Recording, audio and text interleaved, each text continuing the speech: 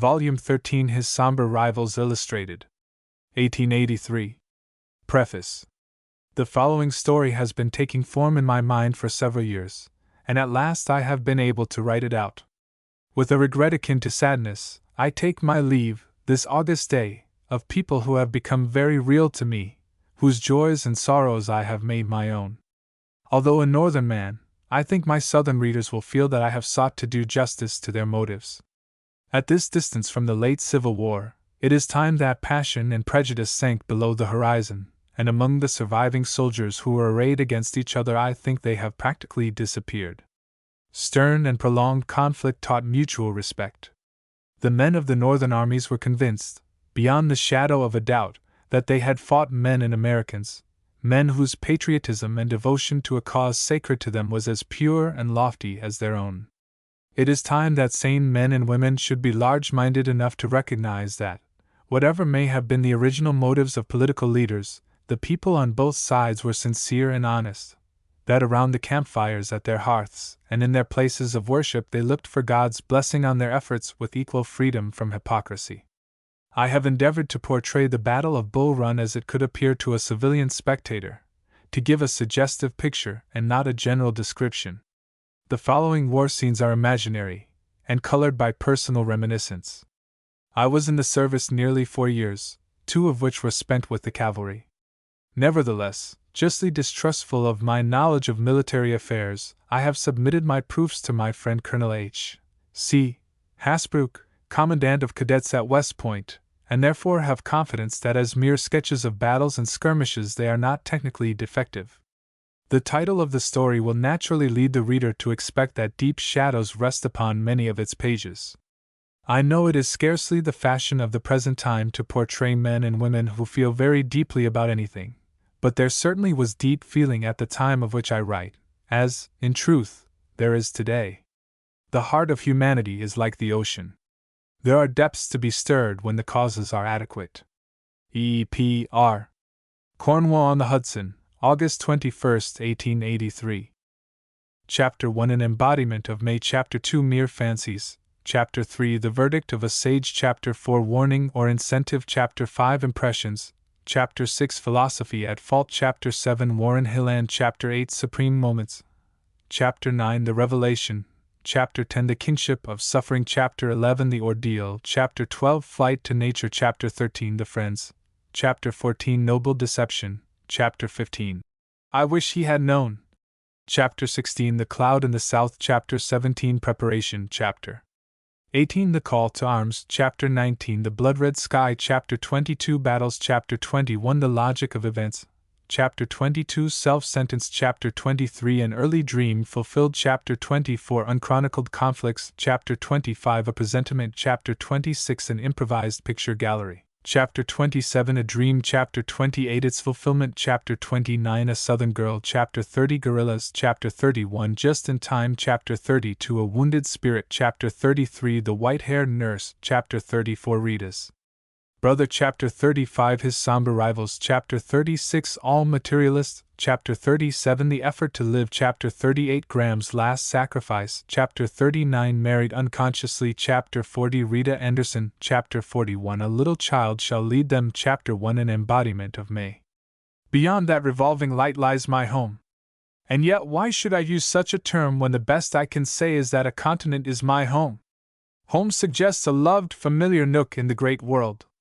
There is no such niche for me, nor can I recall any place around which my memory lingers with especial pleasure. In a gloomy and somewhat bitter mood, Alfred Graham thus soliloquized as he paced the deck of an incoming steamer. In explanation, it may be briefly said that he had been orphaned early in life, and that the residences of his guardians had never been made homelike to him. While scarcely more than a child, he had been placed at boarding schools where the system and routine made the youth's life little better than that of a soldier in his barrack. Many boys would have grown hardy, aggressive, callous, and very possibly vicious from being thrown out on the world so early. Young Graham became reticent and to superficial observers shy. Those who cared to observe him closely, however, discovered that it was not diffidence, but indifference toward others that characterized his manner. In the most impressible period of his life he had received instruction, advice and discipline in abundance, but love and sympathy had been denied. Unconsciously his heart had become chilled, benumbed and overshadowed by his intellect. The actual world gave him little and seemed to promise less, and, as a result not at all unnatural, he became something of a recluse and bookworm even before he had left behind him the years of boyhood. Both comrades and teachers eventually learned that the retiring and solitary youth was not to be trifled with. He looked his instructor steadily in the eye when he recited, and while his manner was respectful, it was never deferential, nor could he be induced to yield a point, when believing himself in the right, to mere arbitrary assertion, and sometimes he brought confusion to his teacher by quoting in support of his own view some unimpeachable authority. At the beginning of each school term there were usually rough fellows who thought the quiet boy could be made the subject of practical jokes and petty annoyances without much danger of retaliation. Graham would usually remain patient up to a certain point, and then, in dismay and astonishment, the offender would suddenly find himself receiving a punishment which he seemed powerless to resist. Blows would fall like hail, or if the combatants closed in the struggle, the aggressor appeared to find in Graham's slight form sinew and fury only. It seemed as if the lad's spirit broke forth in such a flame of indignation that no one could withstand him. It was also remembered that while he was not noted for prowess on the playground, few could surpass him in the gymnasium, and that he took long solitary rambles. Such of his classmates, therefore, as were inclined to quarrel with him because of his unpopular ways soon learned that he kept up his muscle with the best of them, and that, when at last roused, his anger struck like lightning from a cloud. During the latter part of his college course he gradually formed a strong friendship for a young man of a different type, an ardent sunny-natured youth, who proved an antidote to his morbid tendencies. They went abroad together and studied for 2 years at a German university, and then Warren Hilland, Graham's friend, having inherited large wealth, returned to his home. Graham, left to himself, delved more and more deeply in certain phases of skeptical philosophy. It appeared to him that in the past men had believed almost everything, and that the heavier the drafts made on credulity, the more largely had they been honored. The two friends had long since resolved that the actual and the proved should be the base from which they would advance into the unknown, and they discarded with equal indifference unsubstantiated theories of science, and what they were pleased to term the illusions of faith. From the verge of the known explore the unknown, was their motto, and it had been their hope to spend their lives in extending the outposts of accurate knowledge, in some 1 or 2 directions, a little beyond the points already reached.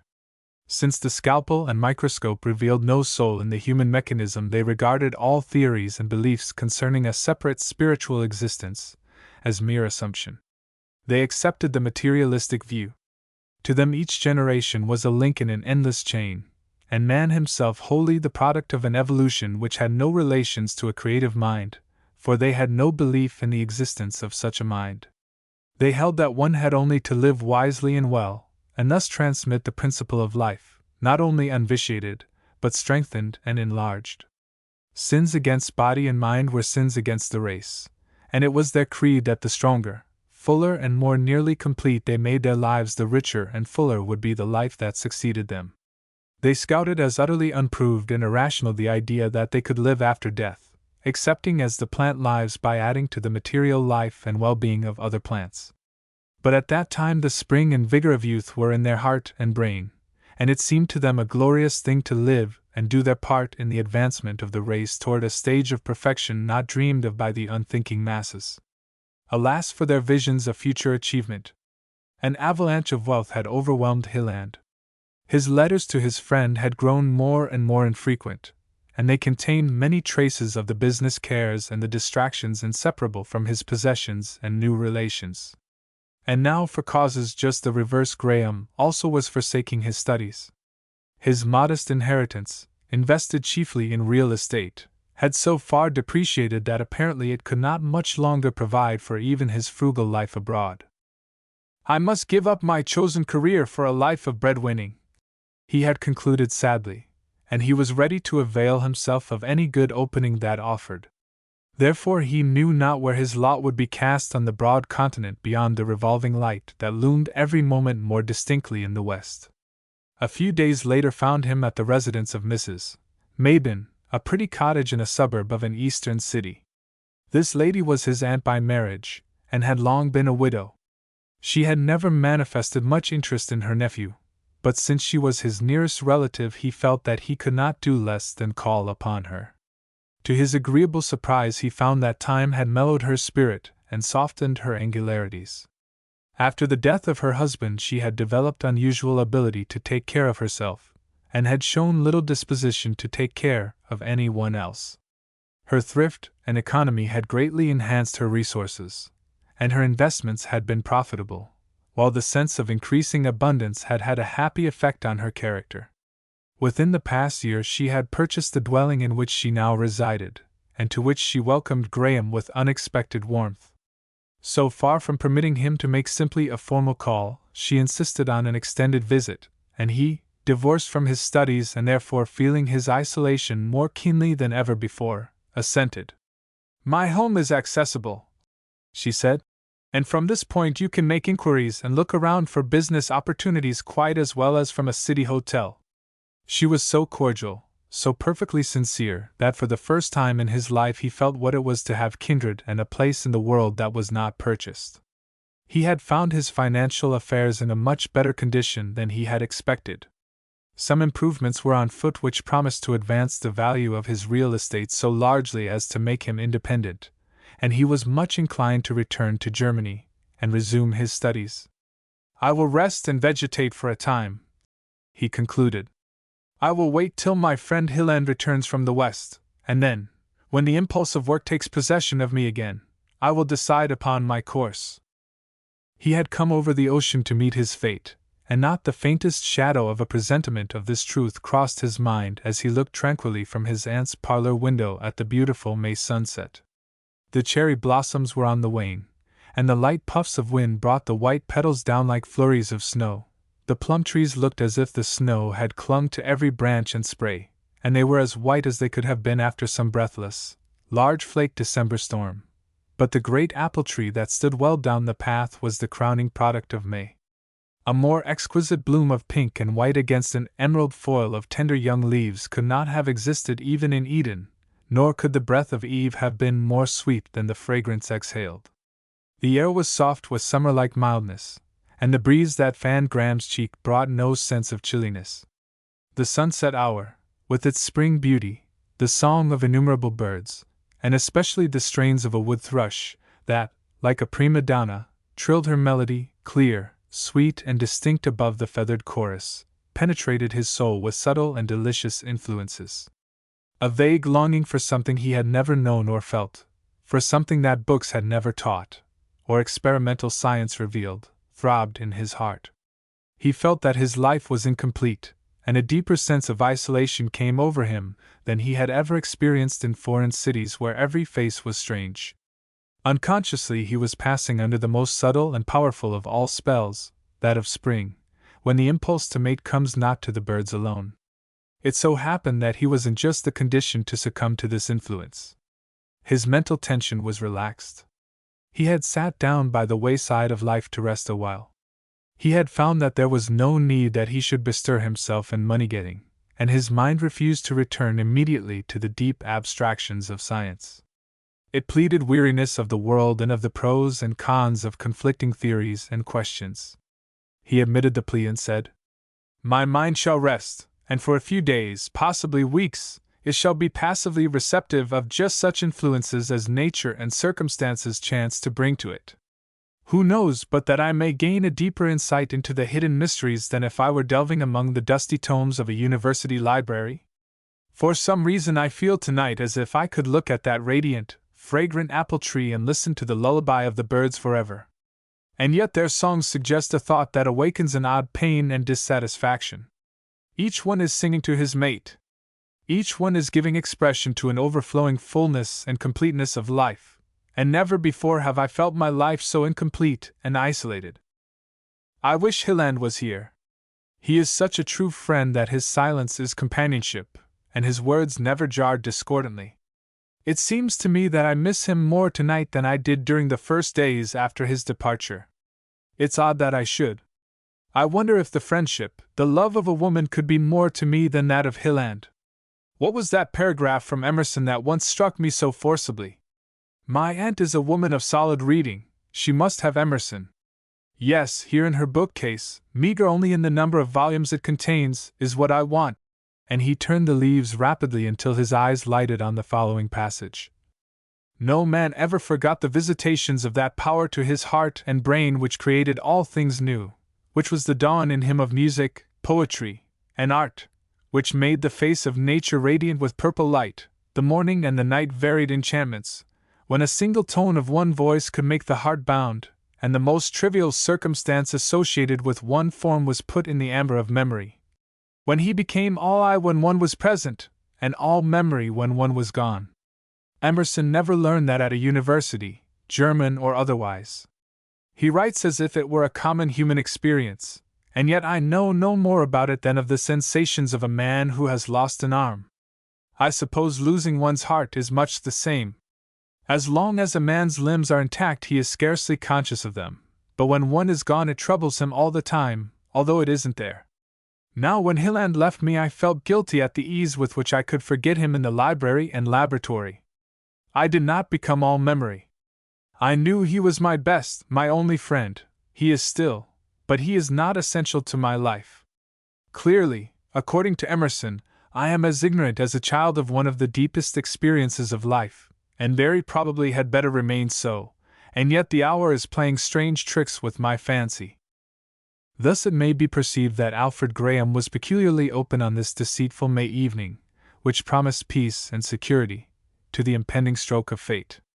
Its harbinger first appeared in the form of a white Spitz dog, barking vivaciously under the apple tree, where a path from a neighboring residence intersected the walk leading from Mrs.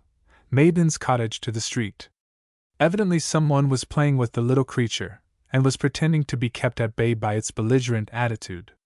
Suddenly there was a rush and a flutter of white draperies, and the dog retreated toward Graham, barking with still greater excitement. Then the young man saw coming up the path with quick, lithe tread, sudden pauses, and little impetuous dashes at her canine playmate, a being that might have been an emanation from the radiant apple tree, or, rather, the human embodiment of the blossoming period of the year. Her low, wide brow and her neck were snowy white, and no pink petal on the trees above her could surpass the bloom on her cheeks. Her large, dark, lustrous eyes were brimming over with fun, and unconscious of observation, she moved with the natural, unstudied grace of a child.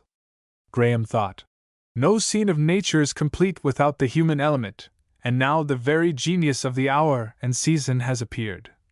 And he hastily concealed himself behind the curtains, unwilling to lose one glimpse of a picture that made every nerve tingle with pleasure. His first glance had revealed that the fair vision was not a child, but a tall, graceful girl, who happily had not yet passed beyond the sportive impulses of childhood. Every moment she came nearer, until at last she stood opposite the window. He could see the blue veins branching across her temples, the quick rise and fall of her bosom, caused by rather violent exertion, the wavy outlines of light brown hair that was gathered in a Greek coil at the back of the shapely head. She had the rare combination of dark eyes and light hair which made the luster of her eyes all the more striking. He never forgot that moment as she stood panting before him on the gravel walk, her girlhood's grace blending so harmoniously with her budding womanhood. For a moment the thought crossed his mind that under the spell of the spring evening his own fancy had created her, and that if he looked away and turned again he would see nothing but the pink and white blossoms, and hear only the jubilant song of the birds. The Spitz dog, however, could not possibly have any such unsubstantial origin, and this small Cerberus had now entered the room, and was barking furiously at him as an unrecognized stranger. A moment later his vision under the window stood in the doorway. The sportive girl was transformed at once into a well-bred young woman who remarked quietly, "I beg your pardon. I expected to find Mrs. Maiden here." And she departed to search for that lady through the house with a prompt freedom which suggested relations of the most friendly intimacy. Chapter 2 Mere Fancies. Graham's disposition to make his aunt a visit was not at all chilled by the discovery that she had so fair a neighbor. He was conscious of little more than an impulse to form the acquaintance of one who might give a peculiar charm and piquancy to his May-Day vacation, and enrich him with an experience that had been wholly wanting in his secluded and studious life. With a smile he permitted the fancy, for he was in a mood for all sorts of fancies on this evening, that if this girl could teach him to interpret Emerson's words, he would make no crabbed resistance. And yet the remote possibility of such an event gave him a sense of security, and prompted him all the more to yield himself for the first time to whatever impressions a young and pretty woman might be able to make upon him. His very disposition toward experiment and analysis inclined him to experiment with himself. Thus it would seem that even the perfect evening, and the vision that had emerged from under the apple boughs, could not wholly banish a tendency to give a scientific cast to the mood and fancies of the hour. His aunt now summoned him to the supper-room, where he was formally introduced to Miss Grace St. John, with whom his first meal under his relative's roof was destined to be taken. As may naturally be supposed, Graham was not well furnished with small talk, and while he had not the proverbial shyness and awkwardness of the student, he was somewhat silent because he knew not what to say. The young guest was entirely at her ease, and her familiarity with the hostess enabled her to chat freely and naturally on topics of mutual interest, thus giving Graham time for those observations to which all are inclined when meeting one who has taken a sudden and strong hold upon the attention. He speedily concluded that she could not be less than 19 or 20 years of age, and that she was not what he would term a society girl, a type that he had learned to recognize from not a few representatives of his countrywomen whom he had seen abroad, rather than from much personal acquaintance. It should not be understood that he had shunned society altogether, and his position had ever entitled him to enter the best. But the young women whom it had been his fortune to meet had failed to interest him as completely as he had proved himself a bore to them. Their worlds were too widely separated for mutual sympathy, and after brief excursions among the drawing-rooms to which Hilland had usually dragged him, he returned to his books with a deeper satisfaction and content. Would his acquaintance with Miss St. John lead to a like result? He was watching and waiting to see, and she had the advantage, if it was an advantage, of making a good first impression. Every moment increased this predisposition in her favor. She must have known that she was very attractive, for few girls reach her age without attaining such knowledge, but her observer, and in a certain sense her critic, could not detect the faintest trace of affectation or self-consciousness.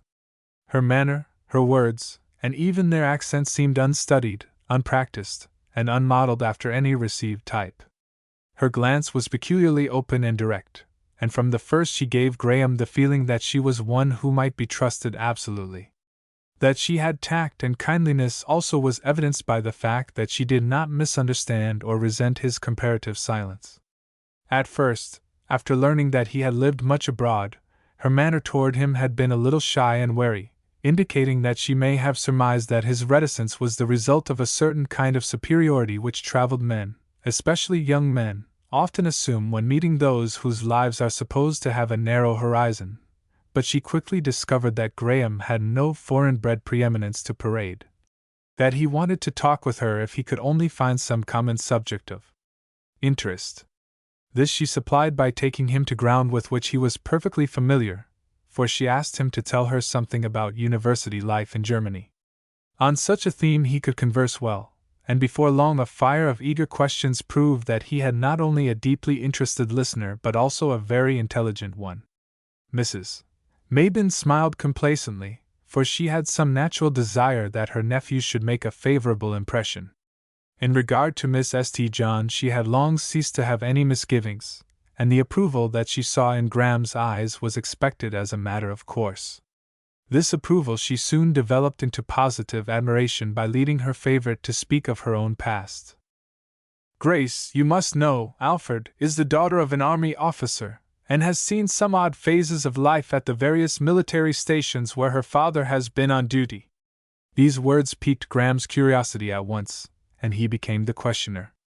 His own frank effort to entertain was now rewarded, and the young girl, possessing easy and natural powers of description, gave sketches of life at military posts which to Graham had more than the charm of novelty.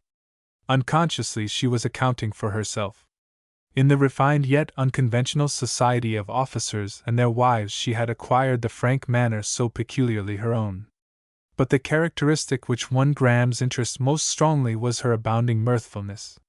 It ran through all her words like a golden thread. The instinctive craving of every nature is for that which supplements itself, and Graham found something so genial in Miss St. John's ready smile and laughing eyes, which suggested an overfull fountain of joyousness within, that his heart, chilled and repressed from childhood, began to give signs of its existence, even during the first hour of their acquaintance. It is true, as we have seen, that he was in a very receptive condition, but then a smile, a glance that is like warm sunshine, is never devoid of power.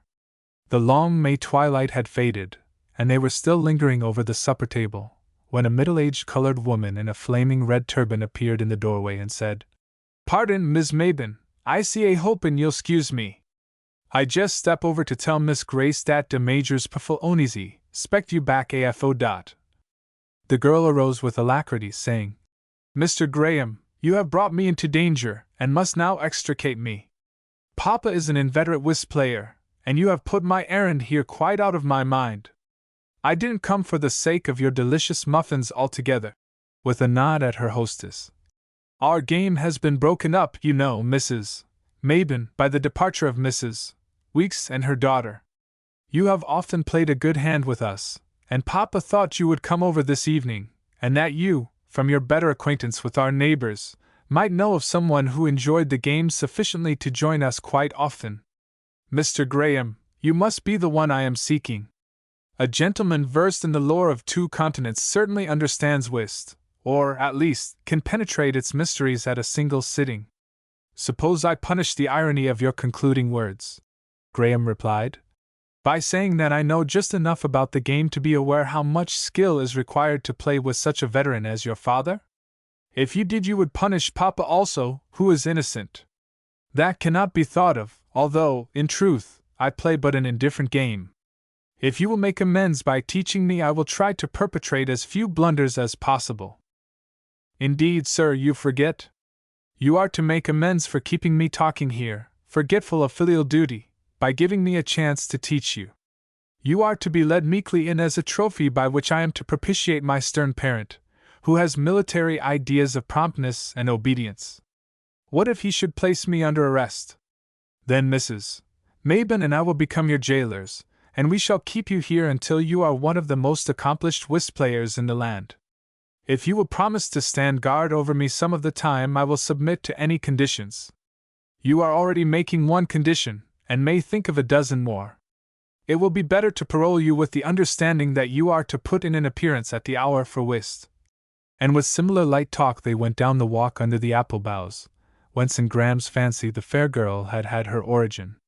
As they passed under the shadow, he saw the dusky outline of a rustic seat leaning against the bole of the tree, and he wondered if he should ever induce his present guide through the darkened paths to come there some moonlight evening, and listen to the fancies which her unexpected appearance had occasioned. The possibility of such an event in contrast with its far greater improbability caused him to sigh, and then he smiled broadly at himself in the darkness. When they had passed a clump of evergreens, a lighted cottage presented itself, and Miss St. John sprang lightly up the steps, pushed open the hall door, and cried through the open entrance to a cozy apartment. "No occasion for hostilities, Papa. I have made a capture that gives the promise of whist not only this evening but also for several more to come." As Graham and Mrs. Mabin entered, a tall, white-haired man lifted his foot from off a cushion, and rose with some little difficulty, but having gained his feet, his bearing was erect and soldier-like, and his courtesy perfect, although toward Mrs. Mabin it was tinged with the gallantry of a former generation. Some brief explanations followed, and then Major St. John turned upon Graham the dark eyes which his daughter had inherited, and which seemed all the more brilliant in contrast with his frosty eyebrows, and said genially, "It is very kind of you to be willing to aid in beguiling an old man's tedium." Turning to his daughter, he added a little querulously, "There must be a storm brewing, Grace." And he drew in his breath as if in pain. "Does your wound trouble you tonight, Papa?" she asked gently. "Yes, just as it always does before a storm. It is perfectly clear without," she resumed. "Perhaps the room has become a little cold. The evenings are still damp and chilly. and she threw 2 or 3 billets of wood on the open fire, kindling a blaze that sprang cheerily up the chimney. The room seemed to be a combination of parlor and library, and it satisfied Graham's ideal of a living apartment. Easy chairs of various patterns stood here and there and looked as if constructed by the very genius of comfort.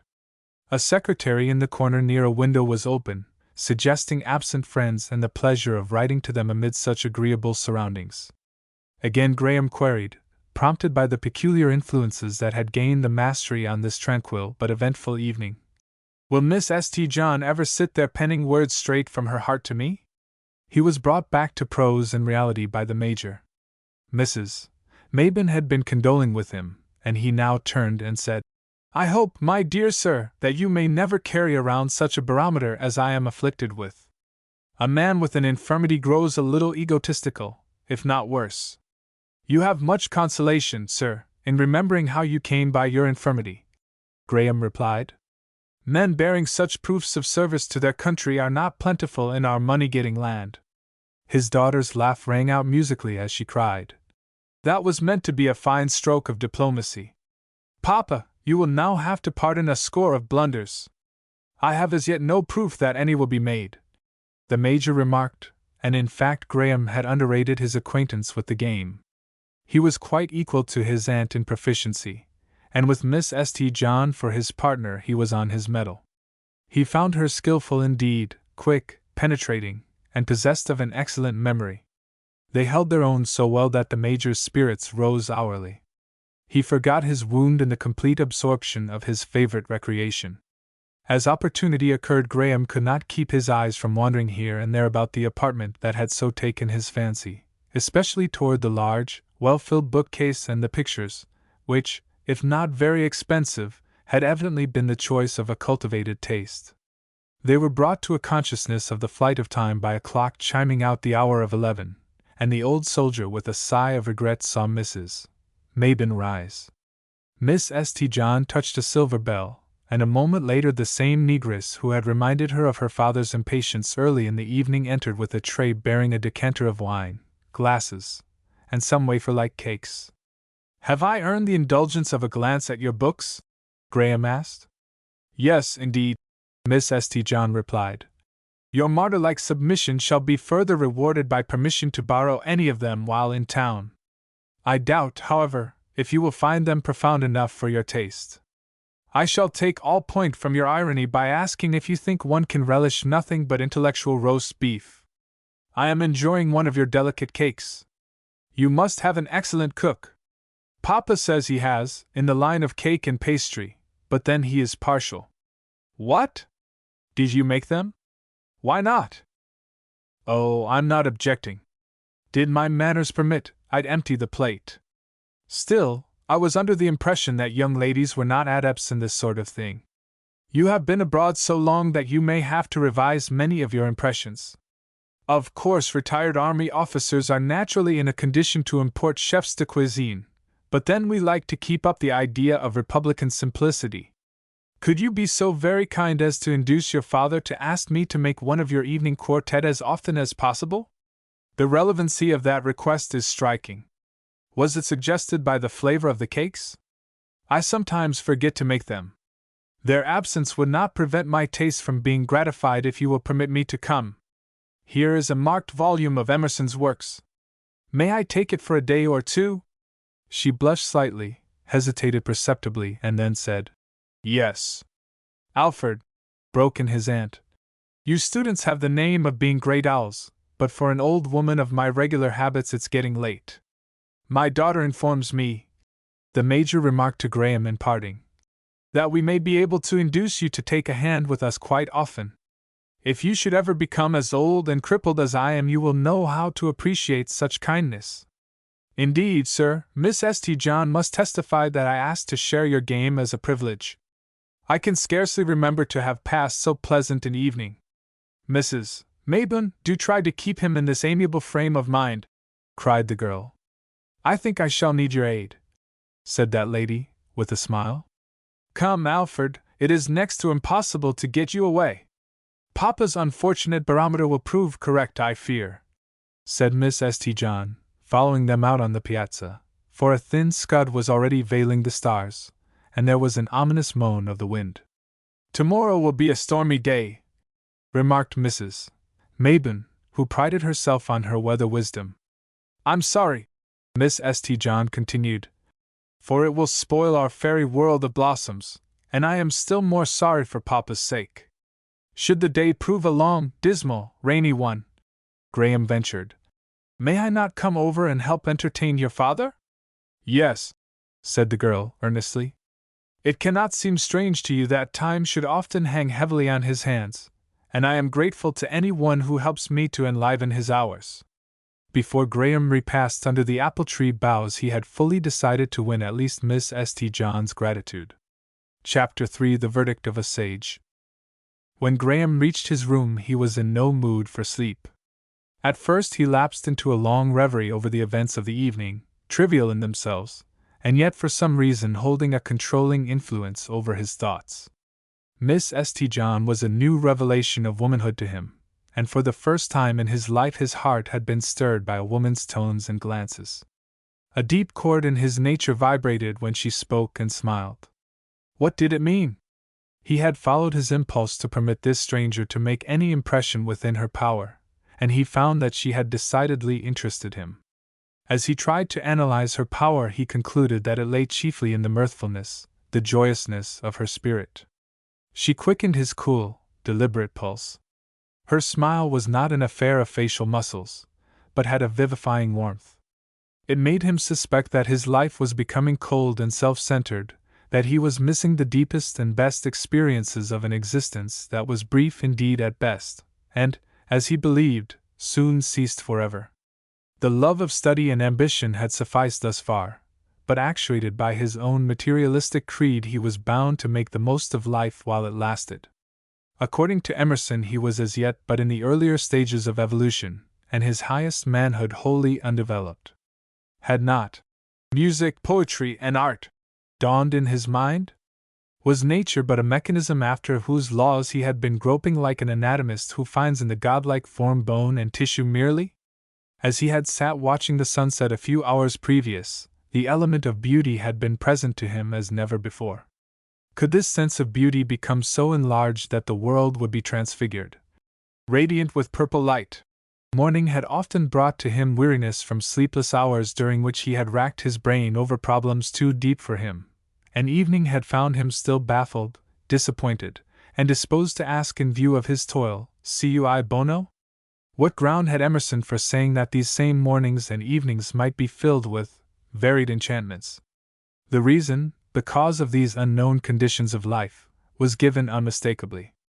The Concord sage had virtually asserted that he, Alfred Graham, would never truly exist until his one-sided masculine nature had been supplemented by the feminine soul which alone could give to his being completeness and the power to attain his full development. "Well," he soliloquized, laughing, "I have not been aware that hitherto I have been only a mollusk, a polyp of a man. I am inclined to think that Emerson's Pegasus took the bit, got the better of him on one occasion. But if there is any truth in what he writes, it might not be a bad idea to try a little of the kind of evolution that he suggests, and see what comes of it. I am already confident that I could see infinitely more than I do if I could look at the world through Miss St. John's eyes as well as my own, but I run no slight risk in obtaining that vision. Her eyes are stars that must have drawn worshippers, not only from the east, but from every point of the compass. I should be in a sorry plight if I should become all memory, and from my fair divinity receive as sole response, please forget. If the philosopher could guarantee that she also would be all eye and all memory, one might indeed covet Miss St. John as the teacher of the higher mysteries. Life is not very exhilarating at best, but for a man to set his heart on such a woman as this girl promises to be, and then be denied, why, he had better remain a polyp. Come, Alfred Graham, you have had your hour of sentiment. Out of deference to Mr. Emerson, I won't call it weakness, and it's time you remembered that you are a comparatively poor man, that Miss St. John has already been the choice of a score at least, and probably has made her own choice. I shall therefore permit no delusions and the growth of no false hopes."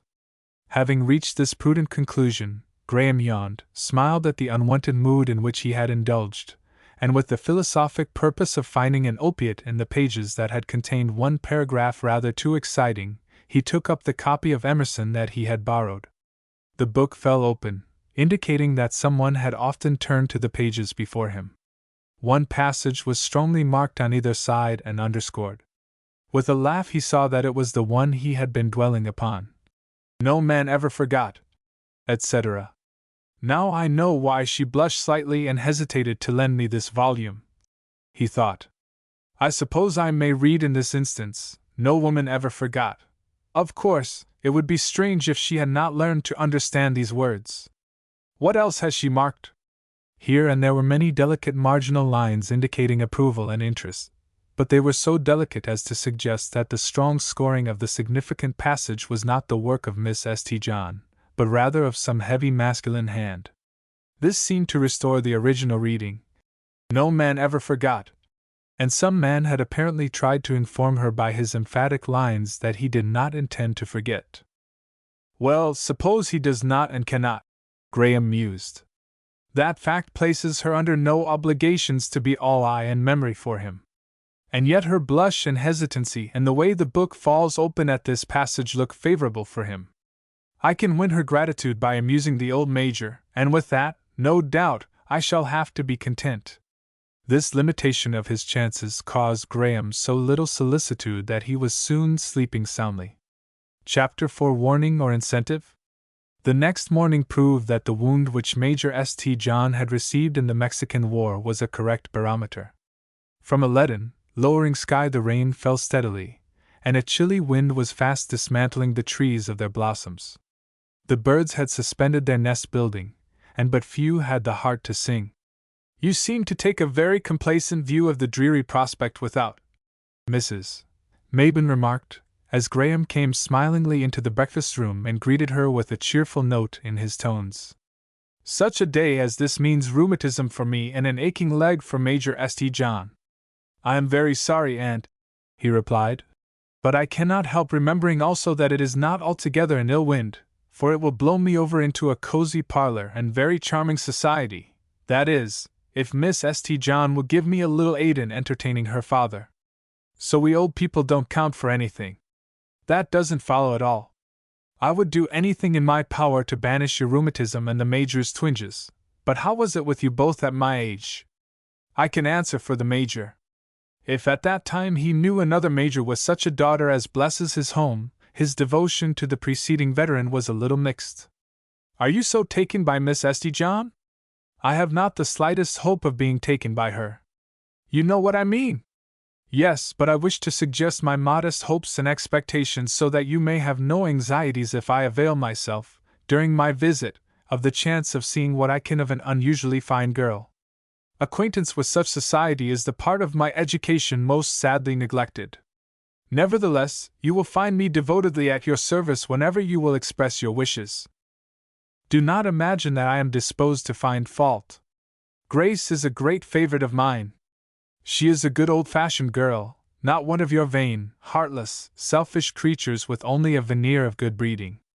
I see her almost every day, either here or in her own home, and I know her well. You have seen that she is fitted to shine anywhere, but it is for her home qualities that I love and admire her most. Her father is crippled and querulous. Indeed, he is often exceedingly irritable. Everything must please him, or else he is inclined to storm as he did in his regiment, and occasionally he emphasizes his words without much regard to the third commandment.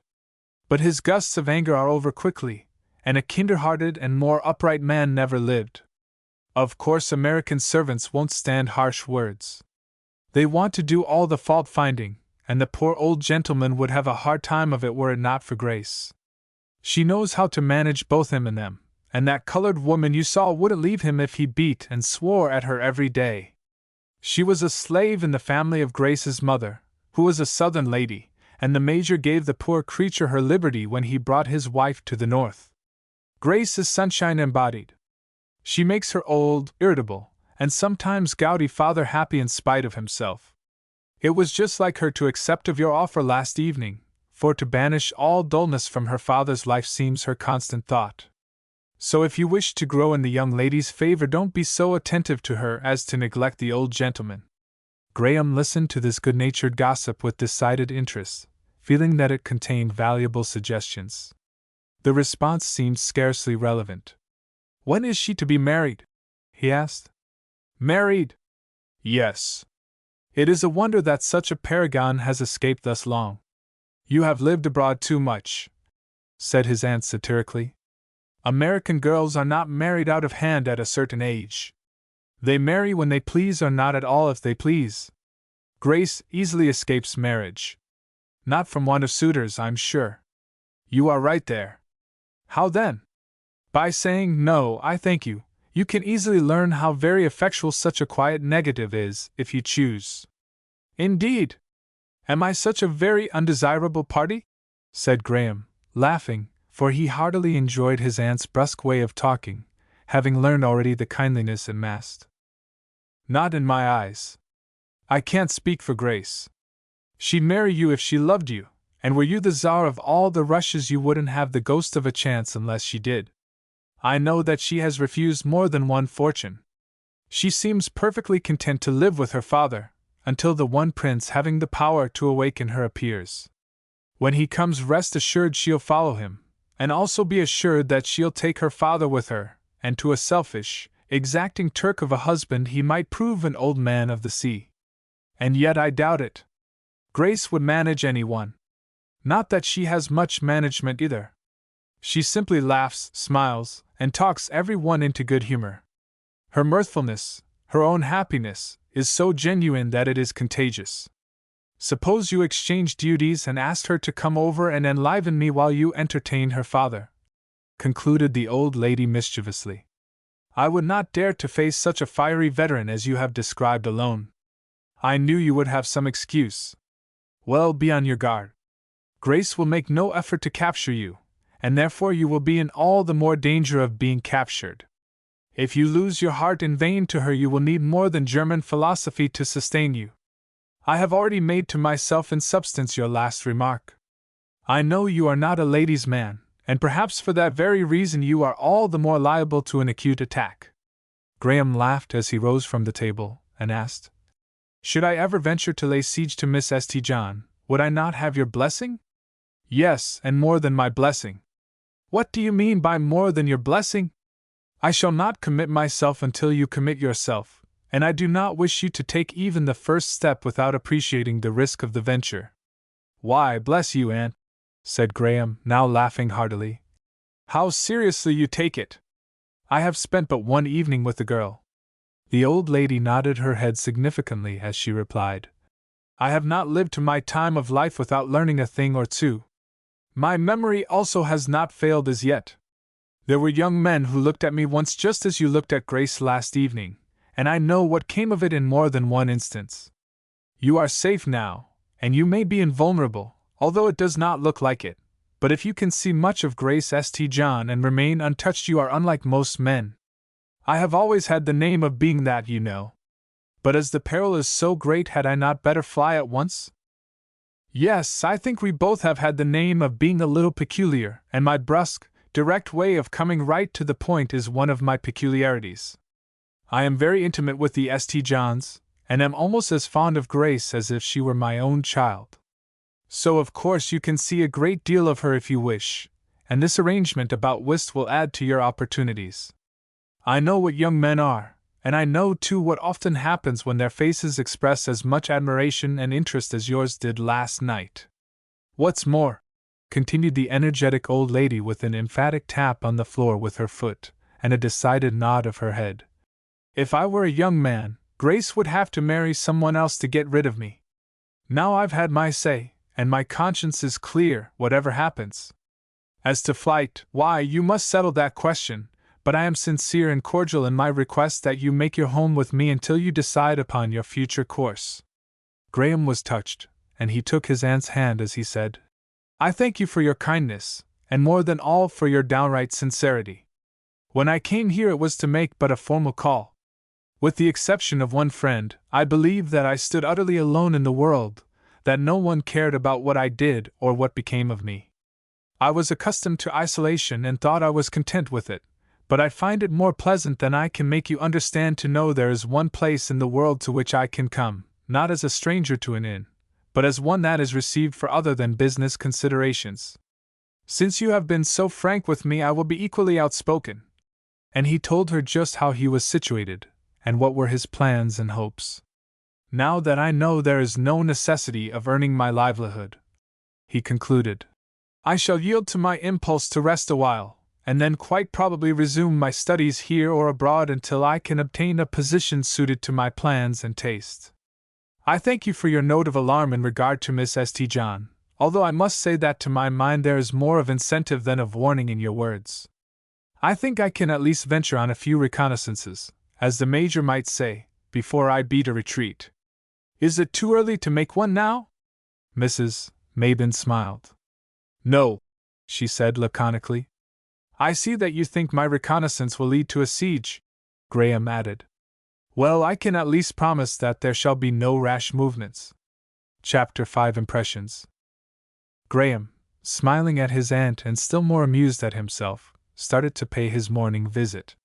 Yesterday afternoon, he thought, I expected to make but a brief call on an aunt who was almost a stranger to me, and now I am domiciled under her roof indefinitely.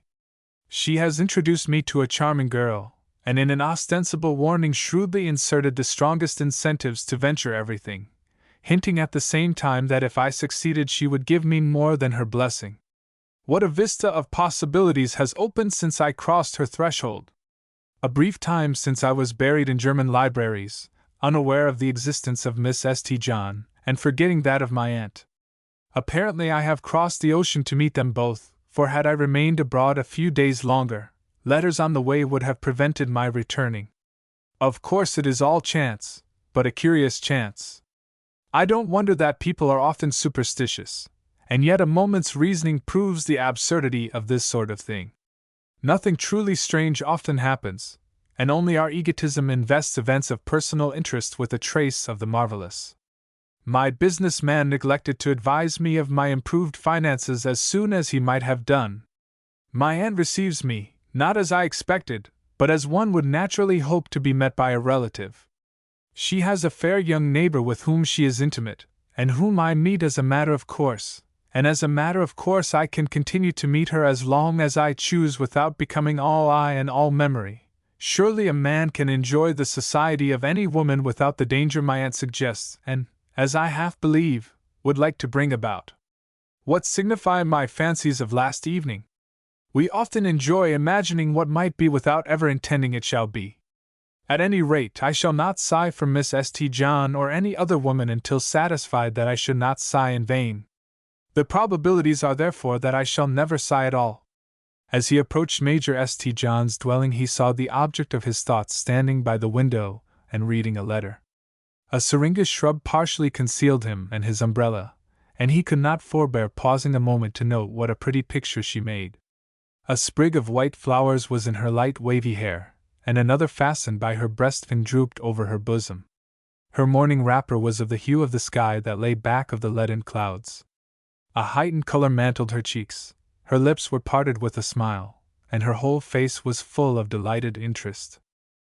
By Jove! Muttered Graham. Aunt Mabin is half right, I believe. A man must have the pulse of an anchorite to look often at such a vision as that and remain untouched. One might easily create a divinity out of such a creature, and then find it difficult not to worship.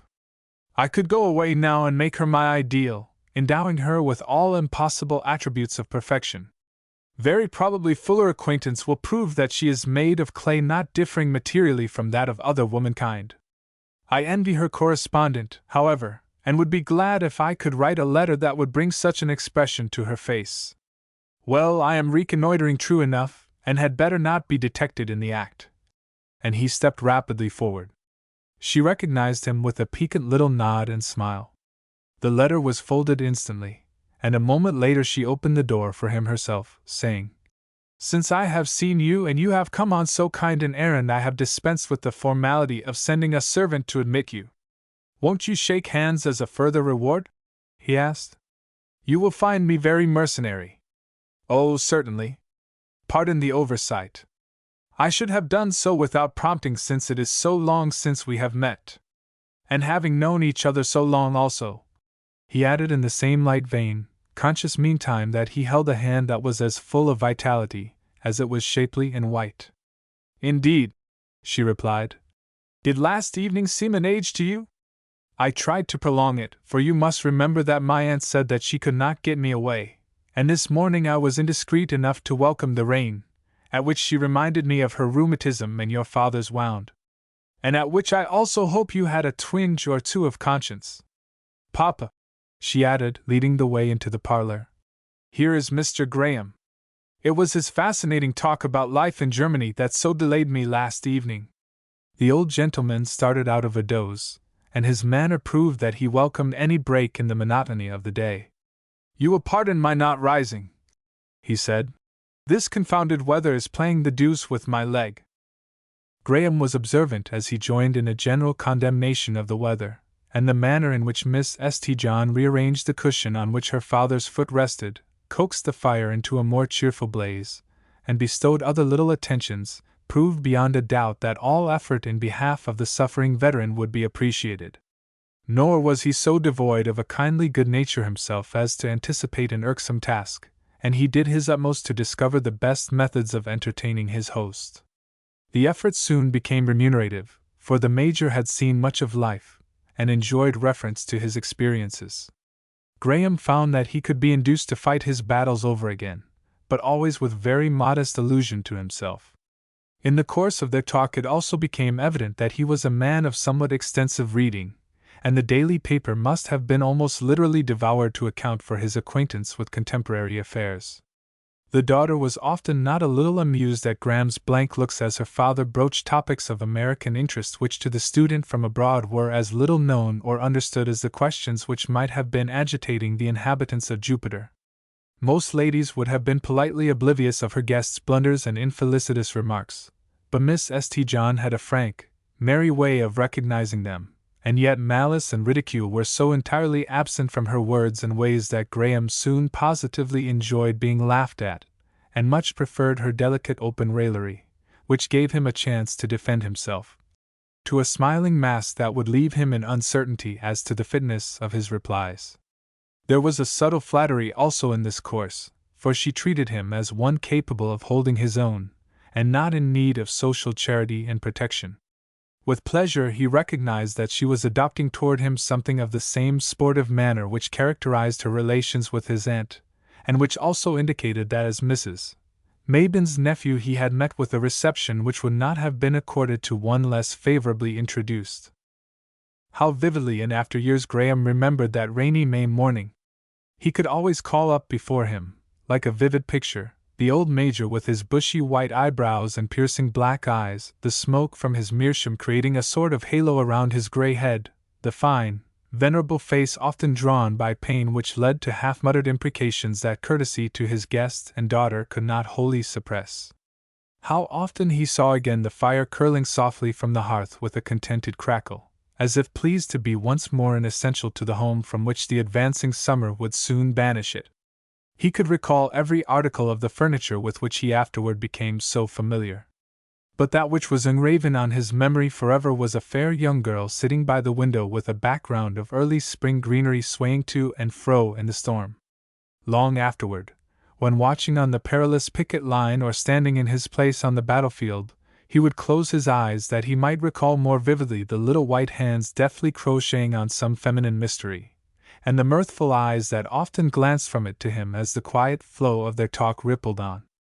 A rill, had it conscious life, would never forget the pebble that deflected its course from one ocean to another. Human life as it flows onward cannot fail to recognize events, trivial in themselves, which nevertheless gave direction to all the future. Graham admitted to himself that he had found a charm at this fireside which he had never enjoyed elsewhere in society, the pleasure of being perfectly at ease. There was a genial frankness and simplicity in his entertainers which banished restraint, and gave him a sense of security. He felt instinctively that there were no adverse currents of mental criticism and detraction, that they were loyal to him as their invited guests, notwithstanding jest, banter, and good-natured satire. The hours had vanished so swiftly that he was at a loss to account for them. Miss St. John was a natural foe to dullness of all kinds, and this too without any apparent effort. Indeed, we are rarely entertained by evident and deliberate exertion.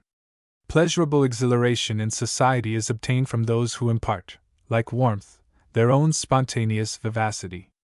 Miss St. John's smile was an antidote for a rainy day, and he was loath to pass from its genial power out under the dripping clouds. Following an impulse, he said to the girl, "You are more than a match for the weather." These words were spoken in the hall after he had bidden adieu to the Major. "If you meant a compliment, it is a very doubtful one," she replied, laughing. "Do you mean that I am worse than the weather which gives Papa the horrors, and Mrs. Mabon the rheumatism? And me one of the most delightful mornings I ever enjoyed," he added, interrupting her. "You were in league with your wood fire. The garish sunshine of a warm day robs a house of all coziness and snugness. Instead of being depressed by the storm and permitting others to be dull, you have the art of making the clouds your foil. Possibly I may appear to some advantage against such a dismal background," she admitted. "My meaning is interpreted by my unconscionably long visit. I now must reluctantly retreat into the dismal background. A rather well-covered retreat, as Papa might say, but you will need your umbrella all the same." For he, in looking back at the archly smiling girl, had neglected to open it. "I am glad it is not a final retreat," he called back. "I shall return this evening reinforced by my aunt." "Well," exclaimed that lady when he appeared before her, "lunch has been waiting 10 minutes or more." "I feared as much," he replied, shaking his head ruefully. "What kept you, Miss St. John? Not the Major? I thought you went to entertain him?" "So I did, but man proposes." "Oh, not yet, I hope," cried the old lady with assumed dismay. "I thought you promised to do nothing rash. You are more precipitate than I have been. All that I propose is to enjoy my vacation and the society of your charming friend." "The Major?" she suggested. "A natural error on your part, for I perceived he was very gallant to you. After your remarks, however, you cannot think it strange that I found the daughter more interesting, so interesting indeed that I have kept you waiting for lunch.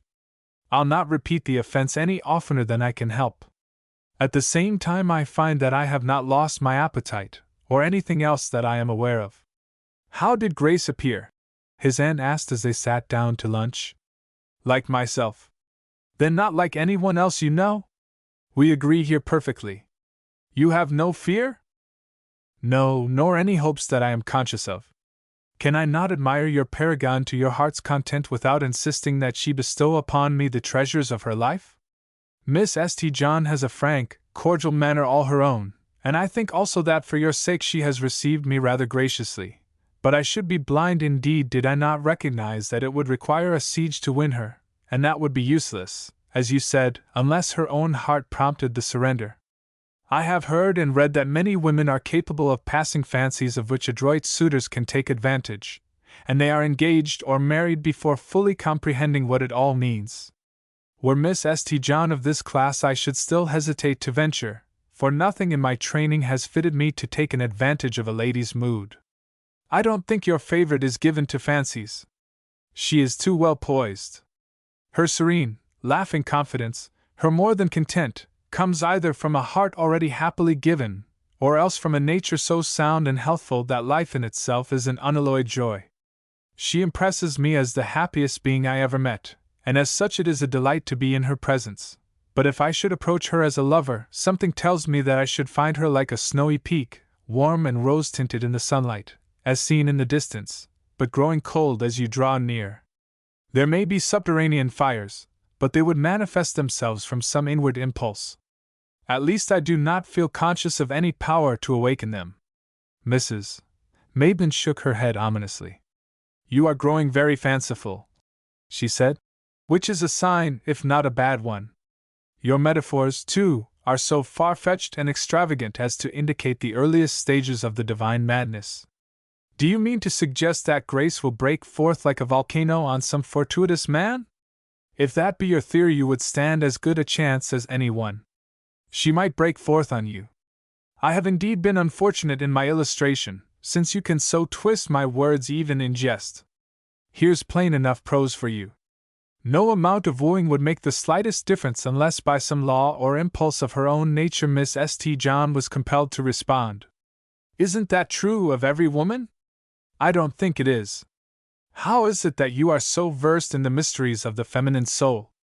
I have not lived altogether the life of a monk, and the history of the world is the history of women as well as of men. I am merely giving the impression that has been made upon me. Chapter 6 Philosophy at Fault. If Mrs. Mabin had fears that her nephew's peace would be affected by his exposure to the fascinations of Miss St. John, they were quite allayed by his course for the next 2 or 3 weeks. If she had indulged the hope that he would speedily be carried away by the charms which seemed to her irresistible, and so give the chance of a closer relationship with her favorite, she saw little to encourage such a hope beyond Graham's evident enjoyment in the young girl's society, and his readiness to seek it on all fitting occasions. He played whist assiduously, and appeared to enjoy the game. He often spent 2 or 3 hours with the Major during the day, and occasionally beguiled the time by reading aloud to him, but the element of gallantry toward the daughter seemed wanting, and the aunt concluded, "No woman can rival a book in Alfred's heart, that is, if he has one, and he is simply studying Grace as if she were a book. There is one symptom, however, that needs explanation. He is not so ready to talk about her as at first, and I don't believe that indifference is the cause." She was right, indifference was not the cause. Graham's interest in Miss St. John was growing deeper every day, but the stronger the hold she gained upon his thoughts, the less inclined was he to speak of her. He was the last man in the world to be carried away by a Romeo-like gust of passion, and no amount of beauty could hold his attention an hour, did not the mind ray through it with a sparkle and power essentially its own. Miss St. John had soon convinced him that she could do more than look sweetly and chatter. She could not only talk to a university-bred man, but also tell him much that was new. He found his peer, not in his lines of thought, but in her own, and he was so little of an egotist that he admired her all the more because she knew what he did not, and could never become an echo of himself. In her world she had been an intelligent observer and thinker, and she interpreted that world to him as naturally and unassumingly as a flower blooms and exhales its fragrance. For the first time in his life he gave himself up to the charm of a cultivated woman's society, and to do this in his present leisure seemed the most sensible thing possible. One can see a rare flower, he had reasoned, without wishing to pluck it, or hear a wood thrush sing without straightway thinking of a cage. Miss St. John's affections may be already engaged, or I may be the last person in the world to secure them. Idle fancies of what she might become to me are harmless enough. Any man is prone to indulge in these when seeing a woman who pleases his taste and kindles his imagination. When it comes to practical action one may expect and desire nothing more than the brightening of one's wits and the securing of agreeable pastime. I do not see why I should not be entirely content with these motives, until my brief visit is over, notwithstanding my aunt's ominous warnings. And so without any misgivings he had at first yielded himself to all the spells that Miss St. John might unconsciously weave. As time passed, however, he began to doubt whether he could maintain his cool, philosophic attitude of enjoyment. He found himself growing more and more eager for the hours to return when he could seek her society, and the intervening time was becoming dull and heavy-paced. The impulse to go back to Germany and to resume his studies was slow in coming. Indeed, he was at last obliged to admit to himself that a game of whist with the old Major had more attractions than the latest scientific treatise. Not that he doted on the irascible veteran, but because he thus secured a fair partner whose dark eyes were beaming with mirth and intelligence, whose ever-springing fountain of happiness was so full that even in the solemnity of the game it found expression in little piquant gestures, brief words, and smiles that were like glints of sunshine. Her very presence lifted him to a higher plane, and gave a greater capacity for enjoyment, and sometimes simply an arch smile or an unexpected tone set his nerves vibrating in a manner as delightful as it was unexplainable by any past experience that he could recall. She was a good walker and horsewoman, and as their acquaintance ripened he began to ask permission to join her in her rides and rambles. She assented without the slightest hesitancy, but he soon found that she gave him no exclusive monopoly of these excursions, and that he must share them with other young men. Her absences from home were always comparatively brief, however, and that which charmed him most was her sunny devotion to her invalid and often very irritable father. She was the antidote to his age and to his infirmities of body and temper. While she was away, the world in general, and his own little sphere in particular, tended toward a hopeless snarl. Ginny, the colored servant, was subserviency itself, but her very obsequiousness irritated him, although her drollery was at times diverting. It was usually true, however, that but one touch and one voice could soothe the jangling nerves. As Graham saw this womanly magic, which apparently cost no more effort than the wood fire put forth in banishing chilliness and discomfort, the thought would come, "Blessed will be the man who can win her as the light and life of his home." When days passed, and no one seemed to have a greater place in her thoughts and interest than himself, was it unnatural that the hope should dawn that she might create a home for him? If she had a favored suitor, his aunt would be apt to know of it. She did not seem ambitious, or disposed to invest her heart so that it might bring fortune and social eminence.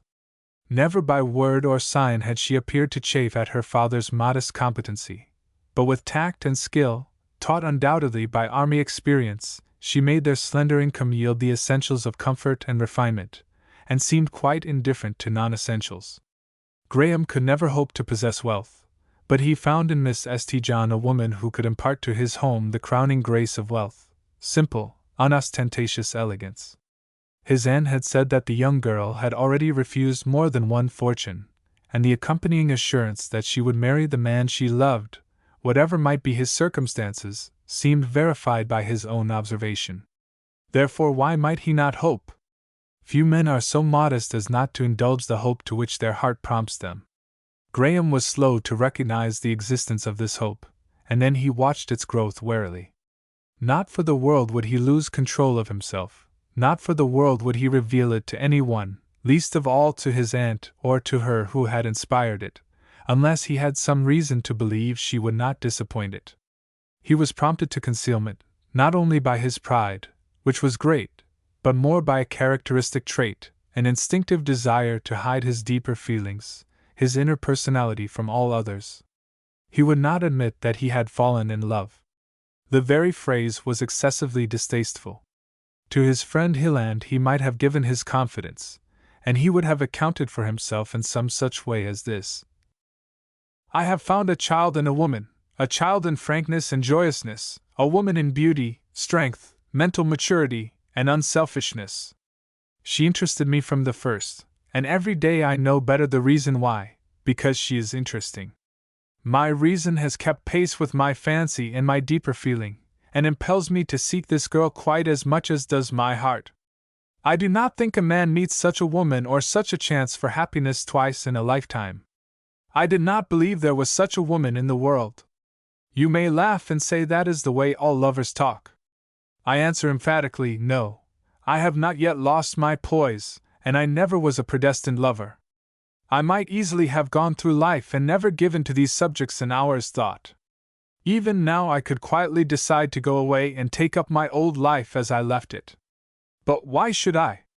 Here is an opportunity to enrich existence immeasurably, and to add to all my chances of success and power.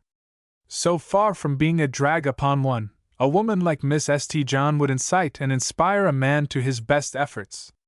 She would sympathize with him because she could understand his aims and keep pace with his mental advance. Granted that my prospects of winning her are doubtful indeed, still as far as I can see there is a chance. I would not care a straw for a woman that I could have for the asking, who would take me as a dernier resort. Any woman that I would marry, many others would gladly marry also, and I must take my chance of winning her from them. Such would be my lot under any circumstances, and if I give way to a faint heart now I may as well give up altogether and content myself with a library as a bride." Since he felt that he might have taken Hilland into his confidence, he had, in terms substantially the same as those given, imagined his explanation, and he smiled as he portrayed to himself his friend's jocular response, which would have nevertheless its substratum of true sympathy. Hilland would say, he thought, "That is just like you, Graham. You can't smoke a cigar or make love to a girl without analyzing and philosophizing and arranging all the wisdom of Solomon in favor of your course. Now I would make love to a girl because I loved her, and that would be the end on't.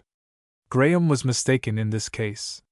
Not in laughing sympathy, but in pale dismay, would Hilland have received this revelation, for he was making love to Grace St. John because he loved her with all his heart and soul. There had been a time when Graham might have obtained a hint of this had circumstances been different, and it had occurred quite early in his acquaintance with Miss St. John. After a day that had been unusually delightful and satisfactory, he was accompanying the young girl home from his aunt's cottage in the twilight. Out of the complacency of his heart he remarked, half to himself, "If Hilland were only here, my vacation would be complete." In the obscurity he could not see her sudden burning flush, and since her hand was not on his arm he had no knowledge of her startled tremor. All that he knew was that she was silent for a moment or two, and then she asked quietly, "Is Mr. Warren Hilland an acquaintance of yours?" "Indeed he is not," was the emphatic and hearty response. "He is the best friend I have in the world, and the best fellow in the world." Oh, fatal obscurity of the deepening twilight! Miss St. John's face was crimson and radiant with pleasure, and could Graham have seen her at that moment, he could not have failed to surmise the truth. The young girl was as jealous of her secret as Graham soon became of his, and she only remarked demurely, "I have met Mr. Hilland in society." And then she changed the subject, for they were approaching the piazza steps, and she felt that if Hilland should continue the theme of conversation under the light of the chandelier, a telltale face and manner would betray her, in spite of all effort at control. A fragrant blossom from the shrubbery bordering the walk brushed against Graham's face, and he plucked it, saying, "Beyond that it is fragrant, I don't know what this flower is. Will you take it from me?" "Yes," she said, hesitatingly, for at that moment her absent lover had been brought so vividly to her consciousness that her heart recoiled from even the slightest hint of gallantry from another. A moment later the thought occurred, "Mr. Graham is his dearest friend, therefore he is my friend, although I cannot yet be as frank with him as I would like to be." She paused a few moments on the piazza, to cool her hot face and quiet her fluttering nerves, and Graham saw with much pleasure that she fastened the flower to her breastpin. When at last she entered she puzzled him a little by leaving him rather abruptly at the parlor door and hastening up the stairs. She found that his words had stirred such deep, full fountains that she could not yet trust herself under his observant eyes. It is a woman's delight to hear her lover praised by other men, and Graham's words had been so hearty that they had set her pulses bounding, for they assured her that she had not been deceived by love's partial eyes. It's true," she murmured softly, standing with dewy eyes before her mirror. "He is the best fellow in the world, and I was blind that I did not see it from the first. But all will yet be well." And she drew a letter from her bosom and kissed it. Happy would Hilland have been had he seen the vision reflected by that mirror, beauty, rich and rare in itself, but enhanced, illumined, and made divine by the deepest, strongest, purest emotions of the soul. Chapter 7 Warren Hilland. The closing scenes of the preceding chapter demand some explanation. Major St. John had spent part of the preceding summer at a seaside resort, and his daughter had inevitably attracted not a little attention. Among those that sought her favor was Warren Hilland, and in accordance with his nature he had been rather precipitate. He was ardent, impulsive, and indulged from earliest childhood. He had been spoiled in only one respect: when he wanted anything he wanted it with all his heart, and immediately. Miss St. John had seemed to him from the first a pearl among women. As with Graham, circumstances gave him the opportunity of seeing her daily, and he speedily succumbed to the visitation of that power, to which the strongest must yield. Almost before the young girl suspected the existence of his passion, he declared it. She refused him, but he would take no refusal. Having won from her the admission that he had no favored rival, he lifted his handsome head with a resolution which she secretly admired, and declared that only when convinced that he had become hateful to her would he give up his suit. He was not a man to become hateful to any woman. His frank nature was so in accord with hers that she responded in somewhat the same spirit, and said, half laughingly and half tearfully, Well, if you will, you will, but I can offer no encouragement. And yet his downright earnestness had agitated her deeply, disturbing her maiden serenity, and awaking for the first time the woman within her heart. Hitherto her girlhood's fancies had been like summer zephyrs, disturbing but briefly the still, clear waters of her soul. But now she became an enigma to herself as she slowly grew conscious of her own heart and the law of her woman's nature to love and give herself to another. But she had too much of the doughty old Major's fire and spirit, and was too fond of her freedom, to surrender easily. Both Graham and Mrs. Mabon were right in their estimate. She would never yield her heart unless compelled to by influences unexpected, at first unwelcomed, but in the end overmastering. The first and chief effect of Hilland's impetuous wooing was, as we have seen, to destroy her sense of maidenly security, and to bring her face to face with her destiny. Then his openly avowed siege speedily compelled her to withdraw her thoughts from man in the abstract to himself. She could not brush him aside by a quiet negative, as she had already done in the case of several others. Clinging to her old life, however, and fearing to embark on this unknown sea of new experiences, she hesitated, and would not commit herself until the force that impelled was greater than that which restrained. He at last had the tact to understand her and to recognize that he had spoken to a girl, indeed almost a child, and that he must wait for the woman to develop. Hopeful, almost confident, for success and prosperity had seemingly made a league with him in all things, he was content to wait. The Major had sanctioned his addresses from the first, and he sought to attain his object by careful and skillful approaches. He had shown himself such an impetuous wooer that she might well doubt his persistence. Now he would prove himself so patient and considerate that she could not doubt him. When they parted at the seaside, Hilland was called to the far west by important business interests. In response to his earnest pleas, in which he movingly portrayed his loneliness in a rude mining village, she said he might write to her occasionally, and he had written so quietly and sensibly, so nearly as a friend might address a friend, that she felt there could be no harm in a correspondence of this character. During the winter season their letters had grown more frequent, and he with consummate skill had gradually tinged his words with a warmer hue. She smiled at his artifice. There was no longer any need of it, for by the wood fire, when all the house was still and wrapped in sleep, she had become fully revealed unto herself. She found that she had a woman's heart, and that she had given it irrevocably to Warren Hilland. She did not tell him so, far from it. The secret seemed so strange, so wonderful, so exquisite in its blending of pain and pleasure, that she did not tell anyone. Hers was not the nature that could babble of the heart's deepest mysteries to half a score of confidants. To him first she would make the supreme avowal that she had become his by a sweet compulsion that had at last proved irresistible, and even he must again seek that acknowledgment directly, earnestly. He was left to gather what hope he could from the fact that she did not resent his warmer expressions, and this leniency from a girl like Grace St. John meant so much to him that he did gather hope daily. Her letters were not nearly so frequent as his, but when they did come he fairly gloated over them. They were so fresh, crisp, and inspiring that they reminded him of the seaside breezes that had quickened his pulses with health and pleasure during the past summer. She wrote in an easy, gossiping style of the books she was reading, of the good things in the art and literary journals, and of such questions of the day as would naturally interest her, and he so gratefully assured her that by this course she kept him within the pale of civilization, that she was induced to write oftener. In her effort to gather material that would interest him, life gained a new and richer zest, and she learned how the kindling flame within her heart could illumine even common things. Each day brought such a wealth of joy that it was like a new and glad surprise. The page she read had not only the interest imparted to it by the author, but also the far greater charm of suggesting thoughts of him, or for him, and so began an interchange of books and periodicals, with pencilings, queries, marks of approval and disapproval. I will show him, she had resolved, that I am not a doll to be petted, but a woman who can be his friend and companion. And she proved this quite as truly by her questions, her intelligent interest in his mining pursuits and the wild region of his sojourn, as by her words concerning that with which she was familiar.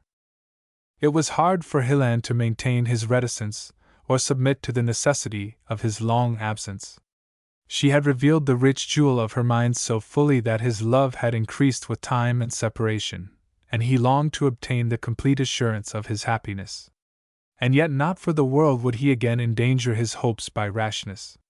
He ventured, however, to send the copy of Emerson with the quotation already given strongly underscored. Since she made no allusion to this in her subsequent letter, he again grew more wary. But as spring advanced, the tide of feeling became too strong to be wholly repressed, and words indicating his passion would slip into his letters in spite of himself. She saw what was coming as truly as she saw all around her the increasing evidences of the approach of summer, and no bird sang with a fuller or more joyous note than did her heart at the prospect.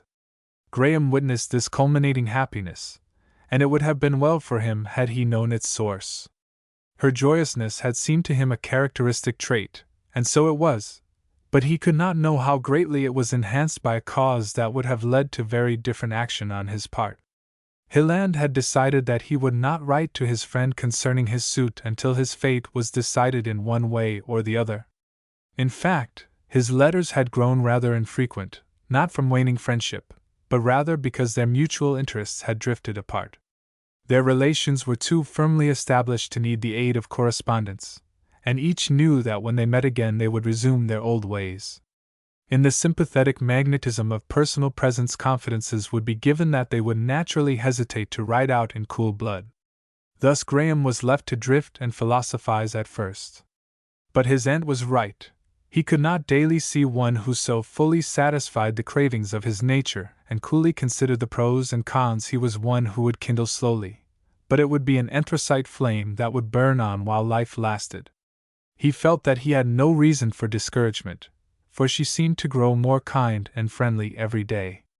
This was true of her manner, for, looking upon him as Hilland's best friend, she gave him a genuine regard, but it was an esteem which, like reflected light, was devoid of the warmth of affection that comes direct from the heart.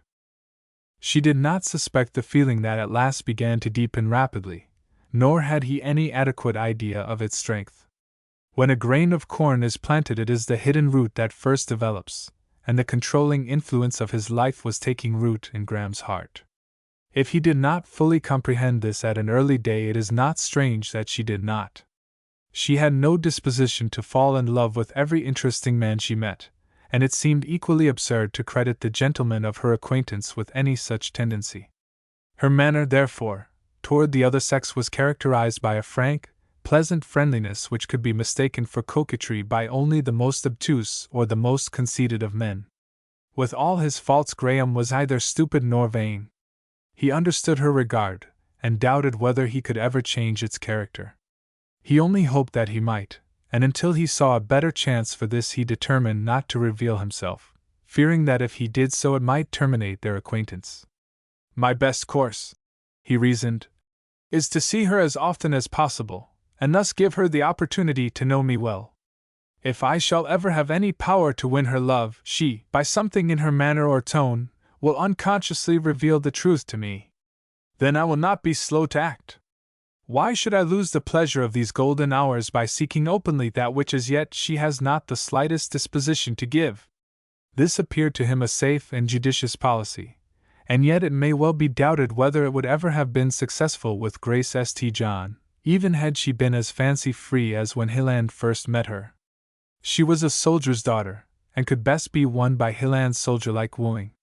Not that she could have been won any more readily by direct and impetuous advances had not her heart been touched, but the probabilities are that her heart never would have been touched by Graham's army of observation tactics. It would scarcely have occurred to her to think seriously of a man who did not follow her with an eager quest. On the other hand, as his aunt had suggested from the first, poor Graham was greatly endangering his peace by this close study of a woman lovely in herself, and, as he fully believed, peculiarly adapted to satisfy every requirement of his nature. A man who knows nothing of a hidden treasure goes unconcernedly on his way. If he discovers it, and then loses it, he feels impoverished. Chapter 8: Supreme Moments. Graham's visit was at last lengthened to a month, and yet the impulse of work or of departure had not seized him. Indeed, there seemed less prospect of anything of the kind than ever. A strong mutual attachment was growing between himself and his aunt. The brusque, quick-witted old lady interested him, while her genuine kindness and hearty welcome gave to him, for the first time in his life, the sense of being at home. She was a woman of strong likes and dislikes. She had taken a fancy to Graham from the first, and this interest fast deepened into affection. She did not know how lonely she was in her isolated life, and she found it so pleasant to have someone to look after and think about that she would have been glad to have kept him with her always. Moreover, she had a lurking hope, daily gaining confirmation, that her nephew was not so indifferent to her favorite as he seemed.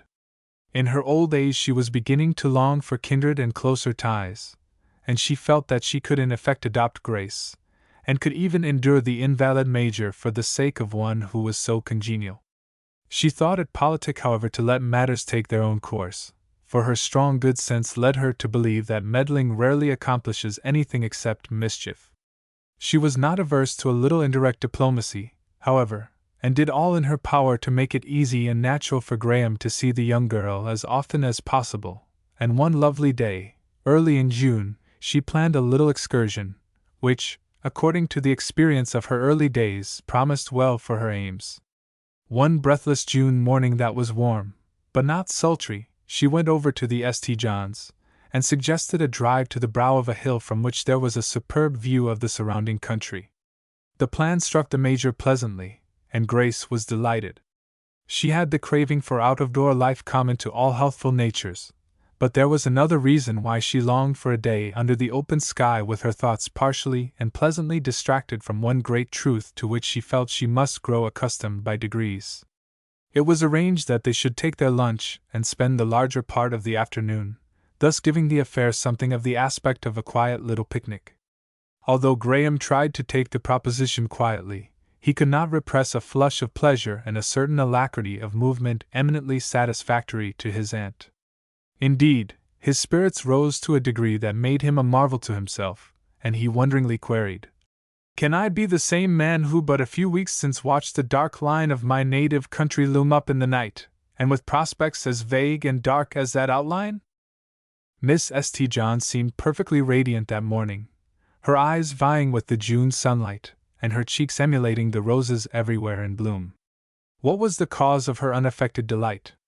Was it merely the prospect of a day of pleasure in the woods? Could he hope that his presence added to her zest for the occasion? Such were the questions with which Graham's mind was busy as he aided the ladies in their preparations. She certainly was more kind and friendly than usual, yes, more familiar. He was compelled to admit, however, that her manner was such as would be natural toward an old and trusted friend, but he hoped, never before had he realized how dear this hope was becoming, that some day she would awaken to the consciousness that he might be more than a friend. In the meantime he would be patient, and with the best skill he could master, endeavor to win her favor, instead of putting her on the defensive by seeking her love. Two elements cannot pass into combination until there is mutual readiness, reasoned the scientist. Contact is not combination. My province is to watch until in some unguarded moment she gives the hope that she would listen with her heart. To speak before that, either by word or action, would be pain to her and humiliation to me. The gulf between them was wide indeed, although she smiled so genially upon him. In tying up a bundle their hands touched. He felt an electric thrill in all his nerves. She only noticed the circumstance by saying, "Who is it that is so awkward, you or I?" "You are Grace," he replied. "It was I. I should be graceless indeed were I to find fault with anything today," she said impulsively, and raising her head she looked away into the west as if her thoughts had followed her eyes. "It certainly is a very fine day," Graham remarked sententiously. She turned suddenly, and saw that he was watching her keenly. Conscious of her secret, she blushed under his detected scrutiny, but laughed lightly, saying, "You are a happy man, Mr. Graham, for you suggest that perfect weather leaves nothing else to be desired." "Many have to be content with little else," he replied, "and days like this are few and far between." "Not few and far between for me," she murmured to herself as she moved away. She was kinder and more friendly to Graham than ever before, but the cause was a letter received that morning, against which her heart now throbbed. She had written to Hilland of Graham, and of her enjoyment of his society, dwelling slightly on his disposition to make himself agreeable without tendencies towards sentiment and gallantry. Love is quick to take alarm, and although Graham was his nearest friend, Hilland could not endure the thought of leaving the field open to him, or to any one a day longer. He knew that Graham was deliberate, and by no means susceptible.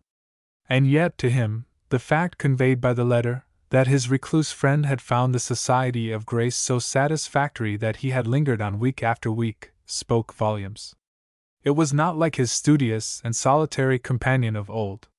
Moreover, he understood Graham sufficiently well to know that Grace would have peculiar attractions for him, and that upon a girl of her mind he would make an impression very different from that which had led society butterflies to shun him as a bore. Her letter already indicated this truth. The natural uneasiness that he had felt all along lest some master spirit should appear was intensified. Although Graham was so quiet and undemonstrative, Hilland knew him to be possessed of an indomitable energy of will when once it was aroused and directed toward an object. Thus far from Grace's letter, he believed that his friend was only interested in the girl of his heart, and he determined to forestall trouble, if possible, and secure the fruits of his patient waiting and wooing, if any were to be gathered. At the same time he resolved to be loyal to his friend, as far as he could admit his claims, and he wrote a glowing eulogy of Graham, unmarred by a phrase or word of detraction. Then, as frankly, he admitted his fears, in regard not only to Graham, but to others, and followed these words with a strong and impassioned plea in his own behalf, assuring her that time and absence, so far from diminishing her mastery over him, had rendered it complete. He entreated for permission to come to her, saying that his business interests, vast as they were, counted as less than nothing compared with the possession of her love, that he would have pressed his suit by personal presence long before had not obligations to others detained him. These obligations he now could and would delegate, for all the wealth of the mines on the continent would only be a burden unless she could share it with him. He also informed her that a ring made of gold, which he himself had mined deep in the mountain's heart, was on the way to her, that his own hands had helped to fashion the rude circlet, and that it was significant of the truth that he sought her not from the vantage ground of wealth, but because of a manly devotion that would lead him to delve in a mine or work in a shop for her, rather than live a life of luxury with any one else in the world. For the loving girl, what a treasure was such a letter! The joy it brought was so overwhelming that she was glad of the distractions which Mrs. Mabin's little excursion promised. She wished to quiet the tumult at her heart, so that she could write as an earnest woman to an earnest man, which she could not do on this bright June morning, with her heart keeping tune with every bird that sang. Such a response as she then might have made would have been the one he would have welcomed most, but she did not think so. "I would not for the world have him know how my head is turned," she had laughingly assured herself, not dreaming that such an admission would disturb his equilibrium to a far greater degree. After a day, she thought, out of doors with Mrs. Mabin's genial common sense and Mr. Graham's cool, half-cynical philosophy to steady me, I shall be sane enough to answer. They were soon bowling away in a strong, three-seated rockaway, well suited to country roads, Graham driving, with the object of his thoughts and hopes beside him. Mrs.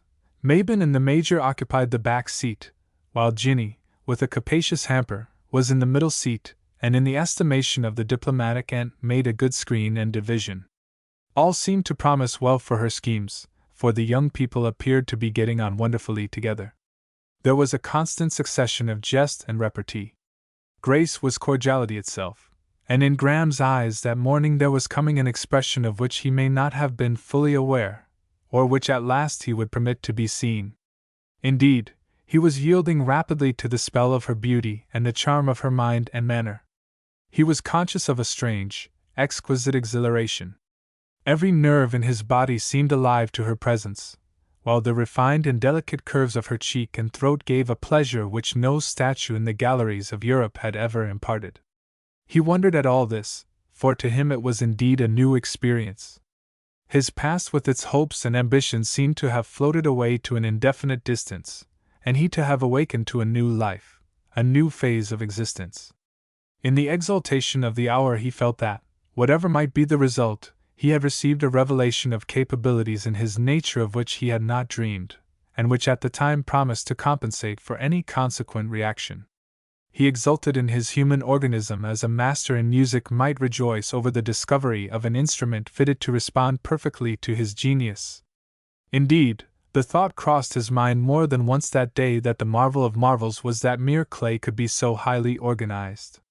It was not his thrilling nerves alone which suggested this thought, or the pure mobile face of the young girl, so far removed from any suggestion of earthliness, but a new feeling, developing in his heart, that seemed so deep and strong as to be deathless. They reached their destination in safety. The June sunlight would have made any place attractive, but the brow of the swelling hill with its wide outlook, its background of grove and intervening vistas, left nothing to be desired. The horses were soon contentedly munching their oats, and yet their stamping feet and switching tails indicated that even for the brute creation there is ever some alloy. Graham, however, thought that fortune had at last given him one perfect day. There was no perceptible cloud. The present was so eminently satisfactory that it banished the past, or, if remembered, it served as a foil. The future promised a chance for happiness that seemed immeasurable, although the horizon of his brief existence was so near, for he felt that with her as his own, human life with all its limitations was a richer gift than he had ever imagined possible. And yet, like a slight and scarcely heard discord, the thought would come occasionally. Since so much is possible, more ought to be possible. With such immense capability for life as I am conscious of today, how is it that this life is but a passing and perishing manifestation? Such impressions took no definite form, however, but merely passed through the dim background of his consciousness, while he gave his whole soul to the effort to make the day one that from its unalloyed pleasure could not fail to recall him to the memory of Miss St. John. He believed himself to be successful, for he felt as if inspired. He was ready with a quick reply to all her mirthful sallies, and he had the tact to veil his delicate flattery under a manner and mode of speech that suggested rather than revealed his admiration.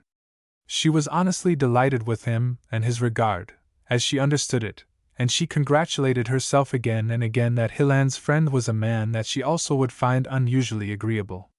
His kindness to her father had warmed her heart toward him, and now his kindness and interest were genuine, although at first somewhat hollow and assumed.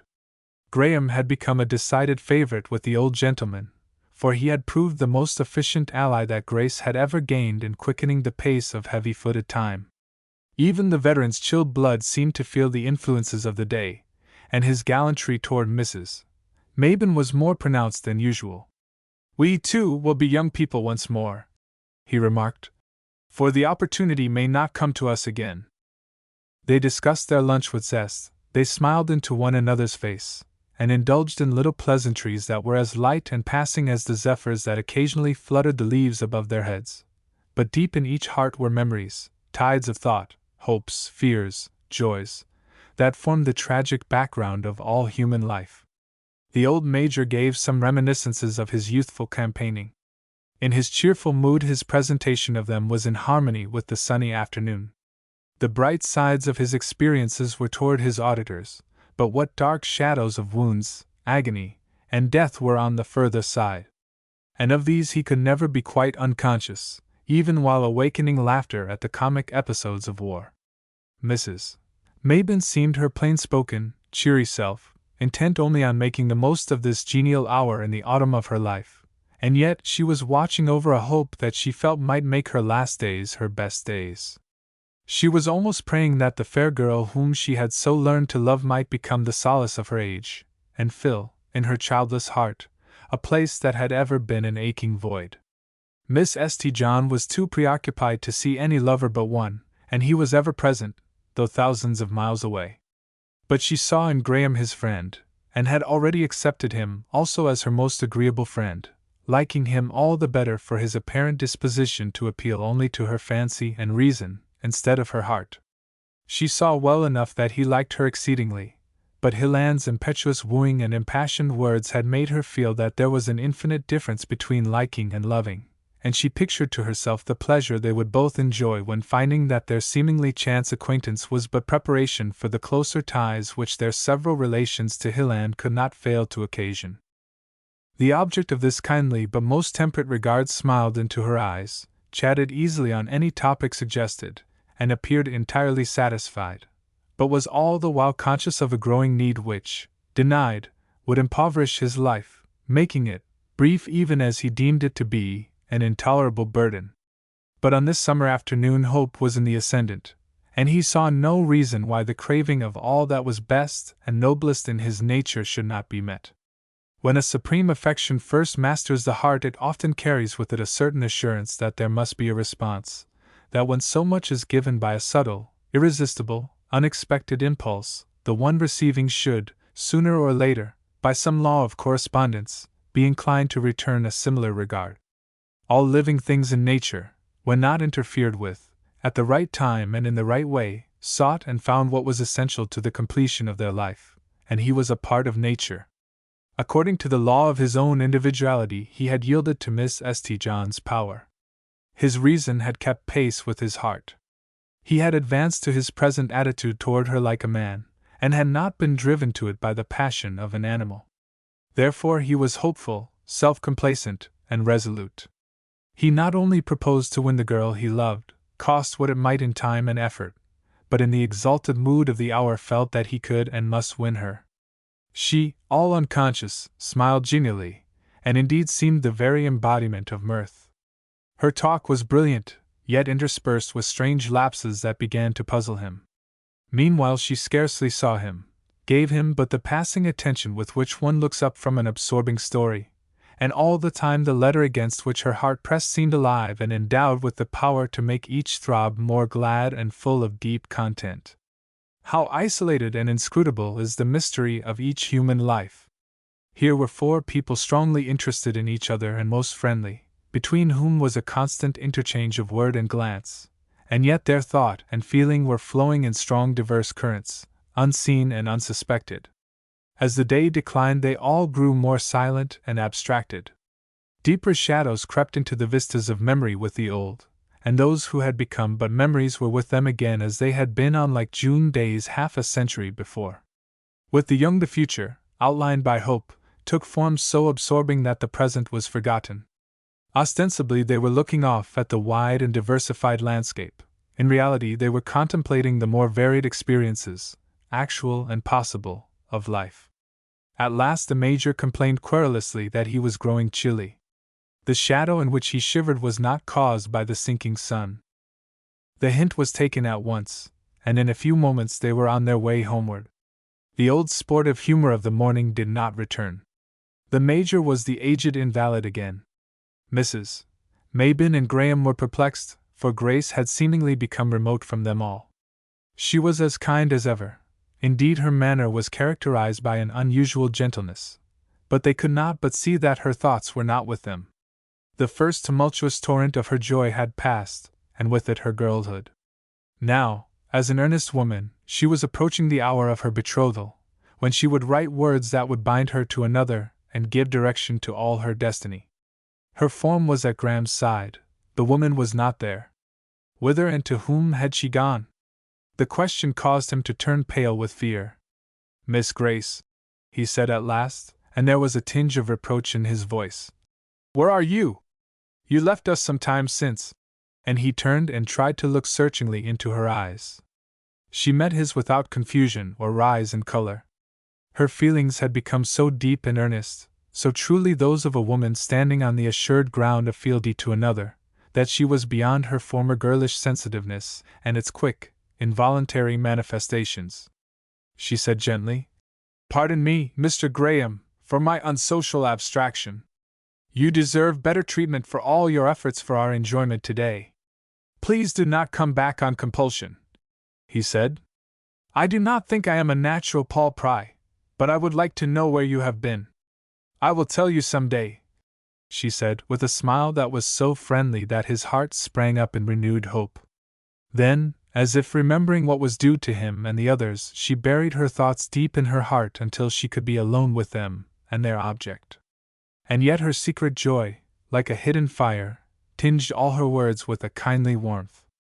Graham and his aunt were not only pleased but also perplexed, for both were conscious of something in Grace's manner which they could not understand. Mrs.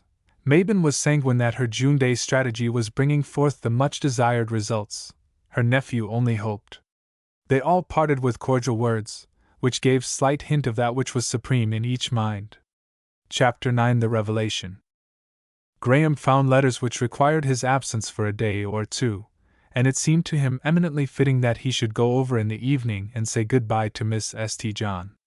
Indeed, he was disposed to say more, if the opportunity offered. His hopes sank as he saw that the first floor was darkened, and in answer to his summons, Ginny informed him that the Major and Miss Grace were "puffle tired," and had withdrawn to their rooms. He trembled to find how deep was his disappointment, and understood as never before that his old self had ceased to exist. A month since no one was essential to him, now his being had become complex.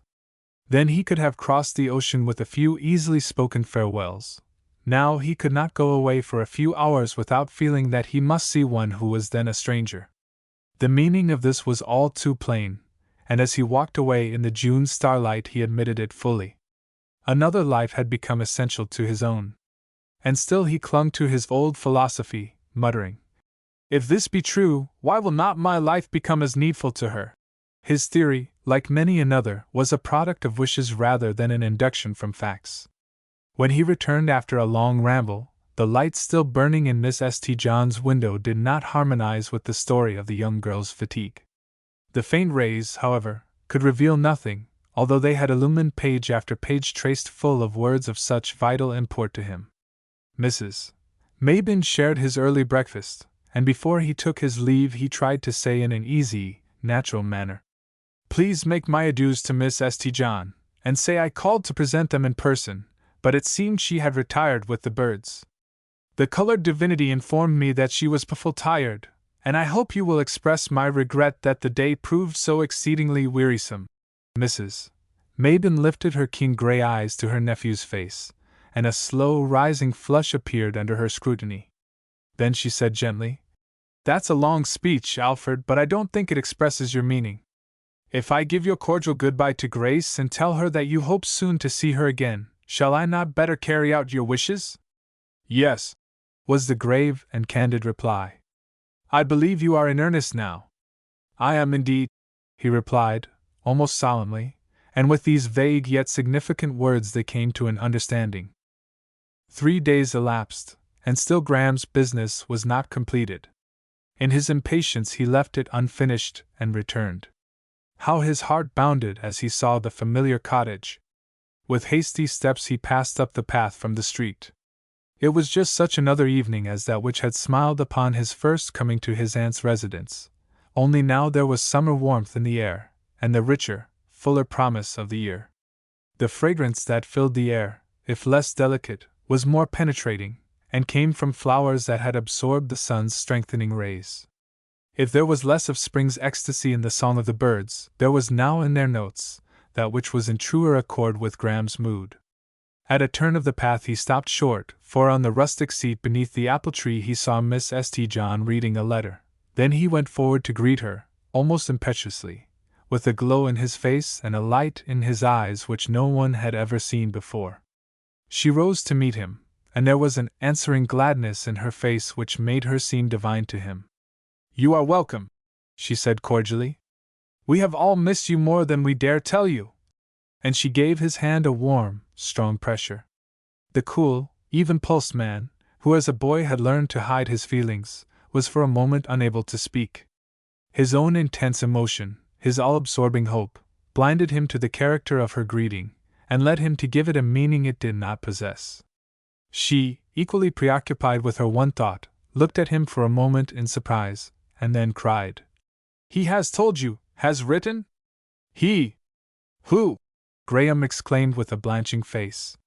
"Why, Warren Hilland, your friend. I told you I would tell you, but I could not before I told him," she faltered. He took an uncertain step or two to the tree, and leaned against it for support. The young girl dropped the letter and clasped her hands in her distress. "It was on the drive, our return, you remember," she began incoherently. You asked where my thoughts were, and I said I would tell you soon. Oh! We have both been blind. I am so sorry. Graham's face and manner had indeed been an unmistakable revelation, and the frank, generous girl waited for no conventional acknowledgment before uttering what was uppermost in her heart. By an effort which evidently taxed every atom of his manhood, Graham gained self-control, and said quietly, Miss St. John, I think better of myself for having loved you. If I had known!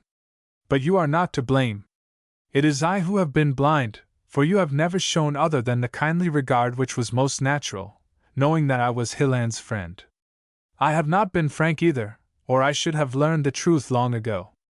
I disguised the growing interest I felt in you from the first, fearing I should lose my chance if you understood me too early. I am Hilland's friend.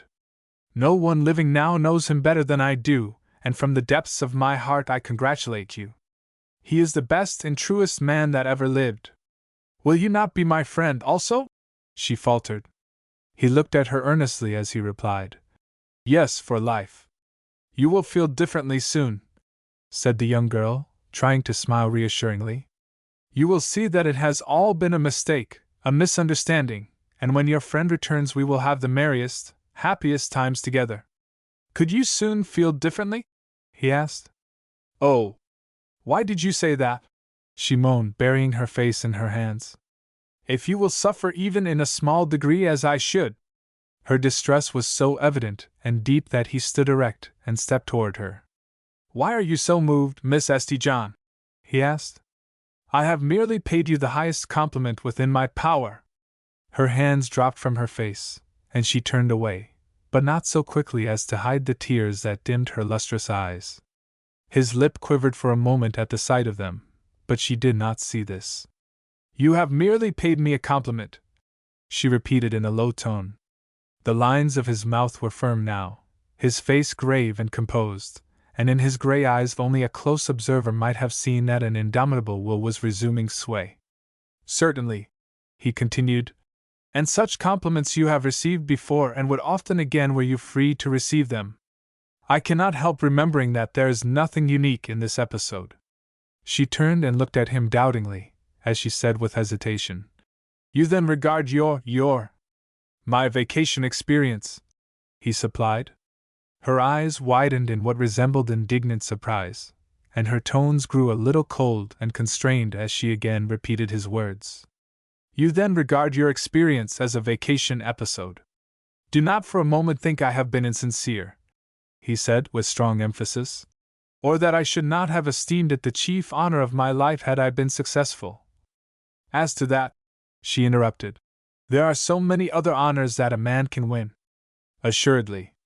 Pardon me, Miss St. John, but I am sure you have had to inflict similar disappointments before. Did not the men survive? The girl broke out into a laugh in which there was a trace of bitterness. Survive! She cried. Indeed they did. One is already married, and another I happen to know is engaged. I'm sure I'm glad, however.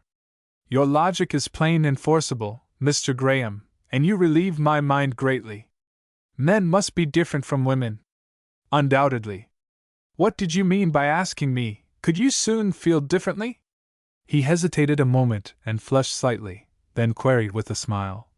What did you mean by saying that I should soon learn to feel differently, and that when Hilland returned we should have the merriest times together? It was her turn now to be confused now, and she saw that her words were hollow, though spoken from a kindly impulse. He relieved her by continuing. You probably spoke from an instinctive estimate of me. You remembered what a cool and wary suitor I had been. Your father would say that I had adopted an army of observation tactics, and I might have remembered that such armies rarely accomplish much. I waited for you to show some sign of weakness, and now you see that I am deservedly punished. It is ever best to face the facts as they are. You appear frank, Mr. Graham, and you certainly have not studied philosophy in vain. Why should I not take a philosophical view of the affair? In my policy, which I thought so safe and astute, I blundered.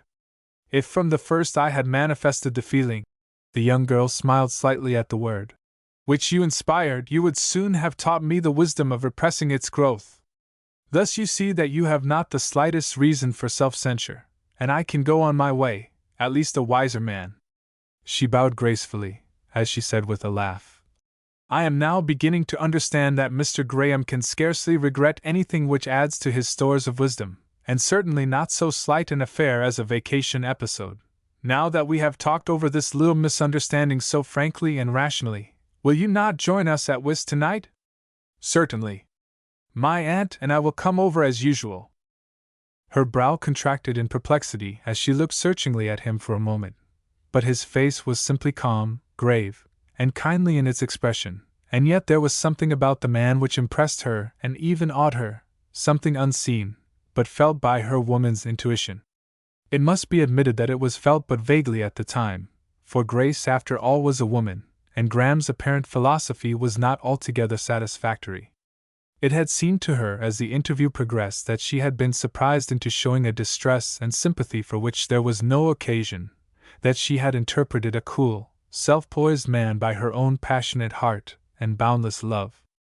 In brief, she feared she had been sentimental over an occasion which Graham, as he had suggested, was able to view philosophically. She had put a higher estimate on his disappointment than he, apparently, and she had too much of her father's spirit, and too much womanly pride not to resent this, even though she was partially disarmed by this very disappointment, and still more so by his self-accusation and his tribute to Hilland.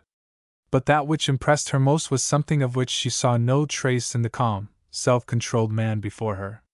As a rule, the soul's life is hidden, except as it chooses to reveal itself, but there are times when the excess of joy or suffering cannot be wholly concealed, even though every muscle is rigid and the face marble. Therefore, although there were no outward signals of distress, Graham's agony was not without its influence on the woman before him, and it led her to say, gently and hesitatingly, "But you promised to be my friend, Mr. Graham." His iron will almost failed him, for he saw how far removed she was from those women who see and know nothing save that which strikes their senses. He had meant to pique her pride as far as he could without offense, even though he sank low in her estimation. But such was the delicacy of her perceptions that she half divined the trouble he sedulously strove to hide. He felt as if he could sit down and cry like a child over his immeasurable loss, and for a second feared he would give way. There was in his eyes a flash of anger at his weakness, but it passed so quickly that she could scarcely note, much less interpret it.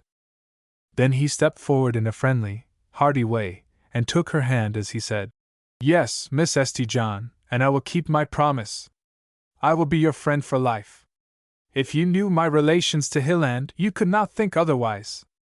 I shall tell him when we meet of my first and characteristic siege of a woman's heart, of the extreme and prudent caution with which I opened my distant parallels, and how, at last, when I came within telescopic sight of the prize, I found that he had already captured it. My course has been so perfectly absurd that I must laugh in spite of myself." And he did laugh so naturally and genially that Grace was constrained to join him, although the trouble and perplexity did not wholly vanish from her eyes. "And now," he concluded, "that I have experienced my first natural surprise, I will do more than sensibly accept the situation. I congratulate you upon it as no one else can. Had I a sister, I would rather that she married Hilland than any other man in the world. We thus start on the right basis for friendship, and there need be no awkward restraint on either side. I must now pay my respects to my aunt, or I shall lose not only her good graces but my supper also." And with a smiling bow he turned and walked rapidly up the path, and disappeared within Mrs. Mabin's open door. Grace looked after him, and the perplexed contraction of her brow deepened. She picked up Hilland's letter, and slowly and musingly folded it. Suddenly she pressed a fervent kiss upon it, and murmured, "Thank God, the writer of this has blood in his veins, and yet, he looked at first as if he had received a mortal wound, and all the time I felt that he suffered. But very possibly I am crediting him with that which would be inevitable were my case his." With bowed head she returned slowly and thoughtfully through the twilight to her home. Chapter 10: The Kinship of Suffering. When Graham felt that he had reached the refuge of his aunt's cottage, his self-control failed him, and he almost staggered into the dusky parlor and sank into a chair. Burying his face in his hands, he muttered, "Fool, fool, fool!" and a long, shuddering sigh swept through his frame. How long he remained in this attitude he did not know, so overwhelmed was he by his sense of loss. At last he felt a hand laid upon his shoulder. He looked up and saw that the lamp was lighted and that his aunt was standing beside him. His face was so altered and haggard that she uttered an exclamation of distress. Graham hastily arose and turned down the light. "I cannot bear that you should look upon my weakness," he said hoarsely. "I should not be ashamed of having loved Grace St. John," said the old lady quietly. "Nor am I. As I told her, I think far better of myself for having done so. A man who has seen her as I have would be less than a man had he not loved her. But oh, the future, the future! How am I to support the truth that my love is useless, hopeless? Alfred, I scarcely need tell you that my disappointment is bitter also. I had set my heart on this thing. You know all then? Yes, I know she is engaged to your friend, Warren Hilland. She came over in the dusk of last evening, and sitting just where you are, told me all. I kept up. It was not for me to reveal your secret. I let the happy girl talk on, kissed her, and wished her all the happiness she deserves. Grace is unlike other girls, or I should have known about it long ago. I don't think she even told her father until she had first written to him her full acknowledgement. Your friend, however, had gained her father's consent to his addresses long since. She told me that. Oh, my awful future! He groaned. Alfred, Mrs. Mabon said, gently but firmly, think of her future. Grace is so good and kind that she would be very unhappy if she saw and heard you now. I hope you did not give way thus in her presence. He sprang to his feet and paced the room rapidly at first, then more and more slowly. Soon he turned up the light, and Mrs. Mabon was surprised at the change in his appearance. You are a strong, sensible woman, he began. Well, I will admit the premise for the sake of learning what is to follow. Miss St. John must never know of my sense of loss, my present despair, he said in low, rapid speech. Some zest in life may come back to me in time, but be that as it may, I shall meet my trouble like a man. To make her suffer now, to cloud her well-merited happiness and that of my friend, would be to add a bitterness beyond that of death. Aunt, you first thought me cold and incapable of strong attachments, and a few weeks since I could not have said that your estimate was far astray, although I'm sure my friendship for Hilland was as strong as the love of most men. Until I met you and Grace, it was the only evidence I possessed that I had a heart. Can you wonder? He was the first one that ever showed me any real kindness. I was orphaned in bitter truth, and from childhood my nature was chilled and benumbed by neglect and isolation. Growth and change are not so much questions of time as of conditions. From the first moment that I saw Grace St. John, she interested me deeply, and self-complacent, self-confident fool that I was, I thought I could deal with the supreme question of life as I had dealt with those which half the world never think about at all. I remember your warning, Aunt, and yet, as I said to myself at the time, there was more of incentive than warning in your words. Flow self-confidently I smiled over them. How perfectly sure I was that I could enjoy this rare girl's society, as I would look at a painting or listen to a symphony. Almost before I was aware, I found a craving in my heart which I now know all the world cannot satisfy. That June day which you arranged so kindly in my behalf made all as clear as the cloudless sun that shone upon us. That day I was revealed fully unto myself, but my hope was strong, for I felt that by the very law and correspondence of nature I could not have such an immeasurable need without having that need supplied. In my impatience I left my business unfinished and returned this evening, for I could not endure another hour of delay. She seemed to answer my glad looks when we met. She gave her hand in cordial welcome. I, blinded by feeling, and thinking that its very intensity must awaken a like return, stood speechless, almost overwhelmed by my transcendent hope. She interpreted my manner naturally by what was uppermost in her mind, and exclaimed, "He has told you, he has written." In a moment I knew the truth, and I scarcely think that a knife piercing my heart could inflict a deeper pang. I could not rally for a moment or two. When shall I forget the sympathy, the tears that dimmed her dear eyes? I have a religion at last, and I worship the divine nature of that complete woman. The thought that I made her suffer aroused my manhood, and from that moment I strove to make light of the affair, to give the impression that she was taking it more seriously than I did. I even tried to pique her pride. I could not wound her vanity, for she has none, and I partially succeeded. My task, however, was and will be a difficult one, for her organization is so delicate and fine that she feels what she cannot see. But I made her laugh in spite of herself at my prudent, wary wooing. I removed, I think, all constraint, and we can meet as if nothing had happened. Not that we can meet often, that would tax me beyond my strength, but often enough to banish solicitude from her mind and from Helen's. Now you know the facts sufficiently to become a shrewd and efficient ally by all your regard for me. What is far more, by all your love for her, I entreat you let me bring no cloud across her bright sky. We are going over to whist as usual tonight. Let all be as usual. Heaven bless you, Alfred, faltered his aunt, with tearful eyes. Heaven! What a mockery! Even the lichen, the insect, lives a complete life, while we, with all our reason, so often blunder, fail, and miss that which is essential to existence. Mrs. Mabin shook her head slowly and thoughtfully, and then said, "This very fact should teach us that our philosophy of life is false. We are both materialists, I from the habit of living for this world only, you, I suppose, from mistaken reasoning. But in hours like these the mist is swept aside, and I feel, I know, that this life cannot, must not, be all in all." "Oh, hush!" cried Graham desperately. "To cease to exist and therefore to suffer, may become the best one can hope for. Were it not cowardly, I would soon end it all." "You may well use the word cowardly," said his aunt in strong emphasis. "And brave Grace St. John would revolt at and despise such cowardice by every law of her nature. Do not fear. I hope never to do anything to forfeit her respect, except it is for the sake of her own happiness, as when today I tried to make her think my veins were filled with ice water instead of blood. Come, I have kept you far too long. Let us go through the formality of supper, and then I will prove to you that if I have been weak here I can be strong for her sake. I do not remember my mother, but nature is strong, and I suppose there comes a time in every one's life when he must speak to someone as he would to a mother. You have been very kind, dear aunt, and I shall never forget that you have wished and schemed for my happiness."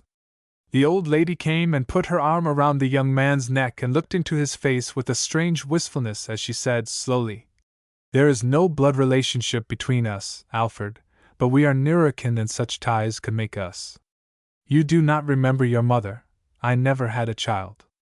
But, as you say, nature is strong, and although I have tried to satisfy myself with 100 things, the mother in my heart has never been content.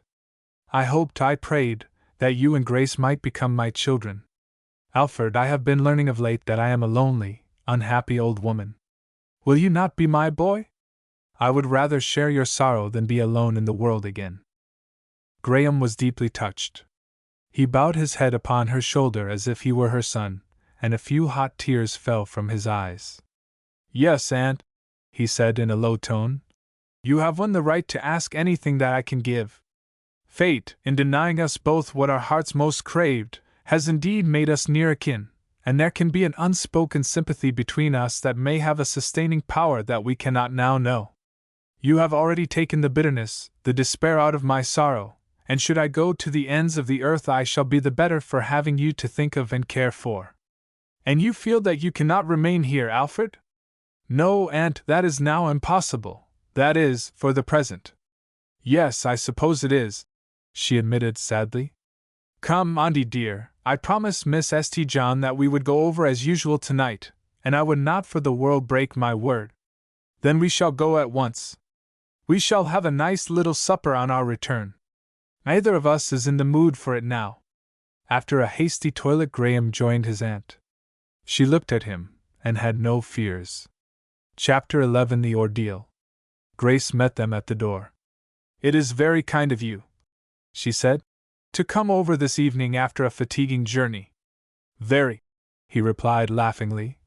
A ride of 50 miles in the cars should entitle one to a week's rest. I hope you are going to take it. Oh no, my businessman in New York has at last aroused me to heroic action. With only the respite of a few hours' sleep, I shall venture upon the cars again and plunge into all the perils and excitements of a real estate speculation. My property is going up, and there's a tide, you know, which, taken at its flood, leads away from your friends. I see that it is useless for us to protest, for when did a man ever give up a chance for speculation? Then it is not the fault of man, we merely obey a general law. That is the way with you scientists, she said with a piquant nod and smile.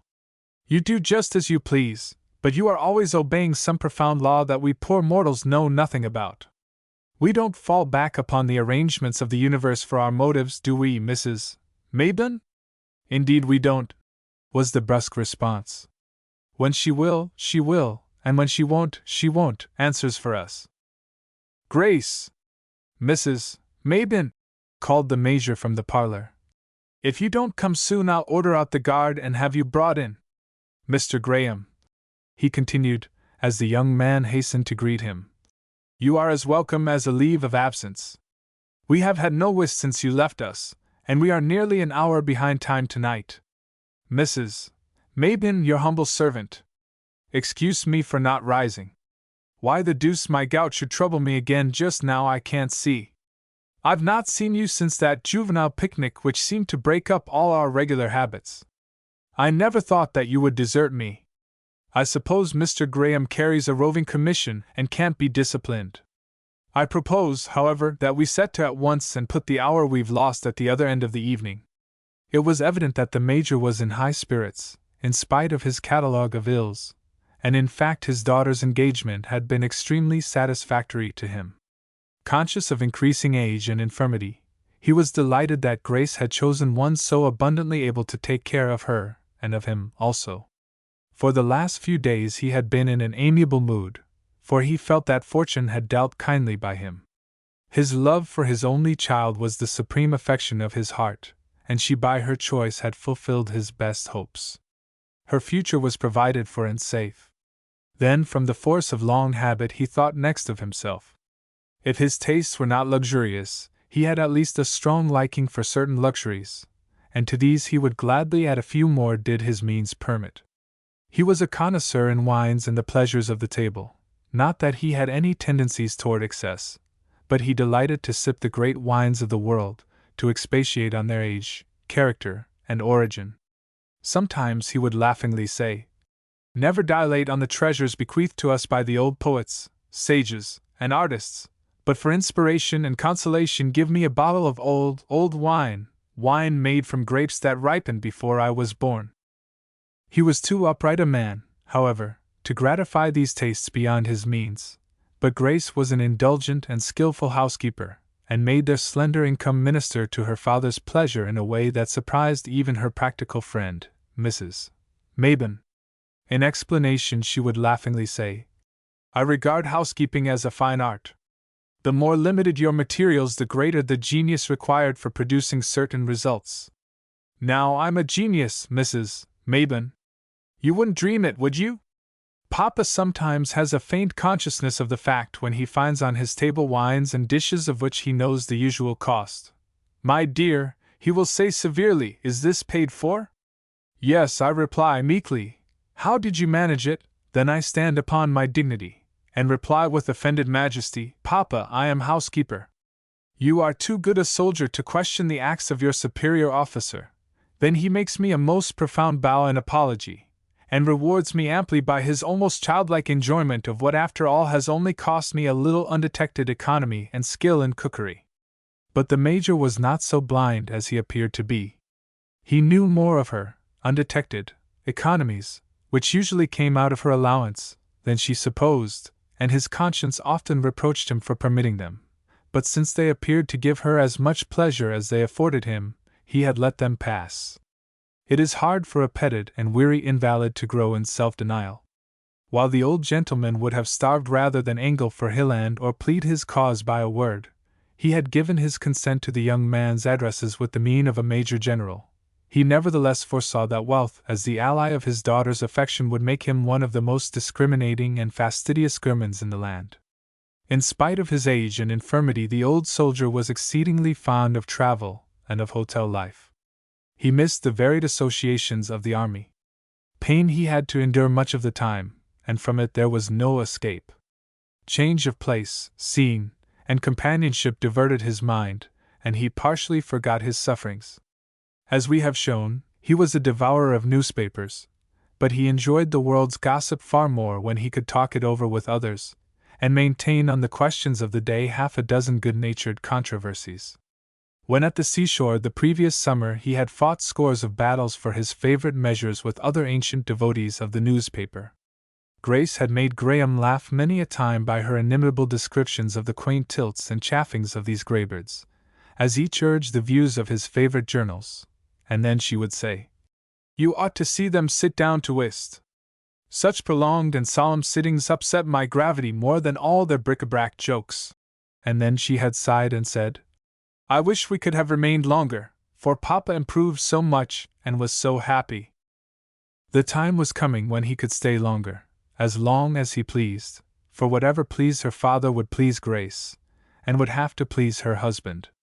Her mother, when dying, had committed the old man to her care, and a sacred obligation had been impressed upon her childish mind which every year had strengthened. As we have seen, Grace had given her heart to Hilland by a compulsion which she scarcely understood herself.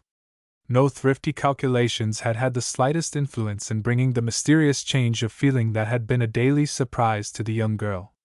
She had turned to Hilland as the flower turns to the sun, with scarcely more than the difference that she was conscious that she was turning.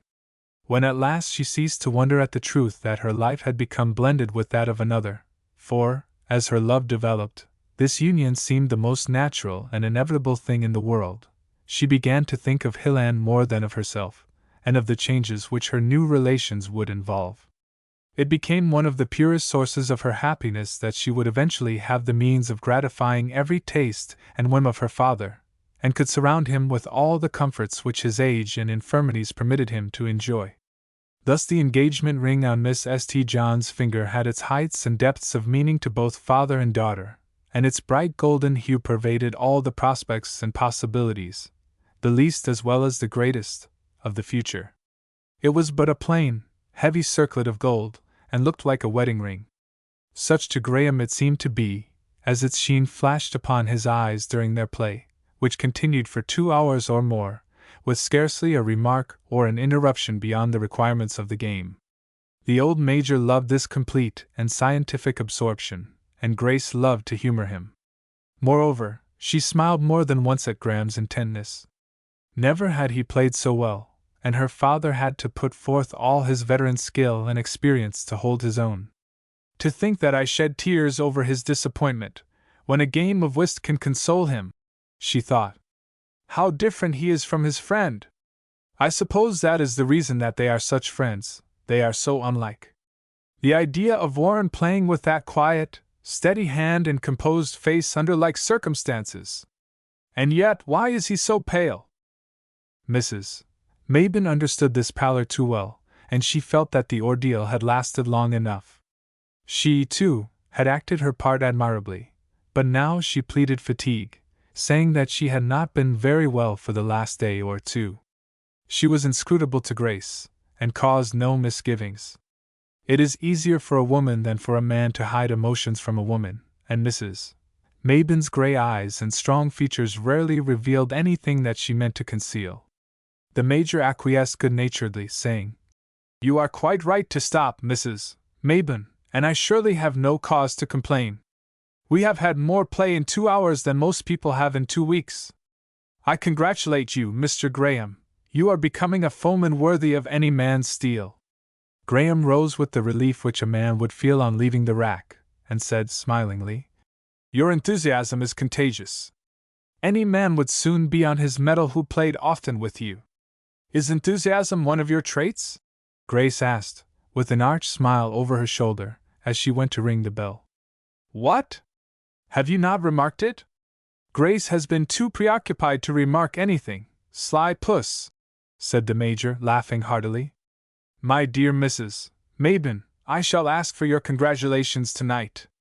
I know we shall have yours, Mr. Graham, for Grace has informed me that Hilland is your best and nearest friend. This little girl of mine has been playing blind man's buff with her old father. She thought she had the handkerchief tied over my eyes, but I always keep one corner raised a little. Well, Mr. Graham, this dashing friend of yours, who thinks he can carry all the world by storm, asked me last summer if he could lay siege to Grace. I felt like wringing his neck for his audacity and selfishness. The idea of any one taking Grace from me! And no one shall, Papa, said Grace, hiding her blushing face behind his white shock of hair. But I scarcely think these details will interest. What? Cried the bluff, frank old soldier. Not interest Mrs. Mabon, the best and kindest of neighbors? Not interest Hilland's alter ego?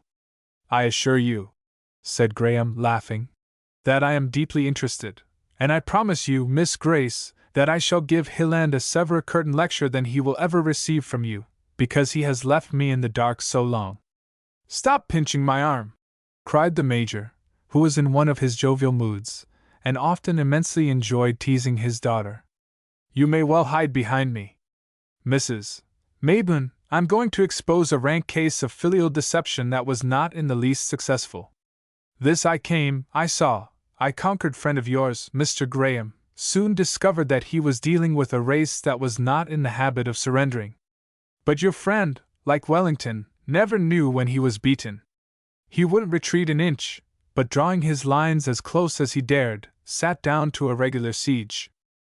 Graham again laughed outright, and with a comical glance at the young girl, asked, Are you sure, sir, that Miss St. John was aware of these siege operations?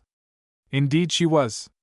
Your friend raised his flag at once, and nailed it to the staff.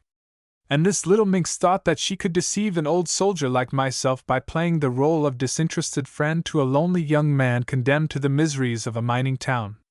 I was often tempted to ask her why she did not extend her sympathy to scores of young fellows in the service who are in danger of being scalped every day. But the joke of it was that I knew she was undermined and must surrender long before Hilland did. Now, Papa, it's too bad of you to expose me in this style. I appealed to Mrs. Mabon if I did not keep my flag flying so defiantly to the last that even she did not suspect me. Yes, said the old lady dryly, I can testify to that. Which is only another proof of my penetration, chuckled the Major. Well, it is so seldom I can get ahead of Grace in anything that I like to make the most of my rare good fortune, and it seems, Mr. Graham, as if you and your aunt had already become a part of our present and prospective home circle. I have seen a letter in which Warren speaks of you in a way that reminds me of a friend who was shot almost at my side in a fight with the Indians. That was nearly half a century ago, and yet no one has taken his place. With men, friendships mean something and last. Come, cried Mrs. Mabon, bristling up. Neither Grace nor I will permit such an implied slur upon our sex. My friendship for Hilland will last, said Graham, with quiet emphasis. Most young men are drawn together by a mutual liking, by something congenial in their natures. I owe him a debt of gratitude that can never be repaid. He found me a lonely, neglected boy, who had scarcely ever known kindness, much less affection, and his ardent, generous nature became an antidote to my gloomy tendencies. From the first he has been a constant and faithful friend. He has not one unworthy trait. But there is nothing negative about him, for he abounds in the best and most manly qualities, and I think, he concluded, speaking slowly and deliberately, as if he were making an inward vow, that I shall prove worthy of his trust and regard. Grace looked at him earnestly and gratefully, and the thought again asserted itself that she had not yet gauged his character or his feeling toward herself. To her surprise she also noted that Mrs. Mabon's eyes were filled with tears, but the old lady was equal to the occasion, and misled her by saying, I feel condemned, Alfred, that you should have been so lonely and neglected in early life, but I know it was so. Oh, well, Aunt, you know I was not an interesting boy, and had I been imposed upon you in my hobbledehoy period, our present relations might never have existed. I must ask your congratulations also, he continued, turning toward the Major and his daughter. My aunt and I have in a sense adopted each other. I came hither to pay her a formal call, and have made another very dear friend. Have you made only one friend since you became our neighbor? Asked Grace, with an accent of reproach in her voice. I would very gladly claim you and your father as such, he replied, smilingly. The old Major arose with an alacrity quite surprising in view of his lameness, and pouring out 2 glasses of the wine that Ginny had brought in answer to Grace's touch of the bell, he gave one of the glasses to Graham, and with the other in his left hand he said, And here I pledge you the word of a soldier that I acknowledge the claim in full, not only for Hilland's sake, but your own. You have generously sought to beguile the tedium of a crotchety and irritable old man, but such as he gives you his hand as a true, stanch friend, and Grace knows this means a great deal with me. Yes, indeed, she cried. I declare, Papa, you almost make me jealous. You treated Warren as if you were the great mogul, and he but a presuming subject. Mr. Graham, if so many new friends are not an embarrassment of riches, will you give me a little niche among them? I cannot give you that which is yours already, he replied. Nor have I a little niche for you. You have become identified with Hilland, you know, and therefore require a large space. Now see here, my good friends, you are making too free with my own peculiar property. You are already rich in each other, not counting Mr. Hilland, who, according to Alfred, seems to embody all human excellence. I have only this philosophical nephew, and even with him shall find a rival in every book he can lay hands upon. I shall therefore carry him off at once, especially as he is to be absent several days. The Major protested against his absence, and was cordiality itself in his parting words. Grace followed them out on the moonlit piazza. Mr. Graham, she said hesitatingly, you will not be absent very long, I trust. Oh, no, he replied lightly. Only 2 or 3 weeks. In addition to my affairs in the city, I have some business in Vermont, and while there shall follow down some well-remembered trout streams. She turned slightly away, and buried her face in a spray of roses from the bush that festooned the porch. He saw that a tinge of color was in her cheeks, as she said in a low tone, You should not be absent long. I think your friend will soon visit us, and you should be here to welcome him. And she glanced hastily toward him. Was it the moonlight that made him look so very pale? His eyes held hers. Mrs. Mabin had walked slowly on, and seemingly he had forgotten her. The young girl's eyes soon fell before his fixed gaze, and her face grew troubled. He started, and said lightly, I beg your pardon, Miss Grace, but you have no idea what a picture you make with the aid of those roses. The human face in clear moonlight reveals character, it is said, and I again congratulate my friend without a shadow of doubt. Unversed as I am in such matters, I am quite satisfied that Hilland will need no other welcome than yours, and that he will be wholly content with it for some time to come. Moreover, when I find myself among the trout, there's no telling when I shall get out of the woods. Is fishing, then, one of your ruling passions?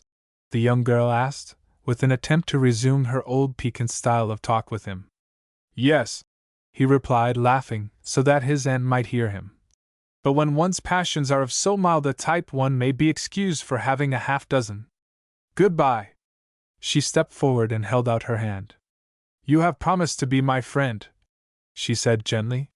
His hand trembled in her grasp as he said quietly and firmly, I will keep my promise. She looked after him wistfully, as she thought, I'm not sure about him. I hope it's only a passing disappointment, for we should not like to think that our happiness had brought him wretchedness. Chapter 12 Flight to Nature. Graham found his aunt waiting for him on the rustic seat beneath the apple tree. Here, a few hours before, his heart elate with hope, he had hastened forward to meet Grace St. John. Ages seemed to have passed since that moment of bitter disappointment, teaching him how relative a thing is time. The old lady joined him without a word, and they passed on silently to the house. As they entered, she said, trying to infuse into the commonplace words something of her sympathy and affection, Now we will have a cozy little supper. Graham placed his hand upon her arm, and detained her, as he replied, No, Aunt, please get nothing for me. I must hide myself for a few hours from even your kind eyes. Do not think me weak or unmanly. I shall soon get the reins well in hand, and shall then be quiet enough. I think your self-control has been admirable this evening. It was the self-control of sheer, desperate force, and only partial at that. I know I must have been almost ghostly in my pallor.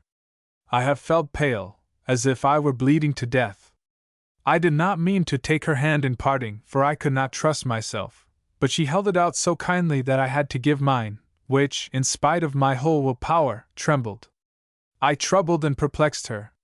I have infused an element of sorrow and bitterness into her happy love, for in the degree in which it gives her joy she will fear that it brings the heartache to me, and she is too good and kind not to care. I must go away and not return until my face is bronzed and my nerves are steel. Oh, Aunt! You cannot understand me. I scarcely understand myself. It seems as if all the love that I might have given to many in the past, had my life been like that of others, had been accumulating for this hopeless, useless waste, this worse than waste, since it only wounds and pains its object. And do I count for so little, Alfred? You count for more now than all others save one, and if you knew how contrary this utter unreserve is to my nature and habit, you would understand how perfect is my confidence in you and how deep is my affection.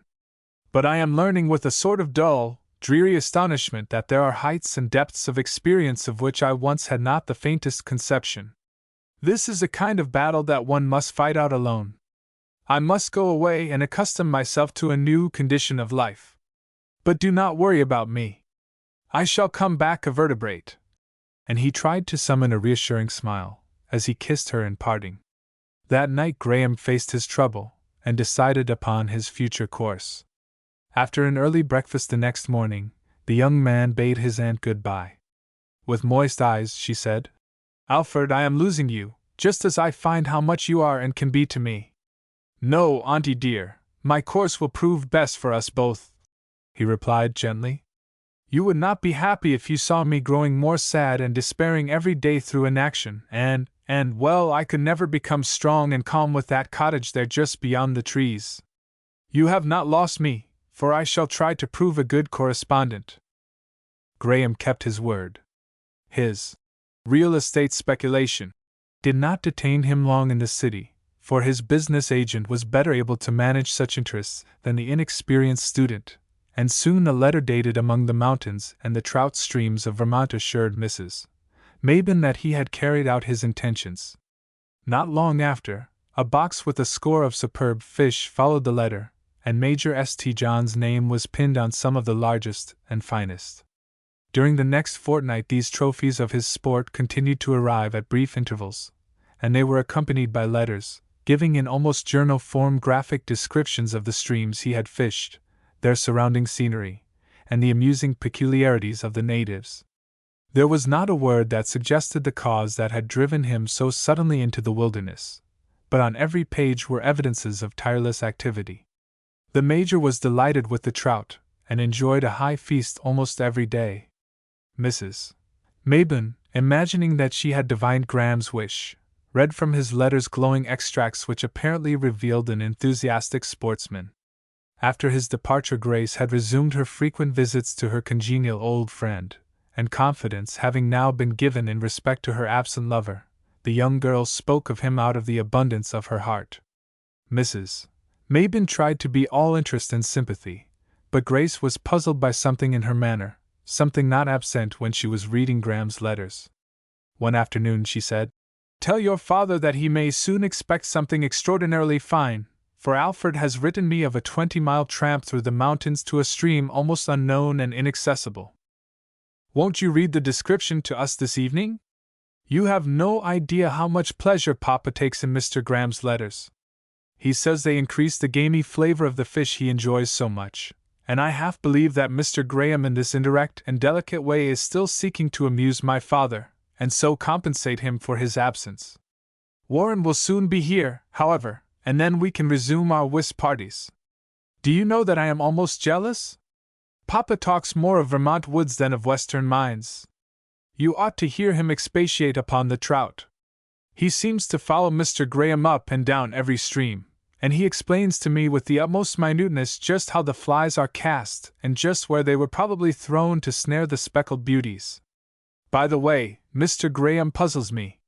He seems to be the most indefatigable sportsman I ever heard of. But I should never have suspected it from the tranquil weeks he spent with us. He seemed above all things a student of the most quiet and intellectual tastes, one who could find more pleasure in a library and laboratory than in all the rest of the world together. Suddenly he develops into the most ardent disciple of Isaac Walton. Indeed, he is too ardent, too full of restless activity, to be a true follower of the gentle, placid Isaac. At his present rate he will soon overrun all Vermont. And she looked searchingly at her friend.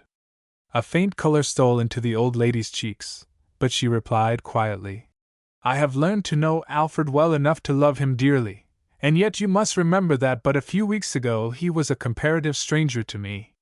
He certainly is giving us ample proof of his sportsmanship, and now that I recall it, I remember hearing of his fondness for solitary rambles in the woods when a boy. His descriptions certainly prove that he is familiar with them," was the young girl's answer to Mrs. Mabin's words. Her inward comment on the slight flush that accompanied them was, "She knows. He has told her, or she, less blind than I, has seen."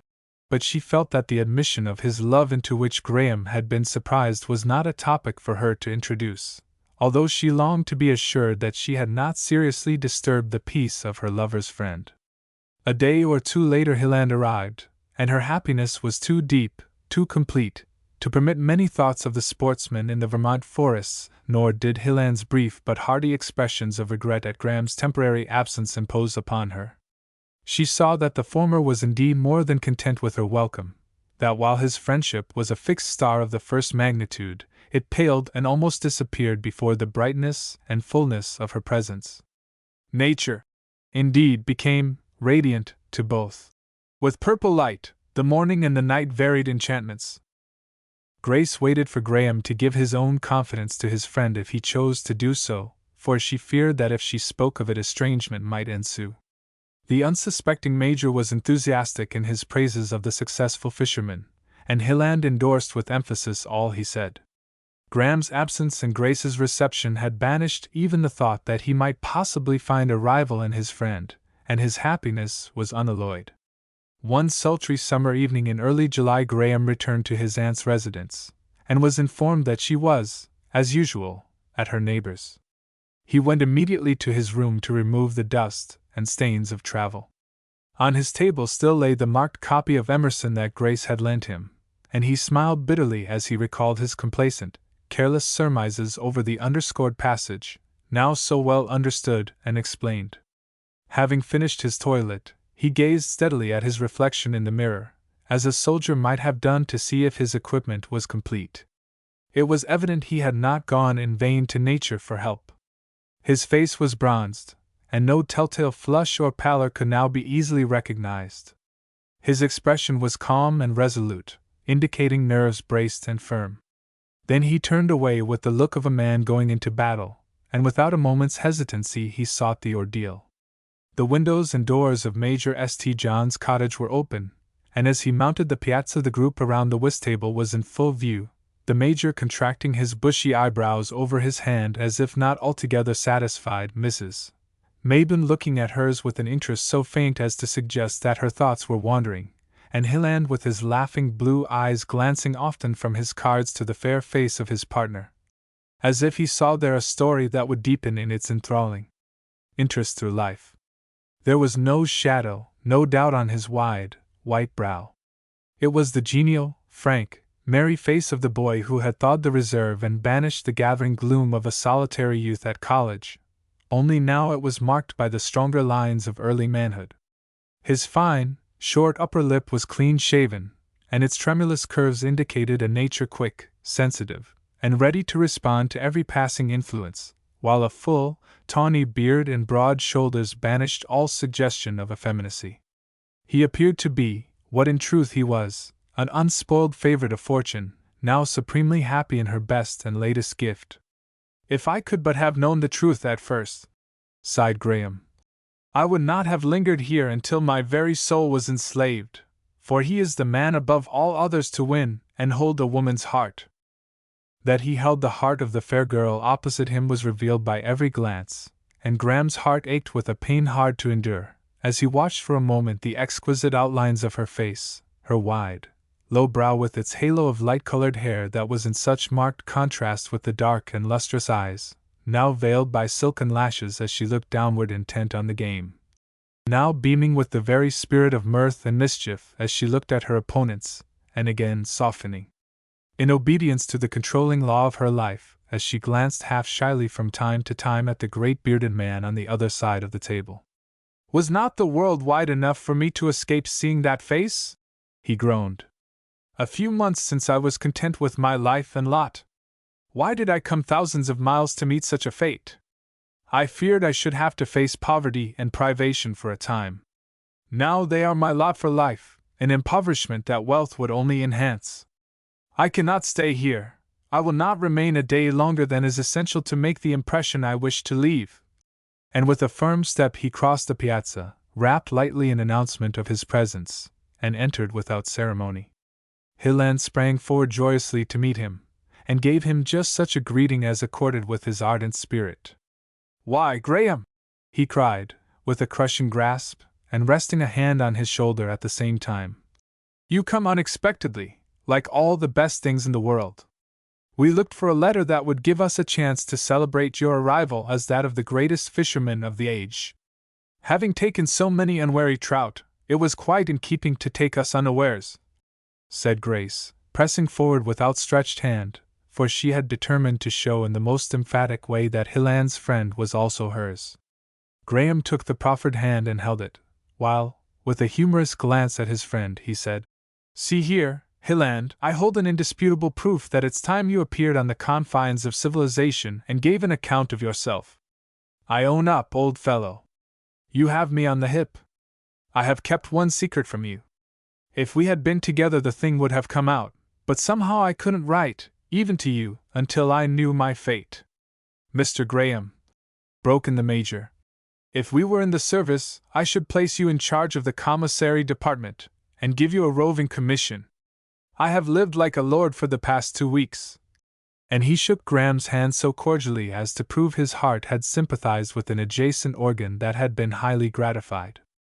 "I have missed you, Alfred," was his aunt's quiet greeting, and she kissed him as if he were her son, causing a sudden pang as he remembered how soon he would bid her farewell again. "Why, Graham, how you have improved! You have gained a splendid color in the woods. The only trouble is that you are as attenuated as some of the theories we used to discuss. And you, giddy boy, begin to look quite like a man.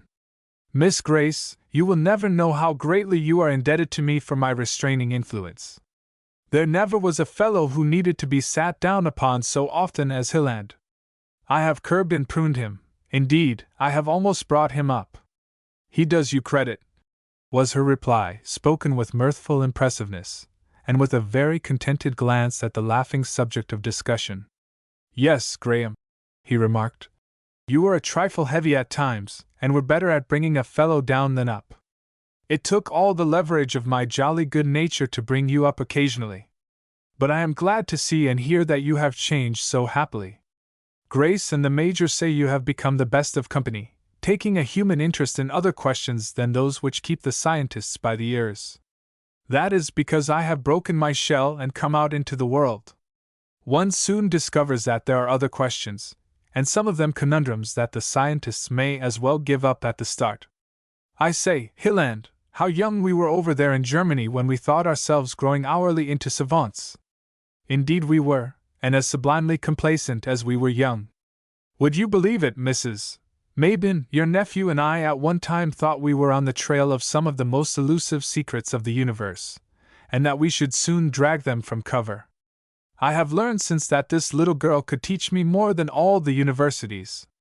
Graham shot a swift glance at his aunt, which Grace thought she detected, but he turned to the latter and said genially, "I congratulate you on excelling all the German doctors. I know he's right, and he'll remember the lore obtained from you long after he has forgotten the deep, guttural abstractions that droned on his ears abroad. It will do him more good, too. I fear I am becoming a subject of irony to you both, said Grace. They are both becoming too deep for us, are they not, Mrs. Maybin? Put in the Major. You obtained your best knowledge, Mr. Graham, when you trampled the woods as a boy, and though you gathered so much of it by hook it's like the fish you killed, rare to find. If we were in the service and I had the power, I'd have you brevetted at once, and get some fellow knocked on the head to make a vacancy. You have been contributing royally to our mess, and now you must take a soldier's luck with us tonight. Grace, couldn't you improvise a nice little supper? Please do not let me cause any such trouble this hot evening, Graham began. I dined late in town, Anne. No insubordination, interrupted Grace, rising with alacrity. Certainly I can, Papa. And as she paused near Graham, she murmured, Don't object, it will please Papa. She showed what a provident housekeeper she was, for they all soon sat down to an inviting repast, of which fruit was the staple article, with cake so light and delicate that it would never disturb a man's conscience after he retired. Then, with genial words and smiles that masked all heartache, Graham and his aunt said good night and departed, Hilland accompanying his friend, that he might pour out the long-delayed confidence. Graham shivered as he thought of the ordeal, as a man might tremble who was on his way to the torture chamber, but outwardly he was quietly cordial. Chapter 13. The Friends. After accompanying Mrs. Maybin to her cottage door, the friends strolled away together, the sultry evening rendering them reluctant to enter the house. When they reached the rustic seat under the apple tree, Hilland remarked, Here's a good place for our— Not here, interrupted Graham, in a tone that was almost sharp in its tension. Why not? Asked his friend, in the accent of surprise. Oh, well, was the confused answer. Someone may be passing, servants may be out in the grounds. Suppose we walk slowly. Graham, you seem possessed by the very demon of restlessness. The idea of walking this hot night.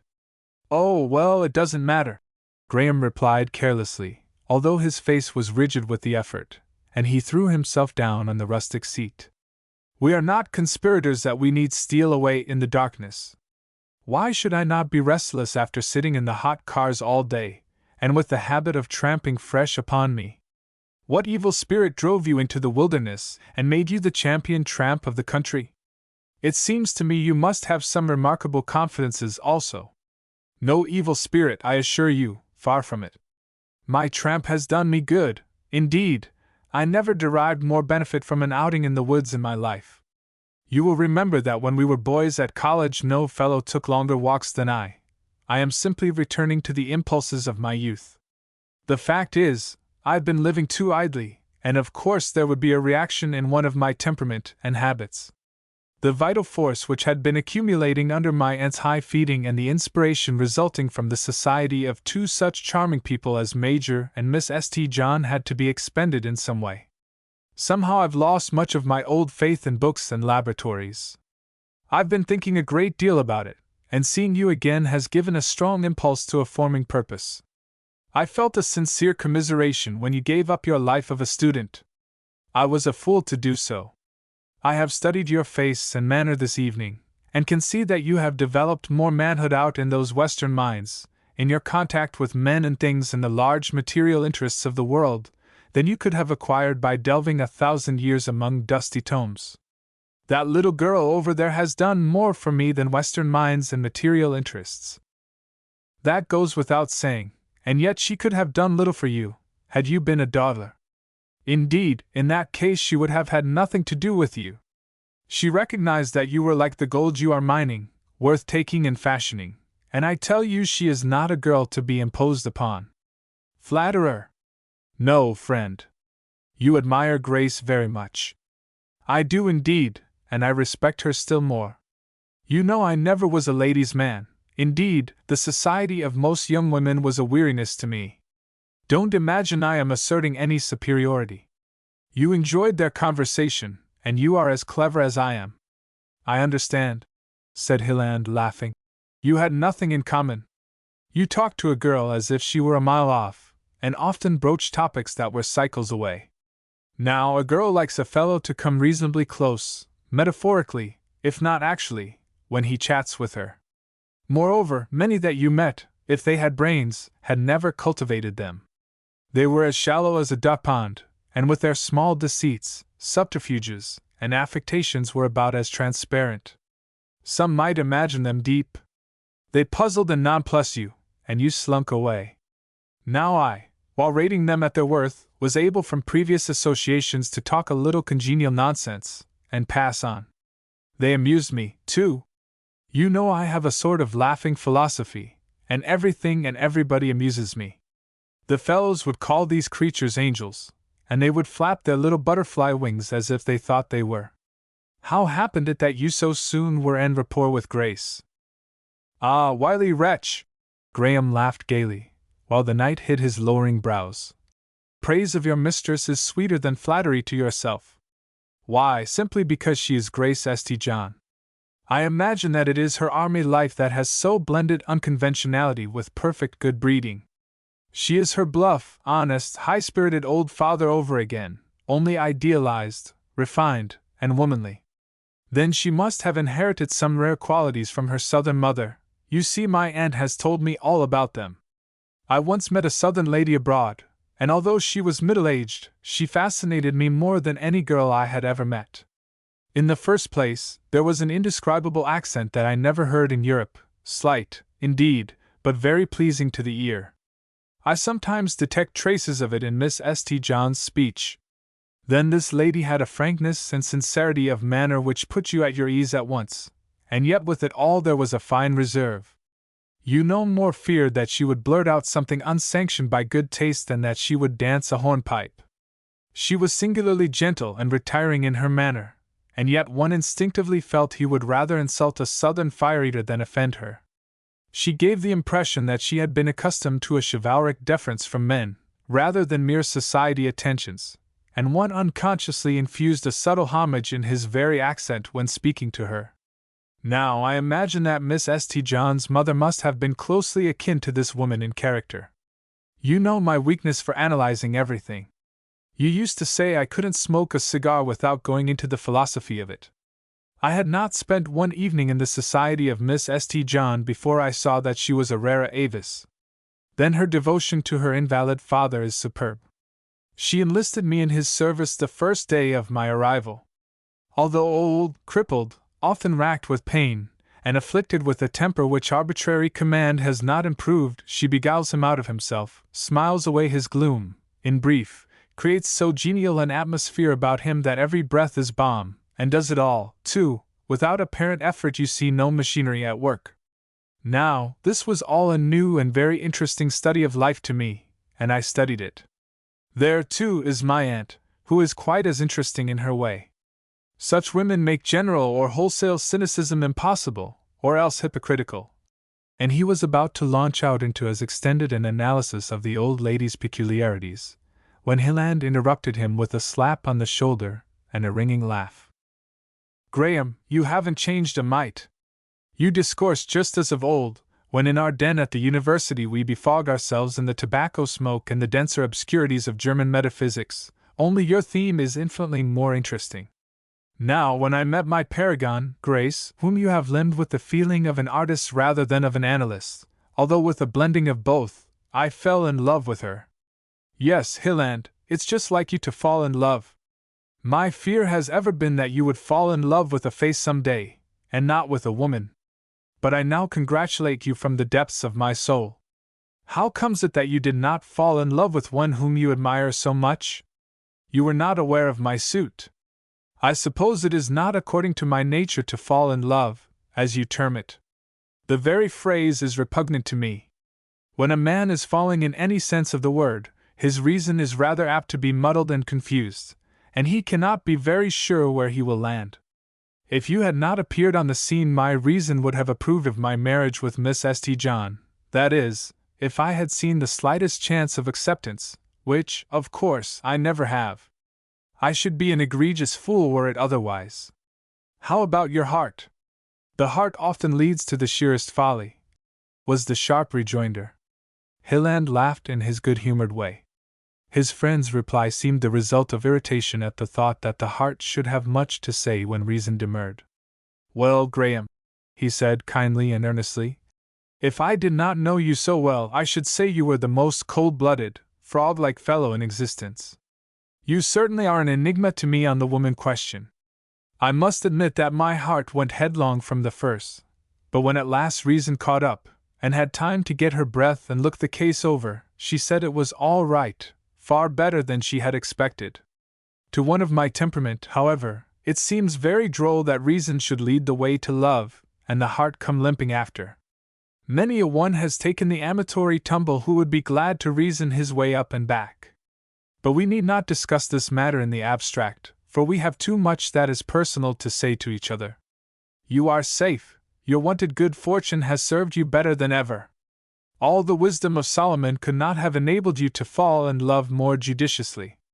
Indeed, when I come to think of it, the wisdom of Solomon, according to history, was rather at fault in these matters. Tell me how it all came about. For he knew the story must come.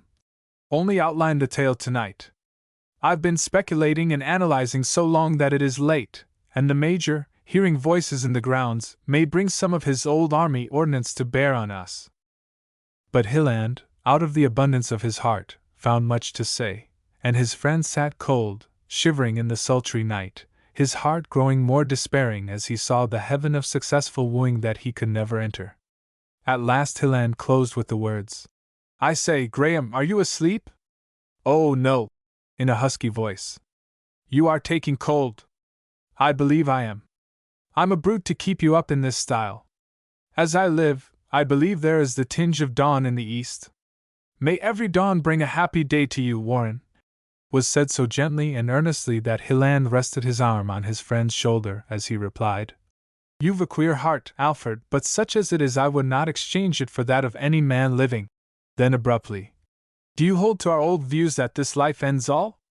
A thrill of something like exultation shot through Graham's frame as he replied, Certainly. Hilland sprang up and paced the walk a moment, then said, Well, I don't know. A woman like Grace St. John shakes my faith in our old belief. It seems profanation to assert that she is mere clay. The lurid gleam of light which the thought of ceasing to exist and to suffer had brought to Graham faded. It did seem like profanation. At any rate, at that moment it was a hideous truth that such a creature might by the chance of any accident resolve into mere dust. And yet it seemed a truth which must apply to her as well as to the grossest of her sisterhood. He could only falter. She is very highly organized. They both felt that it was a lame and impotent conclusion. But the spring of happiness was in Hilland's heart. The present was too rich for him to permit such dreary speculations, and he remarked cordially and laughingly, Well, Graham, we have made amends for our long separation and silence. We have talked all the summer night. I am rich, indeed, in such a friend and such a sweetheart, and the latter must truly approach perfection when my dear old philosopher of the Stoic school could think it safe and wise to marry her, were all the conditions favorable. You don't wish that I was at the bottom of one of my minds, do you, Alfred? Graham felt that the interview must end at once, so he rose and said, No, I do not. My reason approves of your choice. If you wish more, my queer heart, such as it is, approves of it also. If I had the power to change everything this moment, I would not do so. You have fairly won your love, and may all the forces of nature conspire to prosper you both. But come, he added in a lighter vein, Miss St. John may be watching and waiting for your return, and even imagining that I, with my purely intellectual bent, may regard you as a disturbing element in the problem, and so be led to eliminate you in a quiet, scientific manner. Well then, good night, or morning rather. Forgive a lover's garrulousness. I was more garrulous than you, without half your excuse. No, I'll see you safely home. I wish to walk a little to get up a circulation. With your divine flame burning so brightly, I suppose you could sit through a 0 night, but you must remember that such a modicum of philosophy as I possess will not keep me warm. There, goodbye, old fellow. Sleep the sleep of the just, and what is better in this chance-medley world, of the happy. Don't be imagining that you have any occasion to worry about me. Hilland went to his room in a complacent mood, and more in love than ever.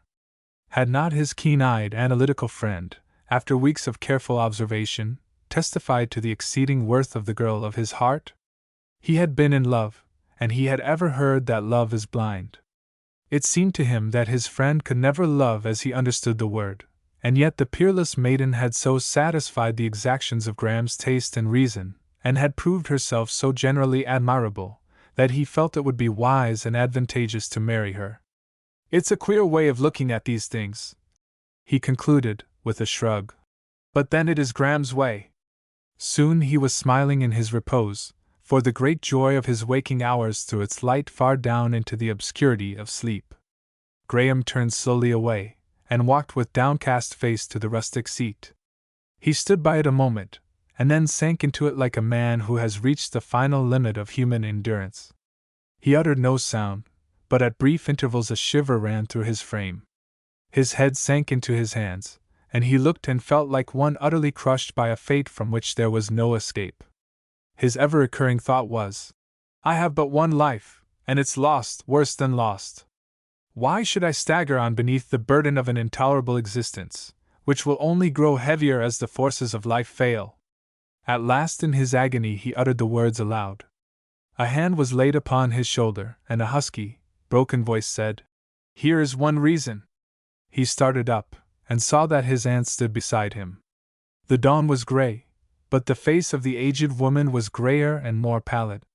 She did not entreat, her feelings seemed too deep for words, but with clasped hands she lifted her tear-dimmed eyes to his. Her withered bosom rose and fell in short, convulsive sobs, and it was evident that she could scarcely stand. His eyes sank, and a sudden sense of guilt and shame at his forgetfulness of her overcame him. Then, yielding to an impulse, all the stronger because mastering one who had few impulses, he took her in his arms, kissed her repeatedly, and supported her tenderly to the cottage. When at last they reached the quaint little parlor, he placed her tenderly in her chair, and taking her hand, he kissed it, and said solemnly, "No, Auntie, I will not die. I will live out my days for your sake, and do my best." "Thank God!" she murmured. "Thank God!" And for a moment she leaned her head upon his breast as he knelt beside her. Suddenly she lifted herself, with a return of her old energy, and he rose and stood beside her. She looked at him intently as if she would read his thoughts, and then shook her finger impressively as she said, "Mark my words, Alfred, mark my words, good will come of that promise." "It has come already," he gently replied, "in that you, my best friend, are comforted. Now go and rest and sleep. Have no fear, for your touch of love has broken all evil spells." Graham went to his room, calmed by an inflexible resolution. It was no longer a question of happiness or unhappiness, or even of despair. It was simply a question of honor, of keeping his word. He sat down and read once more the paragraph in the marked copy of Emerson. "No man ever forgot." He gave the words a long, wistful look, and then closed the volume as if he were closing a chapter of his life. "Well," he sighed, "I did my best last night not to dispel their enchantment, for of course Hilland will tell her the substance of our talk. Now it must be my task for a brief time to maintain and deepen the impression that I have made." Having no desire for sleep, he softly paced his room, but it was not in nervous excitement. His pulse was quiet and regular, and his mind reverted easily to a plan of extended travel upon which he had been dwelling while in the woods. At last he threw himself upon his couch, and slept for an hour or two. On awaking he found that it was past the usual breakfast hour, and after a hasty toilet he went in search of his aunt, but was informed that she was still sleeping. "Do not disturb her," he said to the servant. "Let her sleep as long as she will." He then wrote a note, saying that he had decided to go to town to attend to some business which had been neglected in his absence, and was soon on his way to the train. Chapter 14 Noble Deception. In the course of the forenoon Hilland called on his friend, and was informed that Graham had gone to the city on business, but would return in the evening. He also learned that Mrs. Mabon was indisposed, and had not yet risen. At these tidings Grace ran over to see her old friend, hoping to do something for her comfort, and the young girl was almost shocked when she saw Mrs. Mabon's pinched and pallid face upon her pillow. She seemed to have aged in a night. "You are seriously ill!" she exclaimed. "And you did not let me know. Mr. Graham should not have left you." "He did not know," said the old lady, sharply, for the slightest imputation against Graham touched her keenly. "He is kindness itself to me. He only heard this morning that I was sleeping, and he left word that I should not be disturbed. He also wrote a note explaining the business which had been neglected in his absence. Oh, I assure you, no one could be more considerate. Dear, loyal Mrs. Mabden, you won't hear a word against those you love. I think Mr. Graham wonderfully considerate for a man. You know we should not expect much of men.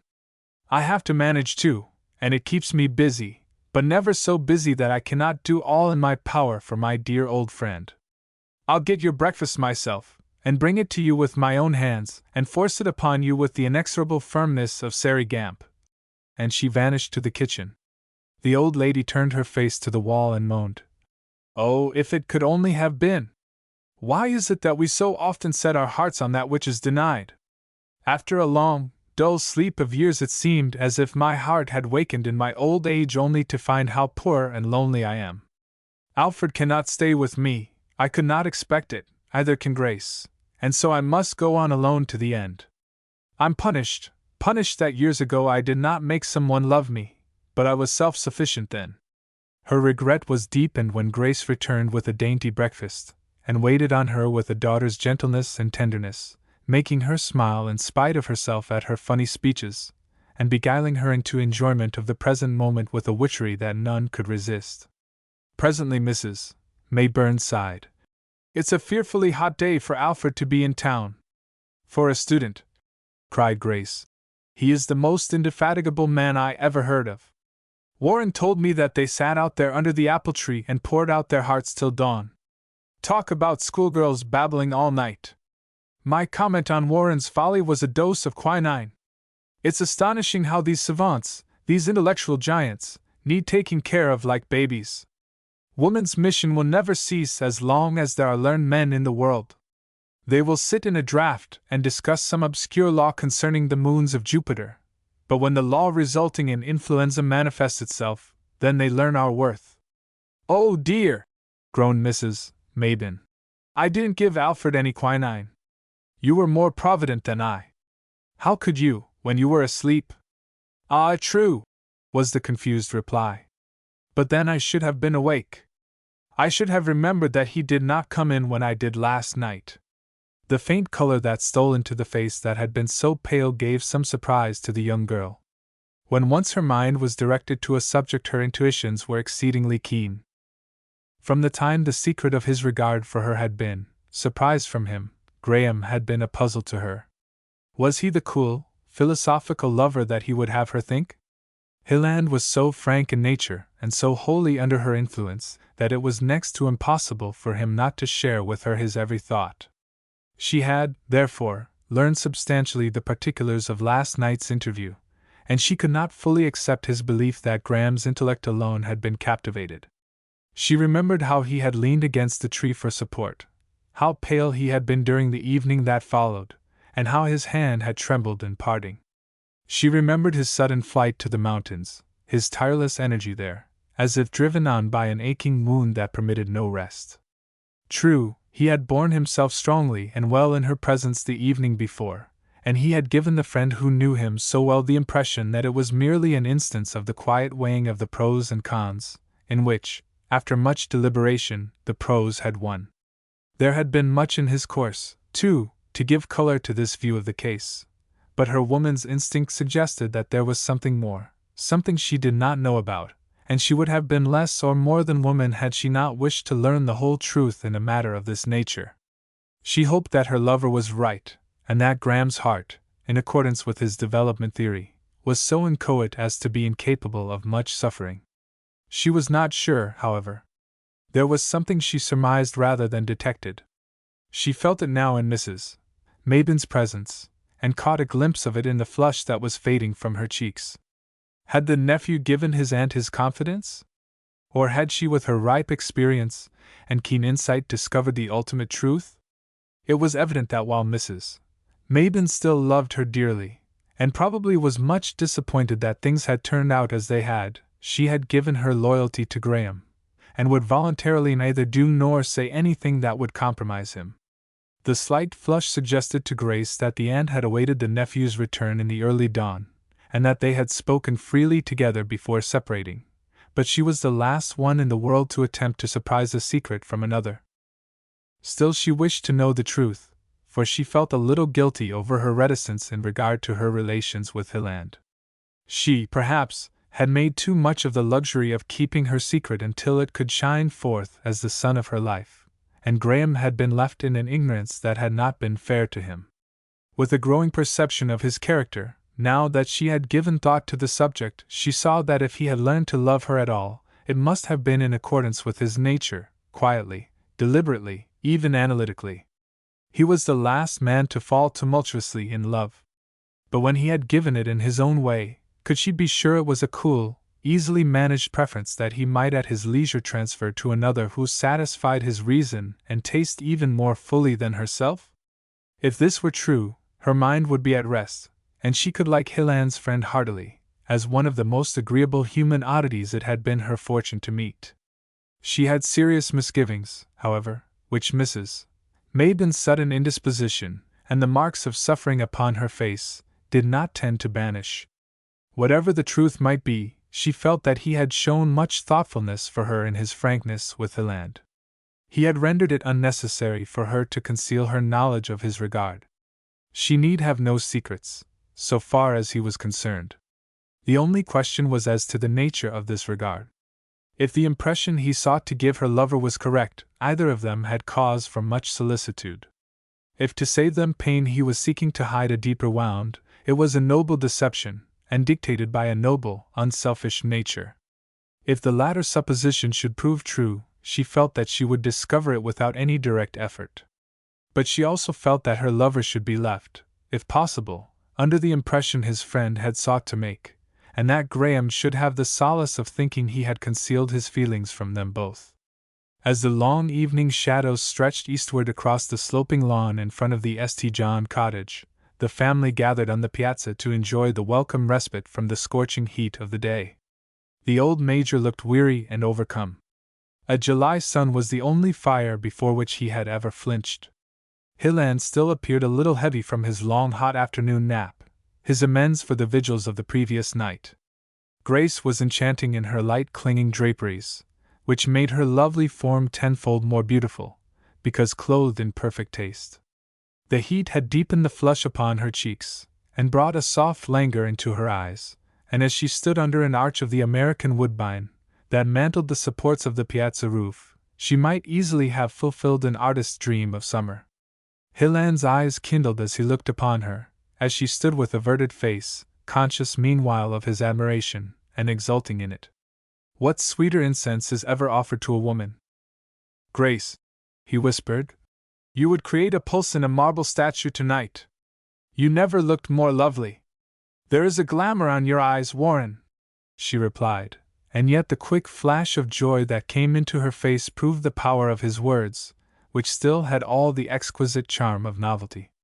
It's the glamour that will last while I do, he responded, earnestly. Are not this scene and hour perfect? And you are the gem of it all. I don't see how a man could ask or wish for more than I have tonight, except that it might last forever. A shadow passed over his face, and he added, presently, to think that after a few weeks I must return to those blasted mines. One thing is settled, however.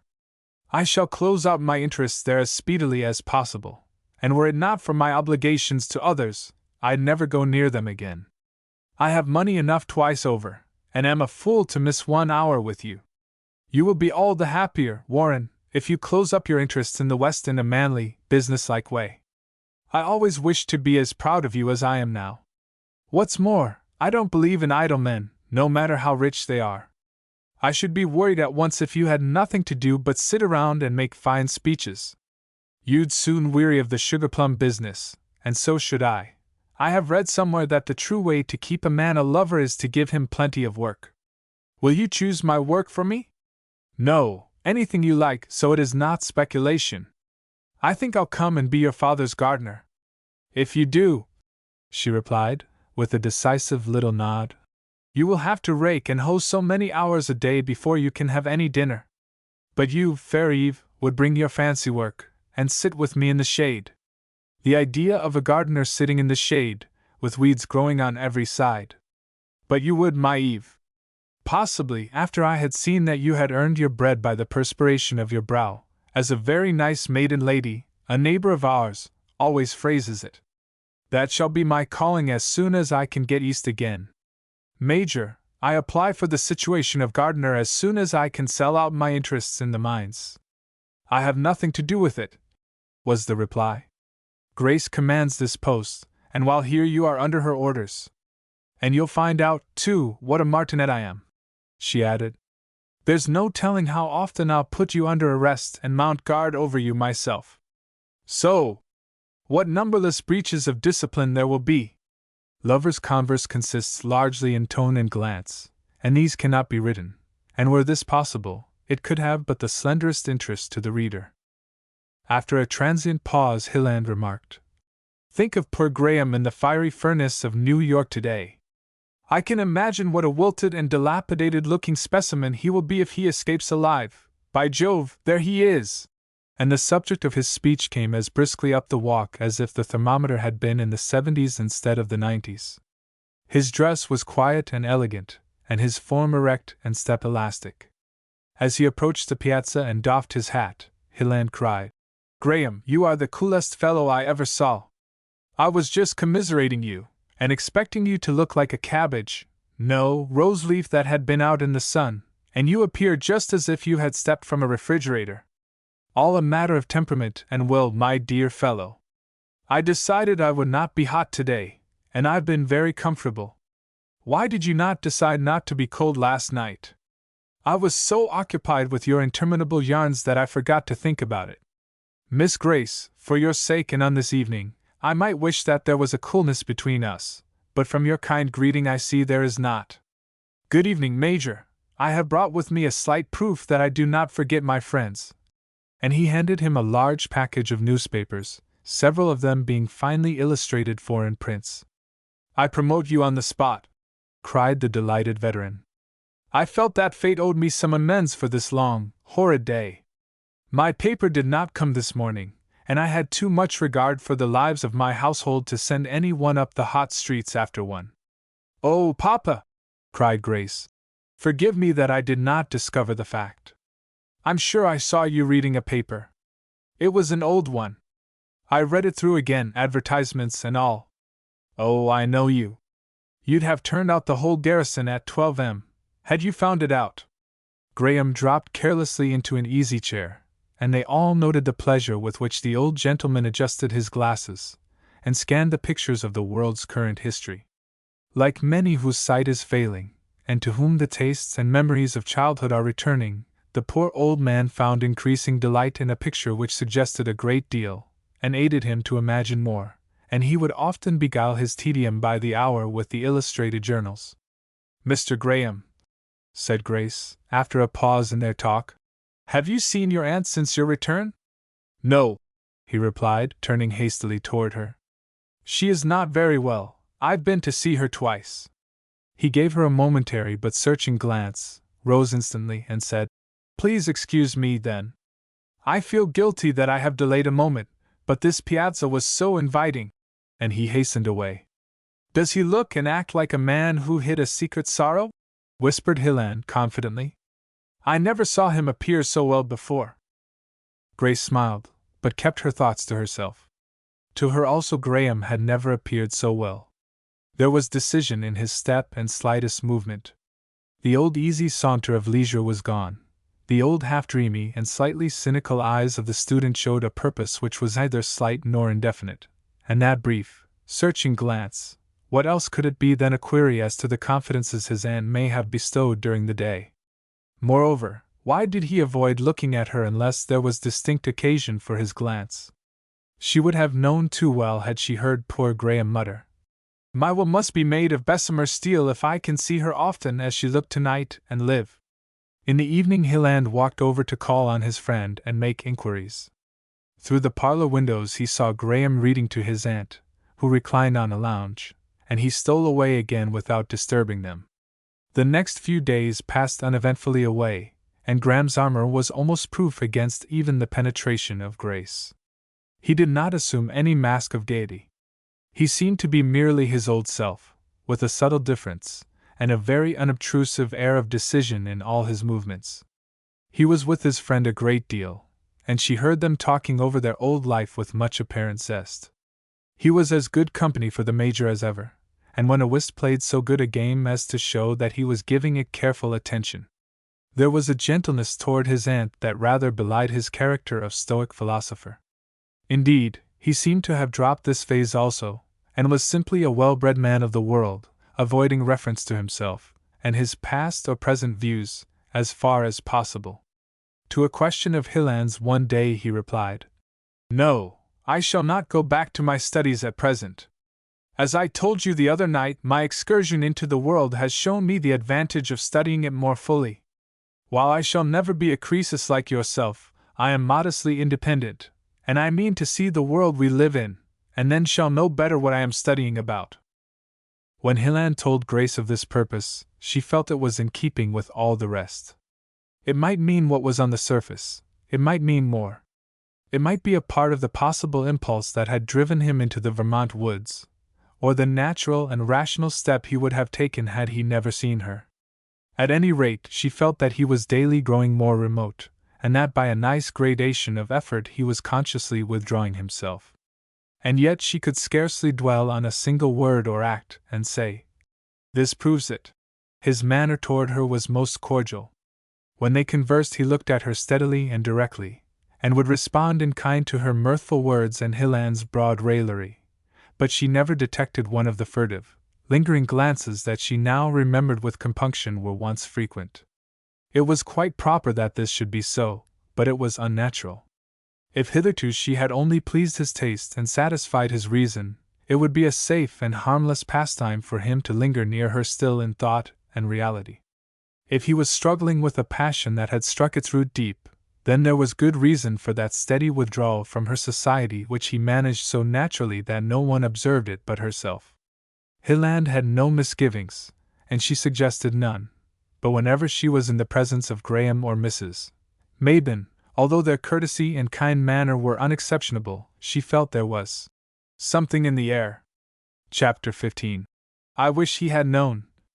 The heat continued so oppressive that the Major gave signs of prostration, and Grace decided to take him to his old haunt by the seashore. The seclusion of their cottage was, of course, more agreeable to Hilland and herself under the circumstances, but Grace never hesitated when her father was concerned. Shortly after the decision was reached, Hilland met his friend, and promptly urged that he and Mrs. Mabon should accompany them. "Certainly," was the quiet reply, "if my aunt wishes to go." But for some cause, if not for the reasons given, the old lady was inexorable that evening, even though the Major with much gallantry urged her compliance. She did not like the seashore. It did not agree with her, and what was worse, she detested hotels. She was better in her own quiet nook, etc. Alfred might go, if he chose. But Graham, when appealed to, said it was both his duty and his pleasure to remain with his aunt, especially as he was going abroad as soon as he could arrange his affairs. "Don't put on that injured air," he added laughingly to Hilland. "As if you needed me at present. You two are sufficient for yourselves, and why should I tramp after you like the multitude I should be?" "What do you know about our being sufficient for ourselves, I'd like to ask?" was the bantering response. "I have the best authority for saying what I do, written authority, and that of a sage, too. Here it is, heavily underscored by a hand that I imagine is as heavy as your own. Ah! Miss Grace's conscious looks prove that I am right," he added, as he laid the open volume of Emerson, which he had returned, before her. "I remember reading that paragraph the first evening I came to my aunt's house, and I thought it a very curious statement. It made me feel as if I were a sort of polyp or mollusk, instead of a man." "Let me see the book," cried Hilland. "Oh, yes," he continued, laughing. "I remember it all well, the hopes, the misgivings with which I sent the volume eastward on its mission, The hopes and fears that rose when the book was acknowledged with no chidings or coldness, and also with no allusions to the marked passage, the endless surmises as to what this gentle reader would think of the sentiments within these black lines. Ha! Ha! Graham. No doubt but this is Sanskrit, and all the professors of all the universities could not interpret it to you. That's what I said in substance on the evening referred to, that Emerson never learned this at a university. I confess that it's an experience that is and ever will be beyond me. But it's surely good authority for remaining here with my aunt, who needs me more than you do. How is it then, Mr. Graham, that you can leave your aunt for months of travel? Grace asked. Why, Grace, spoke up Mrs. Mabin quickly, you cannot expect Alfred to transform himself into an old lady's lifelong attendant. He will enjoy his travel and come back to me. The young girl made no answer, but thought. Their defensive alliance is a strong one. Besides, continued the old lady, after a moment, I think it's very kind of him to remain with me, instead of going to the beach for his own pleasure, and the marring of yours. Now, that's putting it much too strong, cried Hilland. Graham never marred our pleasure. And I hope he never will, was the low, earnest response. To Grace's ear it sounded more like a vow or the expression of a controlling purpose than like a mere friendly remark. The next day the St. John cottage was alive with the bustle of preparation for departure. Graham made no officious offers of assistance, which, of course, would be futile, but quietly devoted himself to the Major. Whenever Grace appeared from the upper regions, she found her father amused or interested, and she smiled her gratitude. In the evening she found a chance to say in a low aside, Mr. Graham, you are keeping your word to be my friend. If the sea breezes prove as beneficial to Papa as your society today, I shall be glad indeed. You don't know how much you have aided me by entertaining him so kindly. Both her tone and glance were very gentle as she spoke these words, and for a moment his silence and manner perplexed her. Then he replied lightly, You are mistaken, Miss Grace. Your father has been entertaining me. They were interrupted at this point, and Graham seemed to grow more remote than ever. Hilland was parting from his friend with evident and sincere regret. He had made himself very useful in packing, strapping trunks, and in a general eagerness to save his betrothed from all fatigue. But whenever occasion offered he would sally forth upon Graham, who, with the Major, followed the shade on the piazza. Some jocular speech usually accompanied his appearance, and he always received the same in kind with such liberal interest that he remarked to Grace more than once, You are the only being in the world for whom I'd leave Graham during his brief stay in this land. Oh, return to him by all means, she had said archly upon one occasion. We did very well alone last year before we were aware of your existence. You may not care, was his merry response. But it is written in one of the oldest books of the world, it is not good for man to be alone. Oh, Grace, what an infinite difference there is between love for a woman like you and the strongest friendship between man and man. Graham just suits me as a friend. After a separation of years I find him just the same even-pulsed, half-cynical, yet genial good fellow he always was. It's hard to get within his shell, but when you do, you find the kernel sweet and sound to the core, even if it is rather dry. From the time we struck hands as boys there has never been an unpleasant jar in our relations. We supplement each other marvelously, but how infinitely more and beyond all this is your love. How it absorbs and swallows up every other consideration, so that 1 hour with you is more to me than an age with all the men of wit and wisdom that ever lived. No, I'm not a false friend when I say that I am more than content to go and remain with you. And if Graham had 100th part as much heart as brains he would understand me.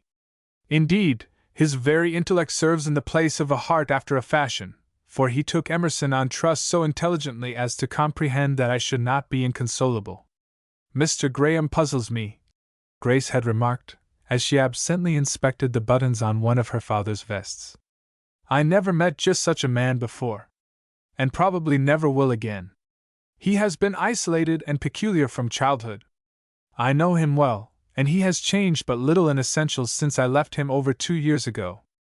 I wish I had your complacent belief about him, was her mental conclusion.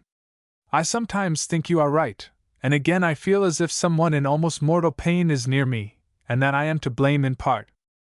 Whist was dispensed with the last night they were together, for the evening was close, and all were weary. Grace thought Graham looked positively haggard, but, whether by design or chance, he kept in the shadows of the piazza most of the time. Still she had to admit that he was the life of the party.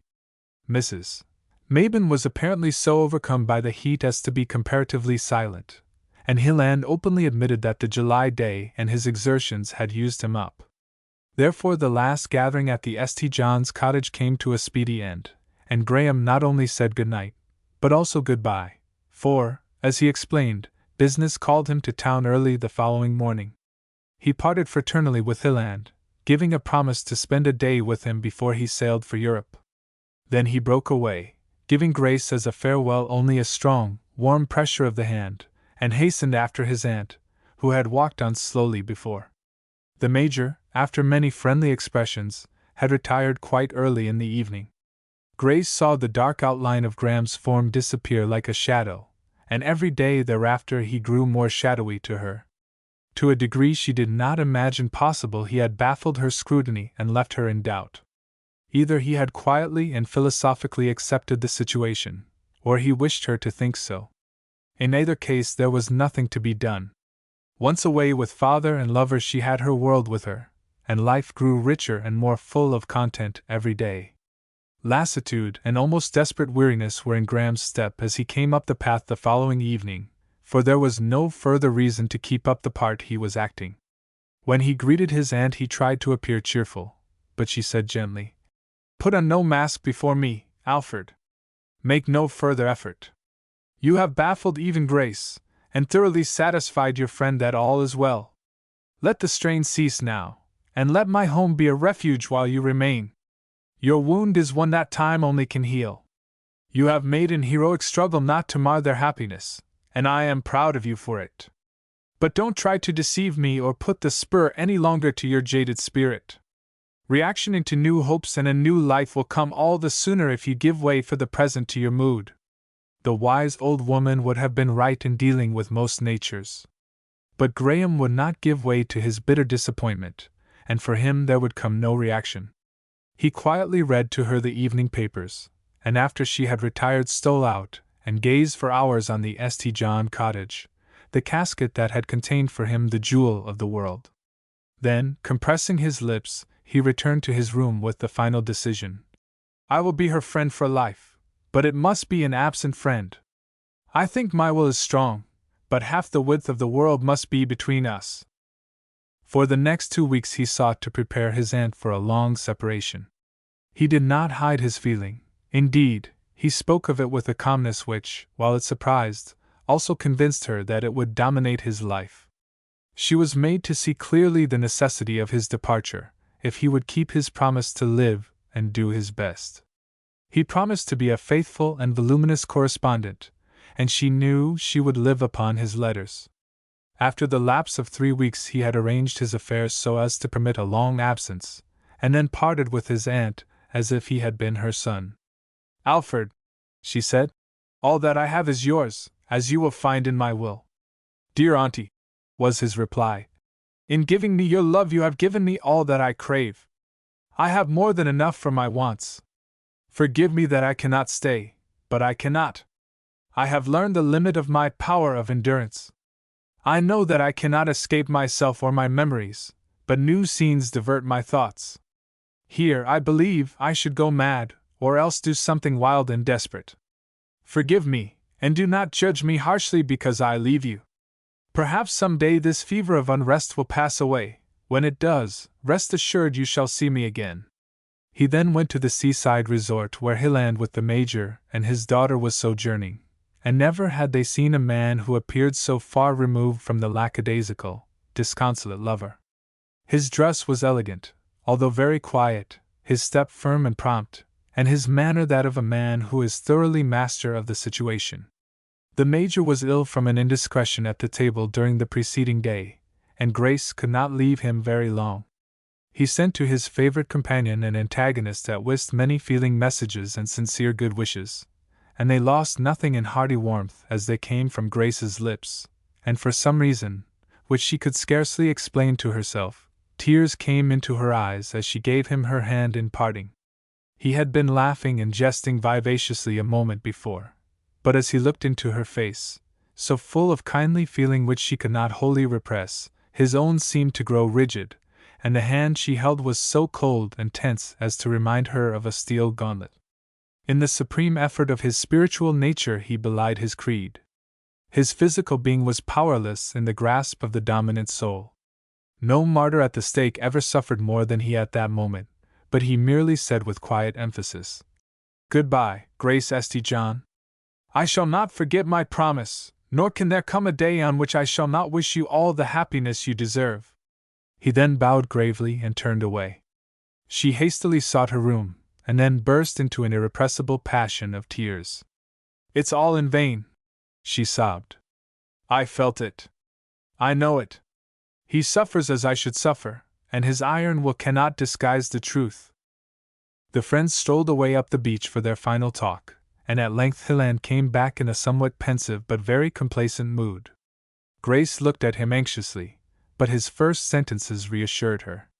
"Well," he exclaimed, "if Graham is odd, he's certainly the best and most sensible fellow that ever lived, and the most steadfast of friends. Here we've been separated for years, and yet for any change in his attitude toward me, we might have parted overnight at the university. He was as badly smitten by the girl I love as a man of his temperament could be, but on learning the facts he recognizes the situation with a quiet good taste which leaves nothing to be desired. He made it perfectly clear to me that travel for the present was only a broader and more effective way of continuing his career as a student, and that when tired of wandering he can go back to books with a larger knowledge of how to use them. One thing he has made clearer still: if we do not see each other for 10 years, he will come back the same stanch friend. I think you are right, Warren. He certainly has won my entire respect. I'm glad he didn't win anything more, sweetheart. That ceased to be possible long before he came, but I wish he had known it," was her hesitating response, as she pushed Hilland's hair back from his heated brow. "Nonsense, you romantic little woman! You imagine he has gone away with a great gaping wound in his heart. Graham is the last man in the world for that kind of thing, and no one would smile more broadly than he, did he know of your gentle solicitude." Grace was silent a moment, and then stole away to her father's side. The next tidings they had of Graham was a letter dated among the fjords and mountains of Norway. At times no snowy peak in that wintry land seemed more shadowy or remote to Grace than he. Again, while passing to and fro between their own and Mrs. Mabin's cottage in the autumn, she would see him, with almost the vividness of life, deathly pale as when he leaned against the apple tree at their well-remembered interview. Chapter 16: The Cloud in the South. The summer heat passed speedily, and the Major returned to his cottage invigorated and very complacent over his daughter's prospects. Hilland had proved himself as manly and devoted a lover as he had been an ardent and eventually patient suitor. The bubbling, overflowing stream of happiness in Grace's heart deepened into a wide current, bearing her on from day to day toward a future that promised to satisfy every longing of her woman's heart. There was, of course, natural regret that Hilland was constrained to spend several months in the West in order to settle up his large interests with a due regard to the rights of others, and yet she would not have it otherwise. She was happy in his almost unbounded devotion. She would have been less happy had this devotion kept him at her side when his man's part in the world required his presence elsewhere. Therefore she bade him farewell with a heart that was not so very heavy, even though tears gemmed her eyes. The autumn and early winter months lapsed quietly and uneventfully, and the inmates of the two cottages ever remembered that period of their lives as the era of letters, grams from over the sea abounding in vivid descriptions of scenes that to Mrs.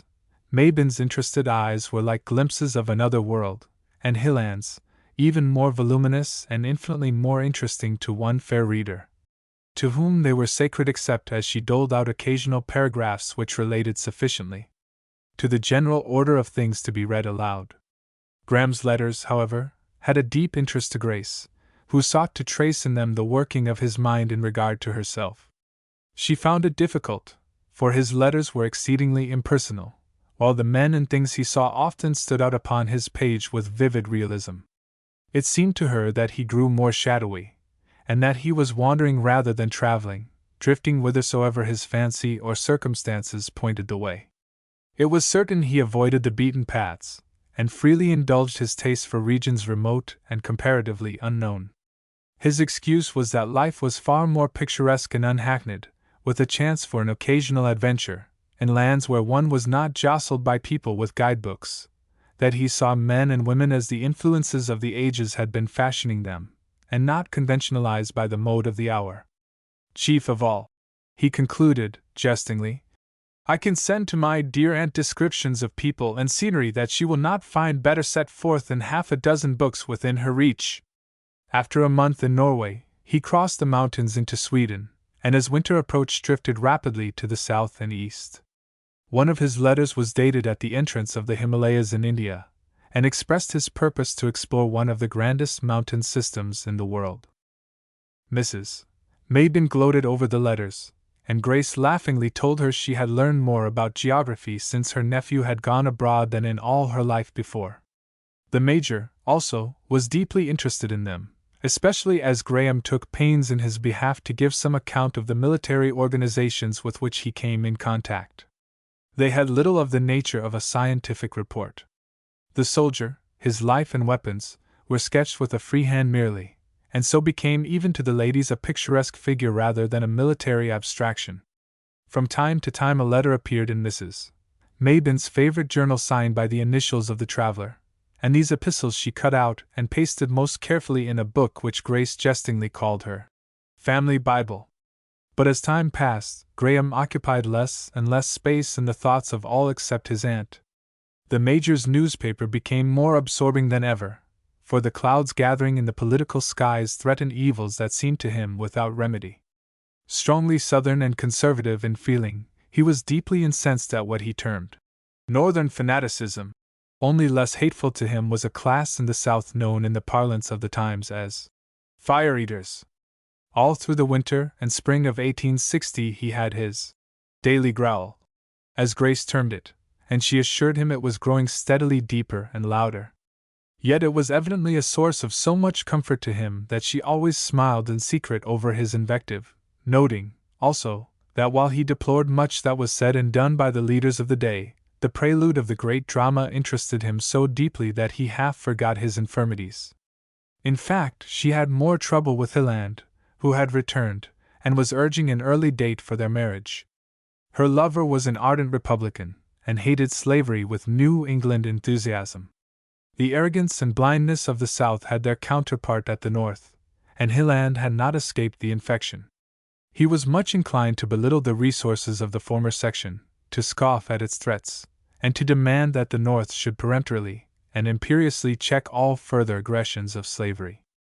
At first it required not a little tact on the part of Grace to preserve political harmony between father and lover, but the latter speedily recognized that the Major's age and infirmities, together with his early associations, gave him almost unlimited privilege to think and say what he pleased. Hilland soon came to hear with good-natured nonchalance his northern allies berated, and considered himself well repaid by one mirthful, grateful glance from Grace. After all, what was any political squabble compared with the fact that Grace had promised to marry him in June? The settlement of the difference between the North and South was only a question of time, and that, too, in his belief, not far remote. Why should I worry about it? He said to Grace. When the North gets angry enough to put its foot down, all this bluster about state rights, and these efforts to foist slavery on a people who are disgusted with it, will cease. Take care, she replied archly. I'm a Southern girl. Think what might happen if I put my foot down. Oh, when it comes to you, was his quick response. I'm the Democratic Party. I will get down on my knees at any time, I'll yield anything and stand everything. I hope you will be in just such a frame of mind 10 years hence. It was well that the future was hidden from her. Hilland wrote to his friend, asking, indeed almost insisting, that he should return in time for the wedding. Graham did not come, and intimated that he was gathering materials which might result in a book. He sent a letter, however, addressed to them both, and full of a spirit of such loyal goodwill that Hilland said it was like a brother's grip. Well, well, he concluded. If Graham has the book-making fever upon him, we shall have to give him up indefinitely. Grace was at first inclined to take the same view, feeling that, even if he had been sorely wounded, his present life and the prospects it gave of authorship had gained so great a fascination that he would come back eventually with only a memory of what he had suffered. Her misgivings, however, returned when, on seeing the letter, Mrs. Mabin's eyes became suddenly dimmed with tears. She turned away abruptly and seemed vexed with herself for having shown the emotion, but only said quietly, "I once thought Alfred had no heart, but that letter was not written out of his head, as we used to say when children." She gave Grace no reason to complain of any lack of affectionate interest in her preparations, and when the wedding day came she assured the blushing girl that no one had ever looked upon a lovelier bride. Ever mindful of her father, Grace would take no wedding journey, although her old friend offered to come and care for him. She knew well how essential her voice and hand were to his comfort, and she would not permit him to entertain, even for a moment, the thought that in any sense he had lost her. So they merely returned to his favorite haunt by the sea, and Hilland was loyal to the only condition in their engagement, that she should be permitted to keep her promise to her dying mother, and never leave her father to the care of others, unless under circumstances entirely beyond her control. Later in the season Mrs. Mabin joined them at the beach, for she found her life at the cottage too lonely to be endured. It was a summer of unalloyed happiness to Hilland and his wife, and the Major promised to renew his youth in the warm sunlight of his prosperity. The exciting presidential canvass afforded abundant theme for the daily discussions in his favorite corner of the piazza, where, surrounded by some veteran cronies whom he had known in former years, he joined them in predictions and ominous headshakings over the monstrous evils that would follow the election of Mr. Lincoln. Hilland, sitting in the background with Grace, would listen and stroke his tawny beard as he glanced humorously at his wife, who knew that he was working, quietly out of deference to his father-in-law, but most effectively, in the Republican campaign. Although Southern-born, she had the sense to grant to men full liberty of personal opinion, a quality that it would be well for many of her sisterhood to imitate. Indeed, she would have despised a man who had not sufficient force to think for himself, and she loved her husband all the more because in some of his views he differed radically with her father and herself. Meantime the cloud gathering in the South grew darker and more portentous, and after the election of President Lincoln the lightning of hate and passion began to strike from it directly at the nation's life. The old Major was both wrong and right in regard to the most prominent leaders of the day. Many whom he deemed the worst fanatics in the land were merely exponents of a public opinion that was rising like an irresistible tide from causes beyond human control, from the God-created conscience illumined by his own truth. In regard to the instigators of the rebellion, he was right. Instead of representing their people, they deceived and misled them, and with an astute understanding of the chivalrous, hasty Southern temper, they so wrought upon their pride of section by the false presentation of fancied and prospective wrongs, that loyalty to the old flag, which at heart they loved, was swept away by the madness which precedes destruction. Above all and directing all was the God of nations, and he had decreed that slavery, the gangrene in the body politic, must be cut out, even though it should be with the sword. The surgery was heroic, indeed, but as its result the slave, and especially the master and his posterity, will grow into a large, healthful, and prosperous life, and the evidences of such life are increasing daily. At the time of which I am writing, however, the future was not dreamed of by the sagacious Lincoln even, or his cabinet, much less was it foreseen by the humbler characters of my story. Hilland, after reading his daily journal, would sit silent for a long time with contracted brow. The white heat of anger was slowly kindling in his heart, and in that of the loyal North, and the cloud in the South began to throw its shadow over the hearth of the happy wife. Although Hilland hated slavery, it incensed him beyond measure that the South could be made to believe that the North would break through or infringe upon the constitutional safeguards thrown around the institution. At the same time he knew, and it seemed to him every intelligent man should understand, that if a sufficient majority should decide to forbid the extension of the slave system to new territory, that should end the question, or else the Constitution was not worth the paper on which it was written. Law and order was his motto, and all changes and reforms under the sanction of law, and at the command of the majority. His political creed. The Major held the Southern view. Slaves are property, he said, and the government is bound to permit a man to take his property where he pleases, and protect him in all his rights. The point where the veteran drew the line was in disloyalty to the flag which he had sworn to defend, and for which he had become a cripple for life. As the secession spirit became more rampant and open in South Carolina, the weight of his invective fell more heavily upon the leaders there than upon the hitherto more detested abolitionists. When he read the address of Alexander H. Stephens, delivered to the same people on the following evening, wherein that remarkable man said, "My object is not to stir up strife, but to allay it, not to appeal to your passions, but to your reason. Shall the people of the South secede from the Union in consequence of the election of Mr. Lincoln? My countrymen, I tell you frankly, candidly, and earnestly, that I do not think they ought. In my judgment, the election of no man, constitutionally chosen, is sufficient cause for any state to separate from the Union. It ought to stand by and aid still in maintaining the Constitution of the country. We are pledged to maintain the Constitution. Many of us are sworn to support it." When the veteran came to these words, he sprang to his feet without a thought of his crutch, and cried in a tone with which he would order a charge, "There is the man who ought to be president!" Read that speech. Hilland did read it aloud, and then said thoughtfully, "Yes, if the leaders on both sides were of the stamp of Mr. Stephens and would stand firm, all questions at issue could be settled amicably under the Constitution. But I fear the passion of the South, fired by the unscrupulous misrepresentations of a few ambitious men, will carry the Cotton States into such violent disloyalty that the North in its indignation will give them a lesson never to be forgotten." "Well," shouted the Major, "if they ever fire on the old flag, I'll shoulder my crutch and march against them myself. I would, by heaven! Though my own brother fired the gun." Grace's merry laugh rang out, for she never lost a chance to throw oil on the troubled waters, and she cried, "Warren, if this thing goes on, you and Papa will stand shoulder to shoulder." But the time for that had not yet come. Indeed, there would ever remain wide differences of opinion between the two men. The Major believed that if Congress conceded promptly all that the slave power demanded, the demagogues of the South would soon be without occupation, while Hilland asserted that the whole thing originated in bluster to frighten the North into submission, and that the danger was that the unceasing inflammatory talk might so kindle the masses that they would believe the lies, daily iterated, and pass beyond the control of their leaders.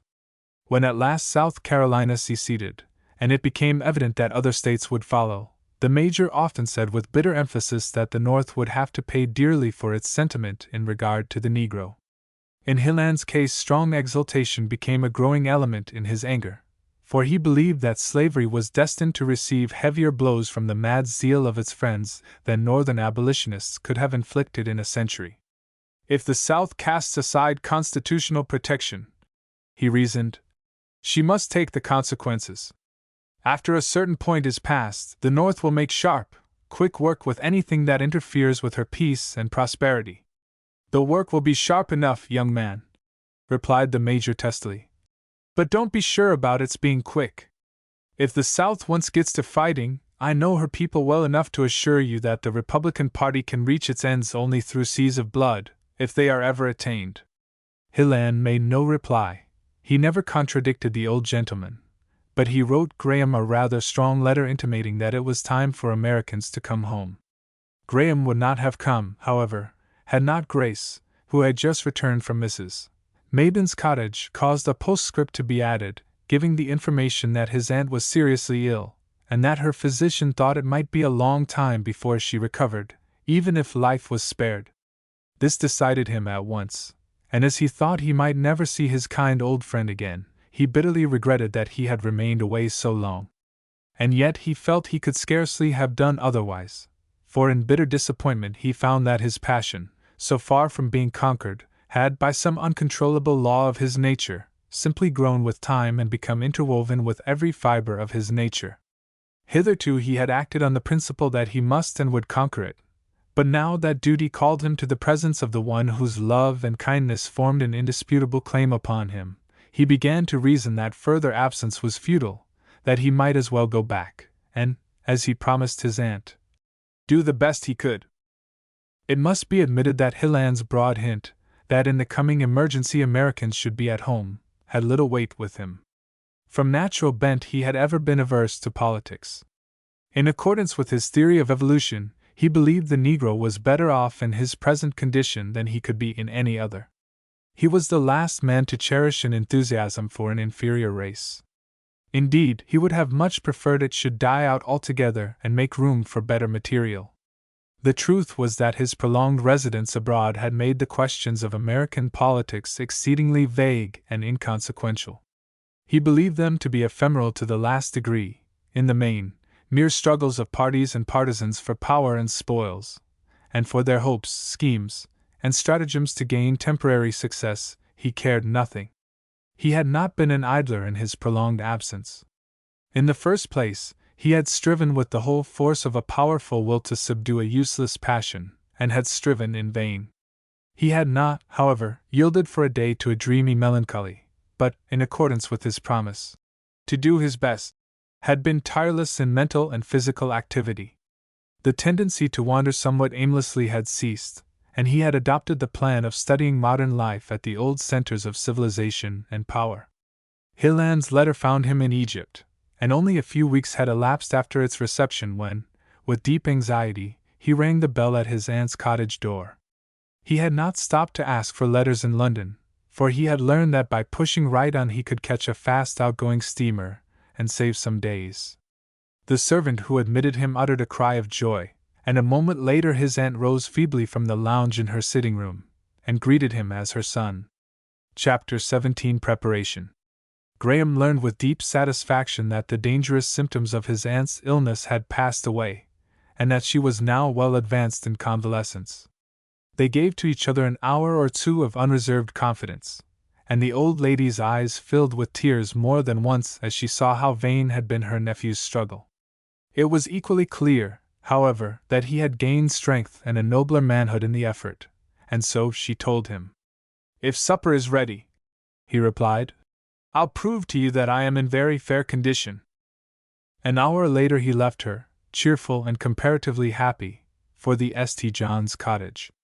From the piazza he saw through the lighted windows a home scene that he had once dreamed might bless his life.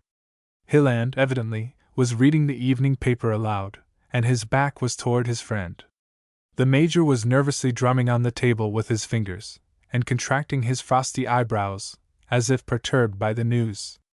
But it was on the young wife that Graham's eyes dwelt longest. She sat with some sewing on the further side of the open fire, and her face was toward him. Had she changed? Yes, but for the better.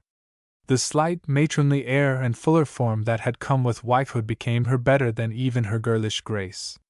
As she glanced up to her husband from time to time, Graham saw serene, loving trust and content. "It is all well with them," he thought, "and so may it ever be." A servant who was passing out opened the door, and thus he was admitted without being announced, for he cautioned the maid to say nothing. Then, pushing open the parlor door, which was ajar, he entered, and said quietly, "I've come over for a game of whist." But the quietness of his greeting was not reciprocated. All rose hastily, even to the Major, and stared at him. Then Hilland half crushed the proffered hand, and the Major grasped the other, and there came a fire of exclamations and questions that for a moment or two left no space for answer. Grace cried, "Come, Warren, give Mr. Graham a chance to get his breath and shake hands with me. I propose to count for something in this welcome. Give him a kiss, sweetheart," said her delighted husband. Grace hesitated, and a slight flush suffused her face. Graham quickly bent over her hand, which he now held, and kissed it, saying, "I've been among the Orientals so long that I've learned some of their customs of paying homage. I know that you are queen here as of old, and that Hilland is by this time the meekest of men." "Indeed, was I so imperious in old times?" she asked, as he threw himself, quite at home, into one of the easy chairs. "You are of those who are born to rule. You have a way of your own, however, which some other rulers might imitate to advantage. Well, my first command is that you give an account of yourself. So extensive a traveler never sat down at our quiet fireside before. Open your budget of wonders. Only remember we have some slight acquaintance with Baron Munchausen. The real wonders of the world are more wonderful than his inventions. Beyond that, I hasten home by the shortest possible route after receiving Hilland's letter. I have little to say. I thought my letter would stir you up. In sincerity, I must say it did not. The postscript did, however. Then, in a certain sense, it was I who brought you home, Mr. Graham, said Grace. I had just returned from a call on Mrs. Maybourne, and I made Warren open the letter and add the postscript. I assure you we were exceedingly anxious about her for weeks. And from what she has told me, I am almost convinced that she owes her life more to you than to her physician. Drugs go but a little way, especially at her time of life, but the delicacies and nourishing food you saw she was provided with so regularly rallied her strength. Yes, it was your postscript that led to my immediate return, and not Hilland's political blast. Why, Graham! Don't you realize what's going on here? Not very seriously. You may have to fight, old fellow. I've no objections after I have decided which side to take. Good heavens, Graham! You will be mobbed if you talk that way here in New England. This comes of a man's living abroad so much that he loses all love for his native land. Squabbling politicians are not one's native land. I am not a hater of slavery as you are, and if it produces types of men and women like that Southern lady of whom I told you, it must be an excellent institution. Oh, yes, cried Hilland, laughing. By the way, Grace, my cool, cynical friend was once madly in love, at first sight too, and with a lady old enough to be his mother. I never heard a woman's character sketched more tenderly, and his climax was that your mother must have closely resembled her. Mr. Graham is right, said the Major impressively. The South produces the finest women in the world, and when the North comes to meet its men, as I fear it must, it will find they are their mother's sons. Poor Warren! Cried Grace. Here are all three of us against you, all pro-slavery and Southern in our sympathies. I admit at once that the South has produced the finest woman in the world, said Hilland, taking his wife's hand. But I must add that many of her present productions are not at all to my taste, nor will they be to yours, Graham, after you have been here long enough to understand what is going on, that is, if anything at home can enlist your interest. I assure you I am deeply interested. It's exhilarating to breathe American air now, especially so after just coming from regions where everything has been dead for centuries, for the people living there now are scarcely alive.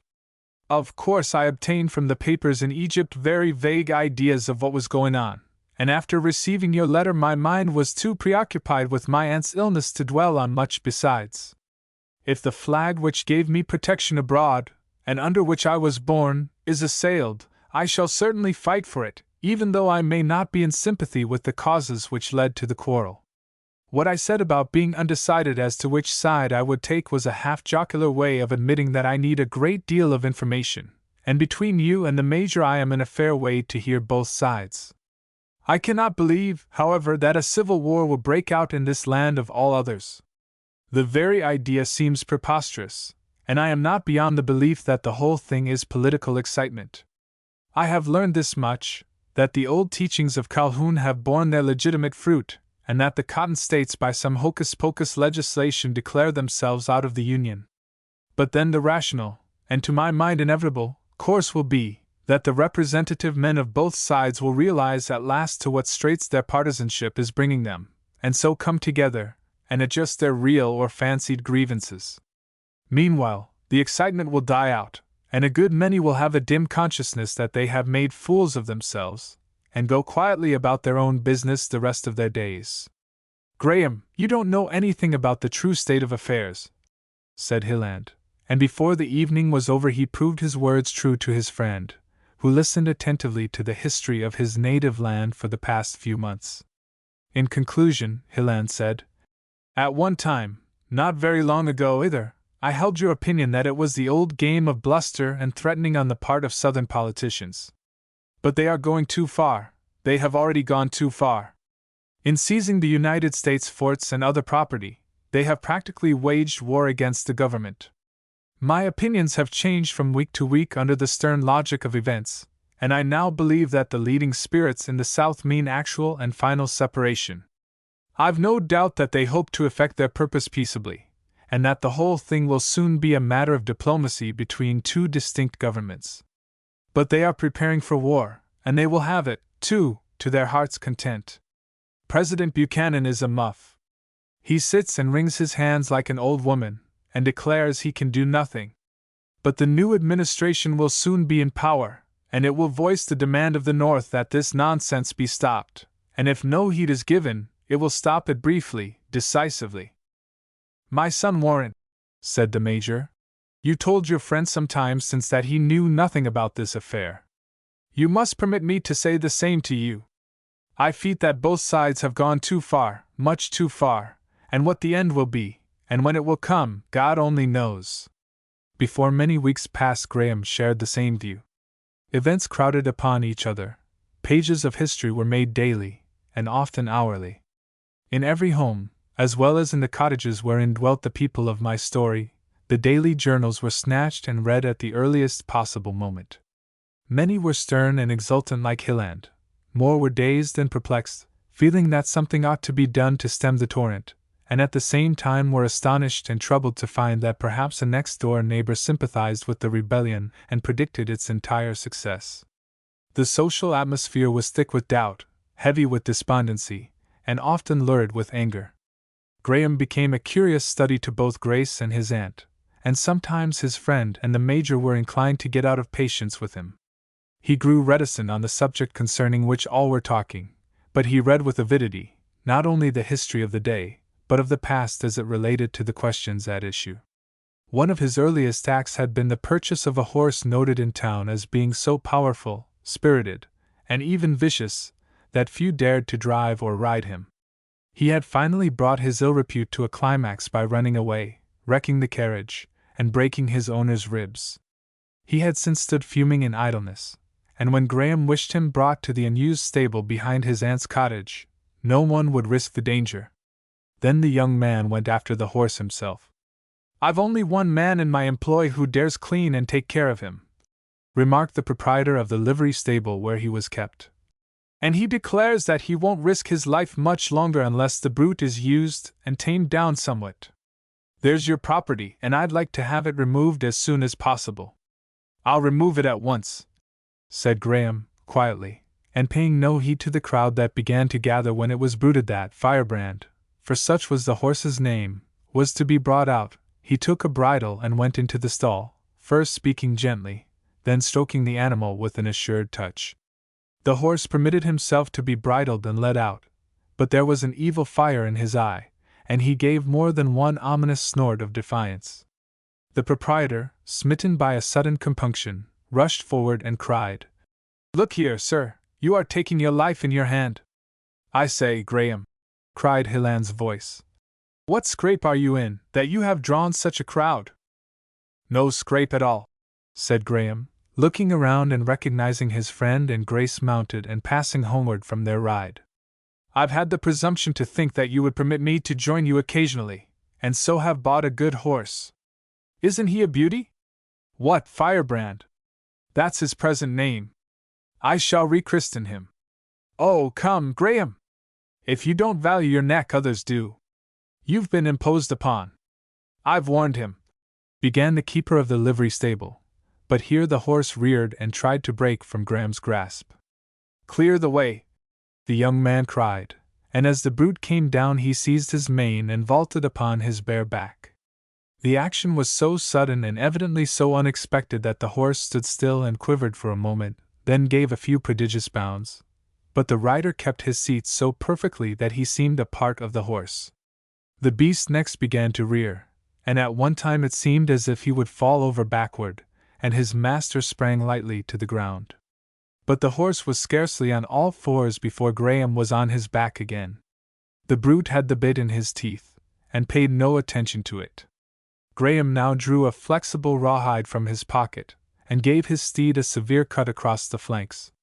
The result was another bound into the air, such as experts present declared was never seen before, and then the enraged animal sped away at a tremendous pace. There was a shout of applause, and Hilland and Grace galloped after, but soon lost sight of Graham. 2 hours later he trotted quietly up to their door, his coal-black horse white with foam, quivering in every muscle, but perfectly subdued. "I merely wish to assure you that my neck was safe, and that I have a horse fit to go to the war that you predict so confidently," he said to Hilland, who with Grace rushed out on the piazza. "I say, Graham, where did you learn to ride?" asked his friend. "Oh, the horses were nobler animals than the men in some of the lands where I have been, and I studied them. This creature will be a faithful friend in a short time. You have no idea how much intelligence such a horse as this has if he is treated intelligently. I don't believe he has ever known genuine kindness. I'll guarantee that I can fire a pistol between his ears within 2 weeks, and that he won't flinch. Goodbye.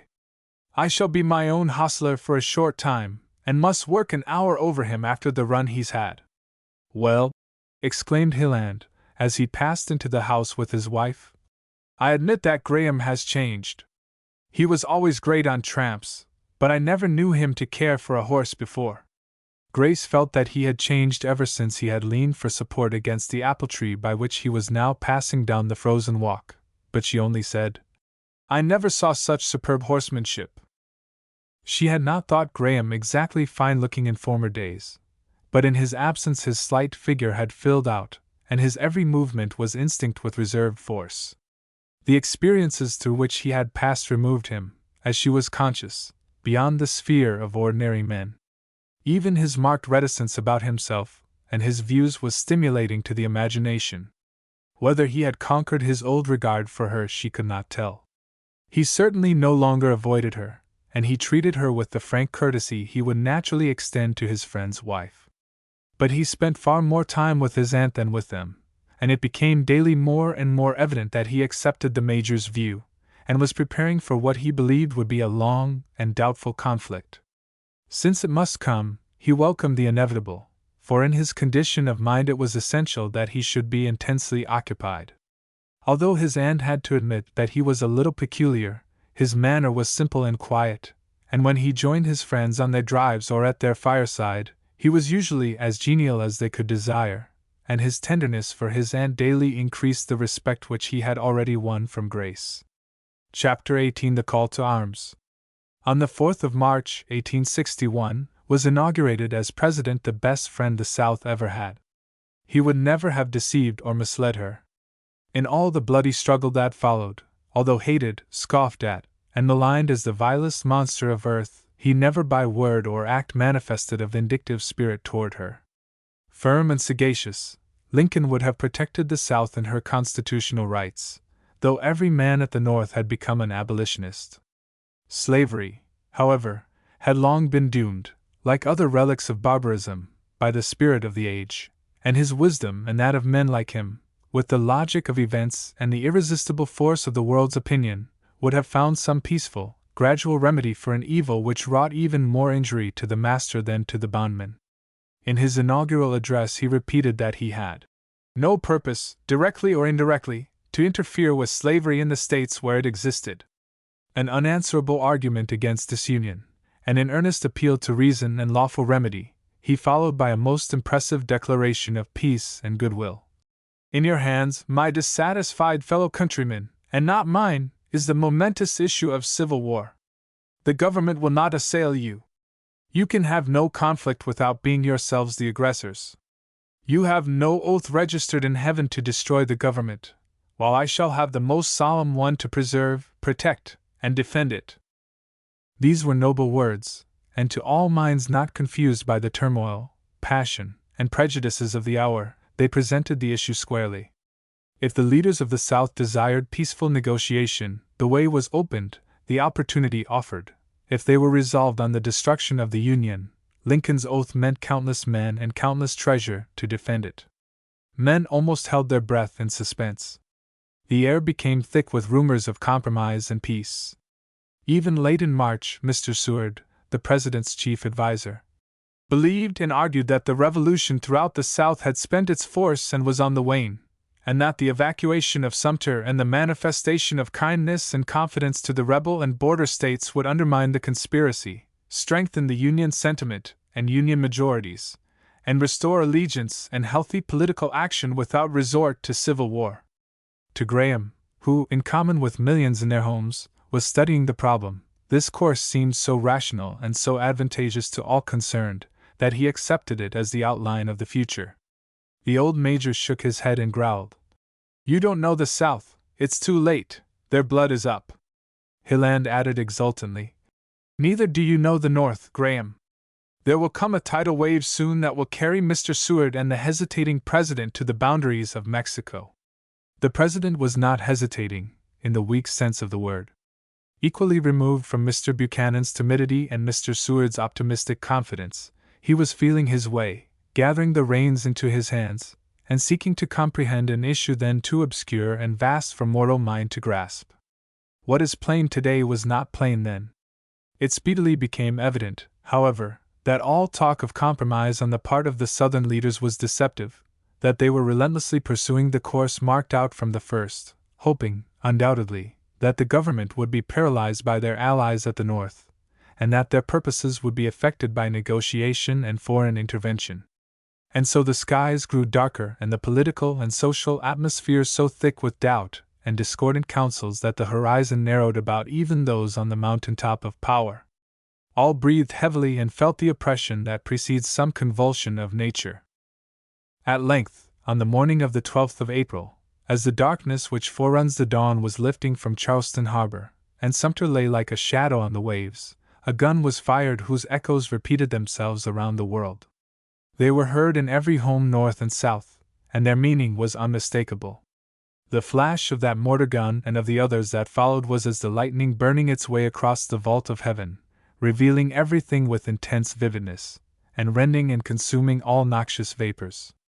The clouds rolled speedily away, and from the north came the sound of a rushing mighty wind. The crisis and the leader came together. The news reached Washington on Saturday. On Sunday Mr. Lincoln drafted his memorable call to arms, and on Monday it was telegraphed throughout the land. The response to that call forms one of the sublimest chapters of history. In the St. John cottage, as in nearly all other homes, differences of opinion on minor questions melted into nothingness. Graham read the electric words aloud, and his friend's only excited comment was, "Graham, you will go." "Not yet," was the quiet response. "And I sincerely hope you will not." "How can a man do otherwise?" "Because he is a man, and not an infuriated animal. I've been very chary in giving my opinion on this subject, as you know. You also know that I have read and thought about it almost constantly since my return.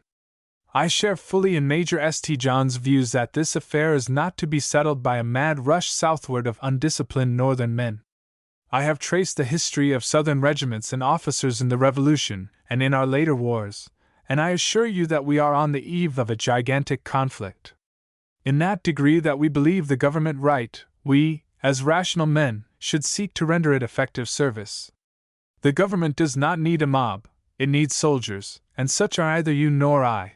I have informed myself somewhat on the militia system of the country, and there are plenty of organized regiments of somewhat disciplined men who can go at an hour's notice.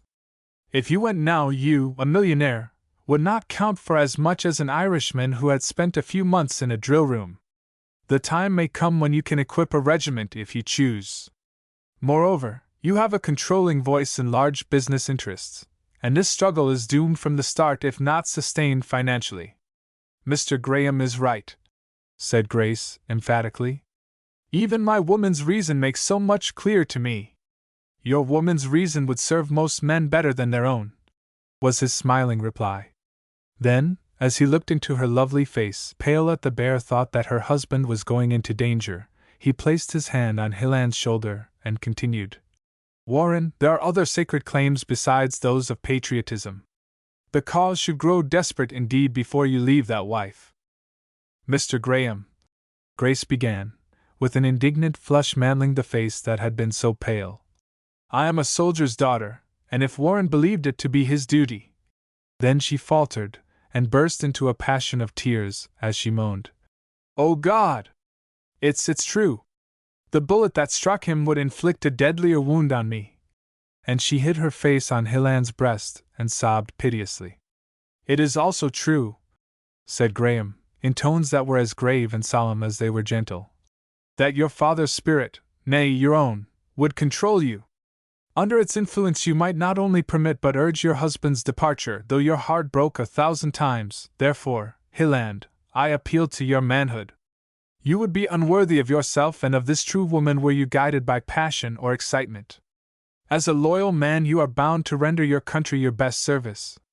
To rush to the fray now would be the poorest aid you could give." "Graham talks sense," said the Major, speaking with the authority of a veteran.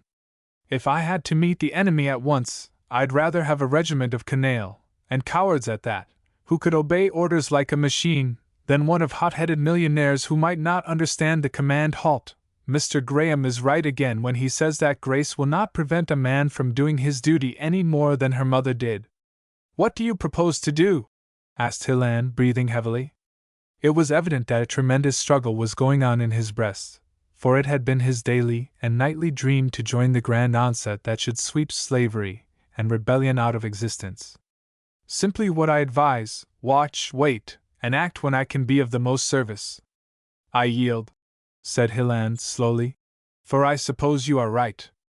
You all know well, and you best of all, sweetheart," taking his wife's face in his hands and looking down into her tearful eyes, "that here is the treasure of my life. But you also know that in all the past there have come times when a man must give up everything at the need of his country.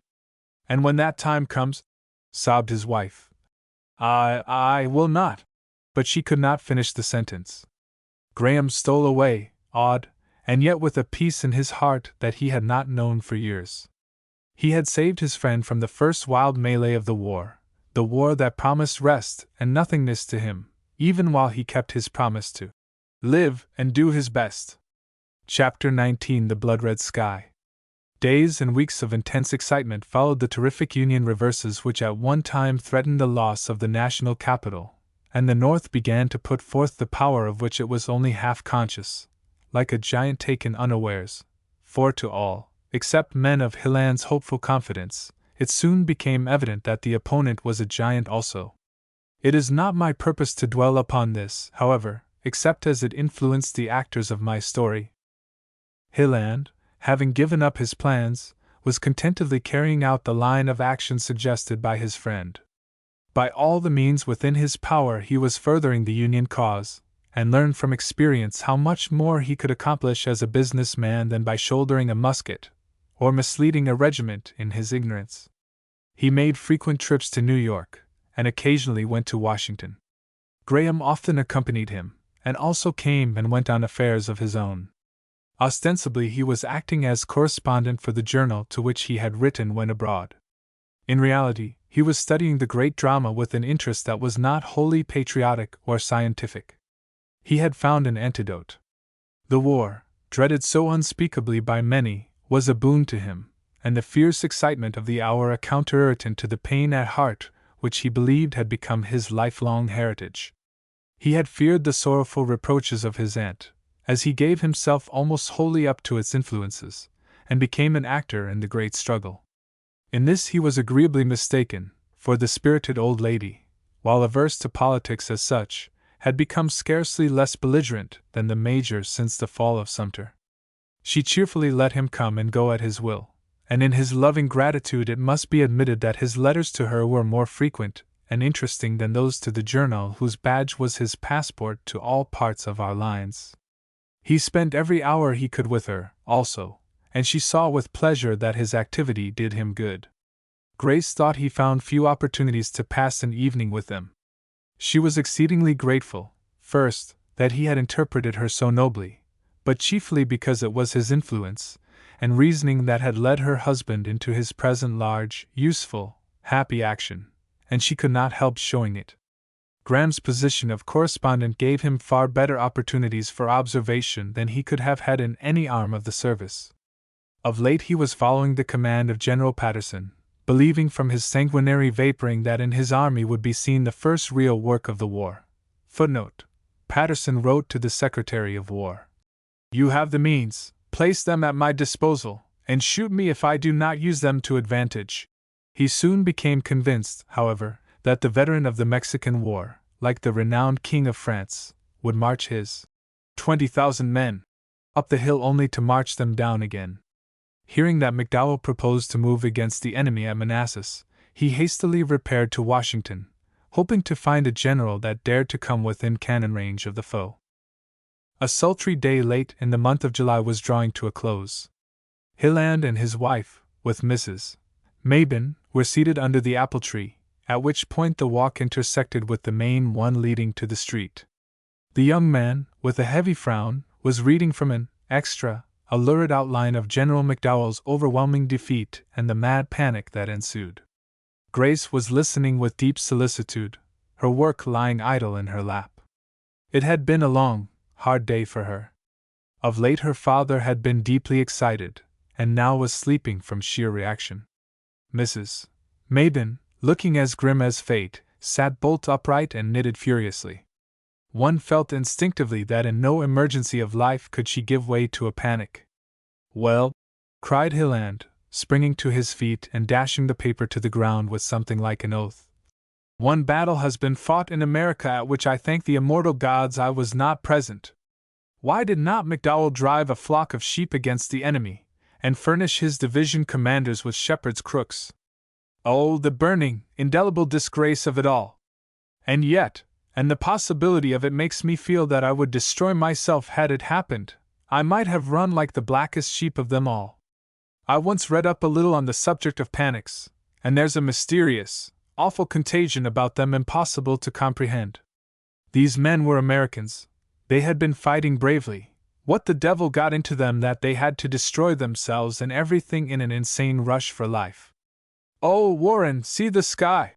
cried his wife, the deep solicitude of her expression giving place to a look of awe.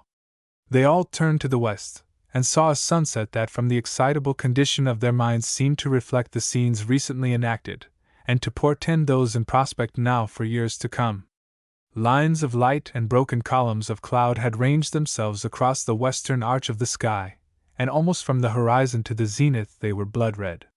So deep, uniform, and ensanguined was the crimson, that the sense of beauty was subordinated to the thought of the national tragedy reflected in the heavens. Hilland's face grew stern as he looked, and Grace hid hers on his breast. After a moment, he said lightly, "What superstitious fools we are! It's all an accidental effect of light and cloud." A cry from Mrs. Mabin caused them to turn hastily, and they saw her rushing down the path to the street entrance. Two men were helping someone from a carriage. As their obscuring forms stood aside, Graham was seen balancing himself on crutches. Hilland placed his wife hastily but tenderly on the seat, and was at the gateway in almost a single bound. "You had better let us carry you," Grace heard one of the men say in gruff kindness. "Nonsense!" was the hearty reply. "I have not retreated thus far so masterfully only to give my aunt the hysterics at last." "Alfred," said his aunt sternly, "if it's wise for you to be carried, be carried. Any man here is as liable to hysterics as I am." "Graham, what does this mean?" cried his friend, in deep excitement. "You look as if half cut to pieces." "It's chiefly my clothes. I am a fitter subject for a tailor than for a surgeon." "Come, good people, there is no occasion for melodrama. With Auntie's care I shall soon be as sound as ever." "Very well, carry me, then. Perhaps I ought not to use my arm yet." For Hilland, taking in his friend's disabled condition more fully, was about to lift him in his arms without permission or apology. It ended in his making what is termed a chair, with one of the men, and Graham was borne speedily up the path. Grace stood at the intersection with hands clasped in the deepest anxiety, but Graham smiled reassuringly, as he said, "Isn't this an heroic style of returning from the wars? Not quite like Walter Scott's knights, but we've fallen on prosaic times. Don't look so worried. I assure you I'm not seriously hurt." "Mrs. Mabin," said Hilland excitedly, "let us take him to our cottage. We can all take better care of him there." "Oh, do! Please do!" echoed Grace. "You are alone, and Warren and I could do so much." No, said the old lady quietly and decisively. For the moment the proposition was broached, Graham's eyes had sought hers in imperative warning. You both can help me as far as it is needful. Grace detected the glance and noted the result, but Hilland began impetuously. Oh, come, dear Mrs. Mabon, I insist upon it. Graham is making light of it, but I'm sure he'll need more care than you realize. Hilland, I know the friendship that prompts your wish, interrupted Graham. But my aunt is right. I shall do better in my own room. I need rest more than anything else. You and your wife can do all you wish for me. Indeed, I shall visit you tomorrow and fight the battle over again with the Major. Please take me to my room at once, he added in a low tone. I'm awfully tired. Come, Mr. Hilland, said Mrs. Mabon, in a tone almost authoritative, and she led the way decisively. Hilland yielded, and in a few moments Graham was in his own room, and after taking a little stimulant, explained. My horse was shot and fell on me. I am more bruised, scratched, and used up than hurt. And so it proved, though his escape had evidently been almost miraculous. One leg and foot had been badly crushed. There were 2 flesh wounds in his arm, and several bullets had cut his clothing, in some places drawing blood. All over his clothes, from head to foot, were traces of Virginia soil, and he had the general appearance of a man who had passed through a desperate melee. I tried to repair damages in Washington, he said, but the confusion was so dire I had to choose between a hospital and home, and as I had some symptoms of fever last night, I determined to push on till under the wing of my good old auntie and your fraternal care. Indeed, I think I was half delirious when I took the train last evening, but it was only from fatigue, lack of sleep, and perhaps loss of blood. Now, please leave me to auntie's care tonight, and I will tell you all about it tomorrow. Hilland was accordingly constrained to yield to his friend's wishes. He brought the best surgeon in town, however, and gave directions that, after he had dressed Graham's wounds, he should spend the night in Mrs. Mabon's parlor, and report to him if there was any change for the worse. Fortunately, there was no occasion for his solicitude. Graham slept with scarcely a break till late the next morning, and his pulse became so quiet that when he waked with a good appetite the physician pronounced all danger past. In the evening he was bent on visiting the Major. He knew they were all eager for his story, and calculating upon the veteran's influence in restraining Hilland from hasty action, he resolved that his old and invalid friend should hear it with the first. From the character of Hilland he knew the danger to be apprehended was that he would throw himself into the struggle in some way that would paralyze, or at the least curtail, his efficiency. Both his aunt and the physician, who underrated the recuperative power of Graham's fine physical condition, urged quiet until the following day, but he assured them he would suffer more from restlessness than from a moderate degree of effort. He also explained to his aunt that he wished to talk with Hilland, and if possible, in the presence of his wife and the Major. Then they must come here, said the old lady, resolutely. With this compromise he had to be content, and Hilland, who had been coming and going, readily agreed to fetch the Major. Chapter 22 Battles. In less than an hour Graham was in the parlor, looking, it is true, somewhat battered, but cheerful and resolute. His friends found him installed in a great armchair, with his bruised foot on a cushion, his arm in a sling, and a few pieces of court plaster distributed rather promiscuously over his face and head. He greeted Hilland and his wife so heartily, and assured the Major so genially that he should now divide with him his honors as a veteran, that they were reassured, and the rather tragic mood in which they had started on the visit was dispelled. I must admit, though, he added to his old friend, who was also made comfortable in his chair, which Hilland had brought over, that in my fall on the field of glory I made a sorry figure. I was held down by my horse and trampled on as if I had been a part of the sacred soil. Field of glory, indeed! Exclaimed Hilland contemptuously. I did not know that you had become a soldier, said Grace, with surprise.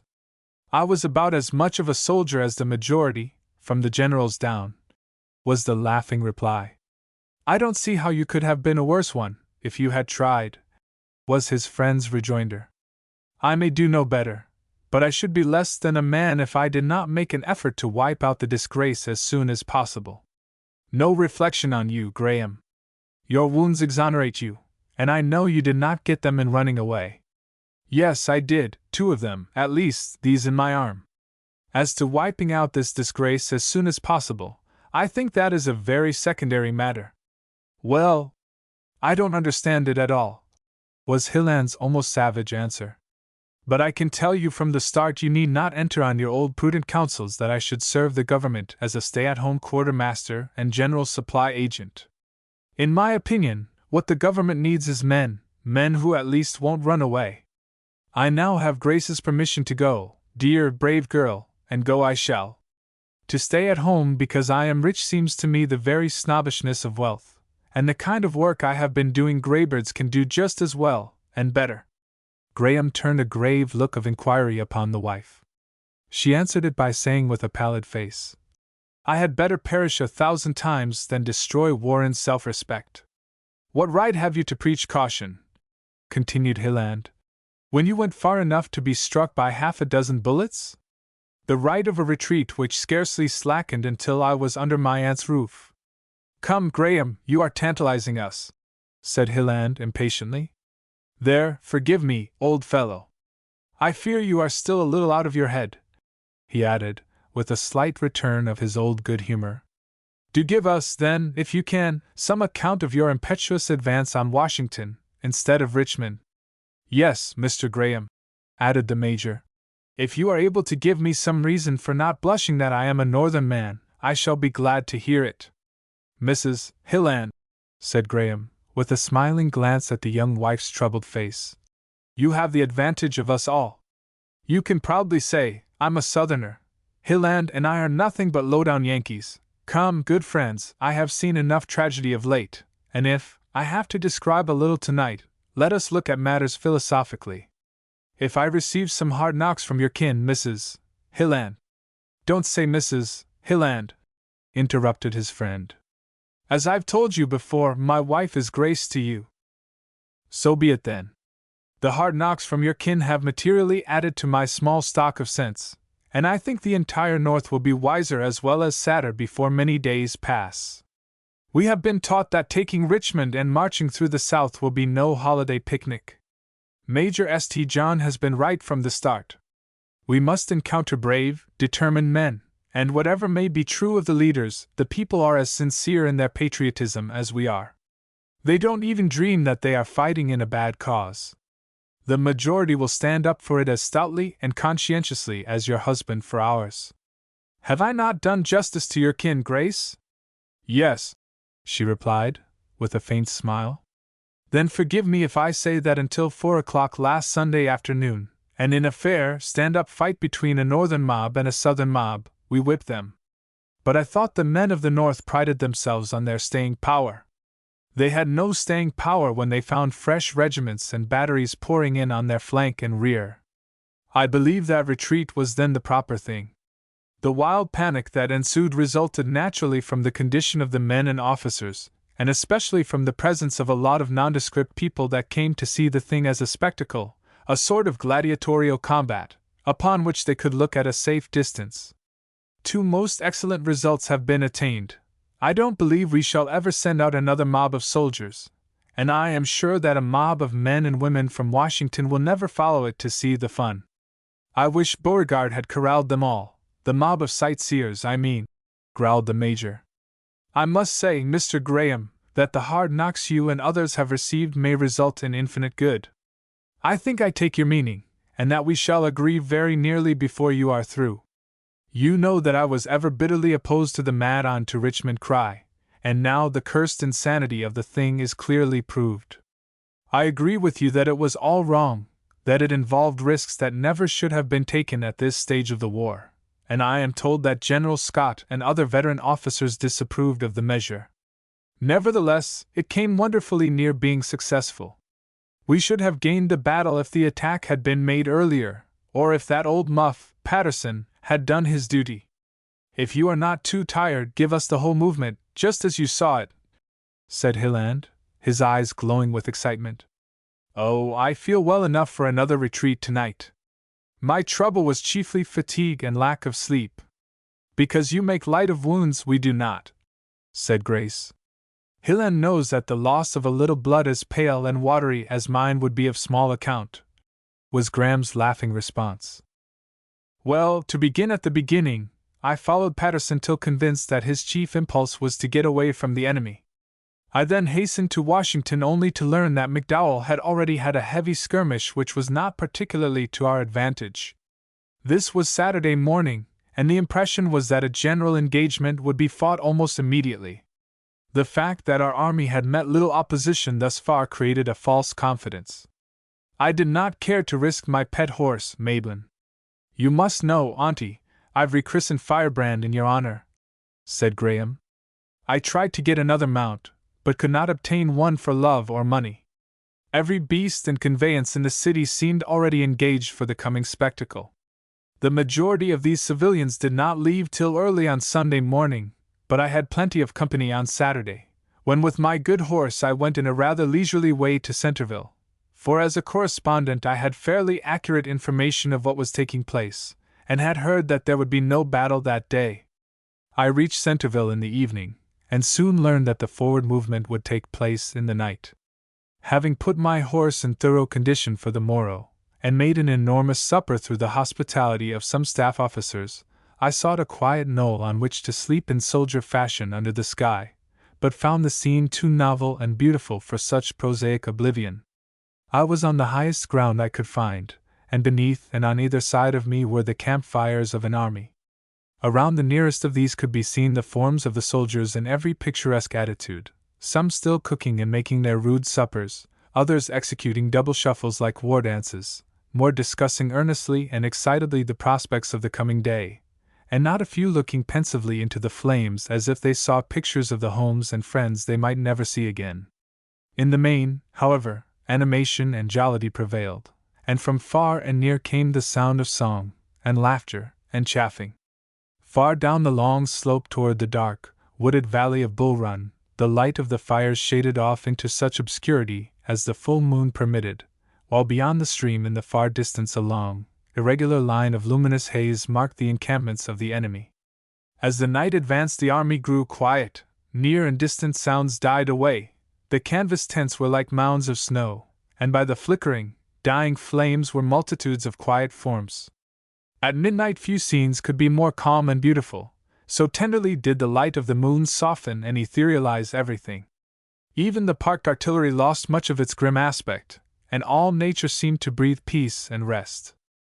It was rumored that McDowell wished to make part of the march in the evening, and it would have been well if he had done so. A little past midnight a general stir and bustle ran through the sleeping army. Figures were seen moving hurriedly, men forming into lines, and there was a general commotion. But there was no promptness of action. The soldiers stood around, sat down, and at last lay on their arms and slept again. Mounting my horse, with saddlebags well stuffed with such rations as I could obtain, I sought the centers of information. It appeared that the division under General Tyler was slow in starting, and blocked the march of the 2nd and the 3rd Division. As I picked my way around, only a horse's sagacity kept me from crushing some sleeping fellow's leg or arm, for a horse won't step on a man unless excited. Well, Tyler's men got out of the way at last in a haphazard fashion, and the 2nd and 3rd Divisions were also steadily moving, but hours behind time. Such marching!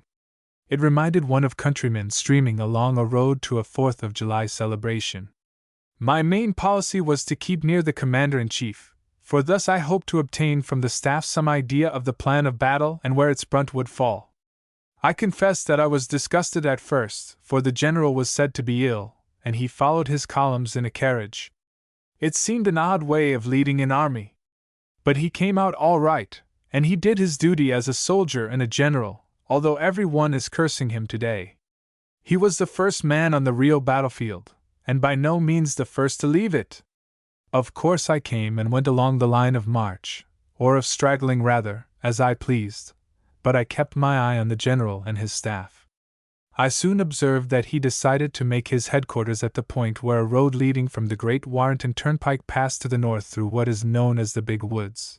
Tyler's command continued westward down the turnpike to what is known as the Stone Bridge, a single substantial arch at which the enemy were said to be in force. It now became clear that the first fighting would be there, and that it was McDowell's plan to send his main force under Hunter and Heintzelman further north through the woods to cross at some point above. I therefore followed Tyler's column, as that must soon become engaged. The movements had all been so mortally slow that any chance for surprise was lost. As we approached the bridge, it was as lovely a summer morning as you would wish to see. I had ridden ahead with the scouts. Thrushes, robins, and other birds were singing in the trees.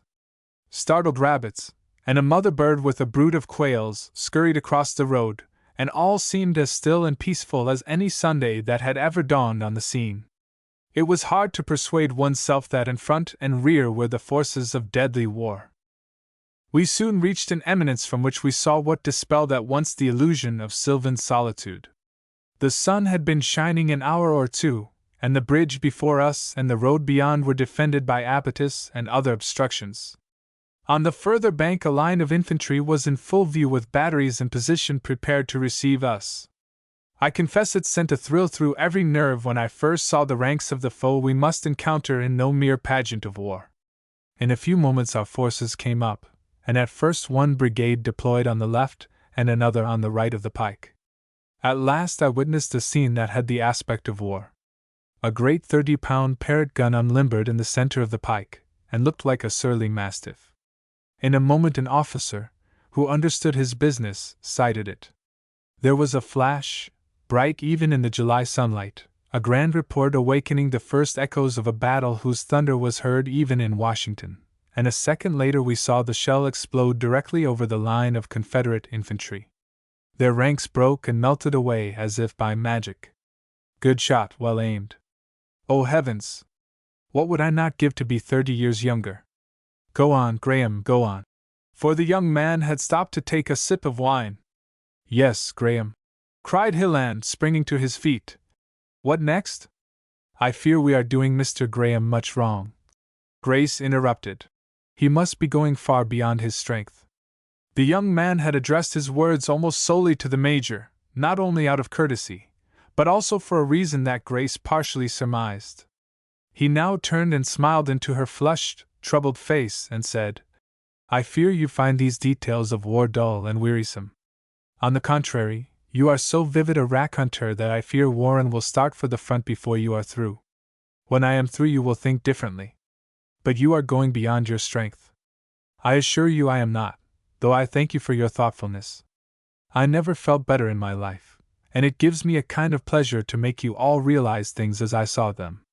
And it gives us great pleasure to listen, cried Hilland. Even Mrs. Mabin there is knitting as if her needles were bayonets, and Grace has the flush of a soldier's daughter on her cheeks. Oh, stop your chatter, and let Graham go on, said the Major. That is, if it's prudent for him, he added from a severe sense of duty. What followed that blessed shell? A lame and impotent conclusion in the form of many other shells that evoked no reply, and beyond his feeble demonstration Tyler did nothing. It seemed to me that a determined dash at the bridge would have carried it.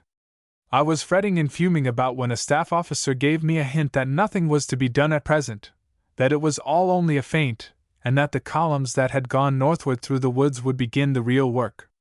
His words were scarcely spoken before I was making my way to the rear. I soon reached McDowell's carriage at the intersection of the roads, and found it empty. Learning that the general, in his impatience, had taken horse and galloped off to see what had become of his tardy commanders, I followed at full speed. It was a wild, rough road, scarcely more than a lane through the woods. But Mabin was equal to it, and like a bird carried me through its gloomy shades, where I observed not a few skulkers cowering in the brush as I sped by. I overtook Heintzelman's command as it was crossing the run at Sudley's Ford, and such a scene of confusion I hope never to witness again. The men were emptying their canteens and refilling them, laving their hands and faces, and refreshing themselves generally. It was really quite a picnic. Officers were storming and ordering the boys, and boys they seemed, indeed, to move on, and by dint of much profanity, and the pressure of those following, Regiment after regiment at last straggled up the further bank, went into brigade formation, and shambled forward. "The cursed mob," muttered the major. "Well, poor fellows. They soon won my respect, and yet, as I saw them then, stopping to pick blackberries along the road, I did feel like riding them down. I supposed my horse, and I lowered the stream somewhat as we drank, for the day had grown sultry, and the sun's rays intensely hot. Then I hastened on to find the general. It seemed as if we should never get out of the woods, as if the army had lost itself in an interminable forest. Wild birds and game fled before us, and I heard one soldier call out to another that it was a regular Virginia coon hunt. As I reached the head of the column, the timber grew thinner, and I was told that McDowell was reconnoitering in advance. Galloping out into the open fields, I saw him far beyond me, already the target of rebel bullets. His staff and a company of cavalry were with him, and as I approached he seemed rapidly taking in the topographical features of the field. Having apparently satisfied himself, he galloped to the rear, and at the same time Hunter's troops came pouring out of the woods. There was now a prospect of warm work and plenty of it. For the life of me I can't tell you how the battle began. Our men came forward in an irregular manner, rushing onward impetuously, halting unnecessarily, with no mastermind directing. It seemed at first as if the mere momentum of the march carried us under the enemy's fire, and then there was foolish delay. By the aid of my powerful glass I was convinced that we might have walked right over the first thin rebel line on the ridge nearest us. The artillery exchanged shots a while. Regiments under the command of General Burnside deployed in the fields to the left of the road down which we had come. Skirmishers were thrown out rapidly and began their irregular firing at an absurd distance from the enemy. There was hesitancy, delay, and the awkwardness of troops unaccustomed to act together in large bodies was enhanced by the excitement inseparable from their first experience of real war. In spite of all this, the battlefield began to present grand and inspiring effects. The troops were debouching rapidly from the woods, their bayonets gleaming here and there through the dust raised by their hurrying feet, and burning in serried lines when they were ranged under the cloudless Sunday. In every movement made by every soldier the metal points in his accoutrements flashed and scintillated. Again there was something very spirited in the appearance of a battery rushed into position at a gallop, the almost instantaneous unlimbering, the caissons moving to the rear, and the guns at the same moment thundering their defiance, while the smoke, lifting slowly on the heavy air, rises and blends with that of the other side, and hangs like a pall to leeward of the field. The grandest thing of all, however, was the change in the men. The uncouth, coarsely jesting, blackberry-picking fellows that lagged and straggled to the battle became soldiers in their instincts and rising excitement and courage, if not in machine-like discipline and coolness. As I rode here and there I could see that they were erect, eager, and that their eyes began to glow like coals from their dusty, sunburned visages. If there were occasional evidences of fear, there were more of resolution and desire for the fray. The aspect of affairs on the ridge, where the enemy awaited us, did not grow encouraging. With my glass I could see reinforcements coming up rapidly during our delay. New guns were seeking position, which was scarcely taken before there was a puff of smoke and their iron message. Heavens! What a vicious sound those shells had! Something between a whiz and a shriek. Even the horses would cringe and shudder when one passed over them, and the men would duck their heads, though the missile was 30 feet in the air. I suppose there was some awfully wild firing on both sides, but I saw several of our men carried to the rear. But all this detail is an old story to you, Major. Yes, an old story, but one that can never lose its fierce charm. I see it all as you describe it. Go on, and omit nothing you can remember of the scene. Mrs. Mabon looks as grim as one of your cannon, and Grace, my child, you won't flinch, will you? No, Papa. That's my brave wife's child. She often said, "Tell me all. I wish to know just what you have passed through." A brief glance assured Graham that her father's spirit was then supreme, and that she looked with woman's admiration on a scene replete with the manhood woman most admires. "I cannot describe to you the battle, as such," continued Graham. "I can only outline faintly the picture I saw dimly through dust and smoke from my own standpoint. Being under no one's orders, I could go where I pleased, and I tried to find the vital points. Of course, there was much heavy fighting that I saw nothing of, movements unknown to me or caught but imperfectly. During the preliminary conflict I remained on the right of Burnside's command near the Sudley road by which our army had reached the field. When at last his troops began to press forward, their advance was decided and courageous. But the enemy held their own stubbornly. The fighting was severe and deadly, for we were now within easy musket range. At one time I trembled for Burnside's lines, and I saw one of his aides gallop furiously to the rear for help. It came almost immediately in the form of a fine body of regulars under Major Sykes, and our wavering lines were rendered firm and more aggressive than ever. At the same time it was evident that our forces were going into action off to the right of the Sudley road, and that another battery had opened on the enemy. I afterward learned that they were Ricketts guns. Under this increasing and relentless pressure the enemy's lines were seen to waver. Wild cheers went up from our ranks, and such is the power of the human voice, the echo direct from the heart, that these shouts rose above the roar of the cannon, the crash of musketry, and thrilled every nerve and fiber. Onward pressed our men, the rebel lines yielded, broke, and our foes retreated down the hill, but at a dogged, stubborn pace, fighting as they went. Seeing the direction they were taking, I dashed into the Sudley road near which I had kept as the center of operations. At the intersection of this road with the Warrenton Turnpike was a stone house, and behind this the enemy rallied as if determined to retreat no further. I had scarcely observed this fact when I saw a body of men forming in the road just above me. In a few moments they were in motion. On they came, a resistless human torrent with a roar of hoarse shouts and cries. I was carried along with them, but before we reached the stone house the enemy broke and fled, and the whole rebel line was swept back half a mile or more. Thus you see that in the first severe conflict of the day, and when pitted against numbers comparatively equal, we won a decided victory. Both the Major and Hilland drew a long breath of relief, and the former said, "I have been hasty and unjust in my censure. If that raw militia could be made to fight at all, it can in time be made to fight well. Mr. Graham, you have deeply gratified an old soldier tonight by describing scenes that carry me back to the grand era of my life. I believe I was born to be a soldier, and my old campaigns stand out in memory like some lighted mountain tops. Forgive such high-flown talk, I know it's not like me, but I've had tonight some of my old battle excitement. I never thought to feel it again. We'll hear the rest of your story tomorrow. I outrank you all, by age at least, and I now order taps." Graham was not sorry, for in strong reaction a sudden sense of almost mortal weakness overcame him. Even the presence of Grace, for whose sake, after all, he had unconsciously told his story, could not sustain him any longer, and he sank back looking very white.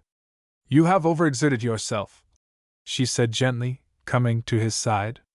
"You should have stopped when I cautioned you, or rather, we should have been more thoughtful.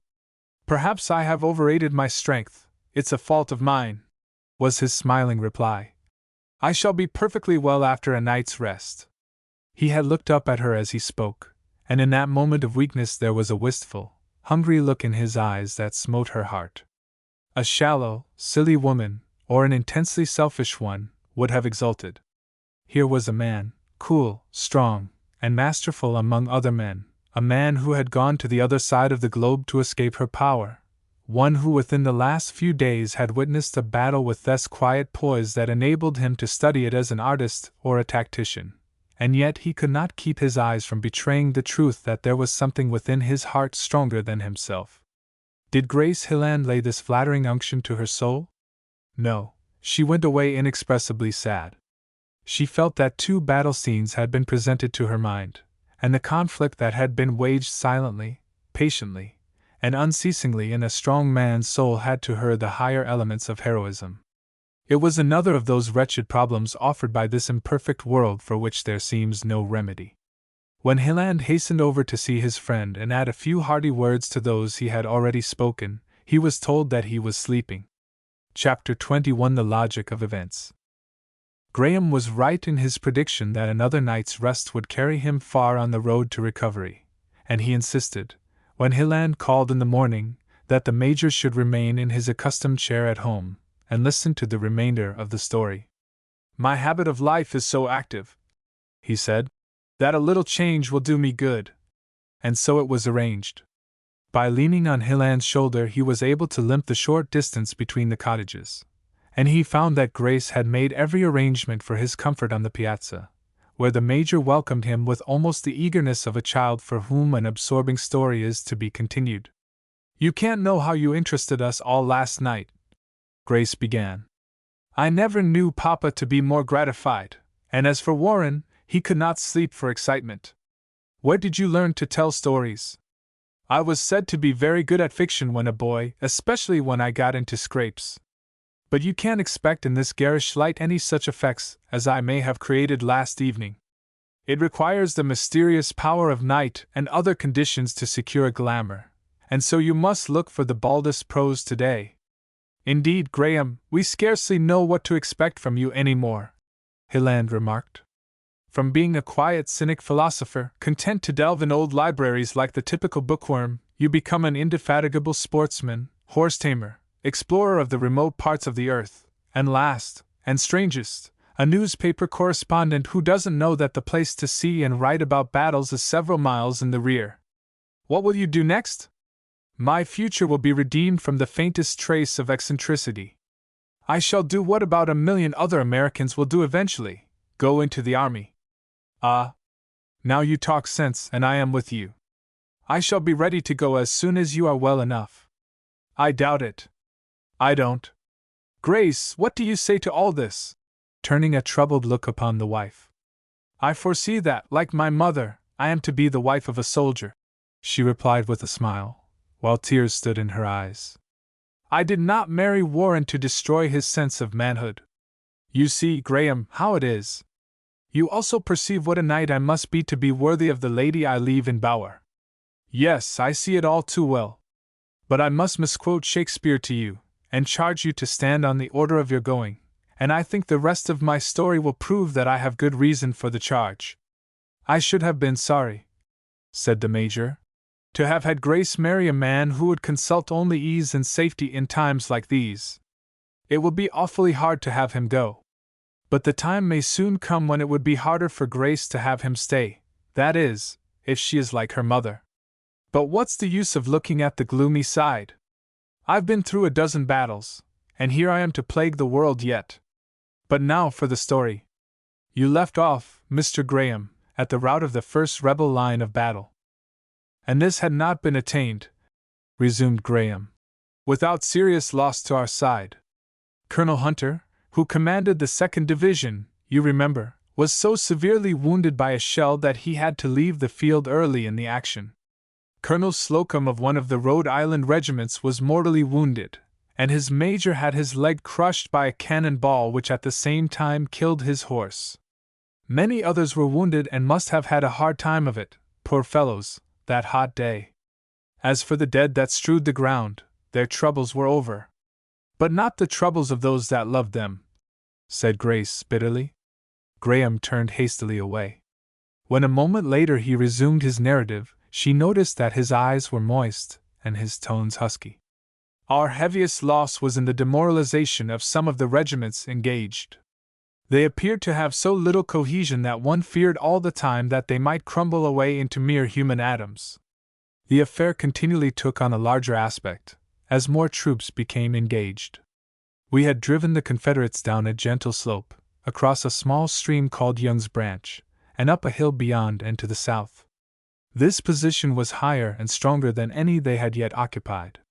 On the crest of the hill were 2 houses, and the enemy could be seen forming a line extending from one to the other.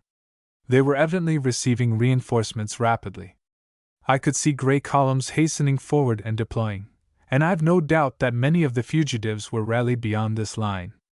Meanwhile, I was informed that Tyler's division, left in the morning at Stone Bridge, had crossed the run, in obedience to McDowell's orders, and were on the field at the left of our line. Such, as far as I could judge, was the position of affairs between 12 and 1, although I can give you only my impressions. It appeared to me that our men were fighting well, gradually and steadily advancing, and closing in upon the enemy.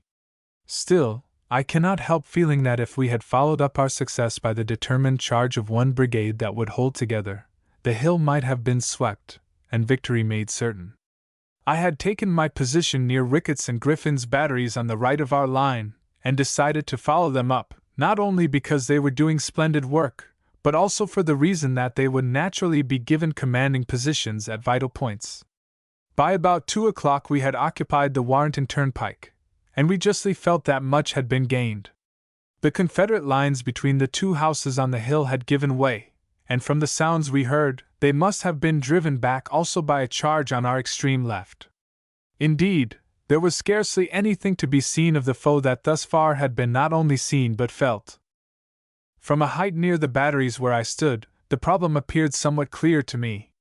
We had driven the enemy up and over a hill of considerable altitude, and across an uneven plateau, and they were undoubtedly in the woods beyond, a splendid position which commanded the entire open space over which we must advance to reach them.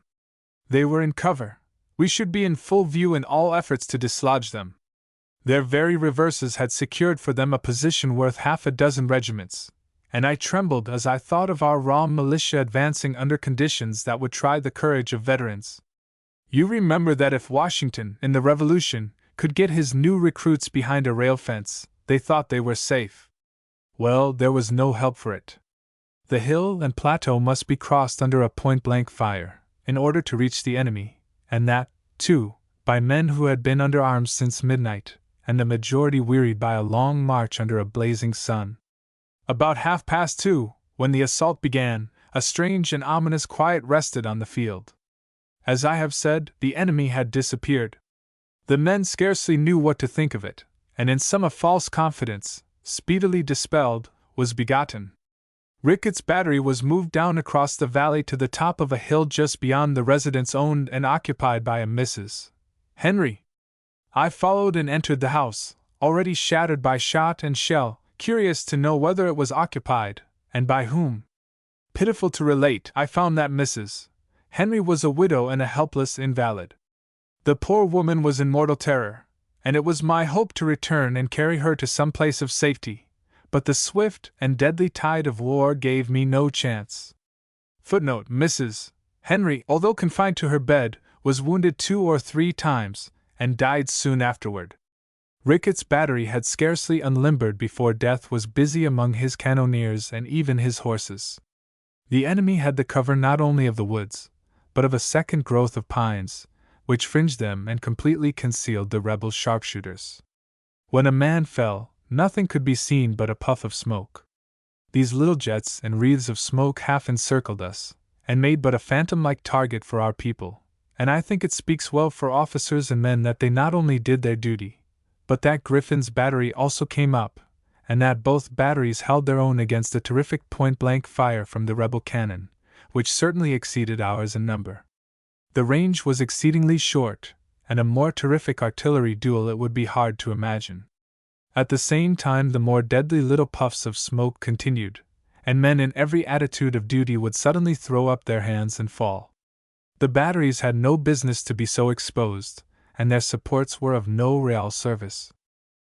I can give you an idea of what occurred at this point only, but from the sounds I heard, there was very heavy fighting elsewhere, which I fear, however, was too spasmodic and ill-directed to accomplish the required ends. A heavy, persistent, concentrated attack, a swift push with the bayonet through the low pines and woods, would have saved the day. Perhaps our troops were not equal to it, and yet, poor fellows, they did braver things that were utterly useless. I still believe, however, all might have gone well, had it not been for a horrible mistake. I was not very far from Captain Griffin, and was watching his cool, effective superintendence of his guns, when suddenly I noticed a regiment in full view on our right advancing toward us. Griffin caught sight of it at the same moment, and seemed amazed. Were they Confederates or National? Was the question to be decided instantly. They might be his own support. Doubtful and yet exceedingly apprehensive, he ordered his guns to be loaded with canister and trained upon this dubious force that had come into view like an apparition, but he still hesitated, restrained, doubtless, by the fearful thought of annihilating a Union regiment. "Captain," said Major Barry, Chief of Artillery, "they are your battery support." "They are Confederates," Griffin replied, intensely excited. "As certain as the world, they are Confederates." "No," was the answer, "I know they are your battery support." I had ridden up within earshot, and leveled my glass upon them. "Don't fire," cried Griffin, and he spurred forward to satisfy himself. At the same moment the regiment, now within short range, by a sudden instantaneous act leveled their muskets at us. I saw we were doomed, and yet by some instinct tightened my rein while I dug my spurs into my horse. He reared instantly. I saw a line of fire, and then poor Mabon fell upon me, quivered, and was dead. The body of a man broke my fall in such a way that I was not hurt. Indeed, at the moment I was chiefly conscious of intense anger and disgust. If Griffin had followed his instinct and destroyed that regiment, as he could have done by one discharge, the result of the whole battle might have been different. As it was, both his and Ricketts' batteries were practically annihilated. Footnote: since the above was written, Colonel Hasbrouck has given me an account of this crisis in the battle. He was sufficiently near to hear the conversation found in the text, and to enable me to supplement it by fuller details. Captain Griffin emphatically declared that no Union regiment could possibly come from that quarter, adding, "They are dressed in gray." Major Barry with equal emphasis asserted that they were national troops, and unfortunately we had regiments in gray uniforms. Seeing that Captain Griffin was not convinced, he said peremptorily, "I command you not to fire on that regiment." Of course this direct order ended the controversy, and Captain Griffin directed that his guns be shifted again toward the main body of the enemy, while he rode forward a little space to reconnoiter. During all this fatal delay the Confederate regiment was approaching, marching by the flank, and so passed at one time within point-blank range of the guns that would scarcely have left a man upon his feet. The nature of their advance was foolhardy in the extreme, and at the time that Captain Griffin wished to fire they were practically helpless. A Virginia worm fence was in their path, and so frightened, nervous, and excited were they that, instead of tearing it down, they began clambering over it until by weight and numbers it was trampled underfoot. They approached so near that the order to "fire low" was distinctly heard by our men as the Confederates went into battle line formation. The scene following their volley almost defies description. The horses attached to caissons not only tore down and through the ascending national battle line, but Colonel, then Lieutenant, Hasbrouck saw several teams dash over the knoll toward the Confederate regiment, that opened ranks to let them pass. So novel were the scenes of war at that time that the Confederates were as much astonished as the members of the batteries left alive, and at first did not advance, although it was evident that there were, at the moment, none to oppose them. The storm of rebel bullets had ranged so low that Lieutenant Hasbrouck and Captain Griffin owed their safety to the fact that they were mounted.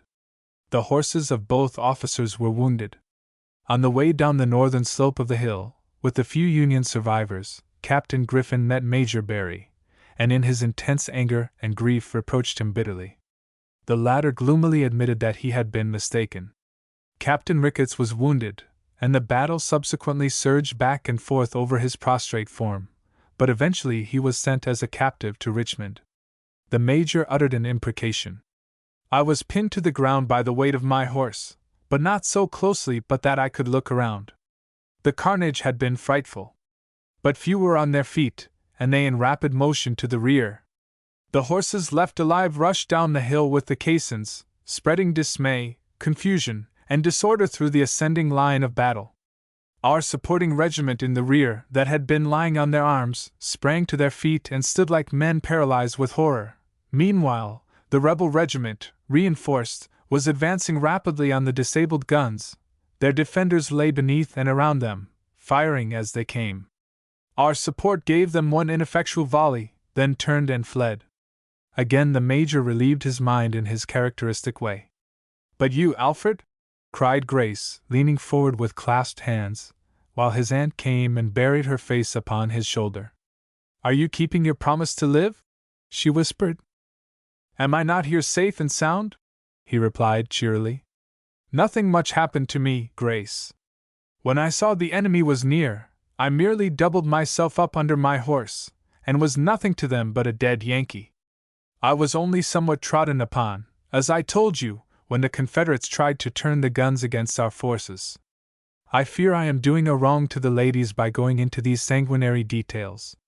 No, said the Major emphatically. Mrs.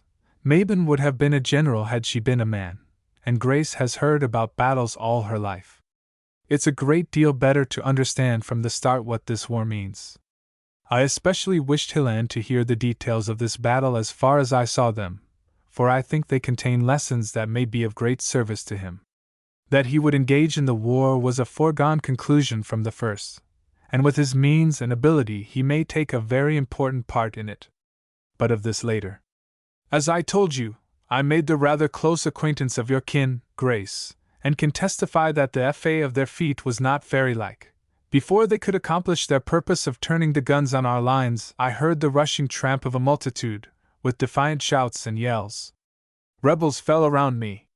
The living left the guns, sought to form a line, but suddenly gave way in dire confusion, and fled to the cover from which they came.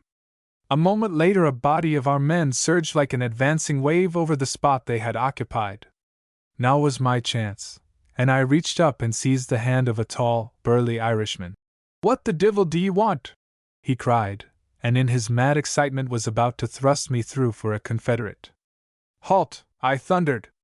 The familiar word of command restrained him long enough for me to secure his attention. "Would you kill a Union man? Is it Union ye are? What yez doin' here, thin, wid it a uniform?" I showed him my badge of correspondent, and explained briefly. "Strange as it may seem to you," he uttered a loud, jolly laugh, "fakes, and it's a writer ye are. Ye'll be apt to get some memorandums the day that ye'll carry about wid ye till ye die, and that may be in about a minute. I'll stop long enough to give yez a lift, or yez hoss, rather," and he seized poor Mabon by the head. His excitement seemed to give him the strength of a giant, for in a moment I was released and stood erect. "Give me a musket," I cried, "and I'll stand by you." "Bedad, hilp yoursilf," he replied, pushing forward. "There's plenty o' fellers lying around that has no use for them," and he was lost in the confused advance. All this took place in less time than it takes to describe it, for events at that juncture were almost as swift as bullets. Lame as I was, I hobbled around briskly, and soon secured a good musket with a supply of cartridges. As with the rest, my blood was up. Don't smile, Hilland. I had been pretty cool until the murderous discharge that killed my horse, and I was soon in the front line, firing with the rest. Excited as I was, I saw that our position was desperate, for a heavy force of Confederates was swarming toward us. I looked around and saw that part of our men were trying to drag off the guns. This seemed the more important work, and discretion also whispered that with my bruised foot I should be captured in 5 minutes unless I was further to the rear. So I took a pull at a gun, but we had made little progress before there was another great surging wave from the other direction, and our forces were swept down the hill again, I along with the rest. The confusion was fearful. The regiments with which I had been acting went all to pieces, and had no more organization than if they had been mixed up by a whirlwind. I was becoming too lame to walk, and found myself in a serious dilemma. "Ha! Ha! Ha!" laughed Hilland. "It was just becoming serious, eh? Well, I didn't realize my lameness before, and as retreat was soon to be order of the day, there was little prospect of my doing my share. As I was trying to extricate myself from the shattered regiments, I saw a riderless horse plunging toward me. To seize his bridle and climb into the saddle was the work of a moment, and I felt that, unlike McDowell, I was still master of the situation. Working my out of the press and to our right, I saw that another charge for the guns by fresh troops was in progress. It seemed successful at first. The guns were retaken, but soon the same old story was repeated, and a corresponding rush from the other side swept our men back. Would you believe it, this capture and recapture occurred several times. A single regiment even would dash forward, and actually drive the rebels back, only to lose a few moments later what they had gained. Never was there braver fighting, never worse tactics. The repeated successes of small bodies of troops proved that a compact battle line could have swept the ridge, and not only retaken the guns, but made them effective in the conflict. As it was, the two sides worried and tore each other like great dogs, governed merely by the impulse and instinct to fight. The batteries were the bone between them. This senseless, wasteful struggle could not go on forever. That it lasted as long as it did speaks volumes in favor of the material of which our future soldiers are to be made. As I rode slowly from the line and scene of actual battle, of which I had had enough, I became disheartened. We had men in plenty, there were thousands on every side, but in what condition? There was no appearance of fear among the men I saw at about 4 p.m. I can only guess the time, for my watch had stopped, but abundant evidence of false confidence, and still more of the indifference of men who feel they have done all that should be required of them and are utterly fagged out.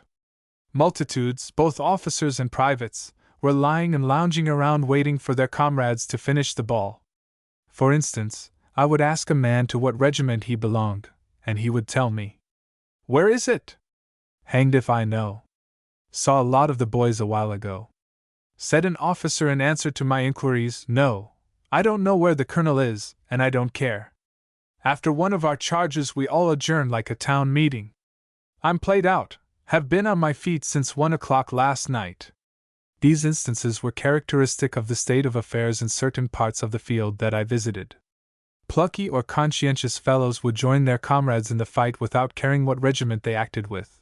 But the majority of the great disorganized mass did what they pleased, after the manner of a country fair, crowding in all instances around places where water could be obtained. Great numbers had thrown away their canteens and provisions, as too heavy to carry in the heat, or as impediments in action. Officers and men were mixed up promiscuously, hobnobbing and chaffing in a languid way, and talking over their experiences, as if they were neighbors at home. The most wonderful part of it all was that they had no sense of their danger, and of the destruction they were inviting by their unsoldierly course. I tried to impress these dangers on one or two, but the reply was, "Oh, hang it! The Rebs are as badly used up as we are. Don't you see things are growing more quiet? Give us a rest!"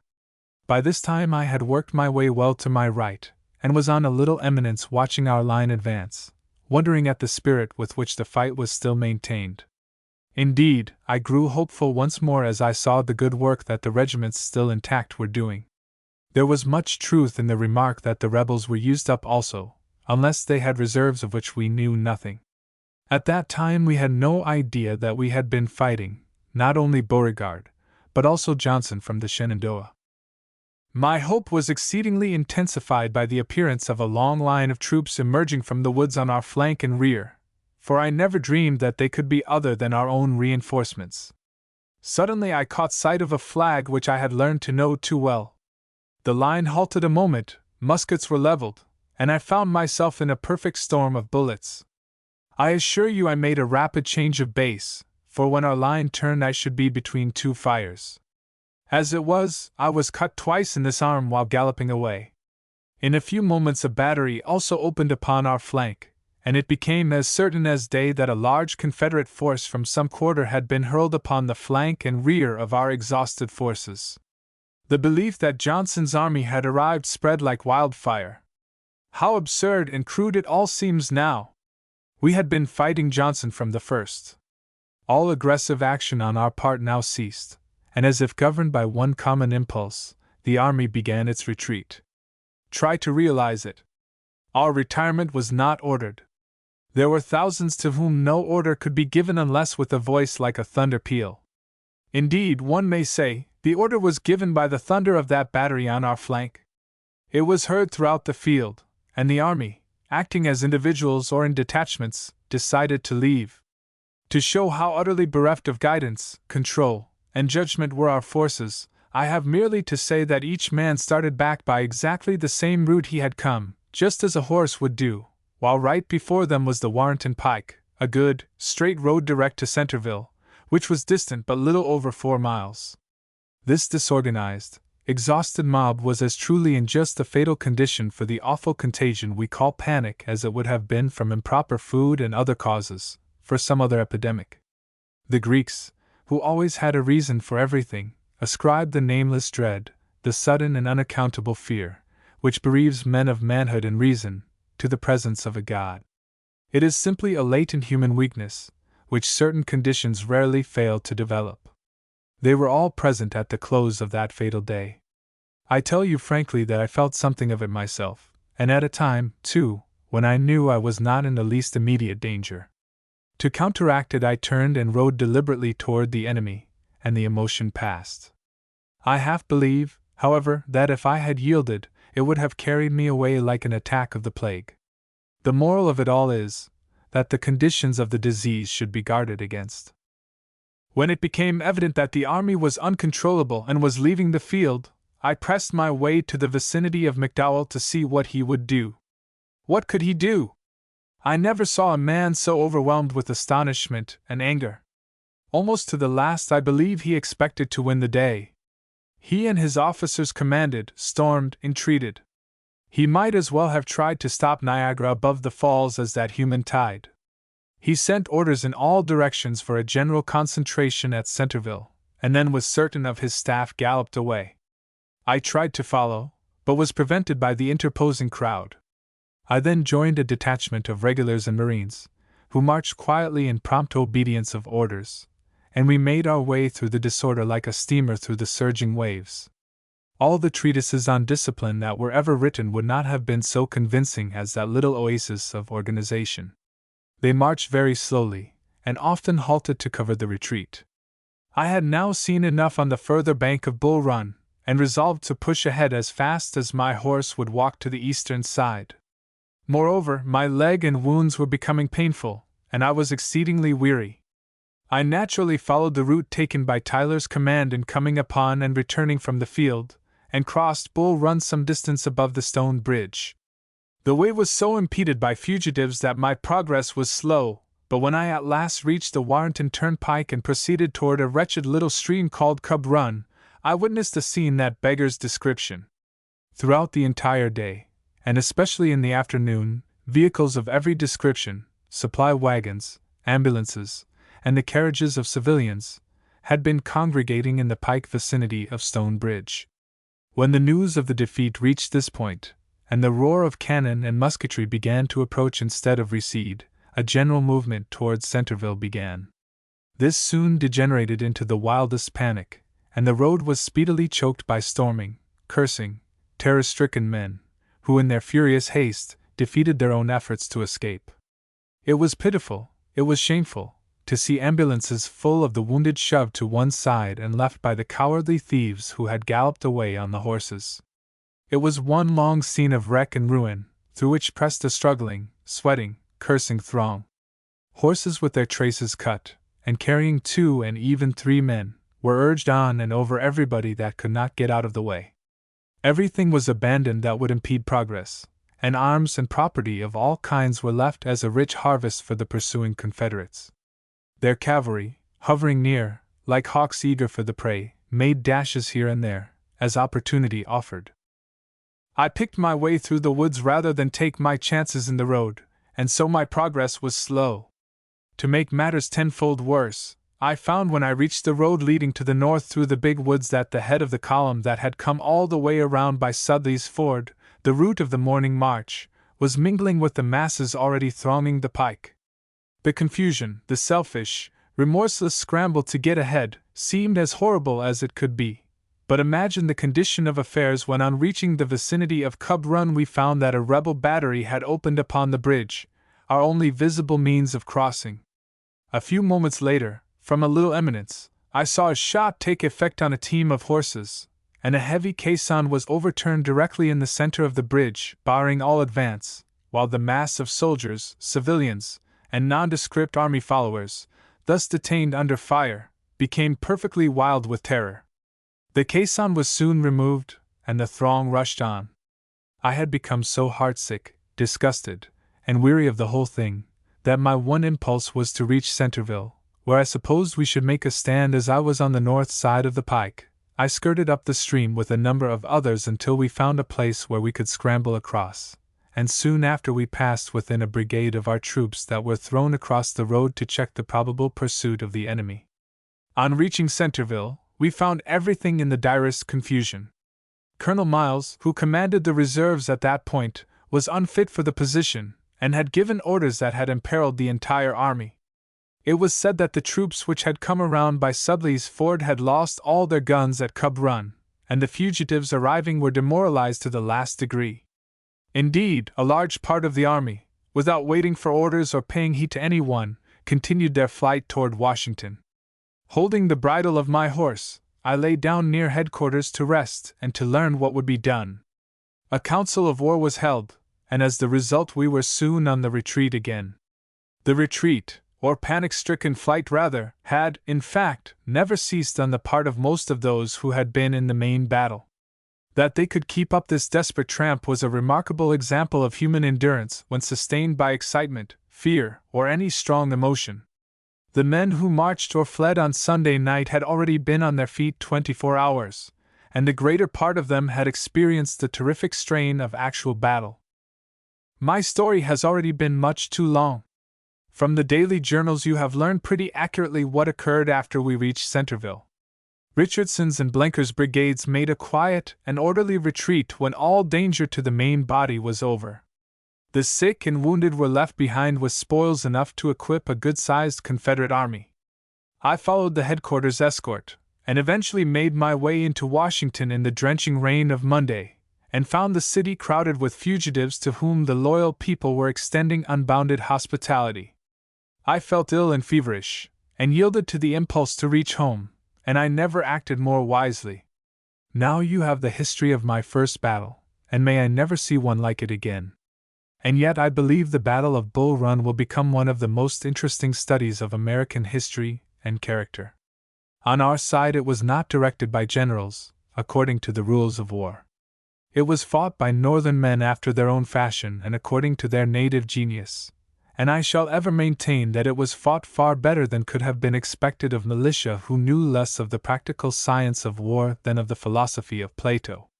The moral of my story, Hilland, scarcely needs pointing, and it applies to us both.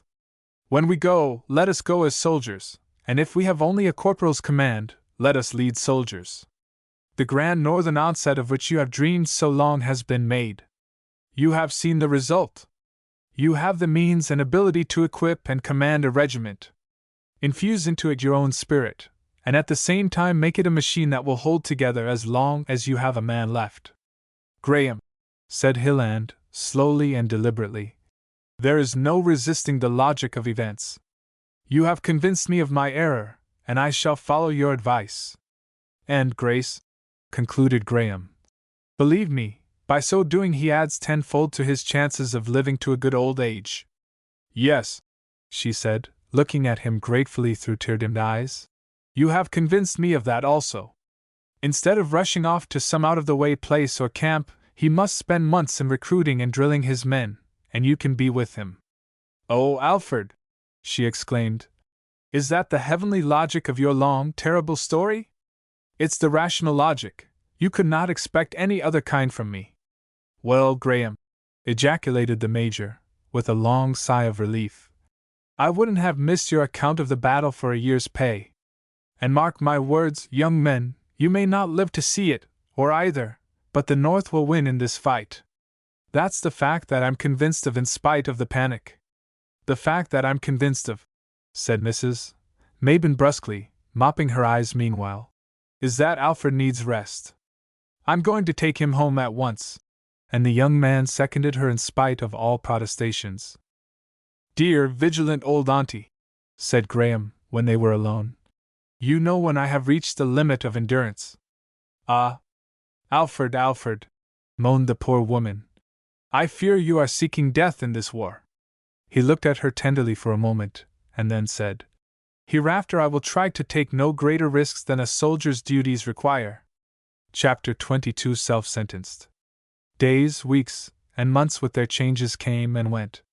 Hilland, with characteristic promptness, carried out his friend's suggestion, and through his own means and personal efforts, in great measure, recruited and equipped a regiment of cavalry. He was eager that his friend should take a command in it, but Graham firmly refused. Our relations are too intimate for discipline, he said. We might be placed in situations wherein our friendship would embarrass us. Grace surmised that he had another reason, for, As time passed, she saw less and less of him. He had promptly obtained a lieutenancy in a regiment that was being recruited at Washington, and by the time her husband's regiment reached that city, the more disciplined organization to which Graham was attached was ordered out on the Virginia picket line beyond Arlington Heights. Hilland, with characteristic modesty, would not take the colonelcy of the regiment that he chiefly had raised, but secured for the place a fine officer of the regular army, and contented himself with a captaincy. "Efficiency of the service is what I am aiming at," he said. "I would much rather rise by merit from the ranks than command a brigade by favor." Unlike many men of wealth, he had a noble repugnance to taking any public advantage of it, and the numerous officers of the time that had obtained their positions by influence were his detestation. Graham's predictions in regard to Grace were fulfilled. For long months she saw her husband almost daily, and had it not been for the cloud that hung over the future, it would have been one of the happiest periods of her life. She saw Hilland engaged in tasks that brought him a deep and growing satisfaction. She saw her father in his very element. There were no more days of dullness and weariness for him. The daily journals teemed with subjects of interest, and with their aid he planned innumerable campaigns. Military men were coming and going, and with these young officers the veteran was an oracle. He gave Hilland much shrewd advice, and even when it was not good, it was listened to with deference, and so the result was just as agreeable to the major. What sweeter joy is there for the aged than to sit in the seat of judgment and counsel, and feel that the world would go awry were it not for the guidance and aid of their experience? Alas for the poor old major, and those like him! The world does not grow old as they do. It only changes and becomes more vast and complicated. What was wisest and best in their day becomes often as antiquated as the culverin that once defended castellated ramparts. Happily the major had as yet no suspicion of this, and when he and Grace accompanied Hilland and his regiment to Washington, the measure of his content was full. There he could daily meet other veterans of the regular service, and in listening to their talk, one might imagine that McClellan had only to attend their sittings to learn how to subdue the rebellion within a few months. These veterans were not bitter partisans. General Robert E. Lee was Bob Lee to them, and the other chiefs of the Confederacy were spoken of by some familiar sobriquet, acquired in many instances when boys at West Point. They would have fought these old friends and acquaintances to the bitter end, according to the tactics of the old school, but after the battle, those that survived would have hobnobbed together over a bottle of wine as sociably as if they had been companions in arms. Mrs. Mabin accompanied the major's party to Washington, for, as she said, she was hungry for a sight of her boy. As often as his duties permitted, Graham rode in from the front to see her. But it began to be noticed that after these visits he ever sought some perilous duty on the picket line, or engaged in some dash at the enemy or guerrillas in the vicinity. He could not visit his aunt without seeing Grace, whose tones were now so gentle when she spoke to him, and so full of her heart's deep gratitude, that a renewal of his old fierce fever of unrest was the result. He was already gaining a reputation for extreme daring, combined with unusual coolness and vigilance, and before the campaign of '62 opened he had been promoted to a first lieutenancy. Time passed. The angry torrent of the war broadened and deepened. Men and measures that had stood out like landmarks were engulfed and forgotten.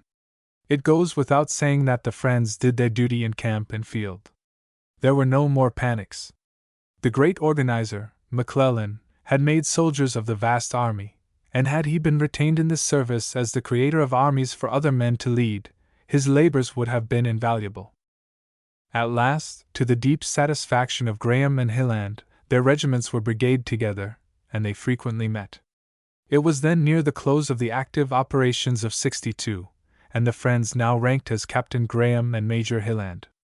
Notwithstanding the reverses suffered by the Union arms, the young men's confidence was unabated as to the final issue. Hilland had passed through several severe conflicts, and his name had been mentioned by reason of his gallantry. Grace began to feel that fate could never be so cruel as to destroy her very life in his life. She saw that her father exulted more over her husband's soldierly qualities than in all his wealth, and although they spent the summer season as usual at the seaside with Mrs. Mabin, the hearts of all three were following 2 regiments through the forests, and fields of Virginia. Half a score of journals were daily searched for items concerning them, and the arrival of the mails was the event of the day. There came a letter in the autumn which filled the heart of Grace with immeasurable joy and very, very deep sadness. Mrs. Mabin was stricken to the heart, and would not be comforted, while the old Major swore and blessed God by turns. The cause was this. The brigade with which the friends were connected was sent on a reconnaissance, and they felt the enemy strongly before retiring, which at last they were compelled to do precipitately. It so happened that Hilland commanded the rear guard. In an advance he ever led, on a retreat he was apt to keep well to the rear. In the present instance the pursuit had been prompt and determined, and he had been compelled to make more than one repelling charge to prevent the retiring column from being pressed too hard. His command had thus lost heavily, and at last overwhelming numbers drove them back at a gallop. Graham, in the rear of the main column, which had just crossed a small wooden bridge over a wide ditch or little run through the fields, saw the headlong retreat of Hilland's men, and he instantly deployed his company that he might check the close pursuit by a volley. As the Union troopers neared the bridge it was evidently a race for life and liberty, for they were outnumbered 10-1. In a few moments they began to pour over, but Hilland did not lead. They were nearly all across, but their commander was not among them, and Graham was wild with anxiety as he sat on his horse at the right of his line waiting to give the order to fire. Suddenly, in the failing light of the evening, he saw Hilland with his right arm hanging helpless, spurring a horse badly blown, while gaining fast upon him were 4 savage-looking Confederates, their sabers emitting a steely, deadly sheen, and uplifted to strike the moment they could reach him. With the rapidity of light, Graham's eye measured the distance between his friend and the bridge, and his instantaneous conviction was that Hilland was doomed, for he could not order a volley without killing him almost to a certainty. At that supreme crisis, the suggestion passed through his mind like a lurid flash. In a few moments Hilland will be dead, and Grace may yet be mine. Then, like an avenging demon, the thought confronted him. He saw it in its true aspect, and in an outburst of self-accusing fury he passed the death sentence on himself. Snatching out the long, straight sword he carried, he struck with the spur the noble horse he best rode, gave him the rein, and made straight for the deep, wide ditch. There was no time to go around by the bridge, which was still impeded by the last of the fugitives. His men held their breath as they saw his purpose. The feat seemed impossible, but as his steed cleared the chasm by a magnificent bound, a loud cheer rang down the line. The next moment Hilland, who had mentally said farewell to his wife, saw Graham passing him like a thunderbolt. There was an immediate clash of steel, and then the foremost pursuer was down, cleft to the jaw. The next shared the same fate, for Graham, in what he deemed his death struggle, had almost ceased to be human. His spirit, stung to a fury that it had never known and would never know again, blazed in his eyes and flashed in the lightning play of his sword. The 2 other pursuers reined up their steeds and sought to attack him on either side. He threw his own horse back almost upon his haunches, and was on his guard, meaning to strike home the moment the fence of his opponents permitted. At this instant, however, there were a dozen shots from the swarming rebels, that were almost upon him, and he and his horse were seen to fall to the ground. Meantime Hilland had instinctively tried to rein in his horse, that he might return to the help of his friend, although from his wound he could render no aid.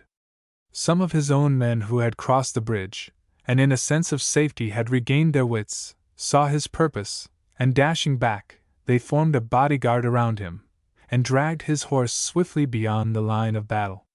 A yell of anger accompanied by a volley came from Graham's men that he had left in line, and a dozen Confederate saddles were emptied, but their return fire was so deadly, and their numbers were so overwhelming, that the officer next in command ordered retreat at a gallop.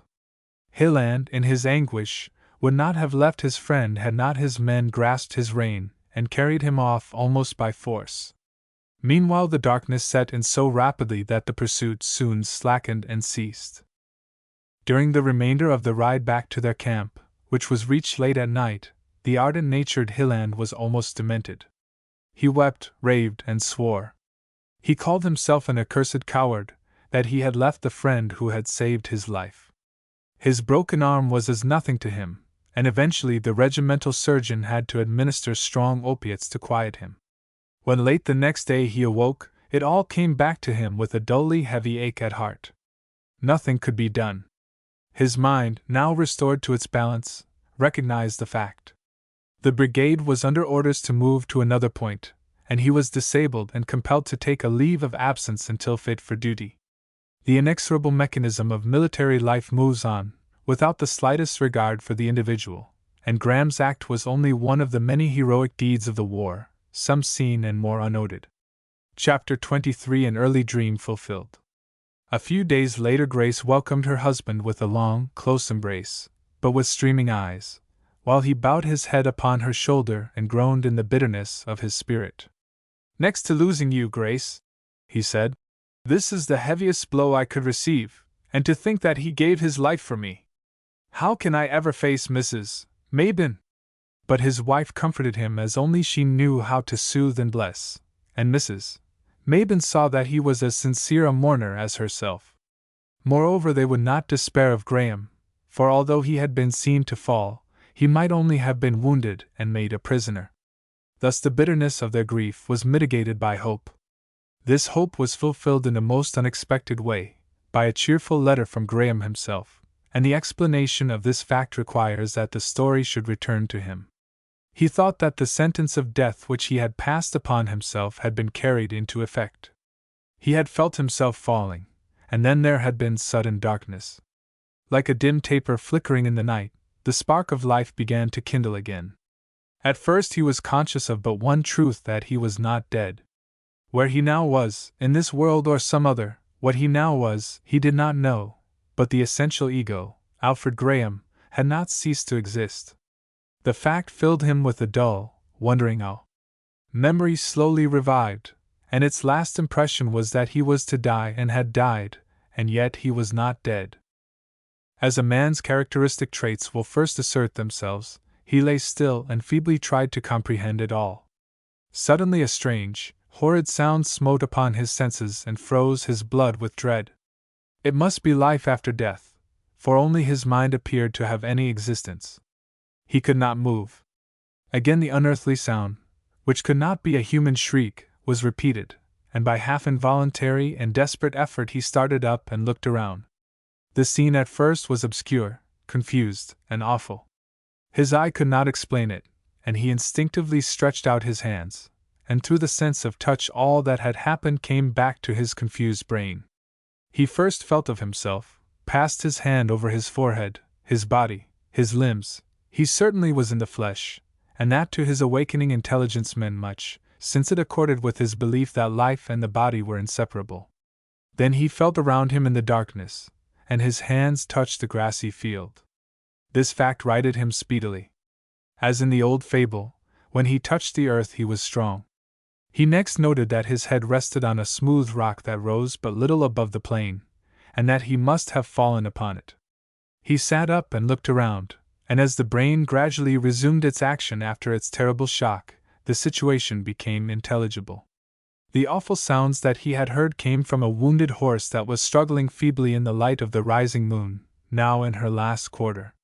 He was upon the scene of last evening's conflict, and the obscure objects that lay about him were the bodies of the dead. Yes, there before him were the two men he had killed, and their presence brought such a strong sense of repugnance and horror that he sprang to his feet and recoiled away. He looked around. There was not a living object in sight except the dying horse. The night wind moaned about him, and soughed and sighed as if it were a living creature mourning over the scene. It became clear to him that he had been left as dead. Yes, and he had been robbed, too, for he shivered, and found that his coat and vest were gone, also his hat, his money, his watch, and his boots.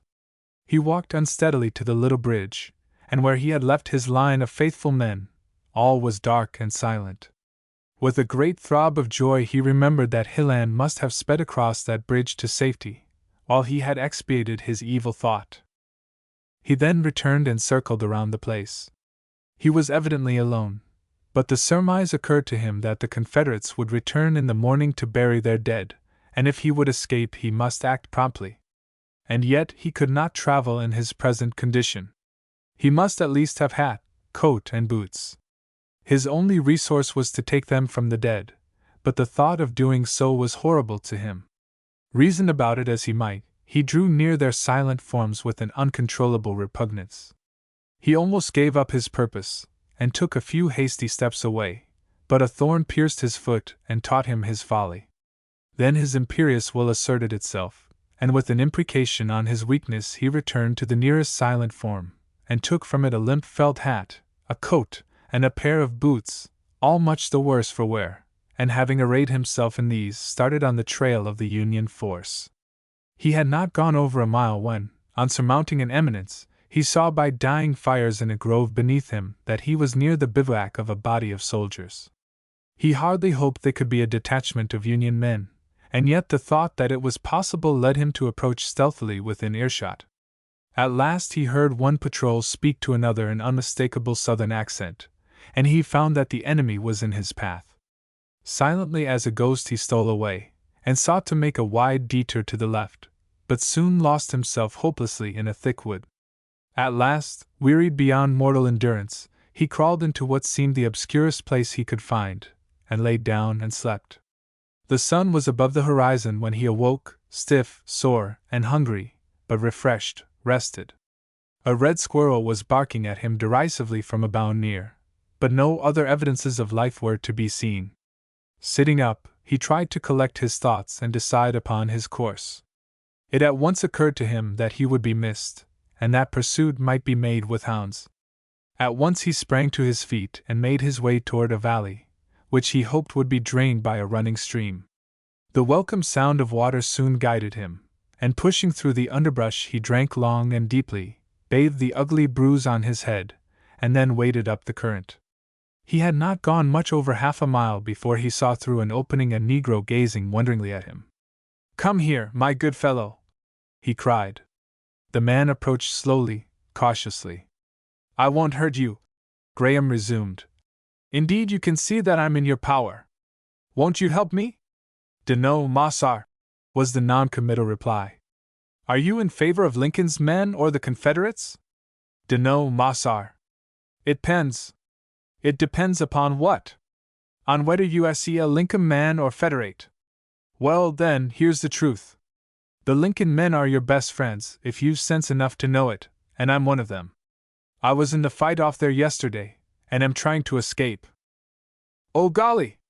I see sense enough." And the genial gleam of the man's ivory was an omen of good to Graham. "But," queried the negro, "how you wear Federate coat and hat?" "Because I was left for dead, and mine were stolen. I had to wear something.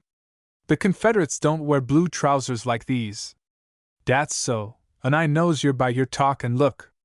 I knows a Federate well as I does a coon. But dese yere's mighty ticklish times, and a nigger hab no show yef he's found meddlin'. What's yer gwine ter do? Perhaps you can advise me. I'm afraid they'll put hounds on my trail." "Dat dey will, if dey misses yer." "Well, that's the reason I'm here in the stream. But I can't keep this up long. I'm tired and hungry. I've heard that you people befriended Lincoln's men. We are going to win, and now's the time for you to make friends with those who will soon own this country. Oh, be course, USA gwine ter win. Lincoln is the Moses we're all a-lookin' ter at all our meetin's USA prayin' for him and to him. He's the Lord's right hand to lead we alls out o' bondage. Well, I swear to you I'm one of his men. I knows you is, and I see a gwine to help you, hounds or no hounds. Keep up to run a right smart ways, and USA'll come ter a big flat stun. Stand dar in de water, and I'll be dar wid help." And the man disappeared in a long swinging run. Graham did as he was directed, and finally reached a flat rock, from which through the thick bordering growth something like a path led away. He waited until his patience was well nigh exhausted, and then heard far back upon his trail the faint bay of a hound. He was about to push his way on up the stream, when there was a sound of hasty steps, and his late acquaintance with another stalwart fellow appeared. "There's no time to lose, Mossar. Stand where you is," and in a moment he splashed in beside him. "Now get on my back. Jake Dar will spell me when I wants him, fair your feet mustn't touch de ground." And away they went up the obscure path. This was a familiar mode of locomotion to Graham, for he had been carried thus by the hour over the mountain passes of Asia. They had not gone far before they met 2 or 3 colored women with a basket of clothes. "That's right," said Graham's conveyance. "Wash away right smart, and to know nothin'. Yer see," he continued, "dis yer is Sunday, and we a see not in de fields, and de women folks can help us." And Graham though that the old superstition of a Sabbath has served him well for once. They soon left the path and entered some very heavy timber, through an opening of which he saw the Negro quarters and plantation dwellings in the distance. At last they stopped before an immense tree. Some brush was pushed aside, revealing an aperture through which Graham was directed to crawl, and he found himself within a heart of oak. "Dar's room enough in dar ter sit down," said his sable friend. "In USCLL find a jug o' be milk and a pone o' be corn meal. Luck to yer. Don't get lonesome like and come out. We a see egg wine to look a terrier." And the opening was hidden by brush again, and Graham was left alone. From a small aperture above his head a pencil of sunlight traversed the gloom, to which his eyes soon grew accustomed, and he saw a rude seat and the food mentioned. By extending his feet slightly through the opening by which he had entered, he found the seat really comfortable, and the coarse fare was ambrosial to his ravenous appetite. Indeed, he began to enjoy the adventure. His place of concealment was so unexpected and ingenious that it gave him a sense of security. He had ever had a great love for trees, and now it seemed as if one had opened its very heart to hide him. Then his hosts and defenders interested him exceedingly. By reason of residence in New England and his life abroad, he was not familiar with the Negro, especially his Southern type. Their innocent guile and preposterous religious belief amused him. He both smiled and wondered at their faith in Lincoln, whom at that time he regarded as a long-headed, uncouth Western politician, who had done not a little mischief of interfering with the army. "It is ever so with all kinds of superstition and sentimental belief," he soliloquized. "Some conception of the mind is embodied, or some object is idealized and magnified until the original is lost sight of, and men come to worship a mere fancy of their own. Then some mind, stronger and more imaginative than the average, gives shape and form to this confused image, and so there grows in time a belief, a theology, or rather a mythology. To think that this Lincoln, whom I've seen in attitudes anything but divine, and telling broad, coarse stories, to think that he should be a demigod, antitype of the venerated Hebrew. In truth it leads one to suspect, according to analogy, that Moses was a money-making Jew, and his effort to lead his people to Palestine an extensive land speculation." Graham lived to see the day when he acknowledged that the poor Negroes of the most remote plantations had a truer conception of the grand proportions of Lincoln's character at that time than the majority of his most cultivated countrymen. His abstract speculations were speedily brought to a close by the nearer baying of hounds as they surmounted an eminence over which lay his trail. On came the hunt, with its echoes rising and falling with the wind or the inequalities of the ground, until it burst deep-mouthed and hoarse over the brow of the hill that sloped to the stream.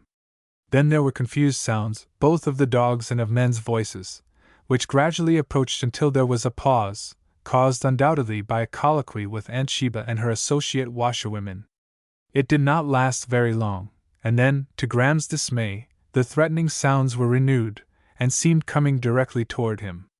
He soon gave up all hope, and felt that he had merely to congratulate himself that, from the nature of his hiding-place, he could not be torn by the dogs, when he perceived that the hunt was coming no nearer, in brief, that it was passing.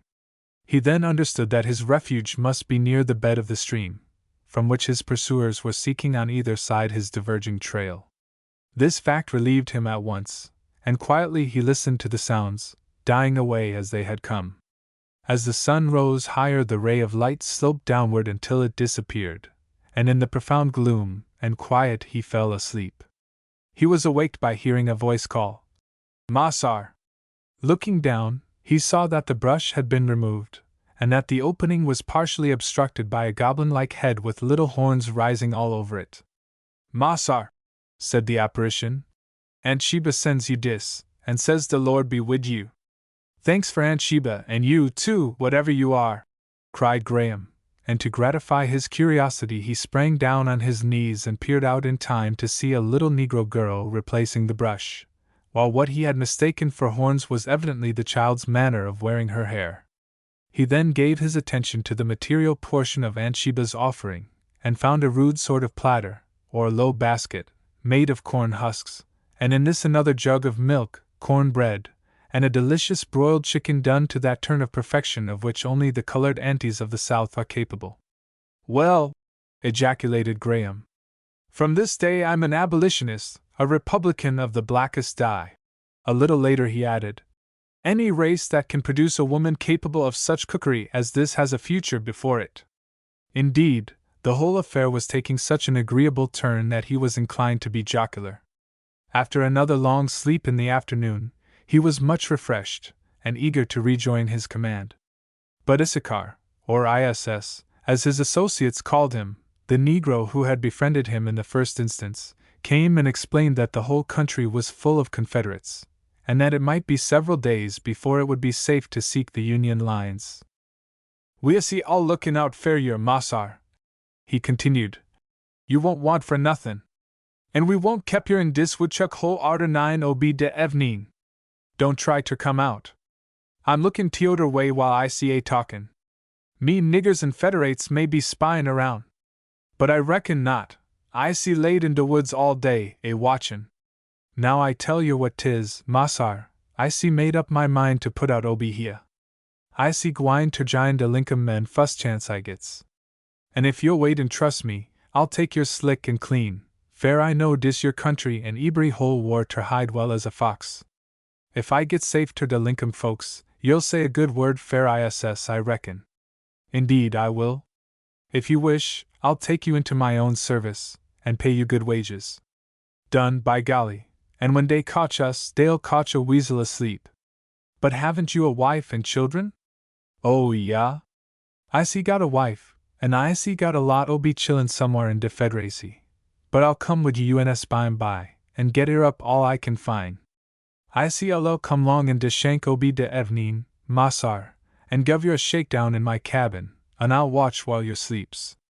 Den I'll bring yer back here befo' light in de morning dot." The presence of Confederate forces required these precautions for several days, and ISS won Graham's whole heart by his unwearied patience and vigilance. But the young man soon prevailed on the faithful fellow to sleep nights while he watched, for after the long inaction of the day he was almost wild for exercise. Cautious ISS would have been nearly crazed with anxiety had he known of the reconnaissances in which his charge indulged while he slept. Graham succeeded in making himself fully master of the disposition of the rebel forces in the vicinity, and eventually learned that the greater part of them had been withdrawn. When he had communicated this intelligence to ISS, they prepared to start for the Union lines on the following night, which proved dark and stormy. ISS, prudent man, kept the secret of his flight from even his wife, and satisfied his marital compunctions by chucking her under the chin and calling her honey once or twice while she got supper for him. At 8 in the evening he summoned Graham from his hiding place, and led him, with almost the unerring instinct of some wild creature of the night, due northeast, the direction in which the Union forces were said to be at that time. It was a long, desolate tramp, and the dawn found them drenched and weary. But the glorious sun rose warm and bright, and in a hidden glade of the forest they dried their clothes, rested, and refreshed themselves. After a long sleep in a dense thicket they were ready to resume their journey at nightfall. ISS proved an invaluable guide, for, concealing Graham, he would steal away, communicate with the Negroes, and bring fresh provisions. On the second night he learned that there was a Union force not very far distant to the north of their line of march. Graham had good cause to wonder at the sort of Freemasonry that existed among the Negroes, and the facility with which they obtained and transmitted secret intelligence. Still more had he reason to bless their almost universal fidelity to the Union cause. Another Negro joined them as guide, and in the gray of the morning they approached the Union pickets. Graham deemed it wise to wait till they could advance openly and boldly, and by 9 o'clock he was received with acclamations by his own regiment as one risen from the dead. After congratulations and brief explanations were over, his first task was to dispatch the 2 brief letters mentioned, to his aunt and Hilland, in time to catch the daily mail that left their advanced position. Then he saw his brigade commander, and made it clear to him that with a force of about 2 regiments, he could strike a heavy blow against the Confederates, whom he had been reconnoitering, and he offered to act as guide. His proposition was accepted, and the attacking force started that very night. By forced marches they succeeded in surprising the Confederate encampment, and in capturing a large number of prisoners. ISS also surprised his wife and Aunt Sheba even more profoundly, and before their exclamations ceased he had bundled them and their meager belongings into a mule cart, with such of the chillin as had been left to him, and was following triumphantly in the wake of the victorious Union column, and not a few of their sable companions kept them company. The whole affair was regarded as one of the most brilliant episodes of the campaign, and Graham received much credit, not only in the official reports, but in the press. Indeed, the latter, although with no aid from the chief actor, obtained an outline of the whole story, from the rescue of his friend to his guidance of the successful expedition, and it was repeated with many variations and exaggerations. He cared little for these brief echoes of fame, but the letters of his aunt, Hilland, and even the old Major, were valued indeed, while a note from the grateful wife became his treasure of treasures. They had returned some time before to the St. John cottage, and she had at last written him a letter, straight from her heart, on the quaint secretary in the library, as he had dreamed possible on the first evening of their acquaintance. Chapter 24 Unchronicled Conflicts. Graham's friends were eager that he should obtain leave of absence, but he said, "No, not until some time in the winter." His aunt understood him sufficiently well not to urge the matter, and it may be added that Grace did also. Hilland's arm healed rapidly, and happy as he was in his home life at the cottage, he soon began to chafe under inaction. Before very long it became evident that the Major had not wholly outlived his influence at Washington, for there came an order assigning Major Hilland to duty in that city, and thither, accompanied by Grace and her father, he soon repaired. The arrangement proved very agreeable to Hilland during the period when his regiment could engage in little service beyond that of dreary picket duty.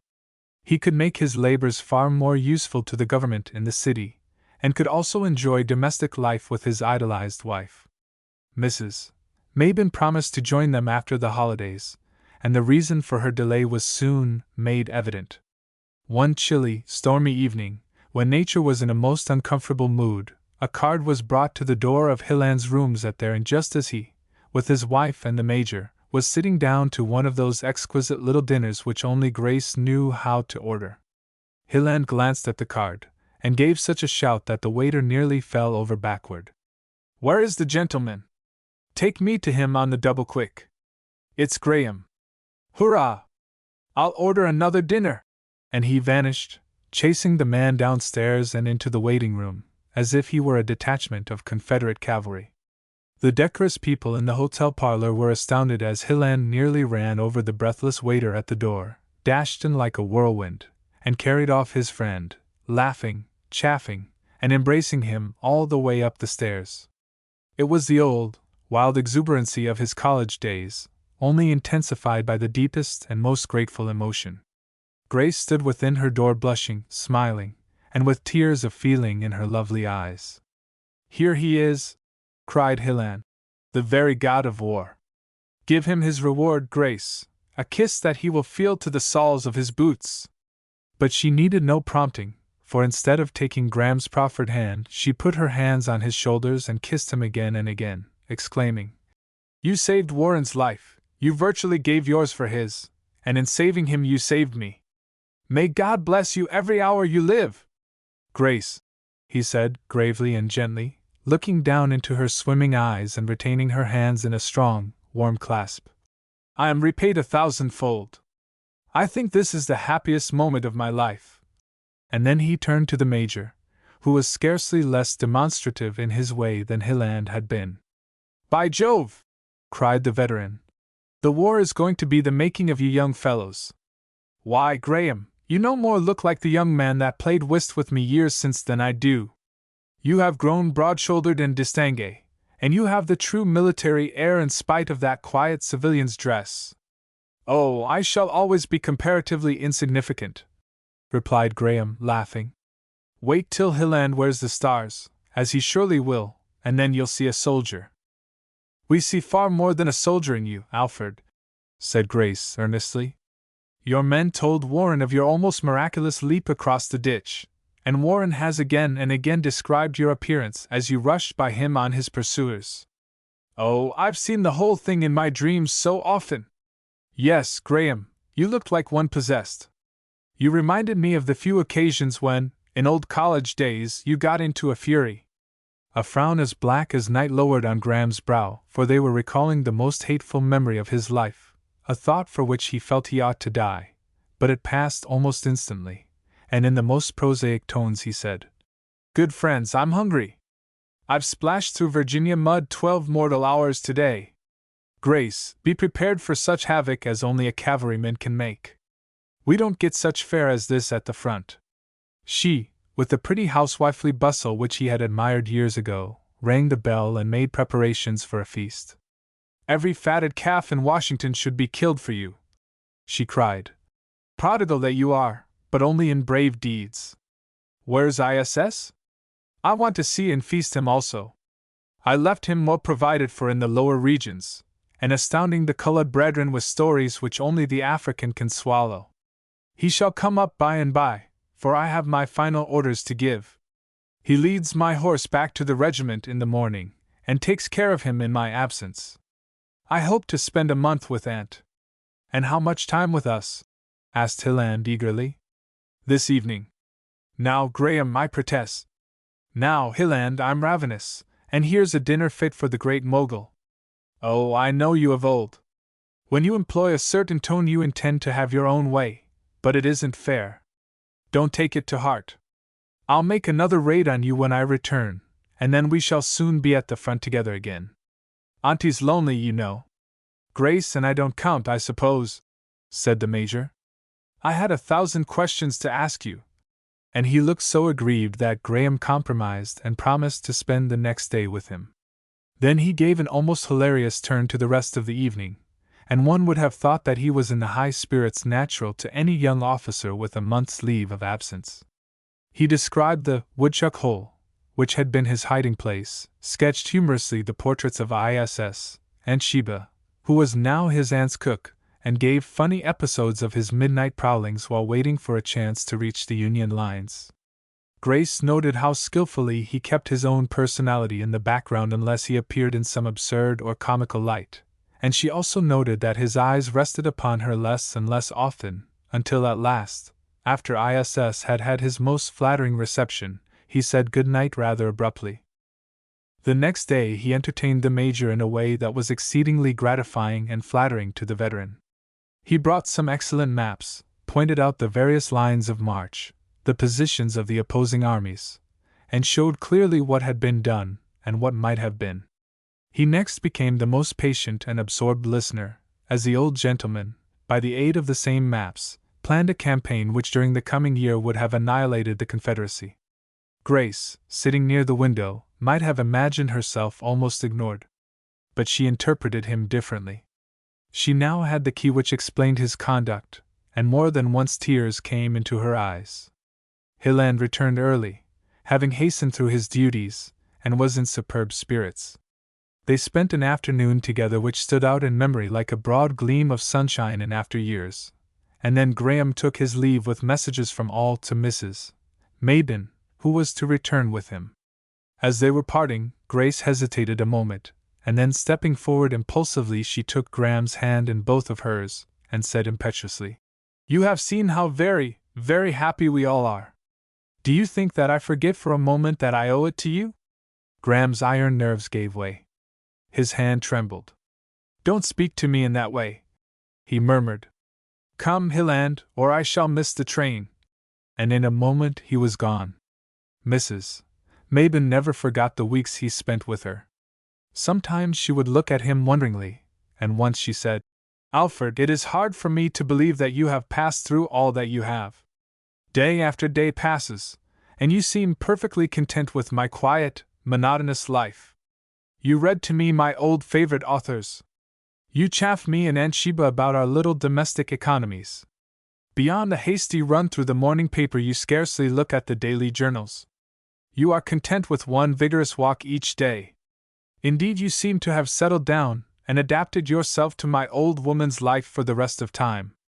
I thought you would be restless, urging my earlier return to Washington, or seeking to abridge your leave, so that you might return to the excitement of the camp. No, Auntie dear, I am not restless. I have outlived and outgrown that phase of my life. You will find that my pulse is as even as yours. Indeed, I have a deep enjoyment of this profound quiet of our house. I have fully accepted my lot, and now expect only those changes that come from without and not from within. To be perfectly sincere with you, the feeling is growing that this profound quietude that has fallen upon me may be the prelude to final rest. It's right that I should accustom your mind to the possibilities of every day in our coming campaign, which I well foresee will be terribly severe. At first our generals did not know how to use cavalry, and beyond escort and picket duty little was asked of it. Now all this is changed. Cavalry has its part in every pitched battle, and in the intervals it has many severe conflicts of its own. Daring, ambitious leaders are coming to the front, and the year will be one of great and hazardous activity. My chief regret is that Hilland's wound did not disable him wholly from further service in the field. Still, he will come out all right. He always has and ever will. There are hidden laws that control and shape our lives. It seems to me that you were predestined to be just what you are. Your life is rounded out and symmetrical according to its own law. The same is true of Hilland and of myself thus far.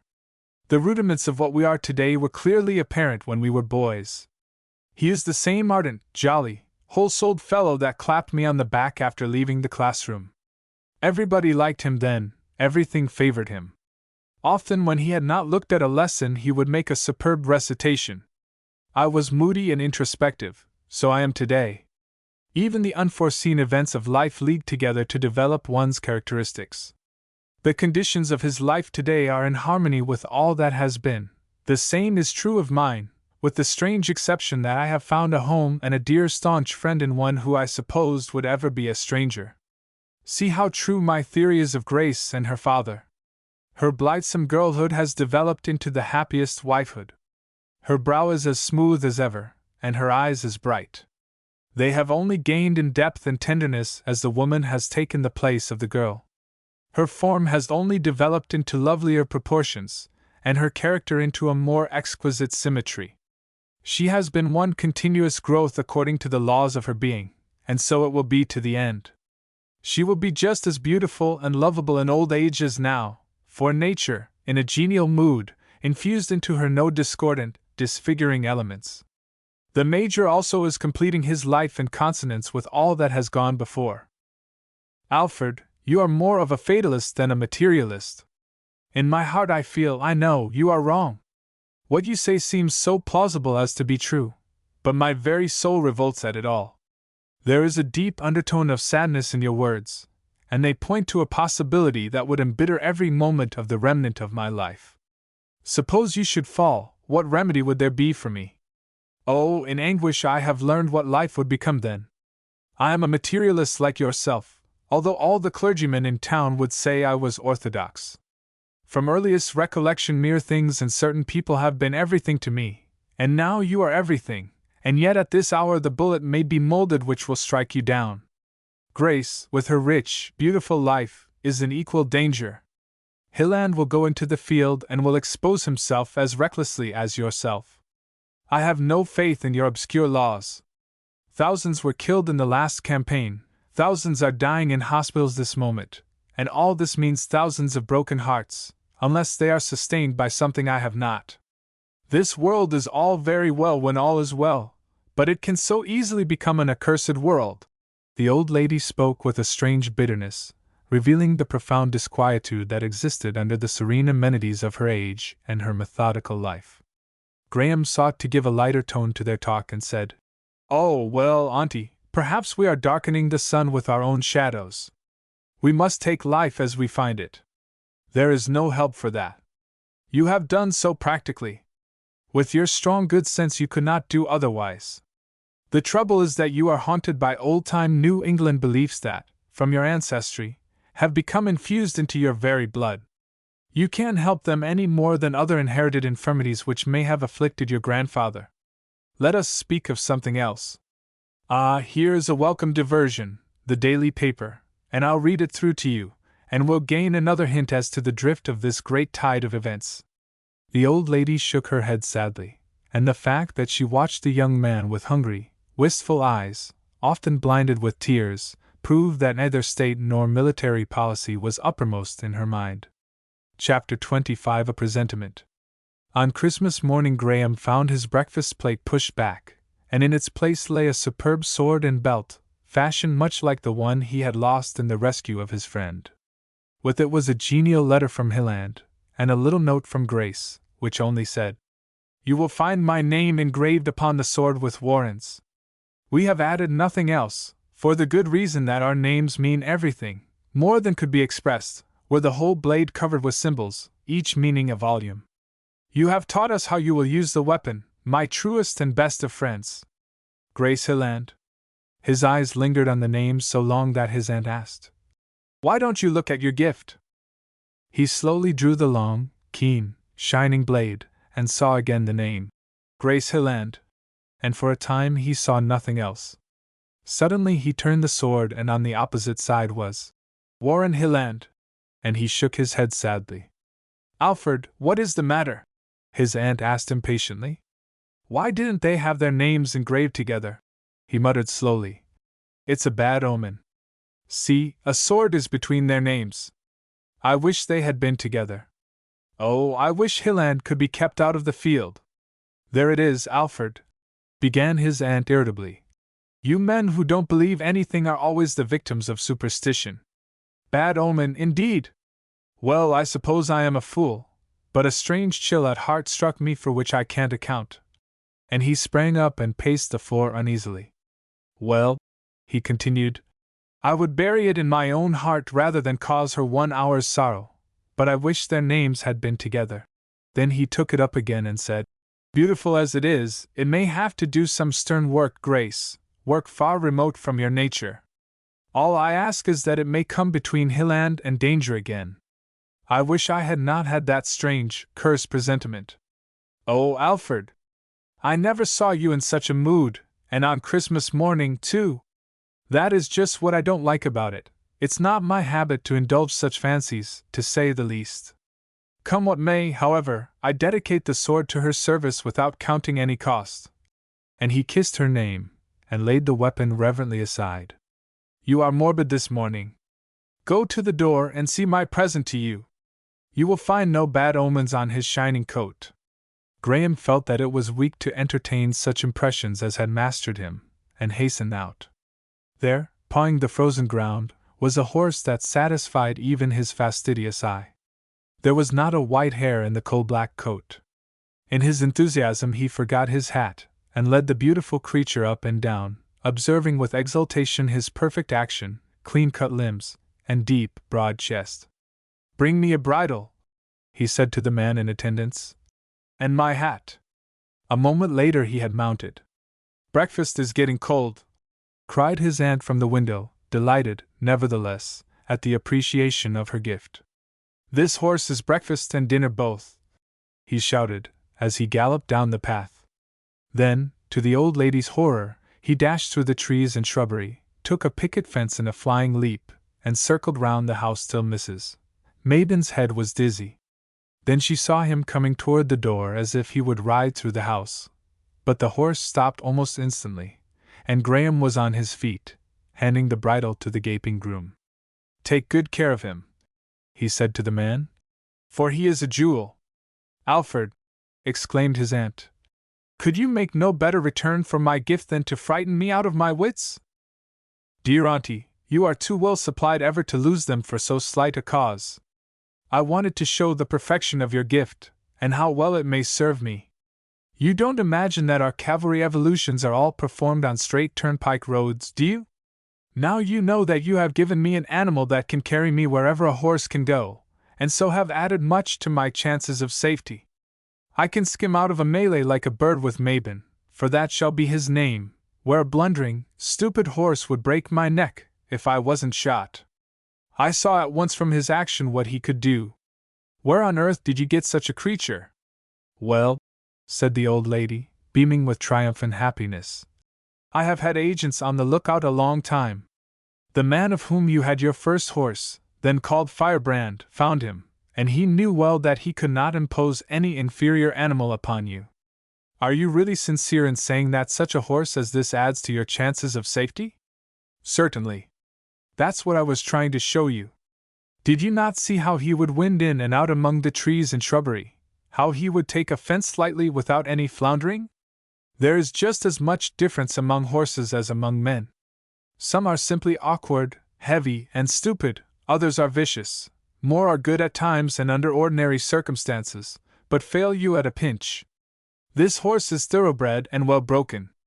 You must have paid a small fortune for him. I never invested money that satisfied me better. It's like you to say so. Well, take the full comfort of thinking how much you have added to my comfort and prospective well-being. That gallop has already done me a world of good, and given me an appetite. I'll have another turn across the country after breakfast, and throw all evil presentiments to the winds. Why, now you talk sense. When you are in any more such moods as this morning, I shall prescribe horse. Before New Year's Day, Graham had installed his aunt comfortably in rooms adjoining the Hillands, and had thanked his friends for their gift in a way that proved it to be appreciated. Mrs. Mabin had been cautioned never to speak of what he now regarded as a foolish and unaccountable presentiment, arising, perhaps, from a certain degree of morbidness of mind in all that related to Grace. ISS was on hand to act as groom, and Graham rode out with Hilland and Grace several times before his leave expired. Even at that day, when the city was full of gallant men and fair women, many turned to look as the three passed down the avenue. Never had Grace looked so radiantly beautiful as when in the brilliant sunshine of a Washington winter, and in the frosty air she galloped over the smooth, hard roads. Hilland was proud of the almost wondering looks of admiration that everywhere greeted her, and too much in love to note that the ladies they met looked at him in much the same way. The best that was said of Graham was that he looked a soldier, every inch of him, and that he rode the finest horse in the city as if he had been brought up in a saddle. He was regarded by society as reserved, unsocial, and proud, and at 2 or 3 receptions, to which he went because of the solicitation of his friends, he piqued the vanity of more than one handsome woman by his courteous indifference. "What is the matter with your husband's friend?" a reigning belle asked Grace. "One might as well try to make an impression on a paving stone." "I think your illustration unhappy," was her quiet reply. "I cannot imagine Mr. Graham at anyone's feet." "Not even your own?" was the malicious retort. "Not even my own," and a flash of anger from her dark eyes accompanied her answer. Still, wherever he went he awakened interest in all natures not dull or sodden. He was felt to be a presence. There was a consciousness of power in his very attitudes, and one felt instinctively that he was far removed from the commonplace, that he had had a history which made him different from other men. But before this slight curiosity was kindled to any extent, much less satisfied, his leave of absence expired, and with a sense of deep relief he prepared to say farewell. His friends expected to see him often in the city. He knew they would see him but seldom, if at all. He made his visit with his aunt, and she understood him. His quiet poise was departing, and he longed for the stern, fierce excitement of active service. Before he joined his regiment he spent the day with his friends, and took occasion once, when alone with Hilland, to make an appeal that was solemn and almost passionate in its earnestness, adjuring him to remain employed in duties like those which now occupied him. But he saw that his efforts were vain. "No, Graham," was Hilland's emphatic reply. "Just as soon as there is danger at the front I shall be with my regiment. Now I can do more here." With Grace he took a short ride in the morning while Hilland was engaged in his duties, and he looked at the fair woman by his side with the thought that he might never see her again. It almost seemed as if Grace understood him, for although the rich color mantled in her cheeks and she abounded in smile and repartee, a look of deep sadness rarely left her eyes. Once she said abruptly, Alfred, you will come and see us often before the campaign opens? Oh, I dread this coming campaign. You will come often? I fear not, Grace, he said gravely and gently. I will try to come, but not often. Then he added with a short, abrupt laugh, I wish I could break Hilland's leg. In answer to a look of surprise, he continued, Could not your father procure an order that would keep him in the city? He would have to obey orders. Ah, I understand you. And there was a quick rush of tears to her eyes. It's of no use. I have thought of everything, but Warren's heart is set on joining his regiment in the spring. I know it. I have said all that I could say to a brother on the subject. From the first, Alfred, you have tried to make the ordeal of this war less painful to me, and how well you have succeeded. You have been our good genius. Warren, in his impetuous, chivalrous feeling, would have gone into it unadvisedly, hastily, and before this might, oh, I can't even think of it, she said with a shudder. But years have passed since your influence guided him into a wiser and more useful course, and think how much of the time I have been able to be with him. And it has all been due to you, Alfred. But the war seems no nearer its end. It rather assumes a larger and more threatening aspect. Why do not men think of us poor women before they go to war? You think, then, that even your influence cannot keep him from the field? No, it could not. Indeed, beyond a certain point I dare not exert it. I should be dumb before questions already asked. Why should I shrink when other husbands do not? What would be said of me here? What by my comrades in the regiment? What would your brave father think, though he might acquiesce? Nay, more, what would my wife think in her secret heart? Alas! I find I am not made of such stern stuff as are some women. Pride and military fame could not sustain me if... Do not look on the gloomy side, Grace. Hilland will come out of it all a major general. Oh, I don't know. I do know that he will often be in desperate danger. What a dread certainty that is for me.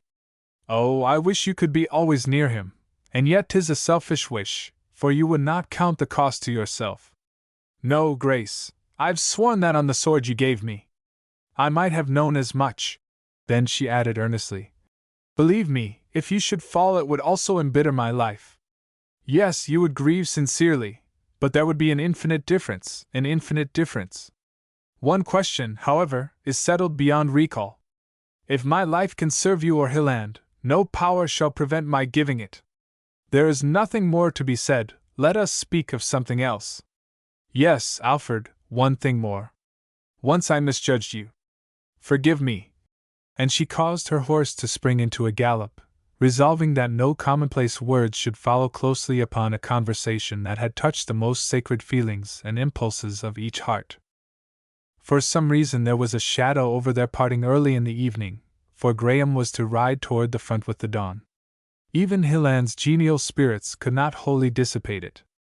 Graham made heroic efforts, but he was oppressed with a despondency which was well-nigh overwhelming. He felt that he was becoming unmanned, and in bitter self-censure resolved to remain with his regiment until the end came, as he believed would be the case with him before the year closed. Alfred, remember your promise. We all may need ye yet, were his aunt's last words in the grey of the morning. Chapter 26 An Improvised Picture Gallery. Much to Graham's satisfaction, his regiment, soon after he joined it, was ordered into the Shenandoah Valley, and given some rough, dangerous picket duty that fully accorded with his mood. Even Hilland could not expect a visit from him now, and he explained to his friend that the other officers were taking their leaves of absence, and he, in turn, must perform their duties. And so the winter passed uneventfully away in a cheerful interchange of letters. Graham found that the front agreed with him better than Washington, and that his pulse resumed its former even beat. A dash at a Confederate picket post on a stormy night was far more tranquilizing than an evening in Hilland's luxurious rooms. With the opening of the spring campaign, Hilland joined his regiment, and was eager to remove by his courage and activity the slightest impression, if any existed, that he was disposed to shun dangerous service. There was no such impression, however, and he was most cordially welcomed, for he was a great favorite with both officers and men. During the weeks that followed, the cavalry was called upon to do heavy work and severe fighting, and the two friends became more conspicuous than ever for their gallantry. They seemed, however, to bear charmed lives, for, while many fell or were wounded, they escaped unharmed. At last the terrific and decisive campaign of Gettysburg opened, and from the war-wasted and guerrilla-infested regions of Virginia the Northern troops found themselves marching through the friendly and populous North. As the cavalry brigade entered a thriving village in Pennsylvania, the people turned out almost en masse and gave them more than an ovation. The troopers were tired, hungry, and thirsty, and since from every doorway was offered a boundless hospitality, the column came to a halt. The scene soon developed into a picturesque military picnic. Young maids and venerable matrons, gray-bearded fathers, shy, blushing girls, and eager-eyed children, all vied with each other in pressing upon their defenders every delicacy and substantial viand that their town could furnish at the moment. A pretty miss of 16, with a peach-like bloom in her cheeks, might be seen flitting here and there among the bearded troopers with a tray bearing goblets of milk. When they were emptied, she would fly back and lift up white arms to her mother for more, and the almost equally blooming matron, smiling from the window, would fill the glasses again to the brim. The magnates of the village with their wives were foremost in the work, and were passing to and fro with great baskets of sandwiches, while stalwart men and boys were bringing from neighboring wells and pumps cool, delicious water for the horses. How immensely the troopers enjoyed it all! No scowling faces and cold looks here. All up and down the street, holding bridle reins over their arms or leaning against the flanks of their horses, they feasted as they had not done since their last Thanksgiving Day at home. Such generous cups of coffee, enriched with cream almost too thick to flow from the capacious pitchers, and sweetened not only with snow-white sugar, but also with the smiles of some gracious woman, perhaps motherly in appearance, perhaps so fair and young that hearts beat faster under the weather-stained cavalry jackets. "How pretty it all is!" said a familiar voice to Graham, as he was dividing a huge piece of cake with his pet Mabon, and Hilland laid his hand on his friend's shoulder. "Ah, Hilland, seeing you is the best part of this banquet à la militaire. Yes, it is a heavenly change after the dreary land we've been marching and fighting in.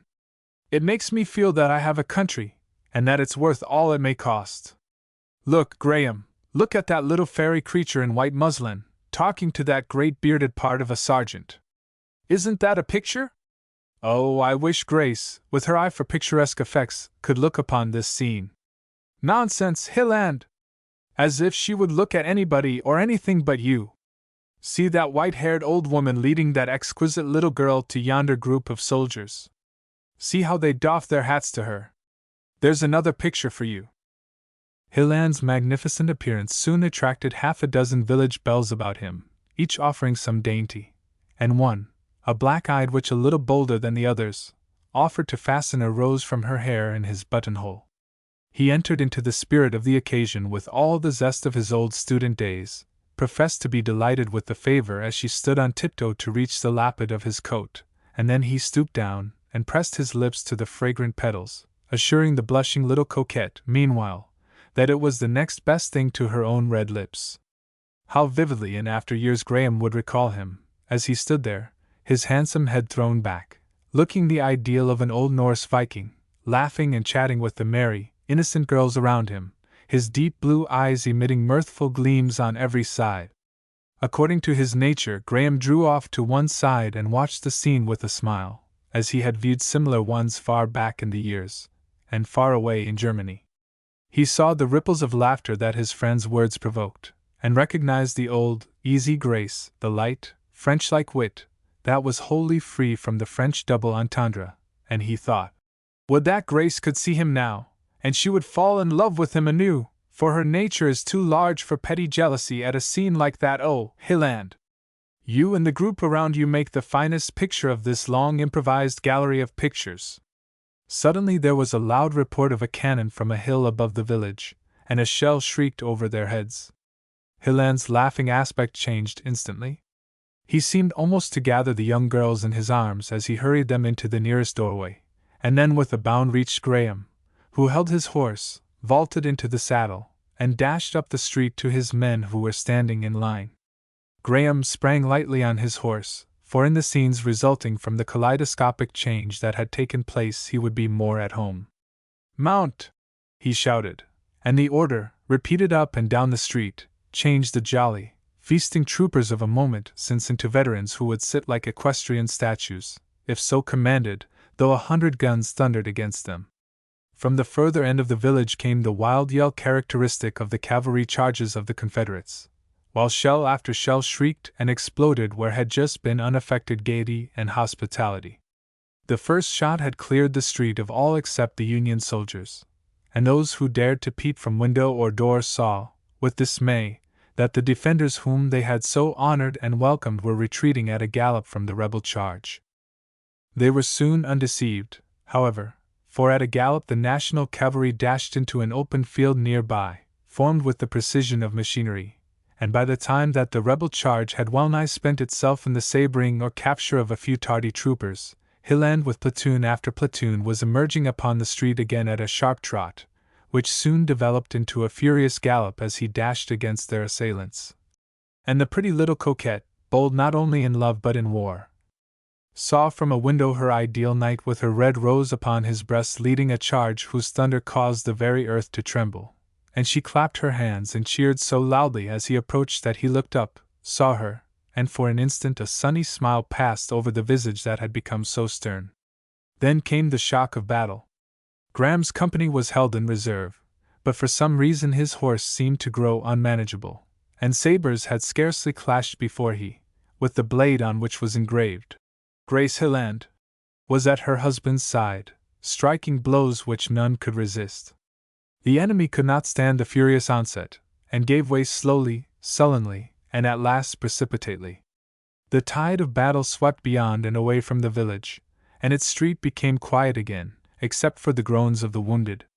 Mangled horses, mangled men, some dead, some dying, and others almost rejoicing in wounds that would secure for them such gentle nurses, strewed the streets that had been the scene of merry festivity. The pretty little belle never saw her tawny, bearded knight again. She undoubtedly married and tormented some well-to-do dry goods clerk, but a vision of a man of heroic mold, with a red rose upon his breast, smiling up to her just as he was about to face what might be death, will thrill her feminine soul until she is old and gray. That night Graham and Hilland talked and laughed over the whole affair as they sat by a campfire. "It has all turned out as usual," said Graham ruefully. "You won a victory and no end of glory, I a reprimand from my colonel." "If you have received nothing worse than a reprimand you are fortunate," was Hilland's response. "The idea of any horse becoming unmanageable in your hands! The colonel understands the case as well as I do, and knows that it was your own ravenous appetite for a fight that became unmanageable. But I told him of the good service you rendered, and gave him the wink to wink also. You were fearfully rash today, Graham. You were not content to fight at my side, but more than once were between me and the enemy. What the devil makes you so headlong in a fight, you that are usually so cool and self-controlled?" Graham's hand rested on a fair woman's name engraved upon his sword, but he replied lightly, "When you teach me caution in a fight I'll learn." "Well, excuse me, old fellow, I'm going to write to Grace. May not have a chance very soon again. I say, Graham, we'll have the battle of the war in a day or two." "I know it," was the quiet response. "And we must win, too," Hilland continued, "or the Johnnies will help themselves to Washington, Baltimore, Philadelphia, and perhaps New York. Every man should nerve himself to do the work of two.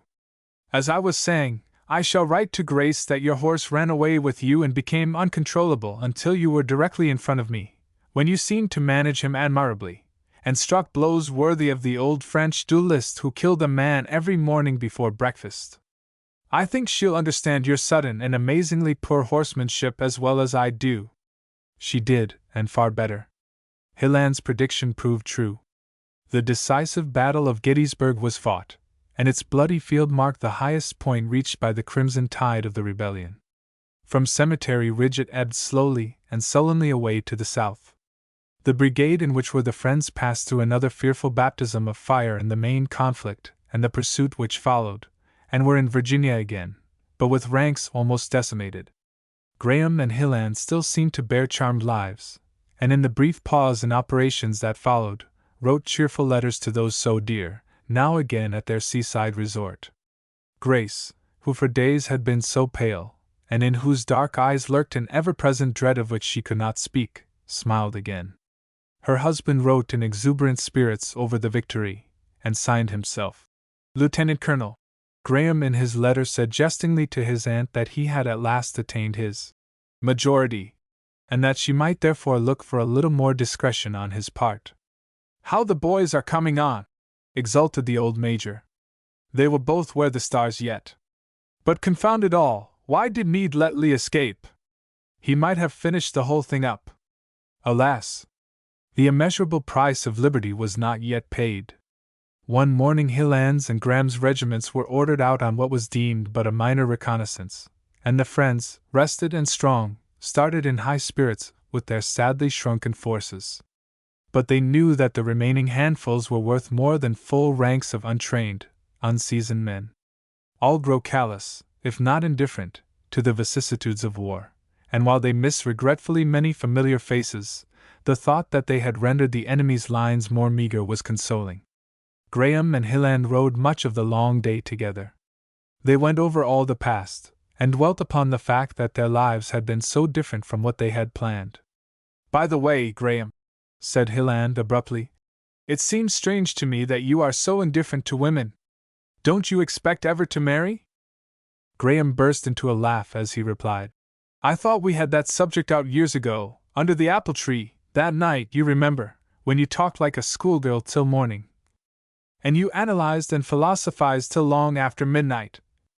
Well, you knew then that Grace had spoiled me for everyone else, and she's been improving ever since.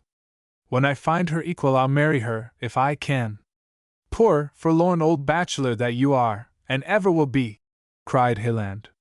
"You'll never find the equal of Grace, Hilland." "I think I shall survive, Hilland. My appetite is good.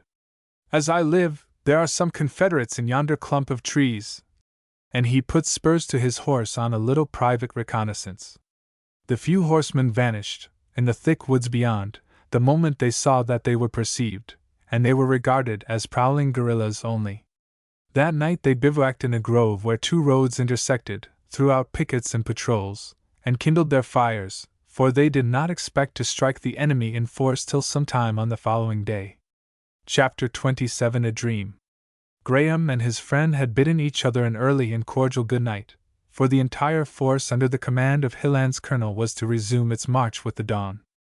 Although no immediate danger was apprehended, caution had been learned by long experience.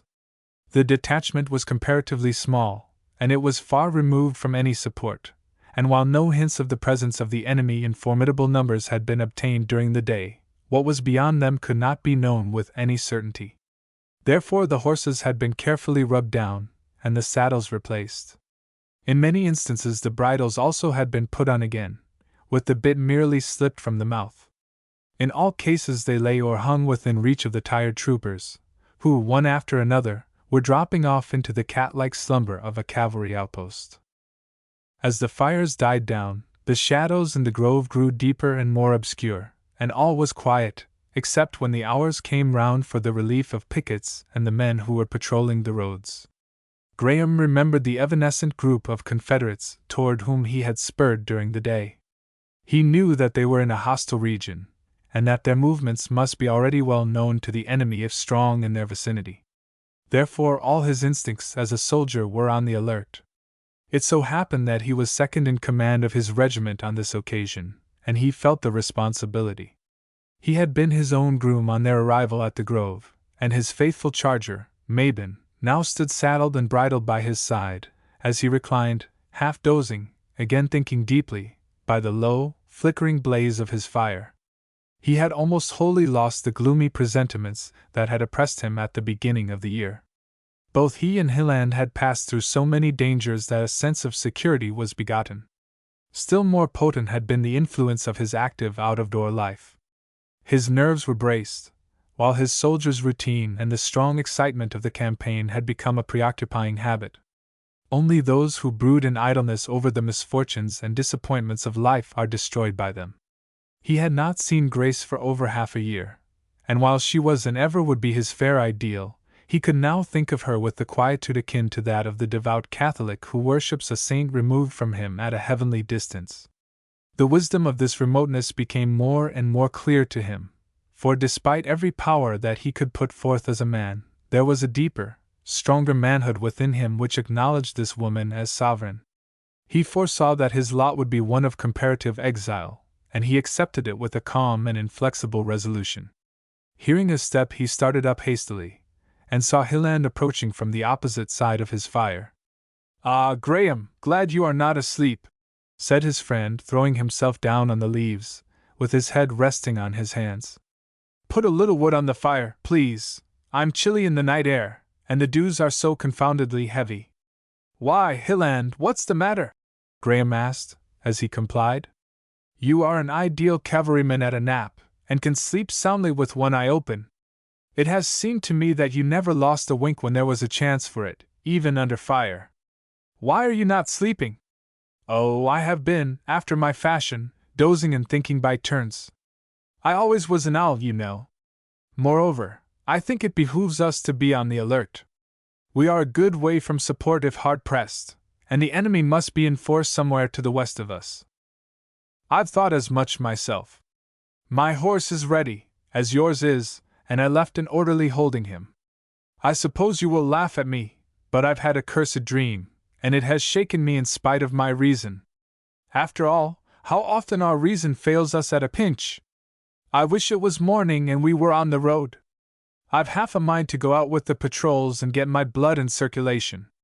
I would were it not that I feel I should be with my men. Where's your colonel? The old war dog is sleeping like a top. Nothing ever disturbs him, much less a dream. I say, Graham, I made a good selection in him, didn't I? Yes, but he'll be promoted soon, and you will be in command. What's more, I expect to see a star on your shoulder in less than 6 months. As I feel tonight, I don't care a picayune for stars or anything else relating to the cursed war. I'd give my fortune to be able to kiss Grace and tell her I'm well. You are morbid, Hilland. You will feel differently tomorrow, especially if there's a chance for a charge. No doubt, no doubt. The shadow of this confounded grove seems as black as death, and it oppresses me. Why should I, without apparent cause, have had such a dream? Your supper and fatigue may have been the cause. If you don't mind, tell me this grisly vision.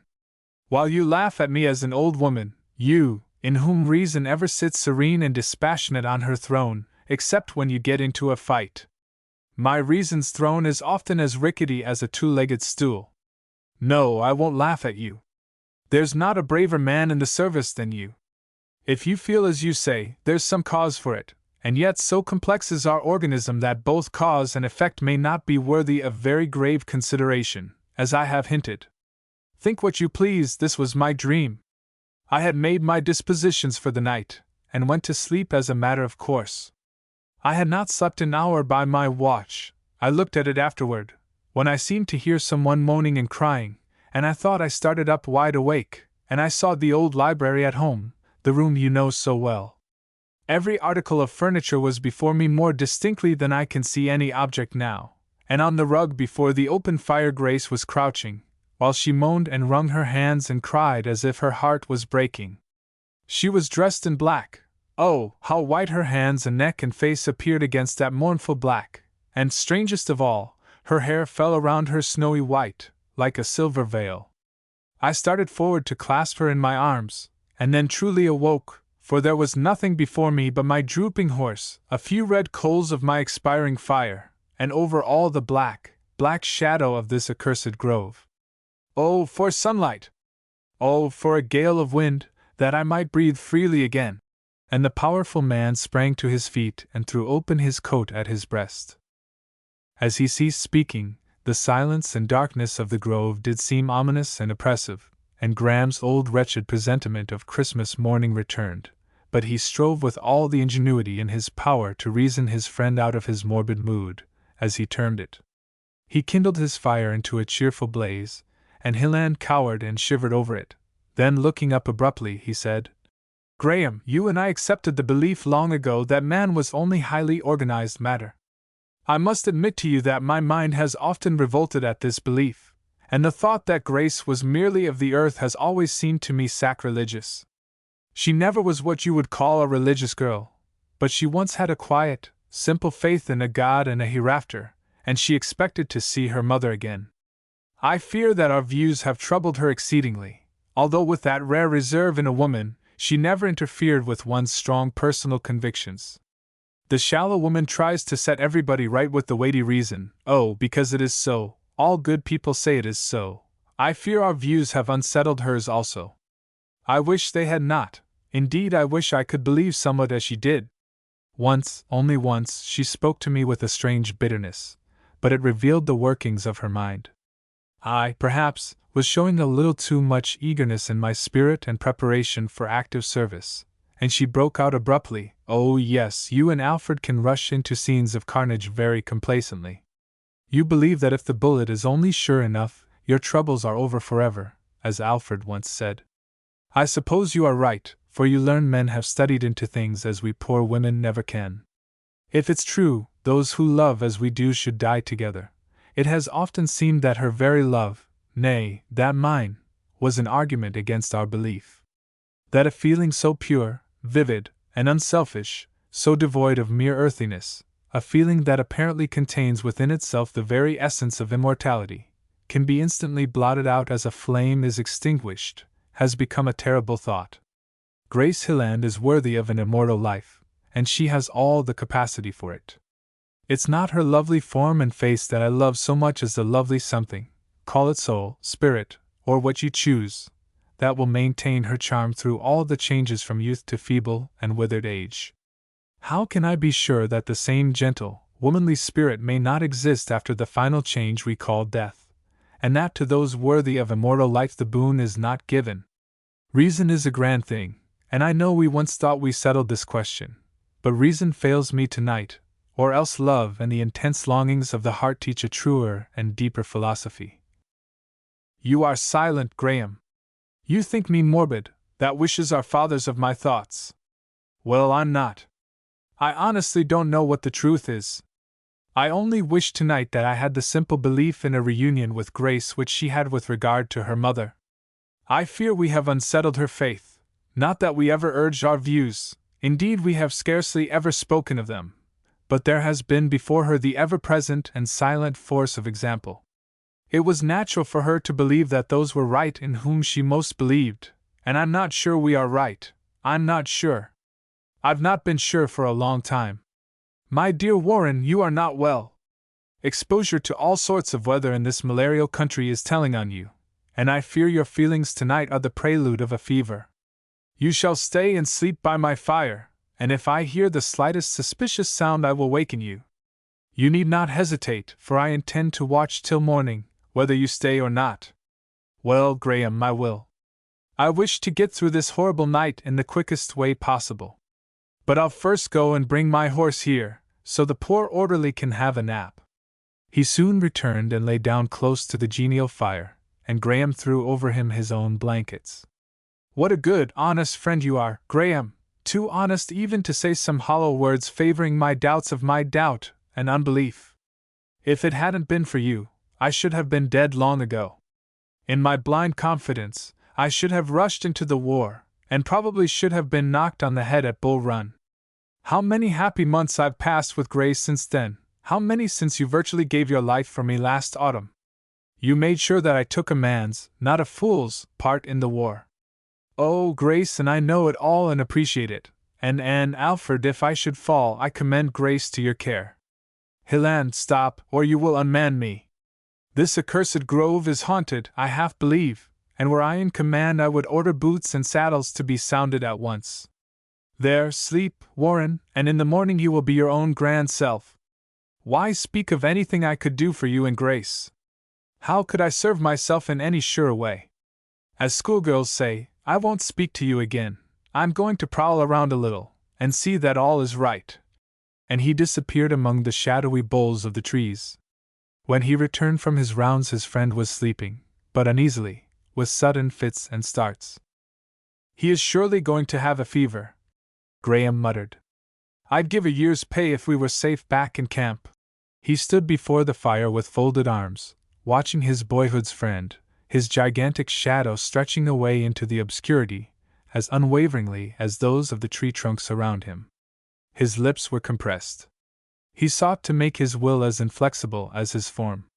He would not think of Grace, of danger to her and Hilland, and yet by some horrible necromancy of the hour and place, the scene in Hilland's dream would rise before him with a vividness that was overawing. In the sighing of the wind through the foliage, he seemed to hear the poor wife's moans. "Oh," he muttered, "would that I could die 1,000 deaths to prevent a scene like that!" When would the interminable night pass? At last he looked at his watch, and saw that the dawn could not be far distant. How still everything had become! The men were in their deepest slumber. Even the wind had died out, and the silence was to his overwrought mind like the hush of expectancy. This silence was at last broken by a shot on the road leading to the west. Other shots followed in quick succession. Hilland was on his feet instantly. "We're attacked!" he shouted, and was about to spring upon his horse when Graham grasped his hand in both of his as he said, "In the name of grace, Hilland, be prudent!" Then both the men were in the saddle, Hilland dashing toward his own command, and each shouting, "Awake! Mount!" At the same instant the bugle from headquarters rang through the grove, giving the well-known order of boots and saddles. In place of the profound stillness of a moment before, there were 1,000 discordant sounds, the trampling of feet, the jingling of sabers, the champing of bits by aroused, restless horses that understood the bugle call as well as the men, hoarse, rapid orders of officers, above all which in the distance could be heard Hilland's clarion voice. Again and again from headquarters the brief, musical strains of the bugle echoed through the gloom, each one giving to the veterans a definite command. Within 4 minutes there was a line of battle on the western edge of the grove, and a charging column was in the road leading to the west, down which the patrols were galloping at a headlong pace. Pickets were rushing in, firing as they came. To the uninitiated it might have seemed a scene of dire confusion. In fact, it was one of perfect order and discipline. Even in the darkness each man knew just what to do and where to go, as he heard the bugle calls and the stern, brief, supplementary orders of the officers. Graham found himself on the line of battle at the right of the road, and the sound that followed close upon the sharp gallop of the patrol was ominous indeed. It was the rushing, thunderous sound of a heavy body of cavalry, too heavy, his ears soon foretold him, to promise equal battle. The experienced colonel recognized the fact at the same moment, and would not leave his men in the road to meet the furious onset. Again, sharp, quick, and decisive as the vocal order had been, the bugle rang out the command for a change of position. Its strains had not ceased when the officers were repeating the order all down the column that had been formed in the road for a charge, and scarcely a moment elapsed before the western pike was clear, and faced by a line of battle a little back among the trees. The Union force would now ask nothing better than that the enemy should charge down that road within point-blank range. If the Nationals were veterans, they were also dealing with veterans who were masters of the situation in their overwhelming force and their knowledge of the comparative insignificance of their opponents, whose numbers had been quite accurately estimated the day before. The patrols were already within the Union lines and at their proper places when the Confederate column emerged into the narrow open space before the grove. Its advance had subsided into a sharp trot, but, instead of charging by column or platoon, the enemy deployed to right and left with incredible swiftness. Men dismounted and formed into line almost instantly, their gray forms looking phantom-like in the gray dawn that tinged the east. The vigilant colonel was as prompt as they, and at the first evidence of their tactics the bugle resounded, and the line of battle facing the road which led westward wheeled at a gallop through the open trees and formed at right angles with the road behind the first line of battle. Again there was a bugle call. The men in both lines dismounted instantly, and as their horses were being led to the rear by those designated for the duty, a Union volley was poured into the Confederate line that had scarcely formed, causing many a gap. Then the first Union line retired behind the second, loading as they went, and with the ready instinct of old fighters, putting trees between themselves and the swiftly advancing foe while forming a third line of battle. From the second Union line a deadly volley blazed in the dim obscurity of the woods. It had no perceptible effect in checking the impetuous onset of the enemy, who merely returned the fire as they advanced. The veteran colonel, with cool alertness, saw that he was far outnumbered, and that his assailants' tactics were to drive him through the grove into the open fields, where his command would be speedily dispersed and captured. His only chance was to run for it and get the start. Indeed, the object of his reconnaissance seemed already accomplished, for the enemy was found to be in force in that direction. Therefore, as he galloped to the rear, his bugler sounded, "Retreat," long and shrilly. The dim Union lines under the trees melted away as by magic, and a moment later there was a rush of horses through the underbrush that fringed the eastern side of the grove. But some men were shot, some sabred, and others captured before they could mount and extricate themselves. The majority, however, of the Union forces were galloping swiftly away, scattering at first rather than keeping together, in order to distract the pursuit, which for a time was sharp and deadly. Not a few succumbed, others would turn on their nearest pursuer in mortal combat, which was soon decided in one way or the other. Graham more than once wheeled and confronted an isolated foe, and the sword bearing the name of the gentle Grace Hilland was bloody indeed. All the while his eye was ranging the field for Hilland, and with his fleet steed, that could soon have carried him beyond all danger, he diverged to right and left, as far as their headlong retreat permitted, in his vain search for his friend. Suddenly the bugle from the Confederate side sounded a recall. The enemy halted, fired parting shots, and retired briskly over the field, gathering up the wounded and the prisoners. The Union forces drew together on a distant eminence, from which the bugler of the colonel in command was blowing a lively call to rendezvous. "Where, Hilland?" cried Graham, dashing up. The colonel removed a cigar from his mouth and said, "Haven't seen him since I ordered the retreat. Don't worry. He'll be here soon. Hilland is sure to come out all right. It's a way he has. 'Twas a rather rapid change of base, Major Graham. That the enemy should have ceased their pursuit so abruptly puzzles me. Ah, here comes your colonel, and when Hilland puts in an appearance we must hold a brief council, although I suppose there is nothing left for us but to make our way back to camp and report as speedily as possible. I'd like to come back with a division, and turn the tables on those fellows. I believe we fought a divis." "Hilland!" shouted Graham, in a voice that drowned the colonel's words, and echoed far and wide. There was no answer, and the fugitives were nearly all in.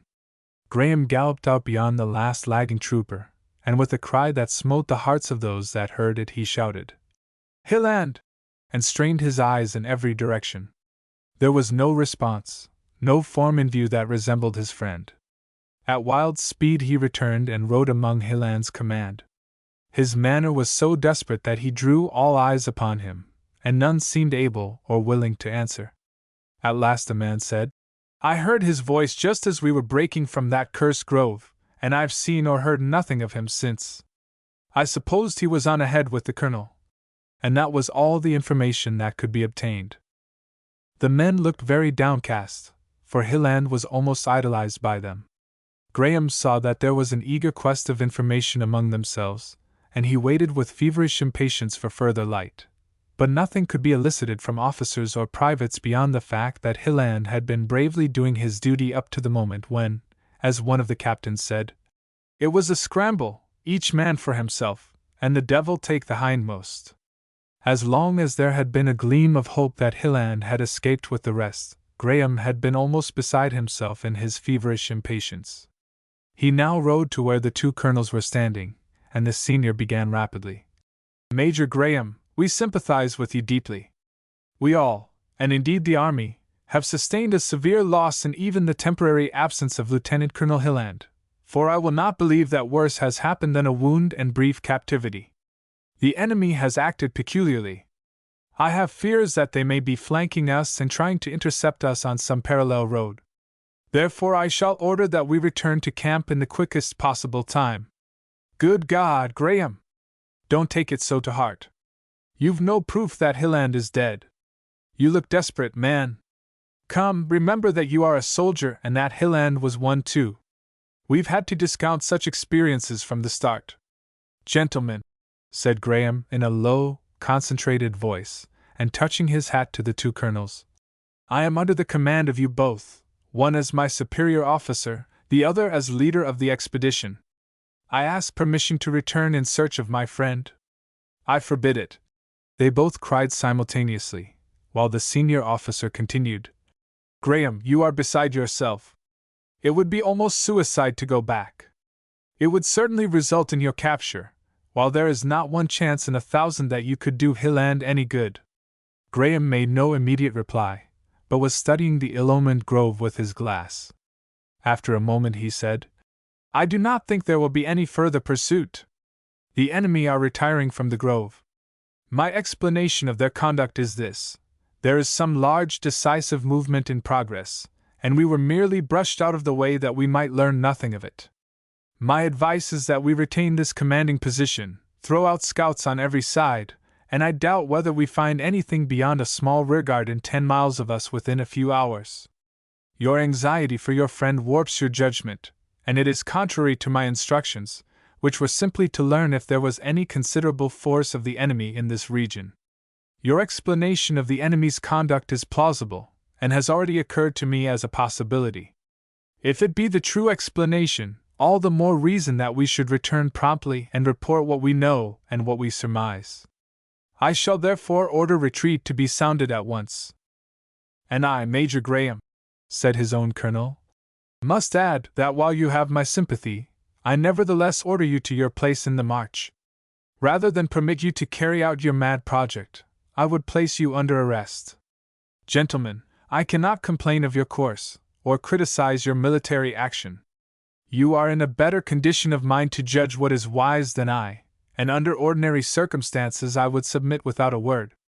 But the circumstances are extraordinary. Hilland has been my friend since boyhood. I will not remain in suspense as to his fate, much less will I leave his wife and friends in suspense. I know that disobedience of orders in the face of the enemy is one of the gravest offenses, but I must disobey them, be the consequences what they may. As he wheeled his horse, his colonel cried, Stop him! He's under arrest!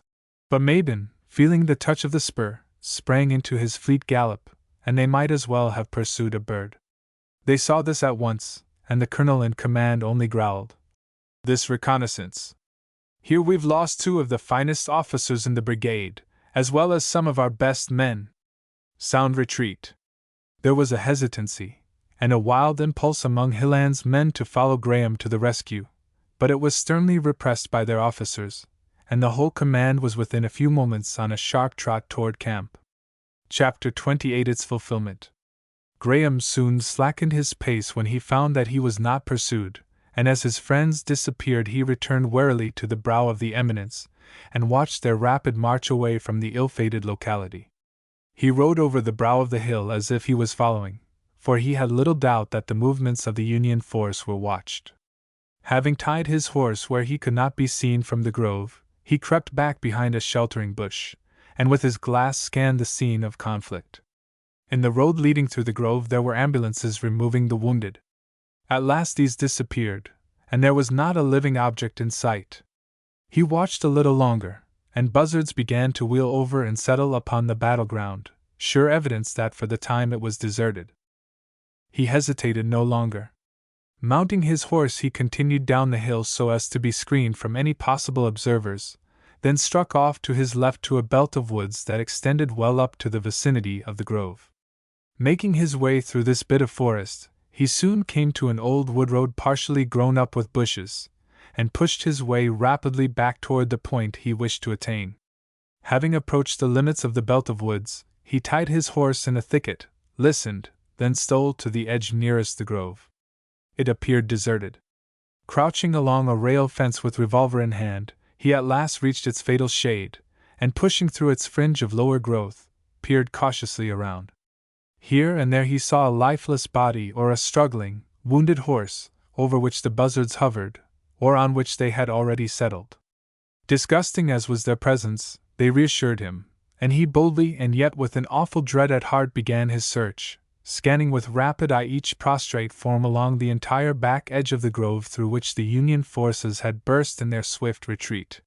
He soon passed beyond all traces of conflict, and then retraced his steps, uttering half unconsciously, and in a tone of anguish his friend's name. As he approached what had been the extreme right of the Union line in their retreat, and their left in the advance, he beheld a dead horse that looked familiar. He sprang forward and saw that it was Hilland's. "Hilland! Warren!" he shouted, wild with awful foreboding. From a dense thicket near he heard a feeble groan. Rushing into it, he stumbled against the immense mossy trunk of a prostrate, decaying tree. Concealed beyond it lay his friend, apparently dying. "Oh, Warren!" he cried. "My friend, my brother, don't you know me? Oh, live, live! I can rescue you." There was no response from the slowly gasping man. Graham snatched a flask from his pocket and wet the pallid lips with brandy, and then caused Hilland to swallow a little. The stimulant kindled for a few moments the flame of life, and the dying man slowly became conscious. "Graham," he murmured feebly. "Graham, is that you?" "Yes, yes, and I'll save you yet. Oh, in the name of grace, I adjure you to live. Alas for grace! My dream will come true. Oh, Hilland, no, no! Oh, that I could die in your place! What is my life to yours? Rally, Warren, rally! My fleet horse is tied near, or if you are too badly wounded I will stay and nurse you. I'll fire a pistol shot through my arm, and then we can be sent to the hospital together. Here, take more brandy. That's right. With your physique you should not think of death. Let me lift you up and stanch your wound. Don't move me, Graham, or I'll bleed to death instantly, and I want to look in your face, once more, and send my true love to Grace. More brandy, please. It's getting light again. Before it was dark, oh, so dark. How is it you are here? I came back for you. Could I ride away and you not with me? Oh, Warren! I must save your life. I must. Leave me, Graham, leave me at once. You will be captured if not killed. And Hilland spoke with energy. I will never leave you. There, your voice proves that your strength is coming back. Warren, can't you live for Grace's sake? Graham, said Hilland solemnly, even my moments are numbered. One more gush of blood from my side and I'm gone. Oh, shall I become nothing? Shall I be no more than the decaying tree behind which I crawled when struck down? Shall I never see my peerless bride again? She would always have been a bride to me. I can't believe it. There must be amends somewhere for the agony of mind, not body, that I've endured as I lay here, and for the anguish that Grace will suffer. Oh, Graham, my philosophy fails me in this strait, my whole nature revolts at it.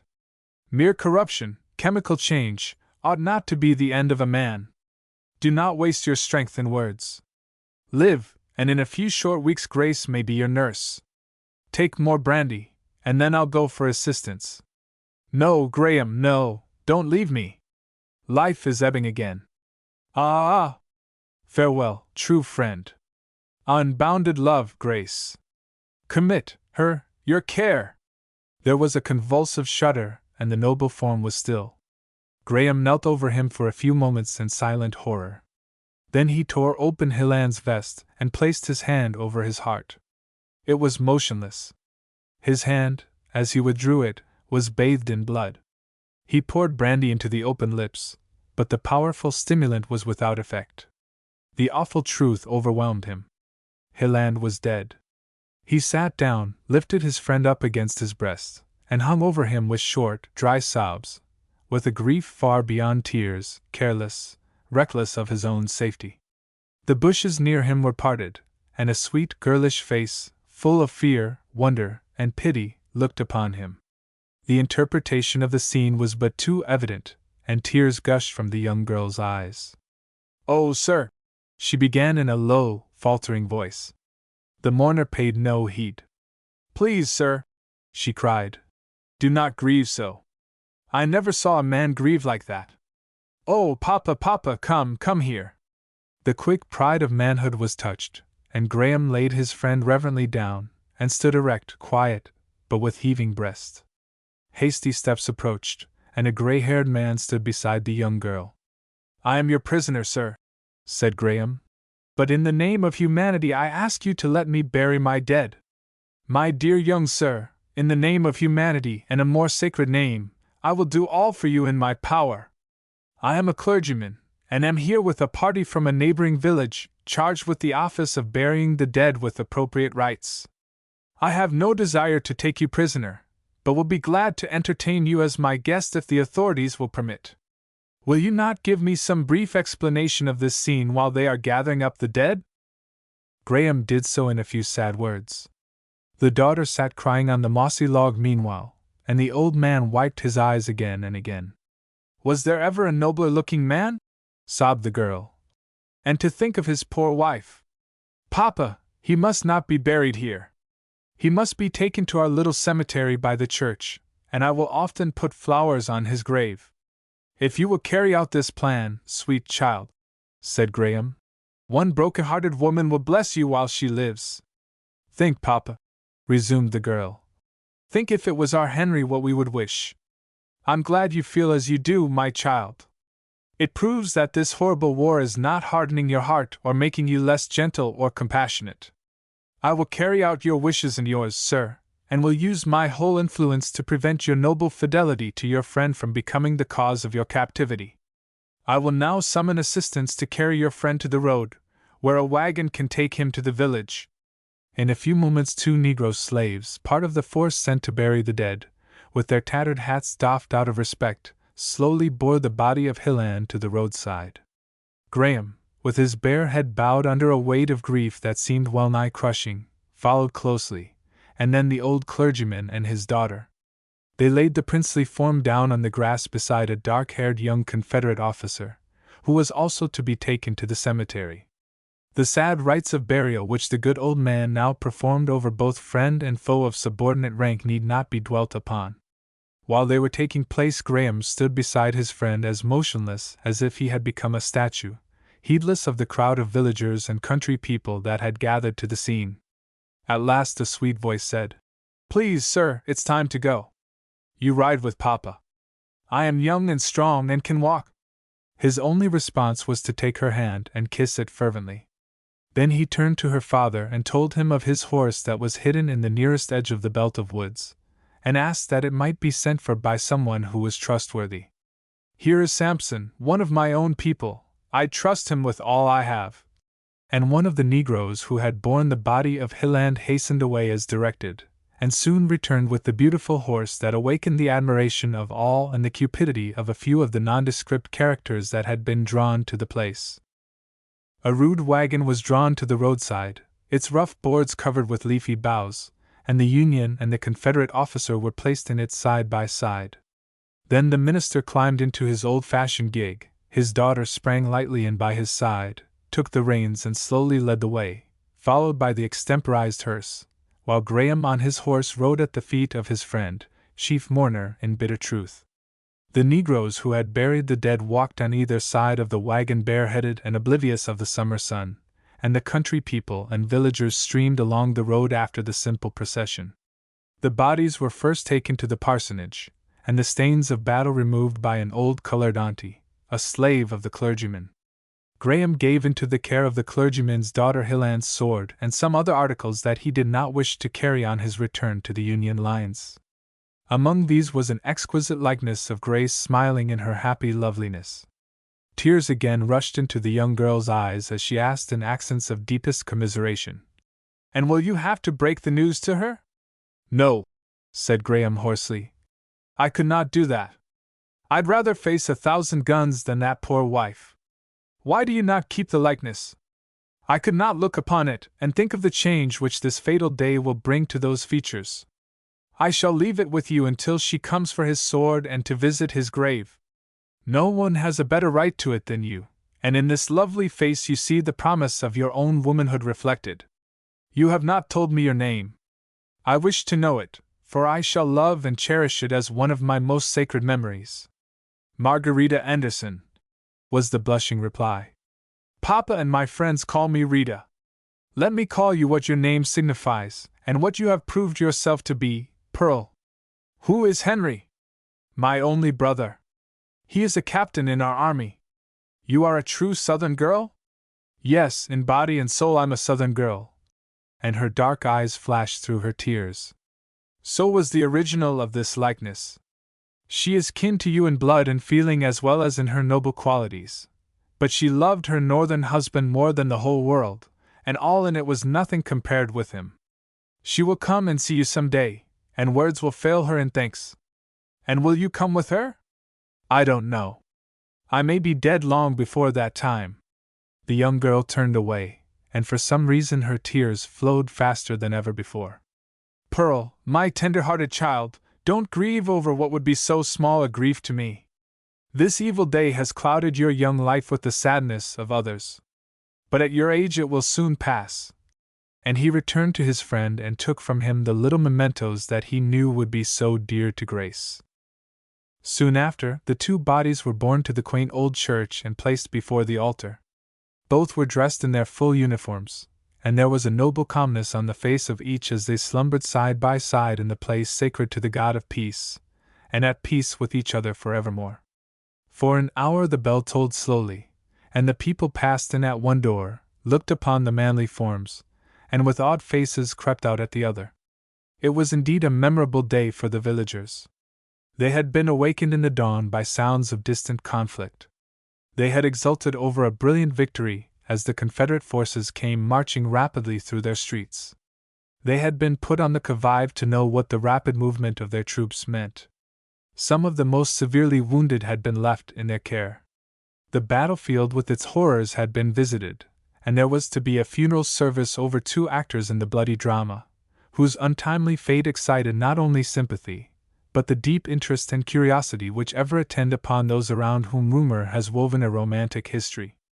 The story of Graham's return in search of his friend, of the circumstances of their discovery by Rita, of the likeness of the lovely wife who would soon be heartbroken from the knowledge of what was known to them, had got abroad among the people, and their warm southern hearts were more touched by the fate of their northern foe than by that of the officer wearing the livery of their own service, but of whom little was known. Graham's profound grief also impressed them deeply, and the presence of a Union officer, sitting among them, forgetful of his danger, of all except that his friend was dead, formed a theme which would be dwelt upon for months to come.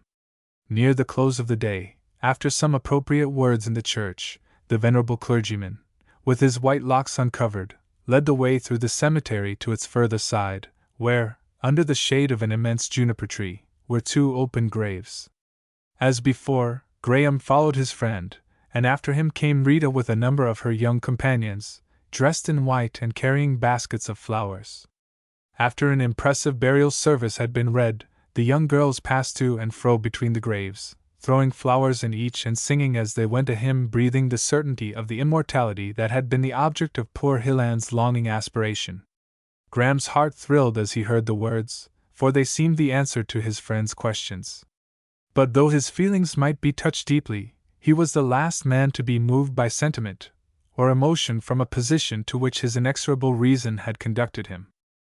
The sun threw its level rays over a scene that he never forgot, the white-haired clergyman standing between the open graves, the young maidens, led by the dark-eyed Rita, weaving in and out, their white hands and arms glowing like ivory as they strewed the flowers, meanwhile singing with an unconscious grace and pathos that touched the rudest hearts.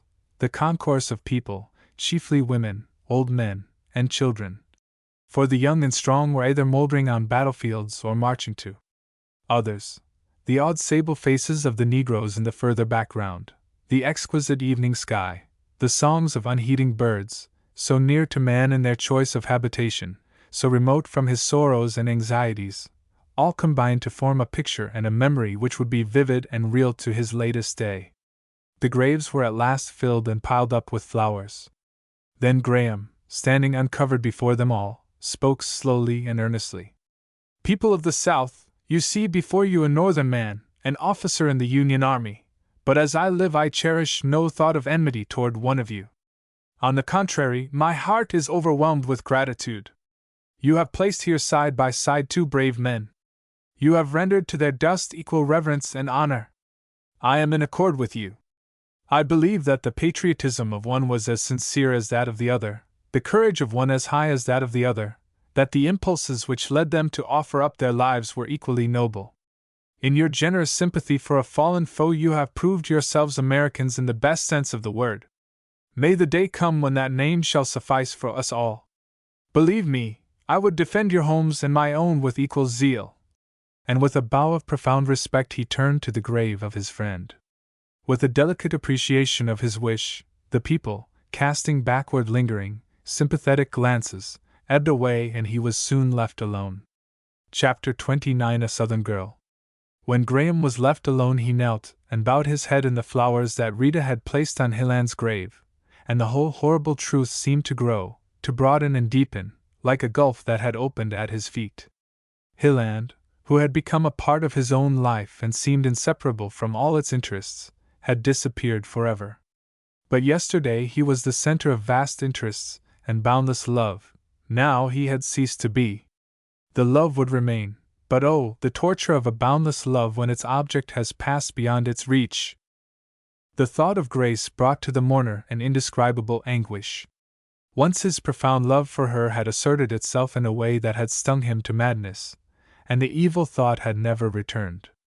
Now she seemed to belong to the dead husband even more than when he was living. The thought that tortured him most was that Grace would not long survive Hilland. The union between the two had been so close and vital that the separation might mean death. The possibility overwhelmed him, and he grew faint and sick.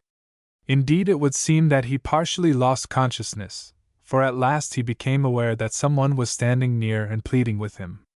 Then he saw it was Rita. "Oh, sir," she entreated, "do not grieve so. It breaks my heart to see a man so overcome. It seems terrible. It makes me feel that there are depths of sorrow that frighten me. Oh, come with me, do, please. I fear you've eaten nothing today, and we have supper all ready for you." Graham tottered to his feet and passed his hand across his brow, as if to brush away an evil dream. "Indeed, sir, you look sick and faint. Take my arm and lean on me. I assure you I am very strong." "Yes, Pearl, you are strong.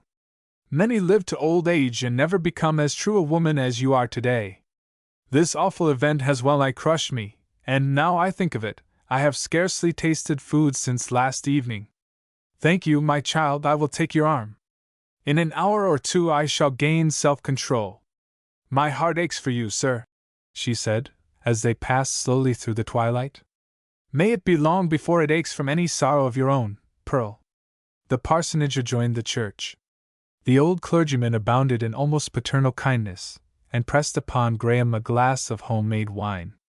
After he had taken this and eaten a little, his strength and poise returned, and he gave his entertainers a fuller account of Hilland and his relations, and in that southern home there was as genuine sympathy for the inmates of the northern home as if they all had been devoted to the same cause. "There are many subjects on which we differ," said his host. "You perceive that I have slaves, but they are so attached to me that I do not think they would leave me if I offered them their freedom. I have been brought up to think slavery right. My father and grandfather before me held slaves and always treated them well. I truly think they did better by them than the bondmen could have done for themselves. To give them liberty and send them adrift would be almost like throwing little children out into the world. I know that there are evils and abuses connected with our system, but I feel sure that liberty given to a people unfitted for it would be followed by far greater evils. It's a subject to which I have given very little attention," Graham replied. "I have spent much of my life abroad, and certainly your servants are better off than the peasantry and very poor in many lands that I have visited." With a kind of wonder, he thought of the truth that Hilland, who so hated slavery, had been lifted from the battlefield by slaves, and that his remains had been treated with reverent honor by a slaveholder. The old clergyman's words also proved that, while he deprecated the war unspeakably, his whole sympathy was with the South. His only son, of whom neither he nor Rita could speak without looks of pride and affection kindling in their faces, was in the Confederate service, and the old man prayed as fervently for success to the cause to which he had devoted the treasure of his life as any Northern father could petition the God of nations for his boy and the restoration of the Union. At the same time his nature was too large, too highly ennobled by Christianity, for a narrow vindictive bitterness. He could love the enemy that he was willing his son should oppose in deadly battle. "We hope to secure our independence," he added, and to work out our national development according to the genius of our own people. I pray and hope for the time when the North and South may exist side by side as two friendly nations. Your noble words this afternoon found their echo in my heart. Even though my son should be slain by a Northern hand, as your friend has been by a Southern, I wish to cherish no vindictive bitterness and enmity. The question must now be settled by the stern arbitrament of battle, but when the war is over let it not be followed by an era of hate. He then told Graham how he had lost his beloved wife years before, and how lonely and desolate he had been until Rita had learned to care for him and provide for his comfort with almost hourly vigilance. "Yes," said Graham, "I have seen it. She is to you what my friend's wife is to her invalid father, the immeasurable blessing of his life. How it will be now I hardly know, for I fear that her grief will destroy her, and the old Major, her father, could not long survive." A note was now handed to the old gentleman, who, having read it, appeared greatly distressed. After a moment's hesitancy he gave it to Graham, who read as follows. "I heard the Northna speak this arternoon, and I can't be one to take and rob him of his horse and send him to prison. But it'll be done tonight if you can't manage his escape. Every road is watched, and your house will be searched tonight. One of the band. You'll burn this and keep mum, or my neck will be stretched." "Who brought the note?" Mr. Anderson asked, going to the door and questioning a colored woman. "Dunno, Massar. De do open a little, and de ting flew in on de flow dot." "Well," said Graham, "I must mount and go at once." And he was about to resume his arms. Wait, I must think," cried his host. "For you to go alone would be to rush into the very evils we are warned against. I am pained and humiliated beyond measure by this communication. Mr. Graham, do not judge us harshly. There is, I suppose, a vile sentiment in every community, and there is here a class that won't enlist in open, honorable warfare, but prowl around, chiefly at night, intent on deeds like this." "Papa," said Rita, who had read the warning, "I know what to do." And her brave spirit flashed in her eyes. "You, my child?" "Yes. I'll prove to Mr. Graham what a Southern girl will do for a guest, for one who has trusted her. The deep, deep disgrace of his capture and robbery shall not come on our heads. I will guide him at once through the woods to old Uncle Jeu's cabin. No one will think of looking for him there, for there is little more than a bridle path leading to it, but I know the way, every inch of it. But Rita, I could send one of the servants with Mr. Graham." "No, Papa. He would be missed and afterward questioned, and some awful revenge taken on him. You must say that I have retired when the villains come.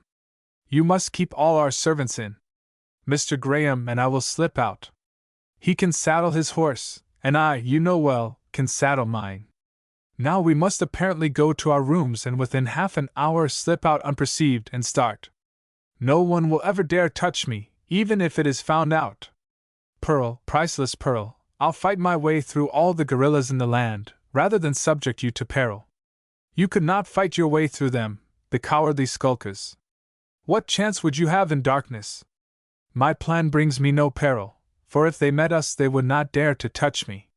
But if it costs me my life I will go," she concluded passionately. "This disgrace must not fall on our people." "Rita is right," said the old clergyman, solemnly. "I could scarcely survive the disgrace of having a guest taken from my home, and they would have to walk over my prostrate form before it could be done, and to send you out alone would be even more shameful. The plan does not involve much peril to Rita. Although, in a sense, you are my enemy, I will trust this Pearl beyond price to your protection, and old Jay will return with her until within a short distance of the house. As she says, I think no one in this region would harm her. I will cooperate with you, Rita, and entreat the Heavenly Father until I clasp you in my arms again. Act at once."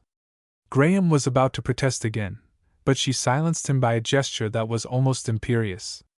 "Don't you see that for Papa's sake, for my own, as well as yours, I must go? Now let us say good night as if we were parting unsuspicious of trouble. When I tap at your door, Mr. Graham, you will follow me, and you, Papa, try to keep our people in ignorance." Graham wrung the clergyman's hand in parting, and said, You will always be to me a type of the noblest development of humanity. God bless you, sir, was the reply, and sustain you through the dangers and trying scenes before you. I am but a simple old man, trying to do right with God's help. And believe me, sir, the South is full of men as sincere as I am. Within half an hour Graham followed his fair guide down a back stairway and out into the darkness. Rita's pony was at pasture in a field adjoining the stable, but he came instantly at her soft call. I shall not put on my saddle, she whispered. If I leave it hanging in the stable it will be good evidence that I am in my room. There will be no need of our riding fast, and indeed, I have often ridden without a saddle for fun. I will guide you to your horse and saddle in the dark stable, for we must take him out of a back door, so that there will be no sound of his feet on the boards. Within a few moments they were passing like shadows down a shaded lane that led from the house to the forest, and then entered what was a mere bridle path, the starlight barely enabling the keen-eyed Rita to make it out at times. The thick woods on either side prevented all danger of flank attacks. After riding some little time they stopped and listened. The absolute silence, broken only by the cries of the wild creatures of the night, convinced them that they were not followed. Then Rita said, Old Jehu has a bright boy of 16 or thereabout, and he'll guide you north through the woods as far as he can, and then God will protect and guide you until you are safe. I know he will help you to escape, that you may say words of comfort to the poor, broken-hearted wife. Yes, Pearl, I think I shall escape. I take your guidance as a good omen. If I could only be sure that no harm came to you and your noble father! The worst of harm would have come to us had we permitted the evil that was threatened. You seem very young, Pearl, and yet you are in many ways very mature and womanly. I am young, only 16, but Mama's death and the responsibility it brought me made my childhood brief. Then Henry is 5 years older than I, and I always played with him, and of course, you know I tried to reach up to those things that he thought about and did. I've never been to school. Papa is educating me, and oh, he knows so much, and he makes knowledge so interesting, that I can't help learning a little.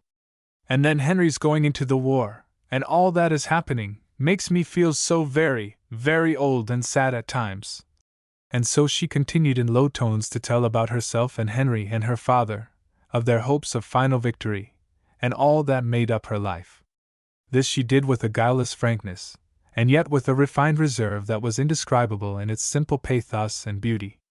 In spite of himself, Graham was charmed and soothed, while he wondered at the exquisite blending of girlhood and womanhood in his guide. She also questioned him about the North and the lands he had visited, about his aunt and Grace and her father, and Graham's tremulous tones as he spoke of Grace led her to say sorrowfully, Ah, she is very, very dear to you also. Yes, he said, imitating her frankness. She is dearer to me than my life. I would gladly have died in Hilland's place to have saved her this sorrow. Were it not for the hope of serving her in some way, death would have few terrors to me. There, my child, I have spoken to you as I have to only one other, my dear old auntie, who is like a mother. Your noble trust begets trust. Then he became aware that she was crying bitterly. Pearl, Pearl, he said, don't cry. I have become accustomed to a sad heart, and it's an old, old story. Oh, Mr. Graham, I remember hearing Mama say once that women learn more through their hearts than their heads. I have often thought of her words, and I think they must be true. Almost from the first my heart told me that there was something about you which made you different from other people. Why is the world so full of trouble of every kind? Ah, well, Papa has taught me that heaven will make amends for everything. They had now reached a little clearing, and Rita said that they were near Jehu's cabin, and that their final words had better be said before awakening the old man. I must bathe my face, too, she added, for he would not understand my tears, and went to a clear little spring but a few paces away. Graham also dismounted. When she returned he took her hand and raised it reverently to his lips as he said, Pearl, this is not a case for ordinary thanks. I no doubt owe my life, certainly my liberty, to you. On that I will not dwell. I owe to you and your father far more, and so does poor Grace Hilland. You ensured a burial for my friend that will bring a world of comfort to those who loved him. The thought of your going to his grave and placing upon it fresh flowers from time to time will contain more balm than 1,000 words of well-meant condolence. Pearl, my sweet, pure, noble child, is there nothing I can do for you? Yes, she faltered. It may be that you can return all that we have done 100-fold. It may be that you will meet Henry in battle. In the memory of his little sister you will spare him, will you not? If he should be captured I will tell him to write to you, and I feel sure that you will remember our lonely ride and the gray old father who is praying for you now, and will not leave him to suffer. Graham drew a seal ring from his finger and said, Dear Pearl, take this as a pledge that I will serve him in any way in my power and at any cost to myself. I hope the day will come when he will honor me with his friendship, and I would as soon strike the friend I have lost as your brother. Now I am content, she said. I believe every word you say. And Grace Hilland will come some day and claim you as a sister dearly beloved. And I, sweet Pearl, will honor your memory in my heart of hearts. The man who wins you as his bride may well be prouder than an emperor. Oh no, Mr. Graham, I'm just a simple southern girl. There are few like you, I fear, south or north. You are a girl to kindle every manly instinct and power, and I shall be better for having known you. The hope of serving you and yours in some way and at some time will give a new zest and value to my life. Do not speak so kindly or I shall cry again. I've been afraid you would think me silly, I cry so easily. I do not think we southern girls are like those at the north. They are colder, I imagine, or at least more able to control their feelings.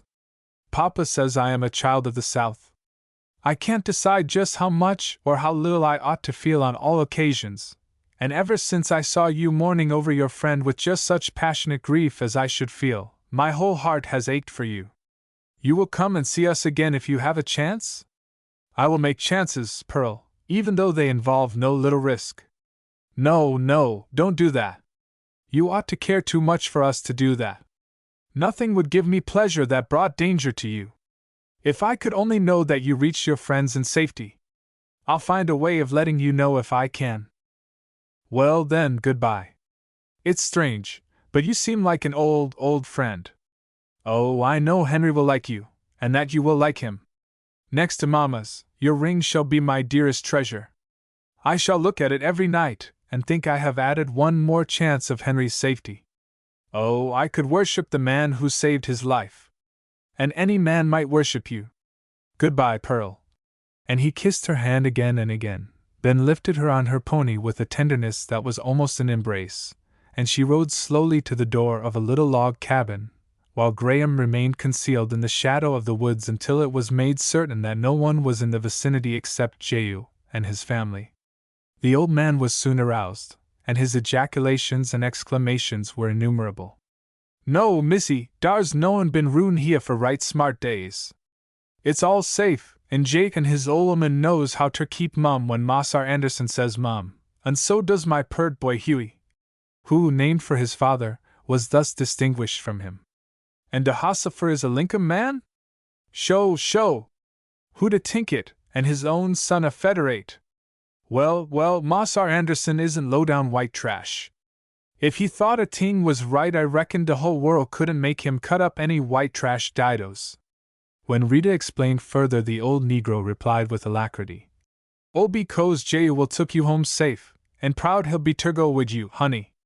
You-see a mighty pert little gal, and does use blood and broaden up justice. Mighty few would dar ride 5 mile through de lonesome woods wid a strange hossifer, if he be a Lincoln man. He muse be somepen like Lincoln hisself. Yes, if you bain't afeard to show him de way, Hughie needn't be." And the boy, who was now wide awake, said he'd like nothin' better dan showin' a Lincoln man through de woods. Graham was summoned, and in a few moments all was arranged. He then drew the old man aside and said, "You good, faithful old soul, take care of that girl as the apple of your eye, for she has only one equal in the world. Here is $100. That will pay for a good many chickens and vegetables, won't it? Lord bless you, Mossar, dey ain't chickens 'nuff in Ole Virginie to brought $100. Well, I'll tell you what I'm afraid of. This region may be wasted by war, like so many others. You may not be troubled in this out-of-the-way place. If Mr. Anderson's family is ever in need, you are now paid to supply them with all that you can furnish. Deed I is, Massar, double paid. Be faithful to them, and you shall have more Lincoln money, as you call it. Keep it, for your money down here won't be worth much soon. Dat's showa. De colored people bain't all prayin' for Lincoln for notin'. Goodbye. Do as I say, and you shall be taken care of some day. Say nothing about this. Mum's de word all ruined tonight, Massar. Hughie, are you ready? I is, Massar. Lead the way, then. And again approaching Rita, Graham took off his hat and bowed low as he said, Give my grateful greeting to your honored father, and may every hope of his heart be fulfilled in return for his good deeds today. As for you, Miss Anderson, no words can express my profound respect and unbounded gratitude. We shall meet again in happier times. And backing his horse, while he still remained uncovered, he soon turned and followed Hughie. Well now, ejaculated Jaya. Clar to you yef dat ar Lincoln Hossafer bain't nigh onto bein' as fine a gem man as Massar Henry hisself. Won't you take some freshment, missy? No? Den I see go right long wid you. Rita enjoined silence, ostensibly for the reason that it was prudent, but chiefly that she might have a respite from the old man's garrulousness. Her thoughts were very busy. The first romance of her young life had come, and she still felt on her hands the kisses that had been so warm and sincere, although she knew they were given by one who cherished a hopeless love. After all, it was but her vivid southern imagination that had been kindled by the swift, strange events of the past 24 hours. With the fine sense of the best type of dawning womanhood, she had been deeply moved by Graham's strong nature. She had seen in him a love for another man that was as tender and passionate as that of a woman, and yet it was bestowed upon the husband of the woman whom he had loved for years. That he had not hesitated to risk captivity and death in returning for his friend proved his bravery to be unlimited, and a Southern girl adores courage. For a time Graham would be the ideal of her girlish heart. His words of admiration and respect were dwelt upon, and her cheeks flushed up seen in the deep shadow of the forest. Again her tears would fall fast as she thought of his peril and of all the sad scenes of the day, and the sadder ones still to come. Grace Hilland, a Southern girl like herself, became a glorified image to her fancy, and it would now be her chief ambition to be like her. She would keep her lovely portrait on her bureau beside her Bible, and it should be almost equally sacred. In the edge of the forest she parted from Jaya with many and warm thanks, for she thought it wise that there should not be the slightest chance of his being seen. She also handed him a Confederate bill out of her slender allowance, patted him on the shoulder, as she would some faithful animal, and rode away. He crept along after her till he saw her let down some bars and turn her pony into the fields. He then crept until he saw her enter a door, and then stole back to the forest, and shambled homeward as dusky as the shadows in which he walked, chuckling. Missy Rita, sweet honey, guv me one of dern Federate rags. Oh golly! I see got more money, live Lincoln money, dan Massar Anderson hisself, and I see got notin' ter do but raise chickens and garden sass all my born days. Missy Rita's red cheeks never grow pale long as Jehu or Hughie can tote chickens and sass. Chapter 30 Guerrillas. Graham, beyond a few low, encouraging words, held his peace and also enjoined silence on his youthful guide. His plan was to make a wide circuit around the battlefield of the previous day, and then strike the trail of the Union forces, which he believed he could follow at night. Hughie thought that this could be done, and that they could keep in the shelter of the woods most of the distance, and this they accomplished, reconnoitering the roads most carefully before crossing them.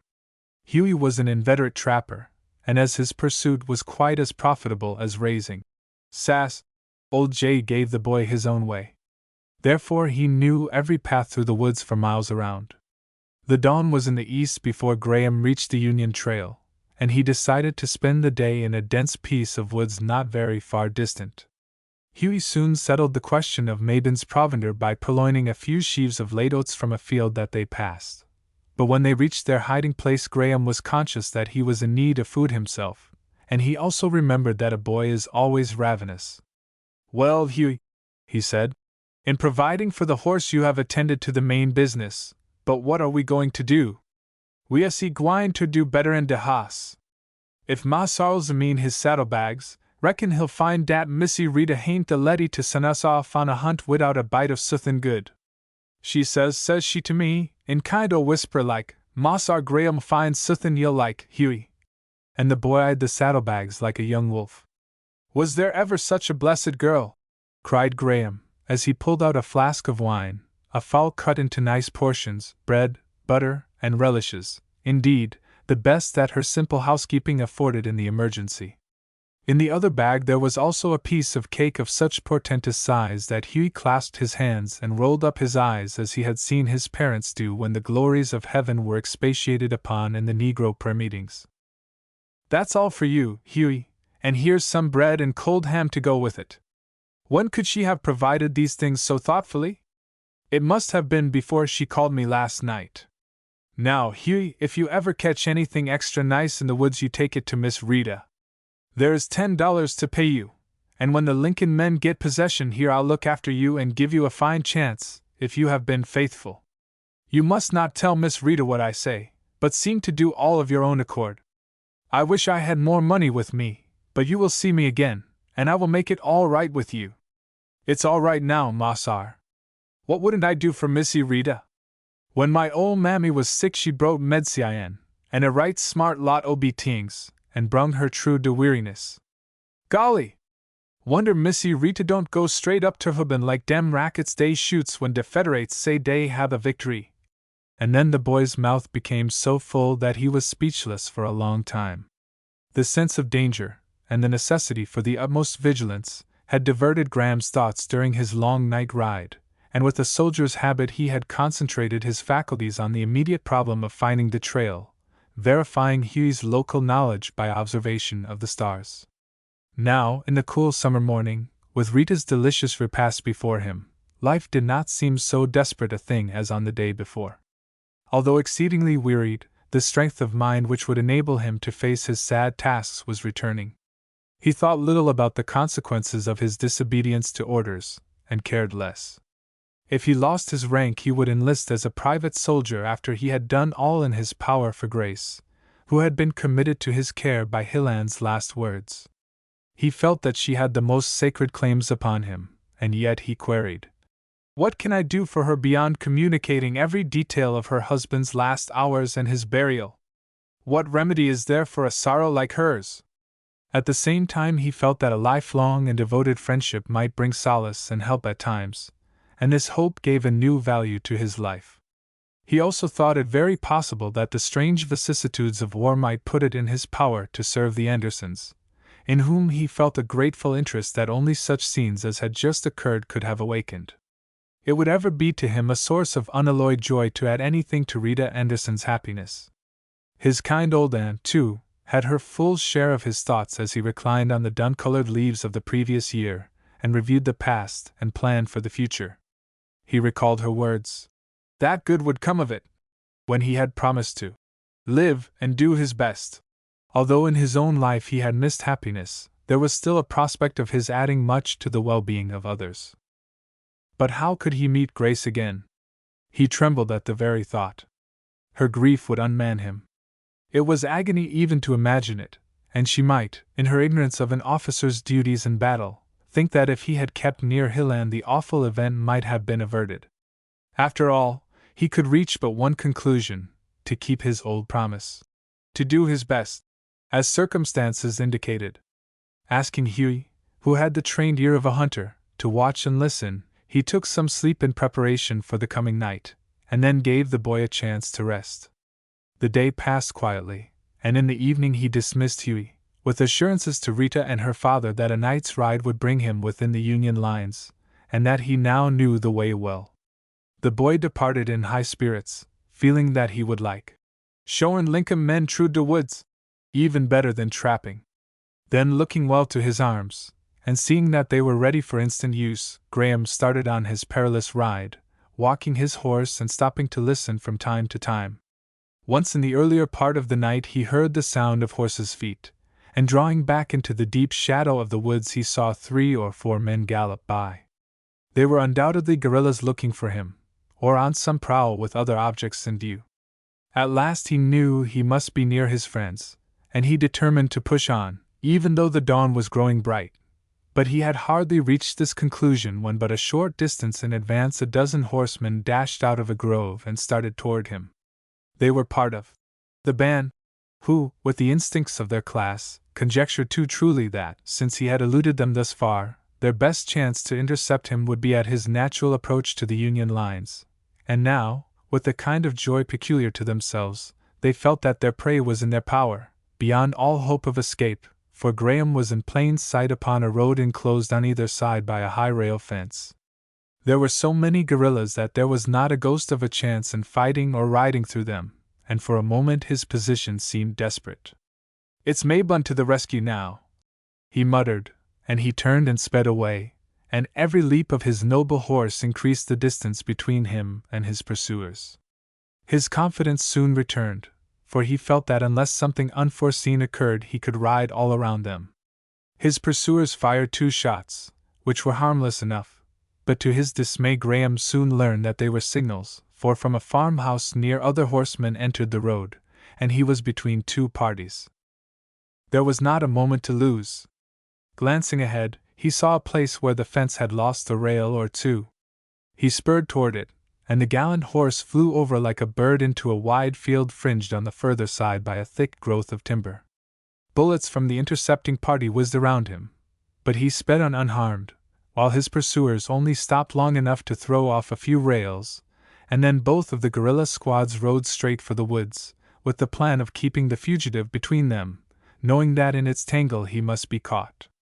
Graham resolved to risk another volley in order to ride around the pursuers nearest the Union lines, thus throwing them in the rear, with no better chance than a stern chase would give them. In order to accomplish this, however, he had to circle very near the woods, and in doing so saw a promising wood road leading into them. The yelling guerrillas were so close as to make his first plan of escape extremely hazardous.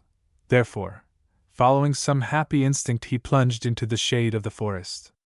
The road proved narrow, but it was open and unimpeded by overhanging boughs. Indeed, the trees were the straight, slender pines in which the region abounded, and he gained on all of his pursuers except 2, who, like himself, were superbly mounted. The thud of their horses' hoofs kept near, and he feared that he might soon come to some obstruction which would bring them to close quarters. Mabon was giving signs of weariness, for his mettle had been sorely tried of late, and Graham resolved to ambush his pursuers if possible. An opportunity occurred speedily, for the road made a sharp turn, and there was a small clearing where the timber had been cut.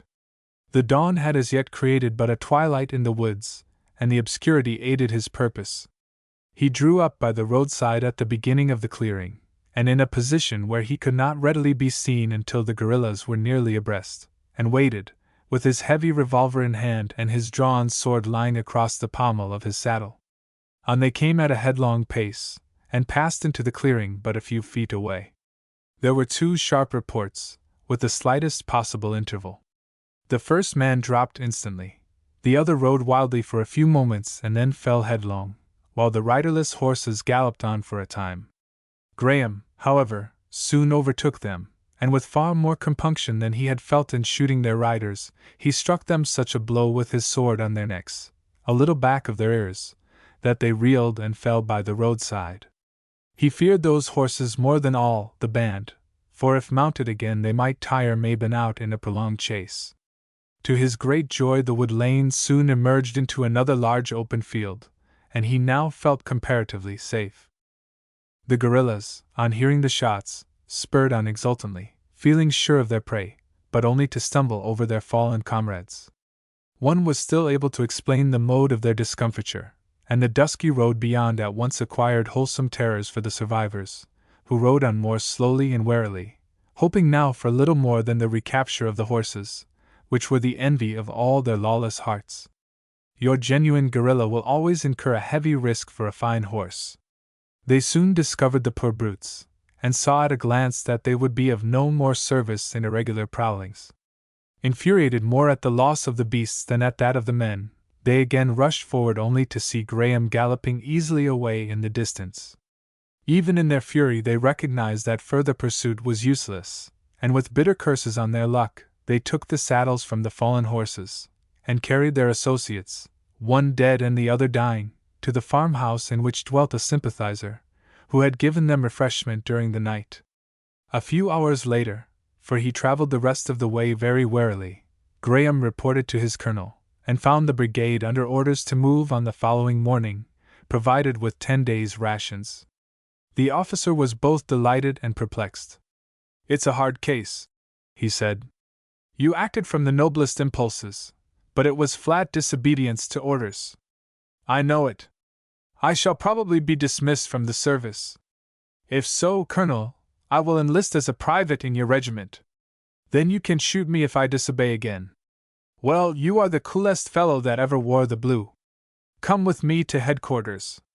The fact of his arrival, and an imperfect story of what had occurred, soon got abroad among the men, and they were wild in their approval, cheering him with the utmost enthusiasm as he passed to the brigadier's tent.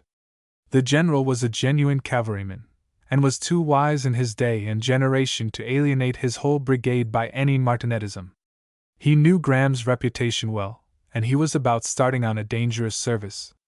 The cheers of the men crowding to his tent spoke volumes. Hilland's regiment seemed half beside themselves when they learned that Graham had found their lieutenant colonel dying on the field, and that he had been given an honorable burial.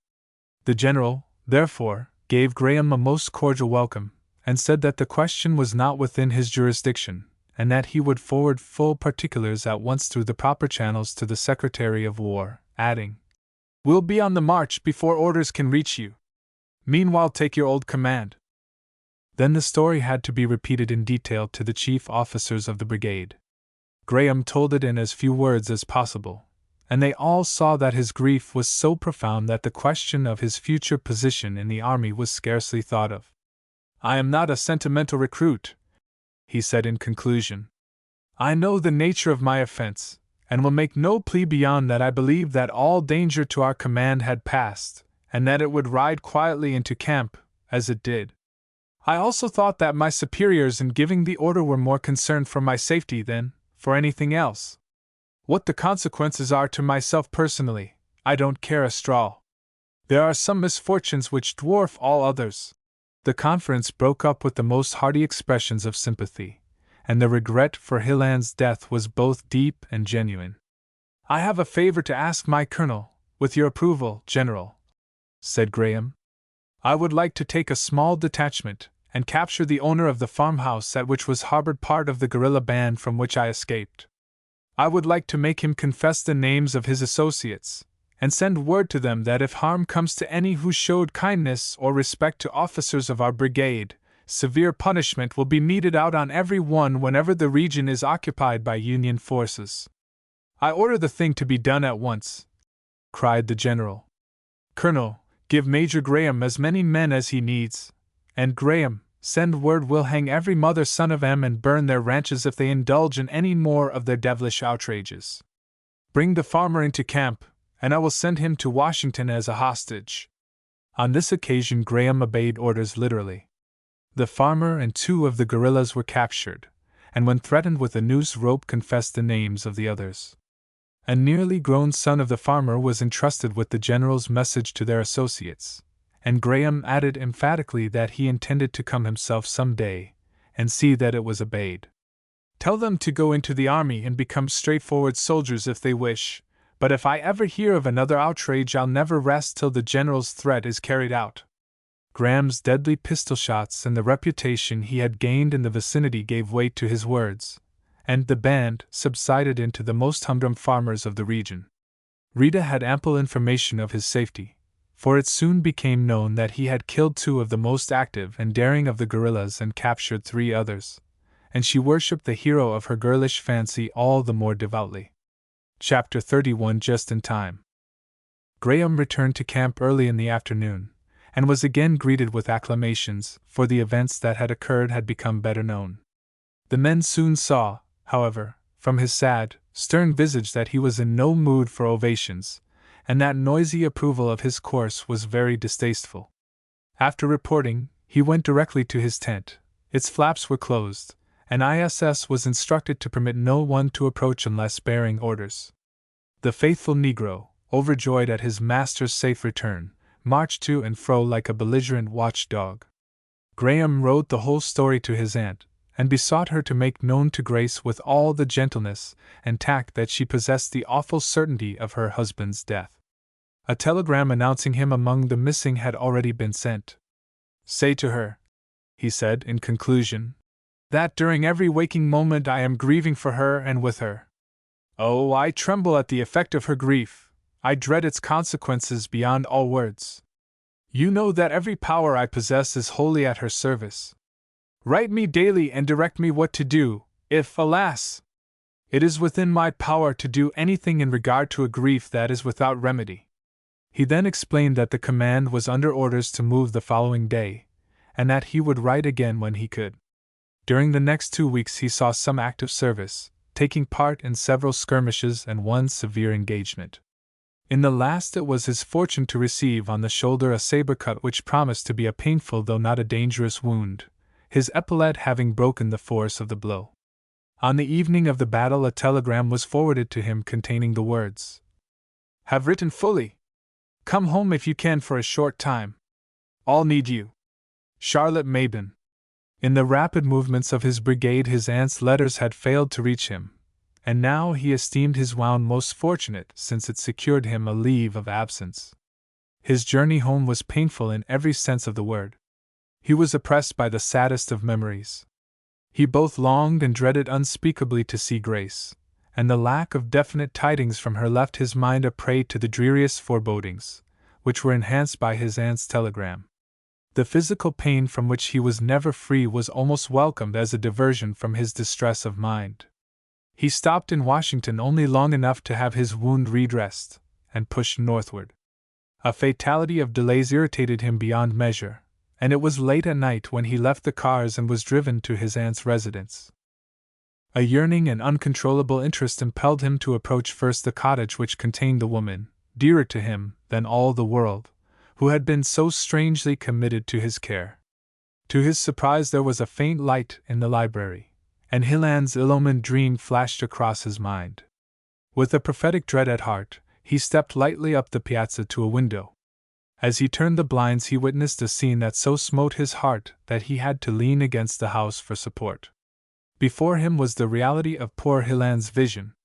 On the rug before the flickering fire the stricken wife crouched, wringing her hands, which looked ghostly in their whiteness.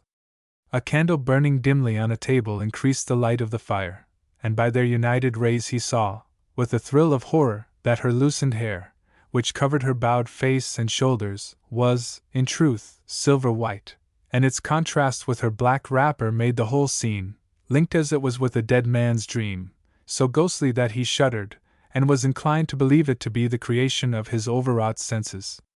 In self-distrust he looked around. Other objects were clear in the faint moonlight. He was perfectly conscious of the dull ache of his wound. Had the phantom crouched before the fire vanished? No, but now the silver hair was thrown back, and Grace Hilland's white, agonized face was lifted heavenward. Oh, how white it was! She slowly took a dark-colored vial from her bosom. Thrilled with unspeakable horror, "Grace!" he shouted, and by a desperate effort threw the blind upward and off from its hinges, and it fell with a crash on the veranda. Springing into the apartment, he had not reached her side before the door opened, and his aunt's frightened face appeared. "Great God! What does this mean, Alfred? What does it mean, indeed?" he echoed in agonized tones, as he knelt beside Grace, who had fallen on the floor utterly unconscious. "Bring the candle here," he added hoarsely. She mechanically obeyed and seemed almost paralyzed. After a moment's search he snatched up something and cried, "She's safe, she's safe! The cork is not removed." Then he thrust the vial into his pocket, and lifted Grace gently on the lounge, saying meanwhile, "She has only fainted, surely 'tis no more. Oh, as you value my life and hers, act! You should know what to do. I will send the coachman for a physician instantly, and will come when you need me." Rushing to the man's room, he dragged him from his bed, shook him awake, and gave him instructions and offers of reward that stirred the fellow's blood as it had never been stirred before. And yet when he reached the stable he found that Graham had broken the lock and had a horse saddled and ready. "Now ride," he was commanded. "As if the devil you believe in was after you." Then Graham rushed back into the house, for he was almost beside himself. But when he heard the poor old Major calling piteously, and asking what was the matter, he was taught his need of self-control. Going up to the veteran's room, he soothed him by saying that he had returned late in the night in response to his aunt's telegram, and that he had found Grace fainting on the floor, that Mrs. Mabin and the servants were with her, and that a physician had been sent for. "Oh, Graham, Graham," moaned the old man. "I fear my peerless girl is losing her mind, she has acted so strangely of late. It's time you came. It's time something was done, or the worst may happen." With an almost overwhelming sense of horror, Graham remembered how nearly the worst had happened, but he only said, "Let us hope the worst has passed. I will bring you word from Mrs. Mabin from time to time." His terrible anxiety was only partially relieved, for his aunt said that Grace's swoon was obstinate, and would not yield to the remedies she was using. "Come in," she cried. "This is no time for ceremony. Take brandy and chafe her wrists." What a mortal chill her cold hands gave him! It was worse than when Hilland's hands were cold in his. "Oh, aunt, she will live?" "Certainly," was the brusque reply. "A fainting turn is nothing. Come, you are cool in a battle, be cool now. It won't do for us all to lose our wits, although heaven knows there's cause enough. How white her face and neck are!" For Mrs. Mabin had opened her wrapper at the throat, that she might breathe more easily. Just as Hilland saw her in his dream. "Have done with your dreams, and omens, and all your weird nonsense. It's time for a little more common sense. Rub her wrist gently but strongly, and if she shows signs of consciousness, disappear." At last she said hastily, "Go." Listening at the door, he heard Grace ask, a few moments later, in a faint voice, "What has happened?" "You only fainted, dearie." Why, I'm in the library." "Yes, you got up in your sleep, and I followed you, and the doctor will soon be here, although little need we have of him." "Oh, I've had a fearful dream. I thought I saw Warren or Alfred." "I surely heard Alfred's voice." "Yes, dear, I've no doubt you had a bad dream, and it may be that Alfred's voice caused it, for he arrived late last night and has been talking with your father." "That must be it," she sighed. "But my head is so confused." "Oh, I am so glad he's come. When can I see him?" "Not till after the doctor comes and you are much stronger." "I wish to thank him. I can't wait to thank him." "He doesn't want thanks, dearie. He wants you to get well. You owe it to him and your father to get well as your great and lifelong sorrow permits. Now, dearie, take a little more stimulant, and then don't talk. I've explained everything, and shown you your duty, and I know that my brave Grace will do it." "I'll try," she said, with a pathetic weariness in her voice that brought a rush of tears to Graham's eyes. Returning to Major St. John, he assured him that Grace had revived, and that he believed she would be herself hereafter. "Oh, this cursed war!" groaned the old man. "And how I have exulted in it and Warren's career! I had a blind confidence that he would come out of it a veteran general, while yet little more than a boy. My ambition has been punished, and I may lose both the children of whom I was so proud. Oh, Graham, the whole world is turning as black as Grace's mourning robes. I have felt that way myself. But, Major, as soldiers we must face this thing like men. The doctor has come, and I will bring him here before he goes, to give his report. Well, Graham, a father's blessing on you for going back for Warren. If Grace had been left in suspense as to his fate, she would have gone mad in very truth. God only knows how it will be now, but she has a better chance in meeting and overcoming the sharp agony of certainty." Under the physician's remedies, Grace rallied more rapidly, and he said that if carried to her room she would soon sleep quietly. "I wish to see Mr. Graham first," she said decisively. To Mrs. Mabin's questioning glance, he added, "Gratify her. I have quieting remedies at hand." He will prove more quieting than all remedies. He saved my husband's life once, and tried to do so again, and I wish to tell him I never forget it night or day. He is brave, and strong, and tranquil, and I feel that to take his hand will allay the fever in my brain. Grace, I am here, he said, pushing open the door and bending his knee at her side while taking her hand. Waste no strength in thanks. School your broken heart into patience, and remember how dear, beyond all words, your life is to others. Your father's life depends on yours. I'll try, she again said. I think I feel better differently. An oppression that seemed stifling, crushing me, is passing away. Alfred, was there no chance at all of saving him? Alas! No, and yet it is all so much better than it might have been. His grave is in a quiet, beautiful spot, which you can visit, and fresh flowers are placed upon it every day. Dear Grace, compare your lot with that of so many others whose loved ones are left on the field. As he would have been were it not for you, my true friend. And she carried his hand to her lips in passionate gratitude. Then tears gushed from her eyes, and she sobbed like a child. Thank the good God! Ejaculated Mrs. Mabin. These are the first tears she has shed. She will be better now. Come, dearie, you have seen Alfred. He is to stop with us a long time, and will tell you everything over and over. You must sleep now. Graham kissed her hand and left the room, and the servants carried her to her apartment. Mrs. Mabin and the physician soon joined him in the library, which was haunted by a memory that would shake his soul to his dying day.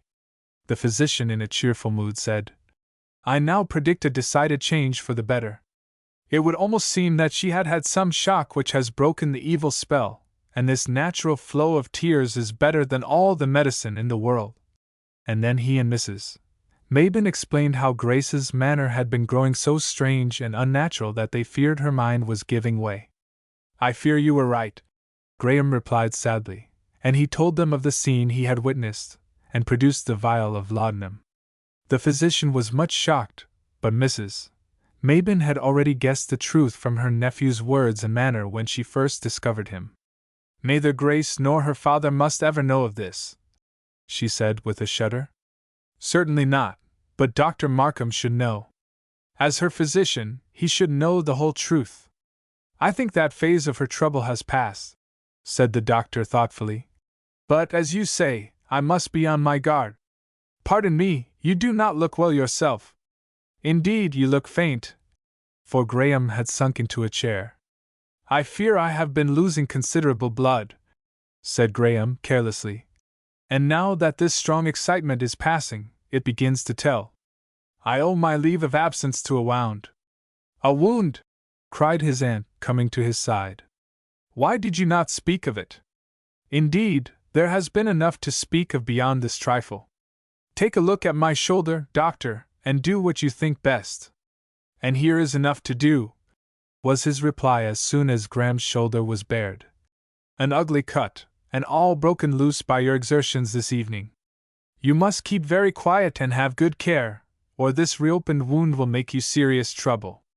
Well, doctor, we have so much serious trouble on hand that a little more won't matter much. His aunt inspected the wound with grim satisfaction, and then said sententiously, I'm glad you have got it, Alfred, for it will keep you home and divert Grace's thoughts. In these times a wound that leaves the heart untouched may be useful, and nothing cures a woman's trouble better than having to take up the troubles of others. I predict a deal of healing for Grace in your wound. All which goes to prove, added the busy physician, that woman's nature is different from man's. When he was gone, having first assured the Major over and over again that all danger was past, Graham said, Aunt Grace's hair is as white as yours. Yes, it turned white within a week after she learned the certainty of her husband's death. Would that I could have died in Hilland's place. Yes, said the old lady bitterly. You were always too ready to die. He drew her down to him as he lay on the lounge, and kissed her tenderly, as he said, But I have kept my promise to live and do my best. You have kept your promise to live after a fashion. My words have also proved true, good has come of it, and more good will come of it. Chapter 32 A Wounded Spirit. Grace's chief symptom when she awoke on the following morning was an extreme lassitude. She was almost as weak as a violent fever would have left her, but her former unnatural and fitful manner was gone. Mrs. Mabin told Graham that she had had long moods of deep abstraction, during which her eyes would be fixed on vacancy, with a stare terrible to witness, and then would follow uncontrollable paroxysms of grief. "This morning," said her anxious nurse, "she is more like a broken lily that has not strength to raise its head. But the weakness will pass, she'll rally. Not many die of grief, especially when young. Save her life, Auntie, and I can still do a man's part in the world.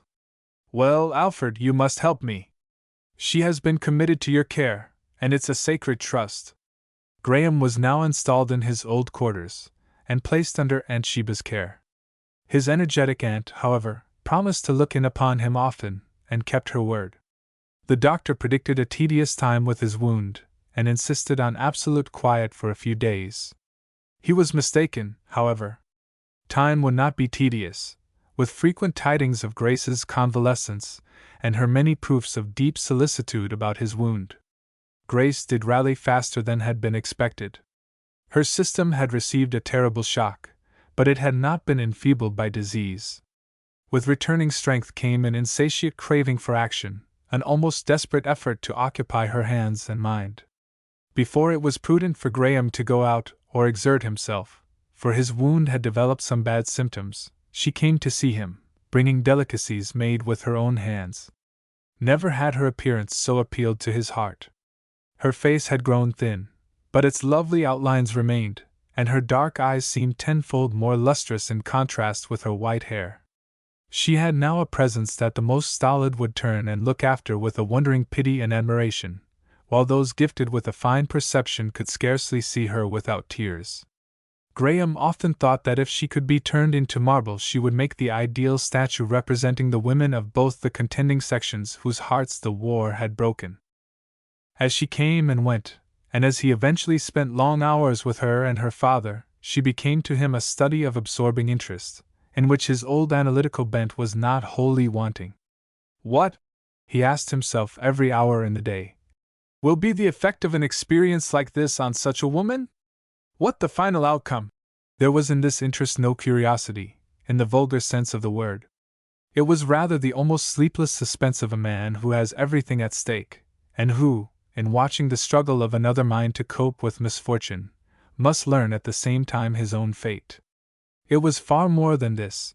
It was the vigilance of one who would offer help at all times and at any cost. Still, so strong are natural or acquired characteristics that he could not do this without manifesting some of the traits of the Alfred Graham who years before had studied the mirthful Grace St. John with the hope of analyzing her power and influence. And had he been wholly indifferent to her, and as philosophical and cynical as once it was his pride to think he was, she would still have remained an absorbing study.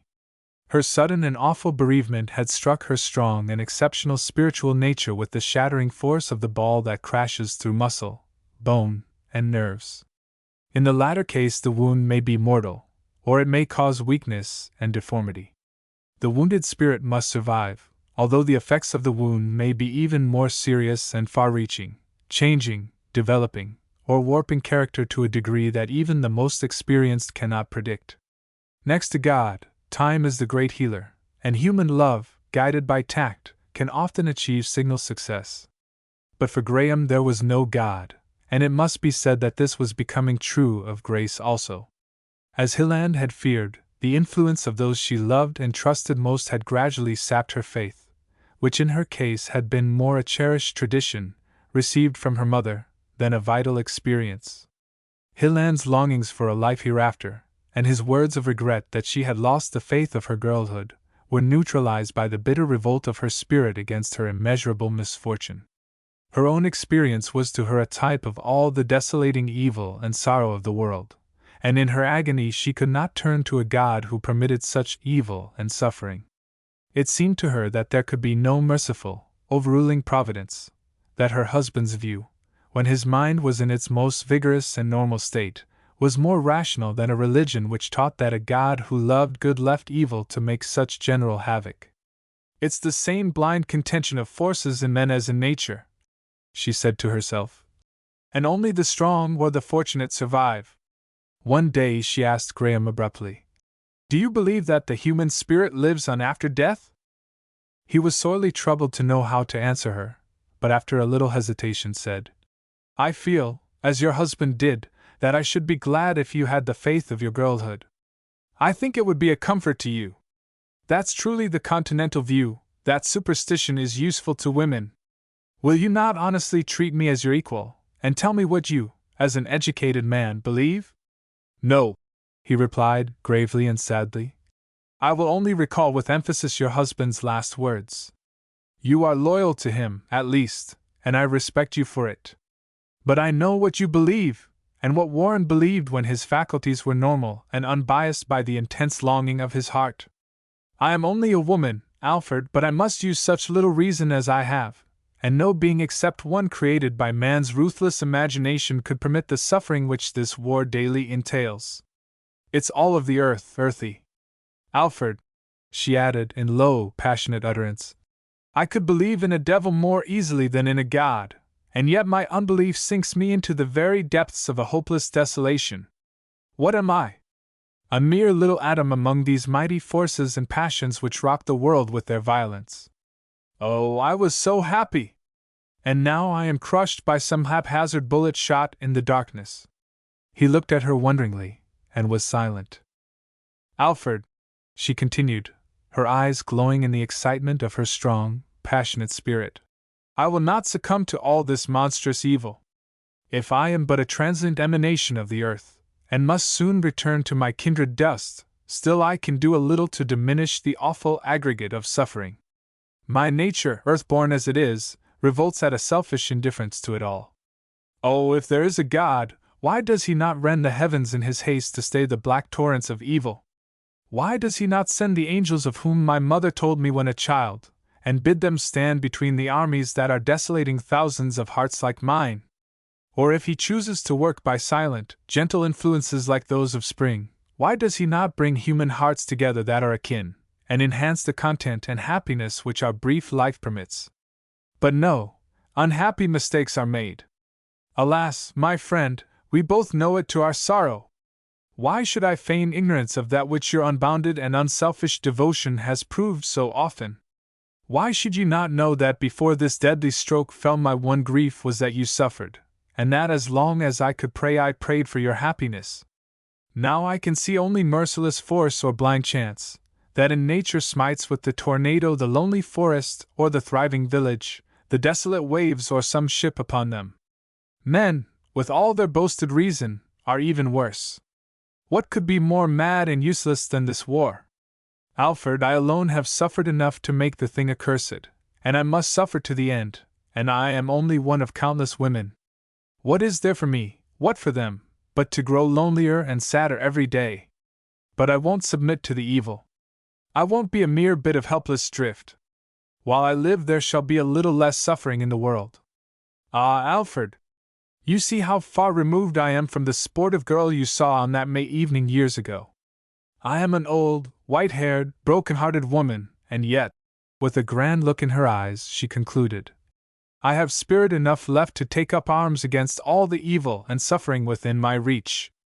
I know how puny my efforts will be, but I would rather try to push back an avalanche than cower before it. Thus she revealed to him the workings of her mind, and he worshipped her anew as one of the gentlest and most loving of women, and yet possessed of a nature so strong that under the guidance of reason it could throw off the shackles of superstition and defy even fate.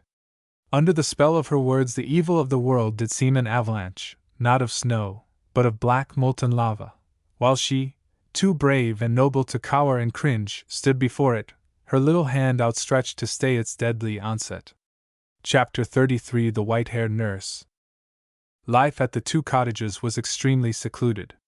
All who felt entitled to do so made calls, partly of condolence and partly from curiosity.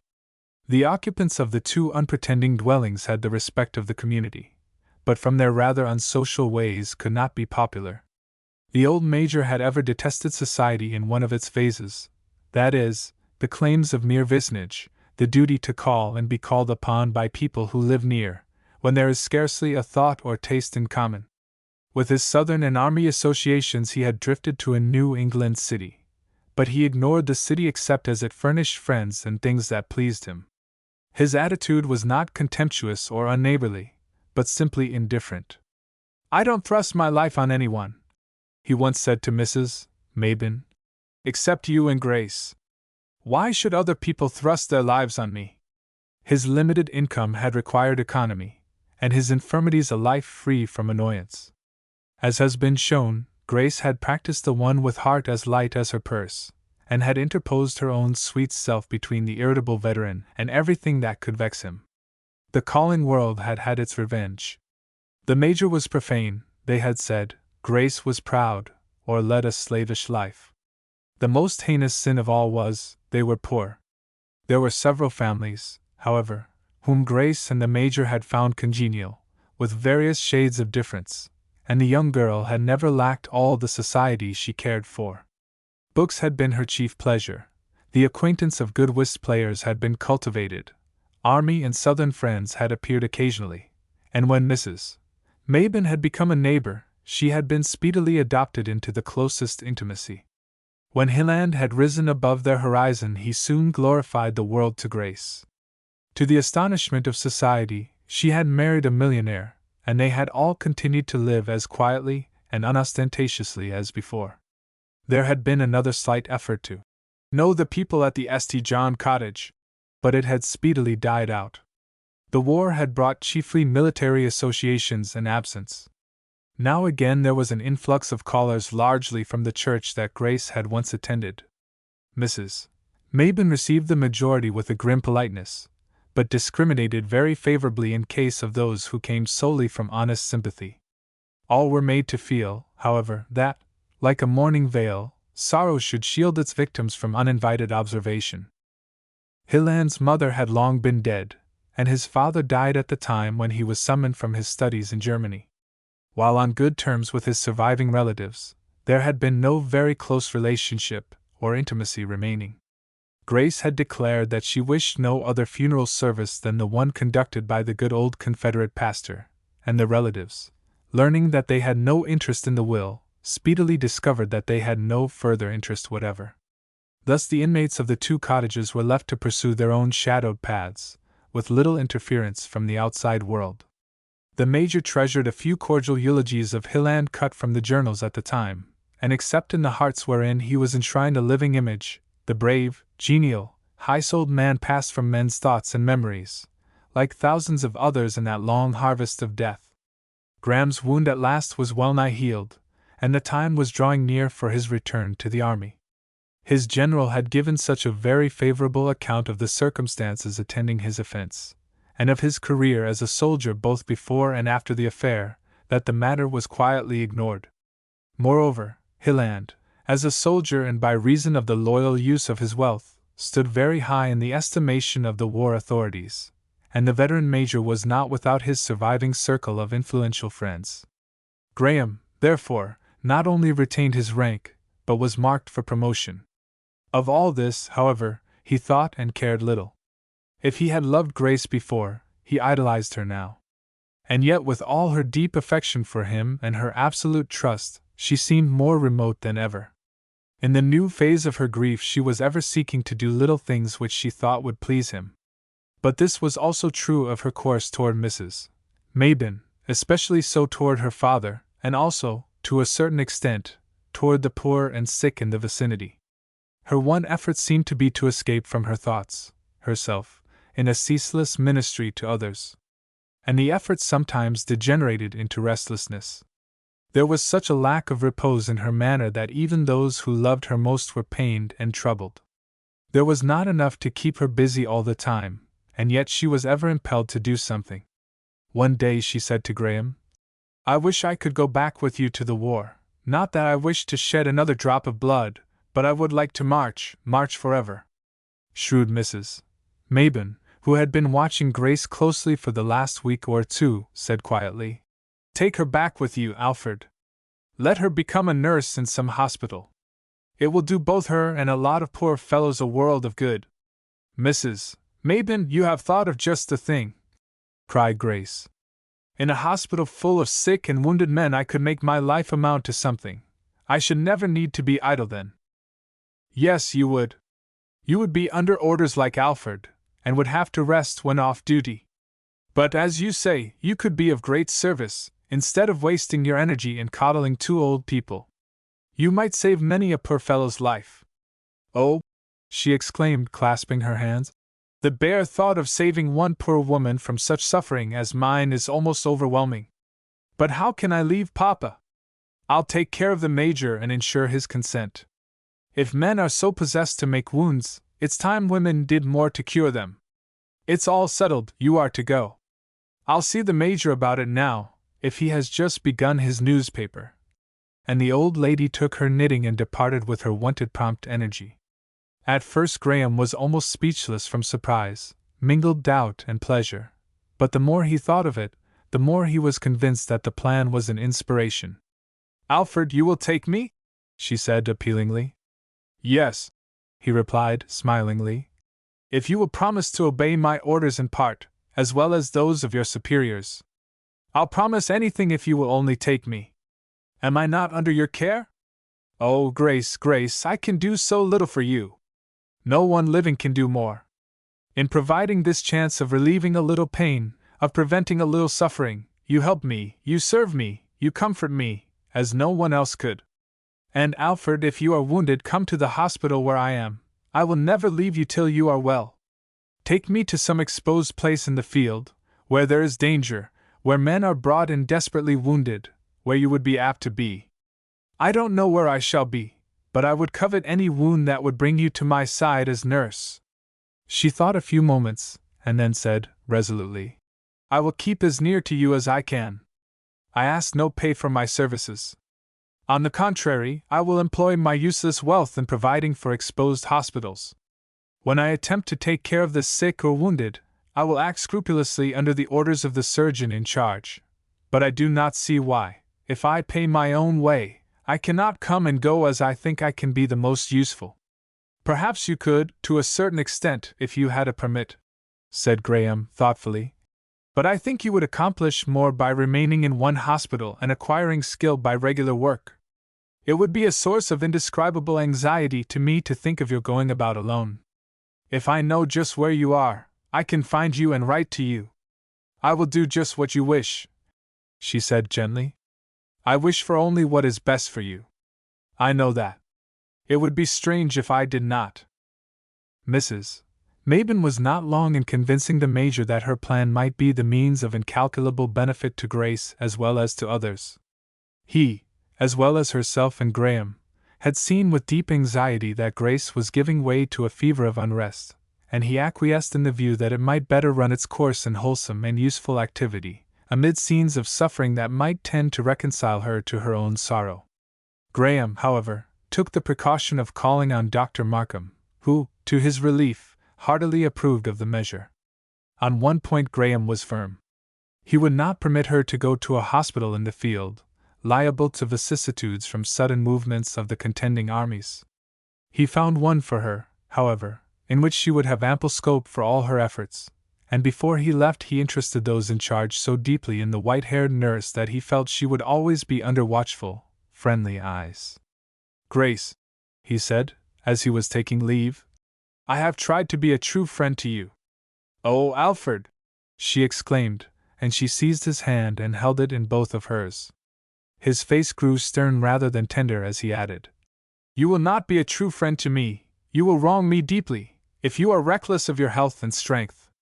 Remember that, like myself, you have entered the service, and that you are pledged to do your duty, and not to work with feverish zeal until your strength fails. You are just as much under obligation to take essential rest as to care for the most sorely wounded in your ward. I shall take the advice I give. Believing that I am somewhat essential to your welfare and the happiness of those whom we have left at home, I shall incur no risks beyond those which properly fall to my lot. I ask you to be equally conscientious and considerate of those whose lives are bound up in you. I'll try, she said, with that same pathetic look and utterance which had so moved him on the fearful night of his return from the army. But Alfred, do not speak to me so gravely, I had almost said sternly, just as we are saying goodbye. He raised her hand to his lips, and smiled into her pleading face as he replied, I only meant to impress you with the truth that you have a patient who is not in your ward, one who will often be sleeping under the open sky, I know not where. Care a little for him, as well as for the unknown men in your charge. This you can do only by taking care of yourself. You, of all others, should know that there are wounds besides those which will bring men to this hospital. Tears rushed into her eyes as she faltered. You could not have made a stronger appeal. You will write to me often? Yes, and you cannot write too often. Oh, Alfred, I cannot wish you had never seen me, but it would have been far, far better for you if you had not. No, no, he said in low, strong emphasis. Grace Hilland, I would rather be your friend than have the love of any woman that ever lived. You do yourself great wrong, pardon me for saying it, but your happiness is so dear to me, you do yourself great wrong. A girl like Pearl Anderson could make you truly happy, and you could make her happy. Sweet little Pearl will be happy some day, and I may be one of the causes, but not in the way you suggest. It is hard to say goodbye and leave you here alone, and every moment I stay only makes it harder. He raised her hand once more to his lips, then almost rushed away. Days lapsed into weeks, and weeks into months.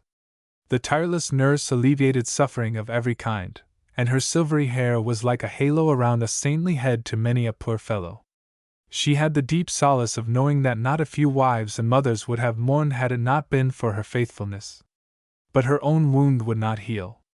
She sometimes felt that she was slowly bleeding to death. The deep, dark tide of suffering, in spite of all she could do, grew deeper and darker, and she was growing weary and discouraged.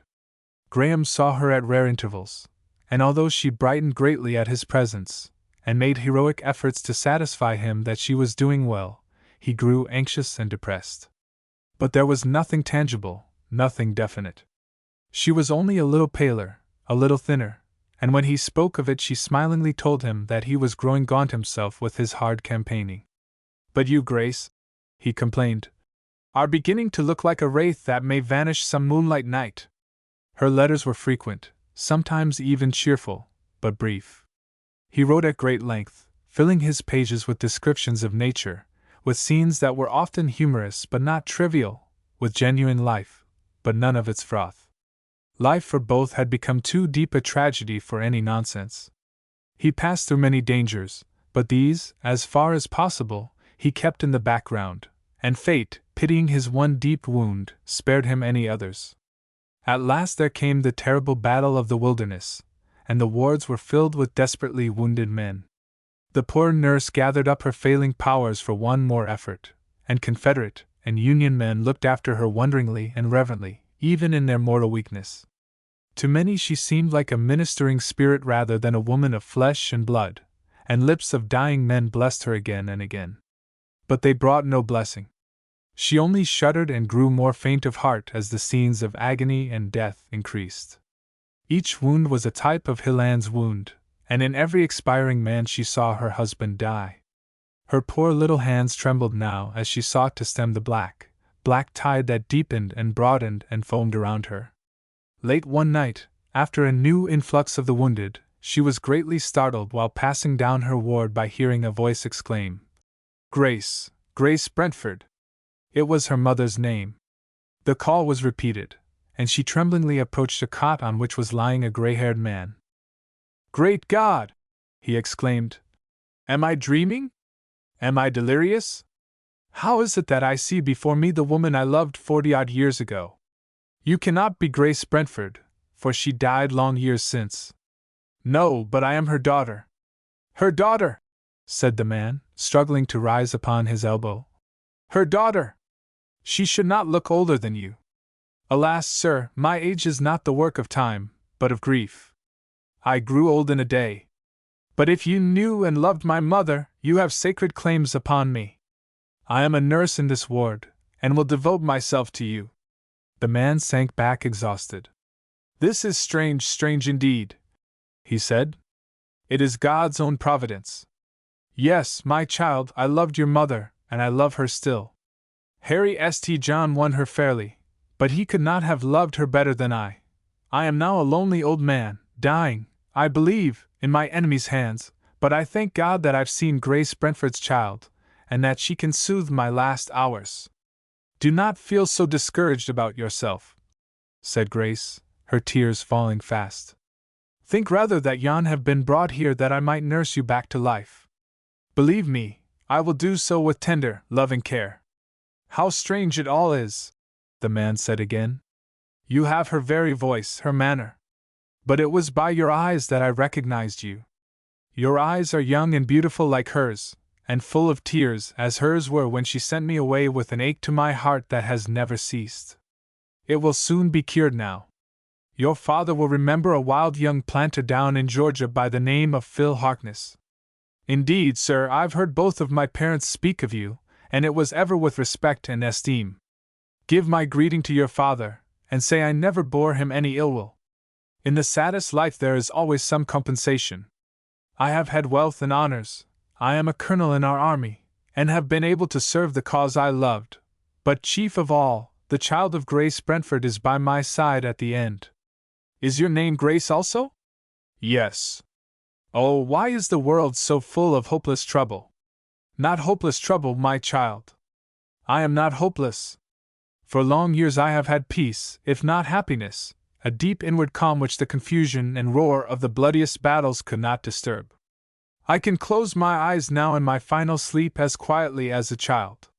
In a few hours, my dear, I may see your mother, and I shall tell her that I left her child assuaging her own sorrow by ministering to others. Oh, sobbed Grace. Pray cease, or I shall not be fit for my duties. Your words pierce my very soul. Let me nurse you back to health. Let me take you to my home until you are exchanged, for I must return. I must. My strength is going fast, and you bring before me my dear old father whom I have left too long. My poor child! God comfort and sustain you. Do not let me keep you longer from your duties, and from those who need you more than I. Come and say a word to me when you can. That's all I ask. My wound was dressed before your watch began, and I am doing as well as I could expect. When you feel like it, you can tell me more about yourself. Their conversation had been in a low tone as she sat beside him, the patients near either sleeping or too preoccupied by their own sufferings to give much heed. Weary and oppressed by bitter despondency, she went from cot to cot, attending to the wants of those in her charge. To her the old colonel's sad history seemed a mockery of his faith, and but another proof of a godless or God-forgotten world. She envied his belief, with its hope and peace, but he had only increased her unbelief. But all through the long night she watched over him, coming often to his side with delicacies and wine, and with gentle words that were far more grateful. Once, as she was smoothing back his gray locks from his damp forehead, he smiled and murmured, "God bless you, my child. This is a foretaste of heaven." In the gray dawn she came to him and said, "My watch is over, and I must leave you for a little while, but as soon as I have rested I will come again. Grace," he faltered hesitatingly, "would you mind kissing an old man? I never had a child of my own to kiss me."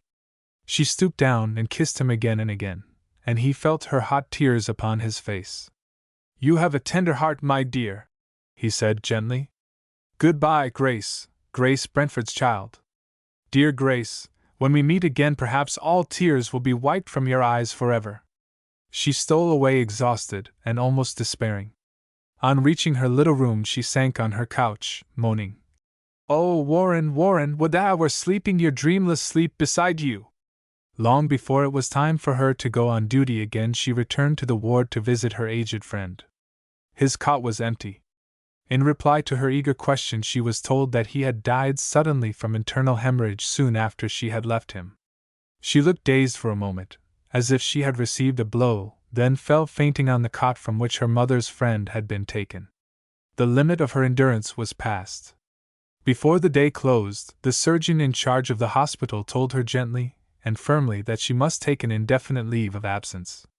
She departed at once in the care of an attendant, but stories of the white-haired nurse lingered so long in the ward and hospital that at last they began to grow vague and marvelous, like the legends of a saint. Chapter 34 Rita's Brother. All through the campaign of '64 the crimson tide of war deepened and broadened. Even Graham's cool and veteran spirit was appalled at the awful slaughter on either side. The Army of the Potomac, the grandest army ever organized, and always made more sublime and heroic by defeat, was led by a man as remorseless as fate. He was fate to thousands of loyal men, whom he placed at will as coolly as if they had been the pieces on a chessboard. He was fate to the Confederacy, upon whose throat he placed his iron grasp, never relaxed until life was extinct. In May 1864, he quietly crossed the Rapidan for the death grapple. He took the most direct route for Richmond, ignoring all obstacles and the fate of his predecessors. To think that General Grant wished to fight the Battle of the Wilderness is pure idiocy. One would almost as soon choose the dismal swamp for a battleground. It was undoubtedly his hope to pass beyond that gloomy tangle, over which the shadow of death had brooded ever since fatal Chancellorsville. But Lee, his brilliant and vigilant opponent, rarely lost an advantage, and Graham's experienced eye, as with the cavalry he was in the extreme advance, clearly saw that their position would give their foes enormous advantages.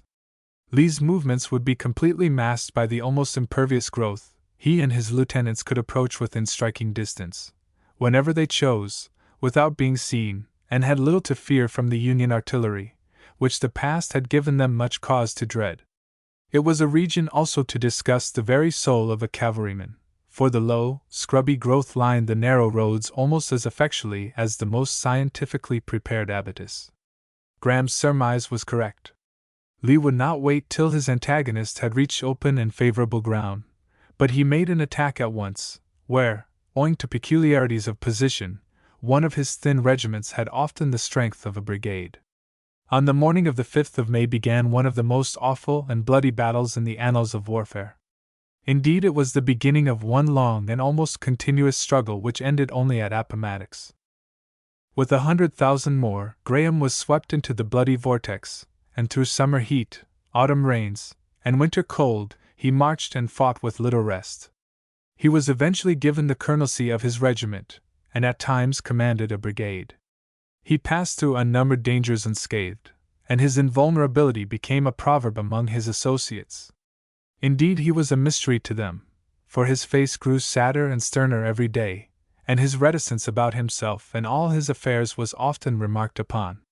His men and officers had unbounded respect for him, that was not wholly unmixed with fear, for while he was considerate, and asked for no exposure to danger in which he did not share, his steady discipline was never relaxed, and he kept himself almost wholly aloof, except as their military relations required contact. He could not, therefore, be popular among the hard-swearing, rollicking, and convivial cavalrymen. In a long period of inaction he might have become very unpopular, but the admirable manner in which he led them in action, and his sagacious care of them and their horses on the march and in camp, led them to trust him implicitly. Chief of all, he had acquired that which with the stern veterans of that day went further than anything else, a reputation for dauntless courage. What they objected to were his glum looks and unsocial ways, as they termed them.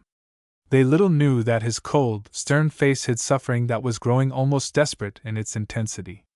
They little knew that he was chained to his military duty as to a rock, while a vulture of anxiety was eating out his very heart. What was a pale, thin, white-haired woman to them? But what to him? How true it is that often the heaviest burdens of life are those at which the world would laugh, and of which the overweight heart cannot, and will not speak. For a long time after his plunge into the dreary depths of the wilderness, he had received no letters. Then he had learned of Grace's return home, and at first he was glad indeed. His aunt had written nothing more alarming than that Grace had overtaxed her strength in caring for the throngs of wounded men sent from the wilderness, that she needed rest and good tonic treatment. Then came word that she was better than they hoped she was gaining. Then they were about to go to the seashore, and Grace had always improved in salt air. It was then intimated that she had found the summer heat very enervating, and now that fall winds were blowing she would grow stronger. At last, at the beginning of winter, it was admitted that she had not improved as they had hoped, but they thought she was holding her own very well, that the continued and terrific character of the war oppressed her, and that every day she dreaded to hear that he had been stricken among other thousands. Thus, little by little, ever softened by some excuse or some hope, the bitter truth grew plain: Grace was failing, fading, threatening to vanish. He wrote as often as he could, and sought with all his skill to cheer, sustain, and reconcile her to life. At first she wrote to him not infrequently, but her letters grew further and further apart, and at last she wrote, in the early spring of '65. I wish I could see you, Alfred, but I know it is impossible. You are strong, you are doing much to end this awful war, and it's your duty to remain at your post. You must not sully your perfect image in my mind, or add to my unhappiness by leaving the service now for my sake. I have learned the one bitter lesson of the times. No matter how much personal agony, physical or mental, is involved, the war must go on, and each one must keep his place in the ranks till he falls or is disabled. I have fallen. I am disabled. My wound will not close, and drop by drop life and strength are ebbing. I know I disappoint you, my true friend, but I cannot help it. Do not reproach me. Do not blame me too harshly. Think me weak, as I truly am. Indeed, when I am gone your chances will be far better. It costs me a great effort to write this. There is a weight on my hand and brain as well as on my heart. Hereafter I will send my messages through dear, kind Mrs. Mabon, who has been a mother to me in all my sorrow. Do not fear, I will wait till you can come with honor, for I must see you once more. For a long time after receiving this letter a despair fell on Graham. He was so mechanical in the performance of his duties that his associates wondered at him, and he grew more gaunt and haggard than ever. Then in sharp reaction came a feverish eagerness to see the war ended. Indeed, all saw that the end was near, and none, probably, more clearly than the gallant and indomitable Lee himself. At last the Confederate army was outflanked, the lines around Petersburg were broken through, and the final pursuit began. It was noted that Graham fought and charged with an almost tiger-like fierceness, and for once his men said with reason that he had no mercy on them. He was almost counting the hours until the time when he could sheath his sword and say with honor, I resign. One morning they struck a large force of the enemy, and he led a headlong charge. For a time the fortunes of the battle wavered, for the Confederates fought with the courage of desperation.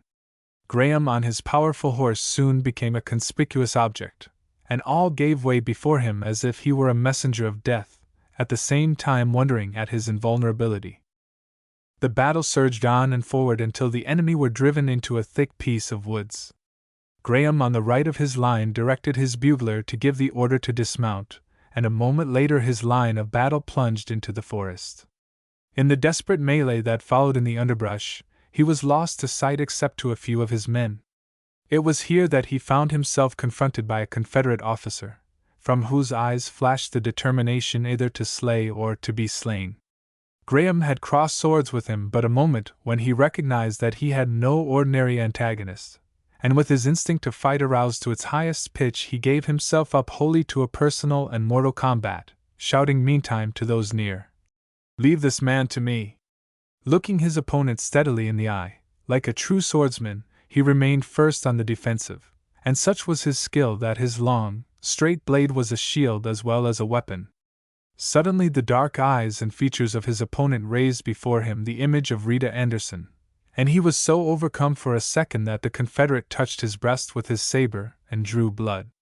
That sharp prick and the thought that Rita's brother might be before him aroused every faculty and power of his mind and body. His sword was a shield again, and he shouted, Is not your name Henry Anderson? My name is our cause, was the defiant answer. With it I will live or die. Then came upon Graham one of those rare moments in his life when no mortal man could stand before him. Ceasing his wary, rapid fence, his sword played like lightning, and in less than a moment the Confederate's saber flew from his hand, and he stood helpless. Strike, he said sullenly. I won't surrender. I'd sooner cut off my right hand, replied Graham, smiling upon him. Then strike the brother of Rita Anderson. Is your name Graham? asked his opponent, his aspect changing instantly. Yes, and you are Henry. I saw your sister's eyes in yours. Take up your sword, and go quietly to the rear as my friend, not prisoner. I adjure you, by the name of your old and honored father and your noble-hearted sister, to let me keep my promise to them to save your life, were it ever in my power. I yield, said the young man, in deep despondency. Our cause is lost, and you are the only man in the north to whom I should be willing to surrender. Colonel, I will obey your orders. Summoning his orderly and another soldier, he said to them, escort this gentleman to the rear. Let him keep his arms.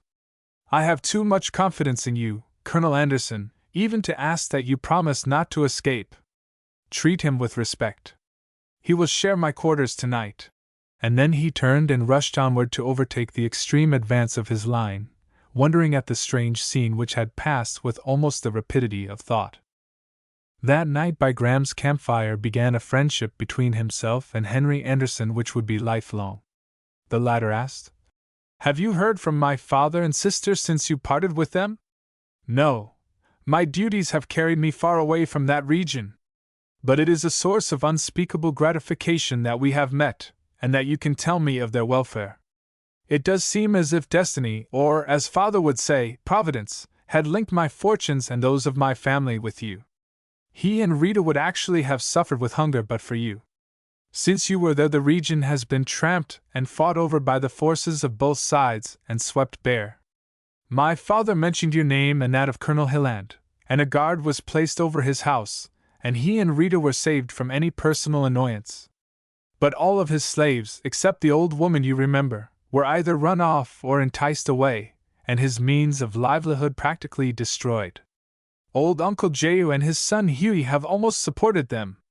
They, simple souls, could not keep your secret, though they tried to after their clumsy fashion.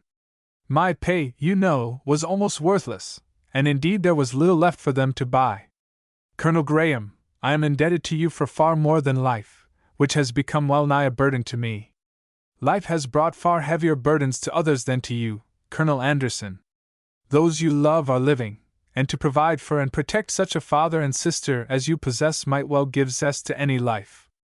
Your cause is lost, and the time may come sooner than you expect when you will be right glad of it. I know you cannot think so now, and we will not dwell on this topic. I can testify from 4 years' experience that no cause was ever defended with higher courage or more heroic self-sacrifice. But your South is not lost, and it will be the fault of its own people if it does not work out a grander destiny within the Union than it could ever achieve alone.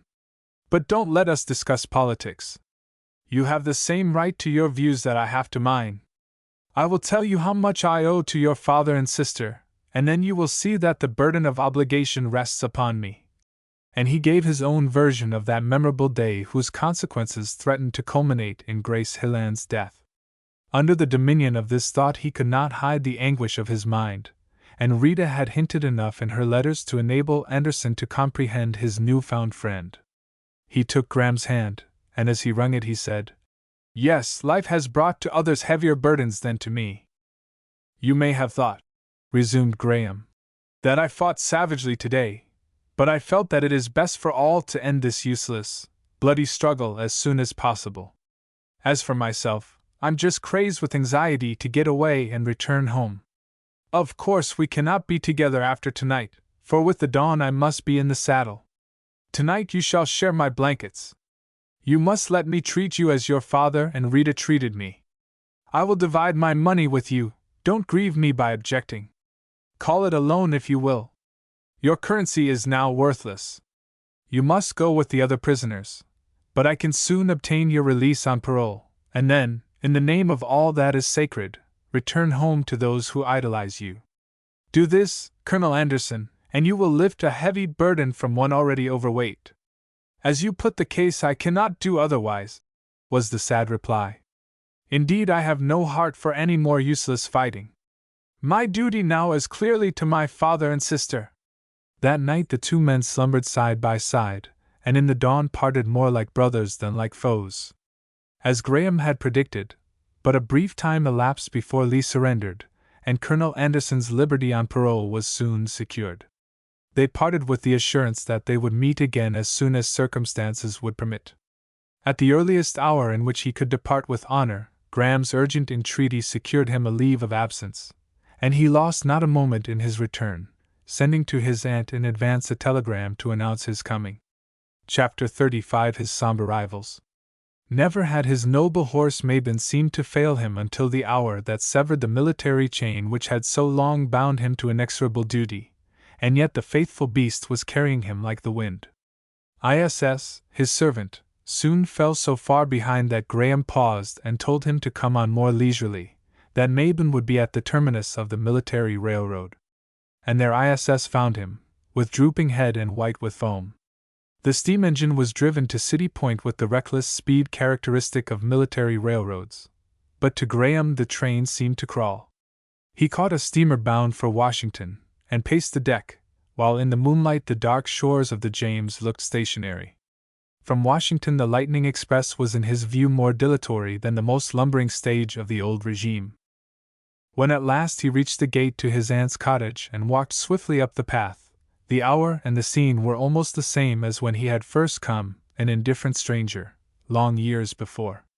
The fruit trees were as snowy white with blossoms, the air as fragrant, the birds singing as jubilantly, as when he had stood at the window and gazed with critical admiration on a sportive girl, a child woman, playing with her little Spitz dog. As he passed the spot where she had stood, beneath his ambush behind the curtains, his excited mind brought back her image with lifelike realism. The breeze in her light hair, her dark eyes brimming with mirth, her bosom panting from her swift advance, and the color of the red rose in her cheeks. He groaned as he thought of her now. His aunt saw him from the window, and a moment later was sobbing on his breast. "Aunt," he gasped, "I'm not too late." "Oh, no," she said wearily. "Grace is alive, but one can scarcely say much more. Alfred, you must be prepared for a sad change." He placed her in her chair, and stood before her with heaving breast. "Now tell me all," he said hoarsely. "Oh, Alfred, you frighten me. You must be more composed. You cannot see Grace, looking and feeling as you do. She is weakness itself." And she told him how the idol of his heart was slowly, gradually, but inevitably sinking into the grave. "Alfred, Alfred," she cried entreatingly, "why do you look so stern? You could not look more terrible in the most desperate battle." In low, deep utterance he said, "This is my most desperate battle, and in it are the issues of life and death. You terrify me, and can you think that a weak, dying woman can look upon you as you now appear? She shall not die," he continued in the same low, stern utterance, "and she must look upon me, and listen, too. Aunt, you have been faithful to me all these years. You have been my mother. I must entreat one more service. You must second me, sustain me, co-work with me. You must ally all your experienced womanhood with my manhood, and with my will, which may be broken, but which shall not yield to my cruel fate. What do you propose to do? That will soon be manifest. Go and prepare Grace for my visit. I wish to see her alone. You will please be near, however." And he abruptly turned and went to his room to remove his military suit and the dust of travel. He had given his directions as if in the field, and she wonderingly and tremblingly obeyed, feeling that some crisis was near. Grace was greatly agitated when she heard of Graham's arrival, and 2 or 3 hours elapsed before she was able to be carried down and placed on the sofa in the library. He, out in the darkness on the piazza, watched with eyes that glowed like coals, watched as he had done in the most desperate emergency of all the bloody years of battle. He saw her again, and in her wasted, helpless form, her hollow cheeks, her bloodless face, with its weary, hopeless look, her mortal weakness, he clearly recognized his somber rivals, grief and death, and with a look of indomitable resolution he raised his hand and vowed that he would enter the lists against them. If it were within the scope of human will he would drive them from their prey. His aunt met him in the hall and whispered, "Be gentle. Remain here," was his low reply. "I have also sent for Dr. Markham." And he entered. Grace reached out to him both her hands as she said, "Oh, Alfred, you are barely in time. It is a comfort beyond all words to see you before. She could not finish the sinister sentence. He gravely and silently took her hands, and sat down beside her. I know I disappoint you, she continued. I've been your evil genius, I've saddened your whole life, and you have been so true and faithful. Promise me, Alfred, that after I'm gone you will not let my blighted life cast its shadow over your future years. How strangely stern you look. So you intend to die, Grace? Were his first low words. Intend to die? Yes. Do you think you are doing right by your father in dying?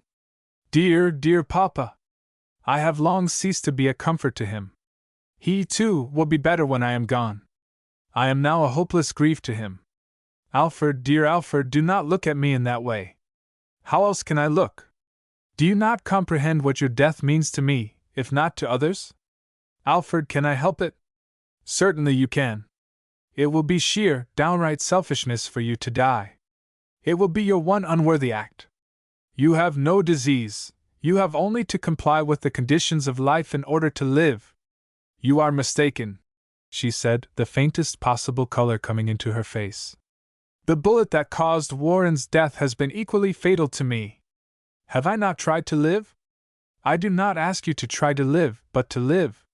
Nay, more, I demand it, and I have the right. I ask for nothing more. Although I have loved you, idolized you, all these years, I ask only that you comply with the conditions of life and live. The color deepened perceptibly under his emphatic words, and she said, Can a woman live whose heart, and hope, and soul, if she has one, are dead and buried? Yes, as surely as a man whose heart and hope were buried long years before. There was a time when I weakly purposed to throw off the burden of life, but I promised to live and do my best, and I am here today. You must make me the same promise. In the name of all the past, I demand it. Do you imagine that I am going to sit down tamely and shed a few helpless tears if you do me this immeasurable wrong? Oh, Alfred, she gasped. What do you mean? I am not here, Grace, to make threats, he said gravely. But I fear you have made a merely superficial estimate of my nature. Hilland is not. You know that I would have died 100 times in his place. He committed you to my care with his last breath, and that trust gave value to my life. What right have you to die and bring to me the blackness of despair? I am willing to bear my burden patiently to the end. You should be willing to bear yours. I admit your claim, she cried, wringing her hands. You have made death, that I welcome, a terror. How can I live? What is there left of me but a shadow? What am I but a mere semblance of a woman? The snow is not whiter than my hair, or colder than my heart. Oh, Alfred, you have grown morbid in all these years. You cannot know what is best. Your true chance is to let me go. I am virtually dead now, and when my flickering breath ceases, the change will be slight indeed. It will be a fatal change for me, he replied, with such calm emphasis that she shuddered. You ask how you can live? Again I repeat, by complying with the conditions of life. You have been complying with the conditions of death, and I will not yield you to him. Grief has been a far closer and more cherished friend than I, and you have permitted it, like a shadow, to stand between us.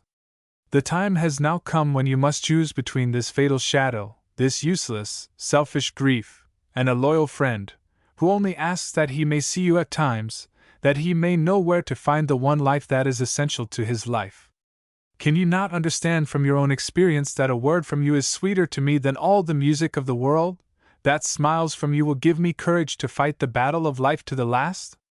Had Hilland come back wounded, would you have listened if he had reasoned, I am weak and maimed, not like my old self, you will be better off without me?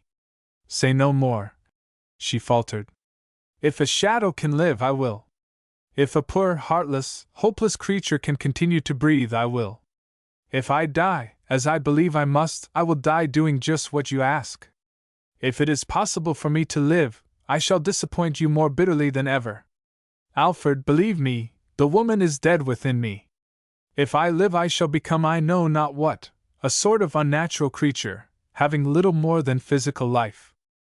Grace, our mutual belief forbids such a thought.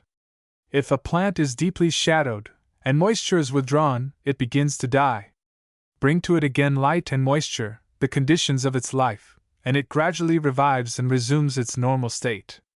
This principle applies equally to you in your higher order of existence. Will you promise me that, at the utmost exertion of your will and intelligence, you will try to live? Yes, Alfred, but again I warn you. You will be disappointed. He kissed both her hands with a manner that evinced profound gratitude and respect, but nothing more, and then summoned his aunt and Dr. Markham. Grace lay back on the sofa, white and faint, with closed eyes. "Oh, Alfred, what have you done?"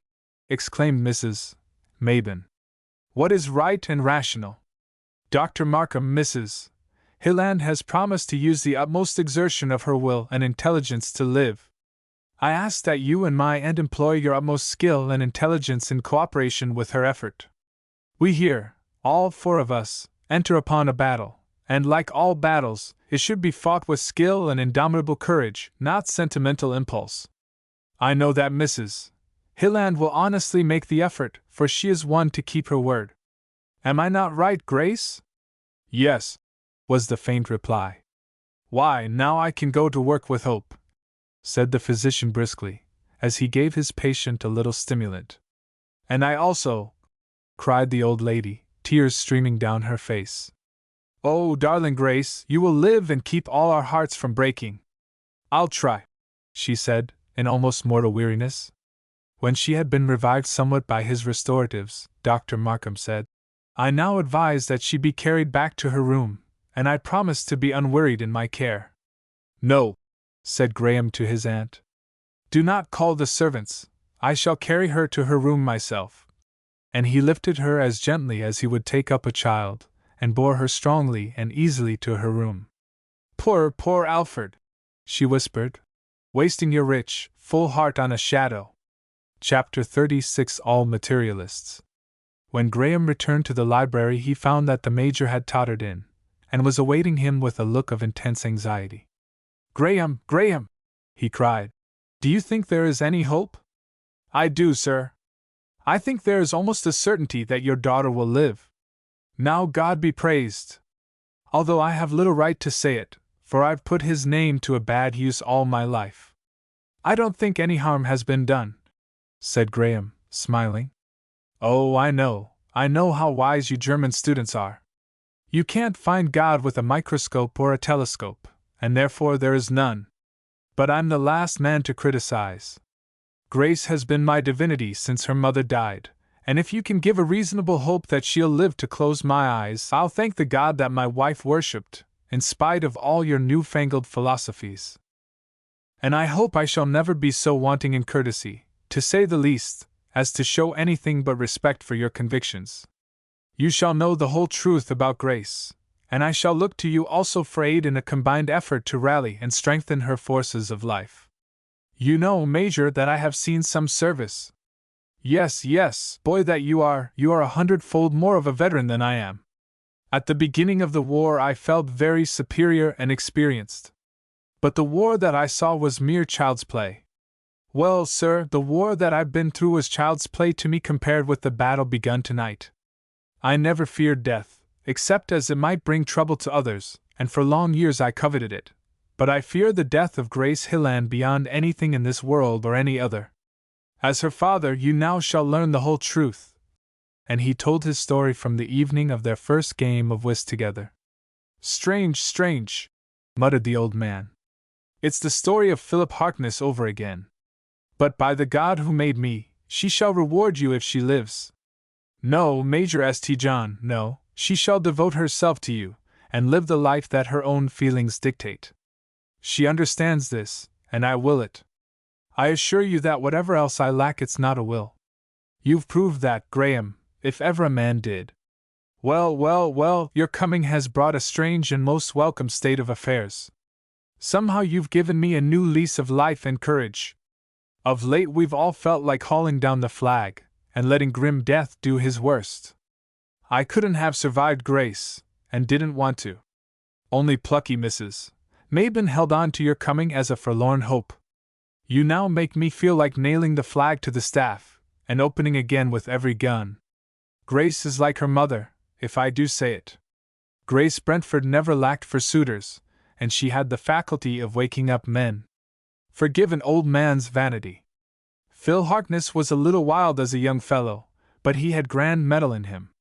He made more of a figure in the world than I, was sent to Congress, owned a big plantation, and all that, but sweet Grace Brentford always looked at me reproachfully when I rallied her on the mistake she had made, and was contentment itself in my rough soldier's quarters.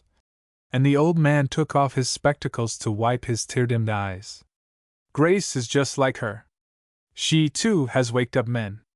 Hilland was a grand fellow, and Graham, you are a soldier every inch of you, and that's the highest praise I can bestow. You are in command in this battle, and God be with you. Your unbelief doesn't affect him any more than a mole's. Graham laughed. He could laugh in his present hopefulness, as he replied, I agree with you fully. If there is a personal creator of the universe, I certainly am a small object in it. That's not what I've been taught to believe either, nor is it according to my reason. An infinite God could give as much attention to you as to the solar system. From the present aspect of the world, a great deal would appear neglected, Graham replied, with a shrug. Come, Colonel Graham, said the Major, a little sharply.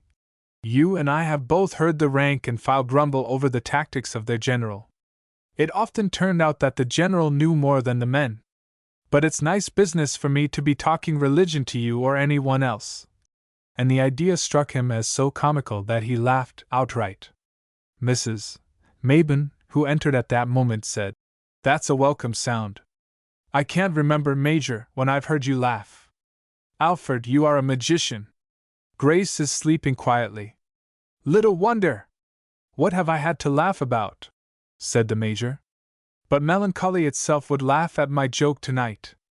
Would you believe it, I've been talking religion to the Colonel, if I haven't?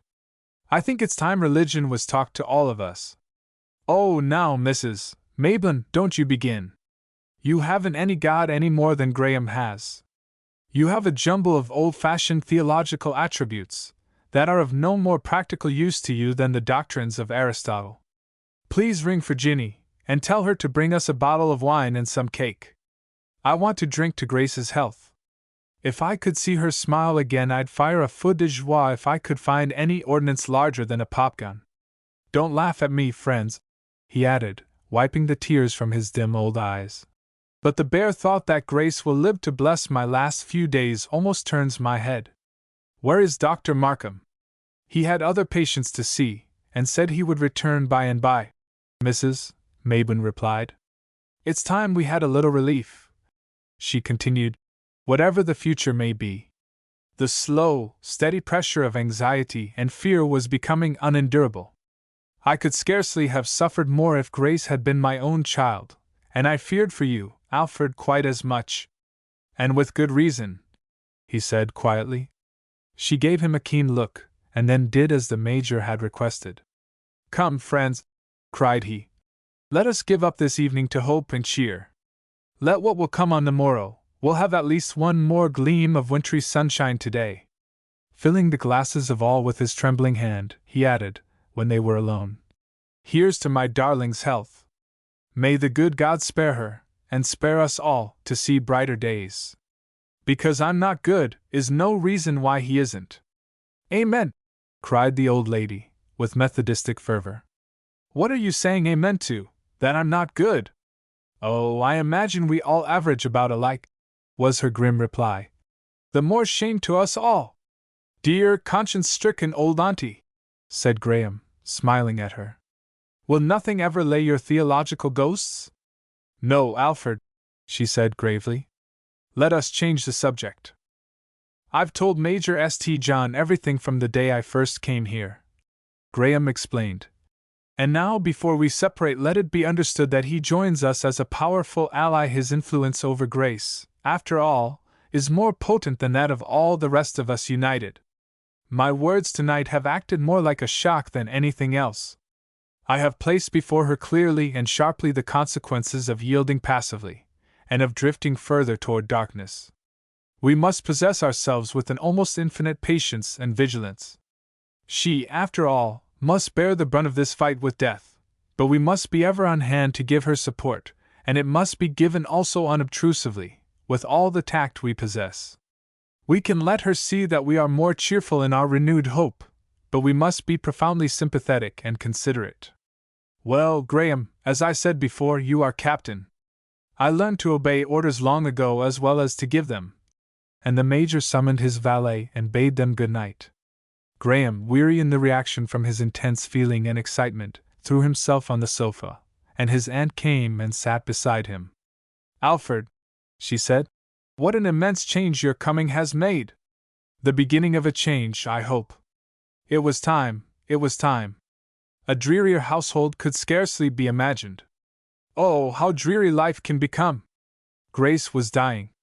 Every day I expected tidings of your death. It's a miracle that you are alive after all these bloody years." All zest in living had departed from the Major. We are all materialists, after our own fashion, wholly dependent on earthly things, and earthly things were failing us. In losing Grace, you and the Major would have lost everything, so would I in losing you. Alfred, you have become a son to me. Would you break a mother's heart? Can you not still promise to live and do your best? Dear aunt, we shall all live and do our best. Is that the best you can say, Alfred? Auntie, there are limitations to the strength of every man. I have reached the boundary of mine. From the time I began the struggle in the Vermont woods, and all through my exile, I fought this passion. I hesitated at no danger, and the wilder and more desolate the region, the greater were its attractions to me. I sought to occupy my mind with all that was new and strange, but such was my nature that this love became an inseparable part of my being. I might just as well have said I would forget my sad childhood, the studies that have interested me, your kindness. I might as well have decreed that I should not look the same and be the same, that all my habits of thought and traits of character should not be my own. Imagine that a tree in your garden had will and intelligence. Could it ignore the law of its being, all the long years which had made it what it is, and decide to be some other kind of tree, totally different? A man who from childhood has had many interests, many affections, loses, no doubt, a sort of concentration when the one supreme love of his life takes possession of him. If Grace lives, and I can see that she has at last tranquilly and patiently accepted her lot, you will find that I can be tranquil and patient. If she dies, I feel that I shall break utterly. I can't look into the abyss that her grave would open. Do not think that I would consciously and deliberately become a vulgar suicide. I hope I long since passed that point, and love and respect for you forbid the thought. But the long strain that I have been under, and the dominating influence of my life, would culminate. I should give way like a man before a cold, deadly avalanche. I have been frank with you, for in my profound gratitude for your love and kindness I would not have you misunderstand me, or think for a moment that I propose deliberately to forget you in my own trouble. The truth is just this, aunt, I have not strength enough to endure Grace Hilland's death. It would be such a lame, dreary, impotent conclusion that I should sink under it, as truly as a man who found himself in the sea weighted by a ton of lead. But don't let us dwell on this thought. I truly believe that Grace will live, if we give her all the aid she requires. If she honestly makes the effort to live, as she will, I feel sure, she can scarcely help living when the conditions of life are supplied. I think I understand you, Alfred, said the old lady musingly.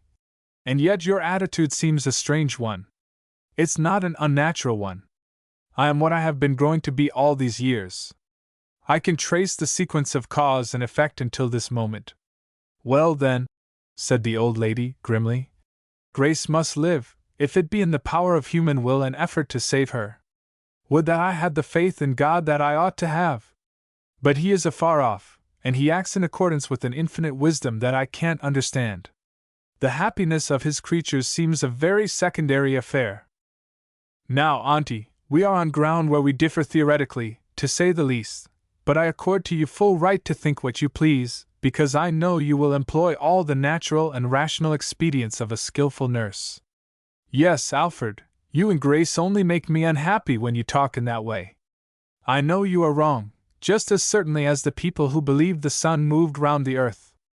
The trouble is that I know it only with the sane cold mental conviction, and therefore can be of no help to either of you. Pardon me for my bluntness. Do you expect to marry Grace, should she become strong and well? No, I can scarcely say I have any such hope. It is a thought I do not even entertain at present, nor does she. I am content to be her friend through life, and am convinced that she could not think of marriage again for years, if ever. That is a matter of secondary importance. All that I ask is that she shall live. Well, compared with most men, a very little contents you, said his aunt dryly. We shall see, we shall see. But you have given me such an incentive that, were it possible, I'd open my withered veins and give her half of my poor blood. Dear auntie, how true and stanch your love is! I cannot believe it will be disappointed. I must go back to my post now, nor shall I leave it very often. Here is Dr. Markham. He will see that you have it often enough to maintain your own health, and I will too. I've been a soldier too long to permit my chief of staff to be disabled. Pardon me, doctor, but it seems to me that this is more of a case for nursing and nourishment than for drugs. You are right, and yet a drug can also become a useful ally in my opinion. It is more a case for change than anything else. When Mrs. Hilland is strong enough, you must take her from this atmosphere and these associations. In a certain sense she must begin life over again, and take root elsewhere. There may be truth in what you say. And Graham was merged in deep thought when he was left alone. The doctor, in passing out a few moments later, assured him that all promised well. Chapter 37 The Effort to Live. As Graham had said, it did seem that infinite patience and courage would be required to defeat the dark adversaries now threatening the life upon which he felt that his own depended. He had full assurance that Grace made her promised effort, but it was little more than an effort of will, dictated by a sense of duty. She had lost her hold on life, which to her enfeebled mind and body promised little beyond renewed weariness and disappointment. How she could live again in any proper sense of the word was beyond her comprehension, and what was bare existence? It would be burdensome to herself and become wearisome to others. The mind acts through its own natural medium, and all the light that came to her was colored by almost despairing memories. Too little allowance is often made for those in her condition. The strong man smiles half contemptuously at the efforts of one who is feeble to lift a trifling weight. Still, he is charitable. He knows that if the man has not the muscle, all is explained. So material are the conceptions of many that they have no patience with those who have been enfeebled in mind, will, and courage. Such persons would say, "Of course Mrs. Hilland cannot attend to her household as before, but she ought to have faith, resignation, she ought to make up her mind cheerfully to submit, and she would soon be well." Great heavens!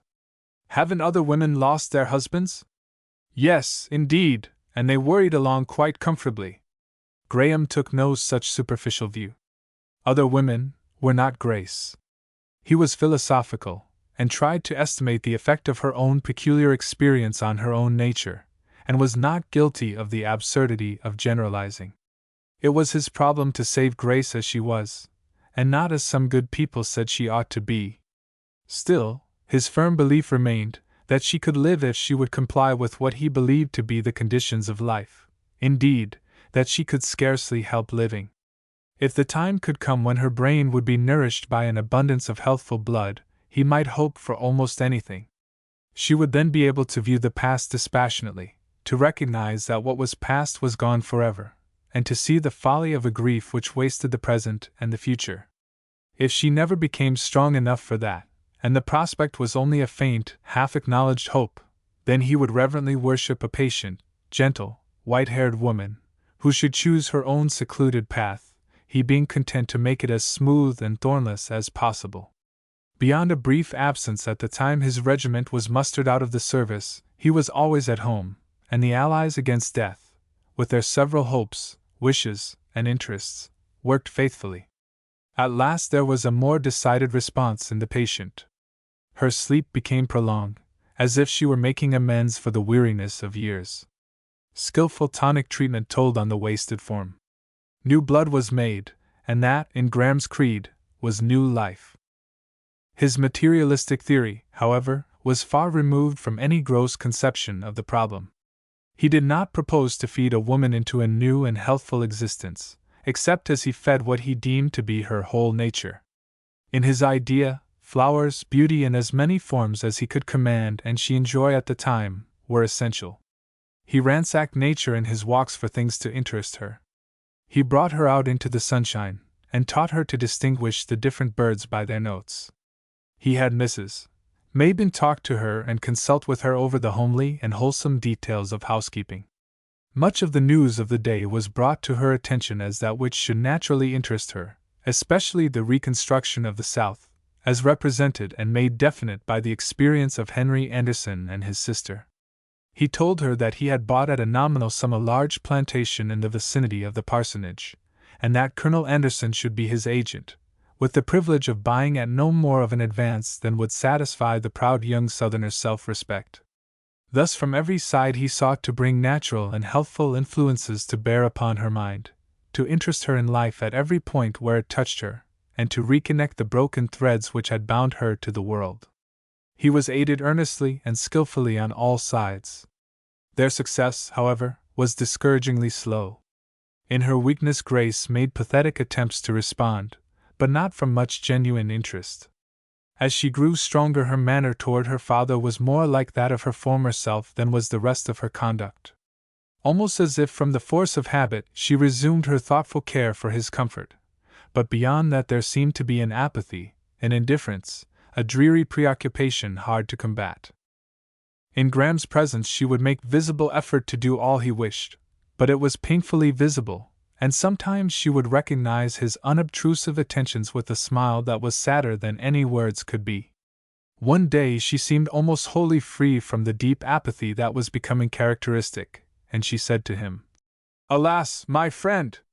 As I said to you at first, the woman is dead within me. My body grows stronger, as the result of the skill and help you all are bringing to bear on my sad problem, but my heart is dead, and my hope takes no hold on life. I cannot overcome the feeling that I am a mere shadow, and have no right to be here among the living. You are so brave, patient, and faithful that I am ever conscious of a sort of dull remorse, but there is a weight on my brain and a despairing numbness at my heart, making everything seem vain and unreal. Please do not blame me. Asking me to feel is like requiring sight of the blind. I've lost the faculty. I have suffered so much that I have become numb, if not dead. The shadows of the past mingle with the shadows of today. Only you seem real in your strong, vain effort, and as far as I can suffer any more it pains me to see you thus waste yourself on a hopeless shadow of a woman. I told you I should disappoint you.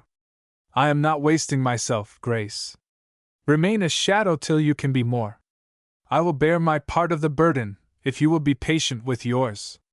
Won't you believe that I am infinitely happier in caring for you as you are than I should be if I could not thus take your hand and express to you my thought, my sympathy? Dear Grace, the causes which led to your depression were strong and terrible. Should we expect them to be counteracted in a few short weeks? Alas, Alfred! Is there any adequate remedy? Forgive me for saying this to you, and yet you, of all people, can understand me best. You cling to me who should be nothing to a man of your power and force. You say you cannot go on in life without me, even as a weak, dependent friend, that you would lose all zest, incentive, and interest, for I cannot think you mean more. If you feel in this way toward me, who in the eyes of other men would be a dismal burden, think how Warren dwells in my memory, what he was to me, how his strong sunny nature was the sun of my life. Do you not see you are asking of me what you say you could not do yourself, although you would, after your own brave, manly fashion? But your own belief should teach you the nature of my task when you asked me to go on and take up life again, from which I was torn more completely than the vine which falls with the tree to which it clung.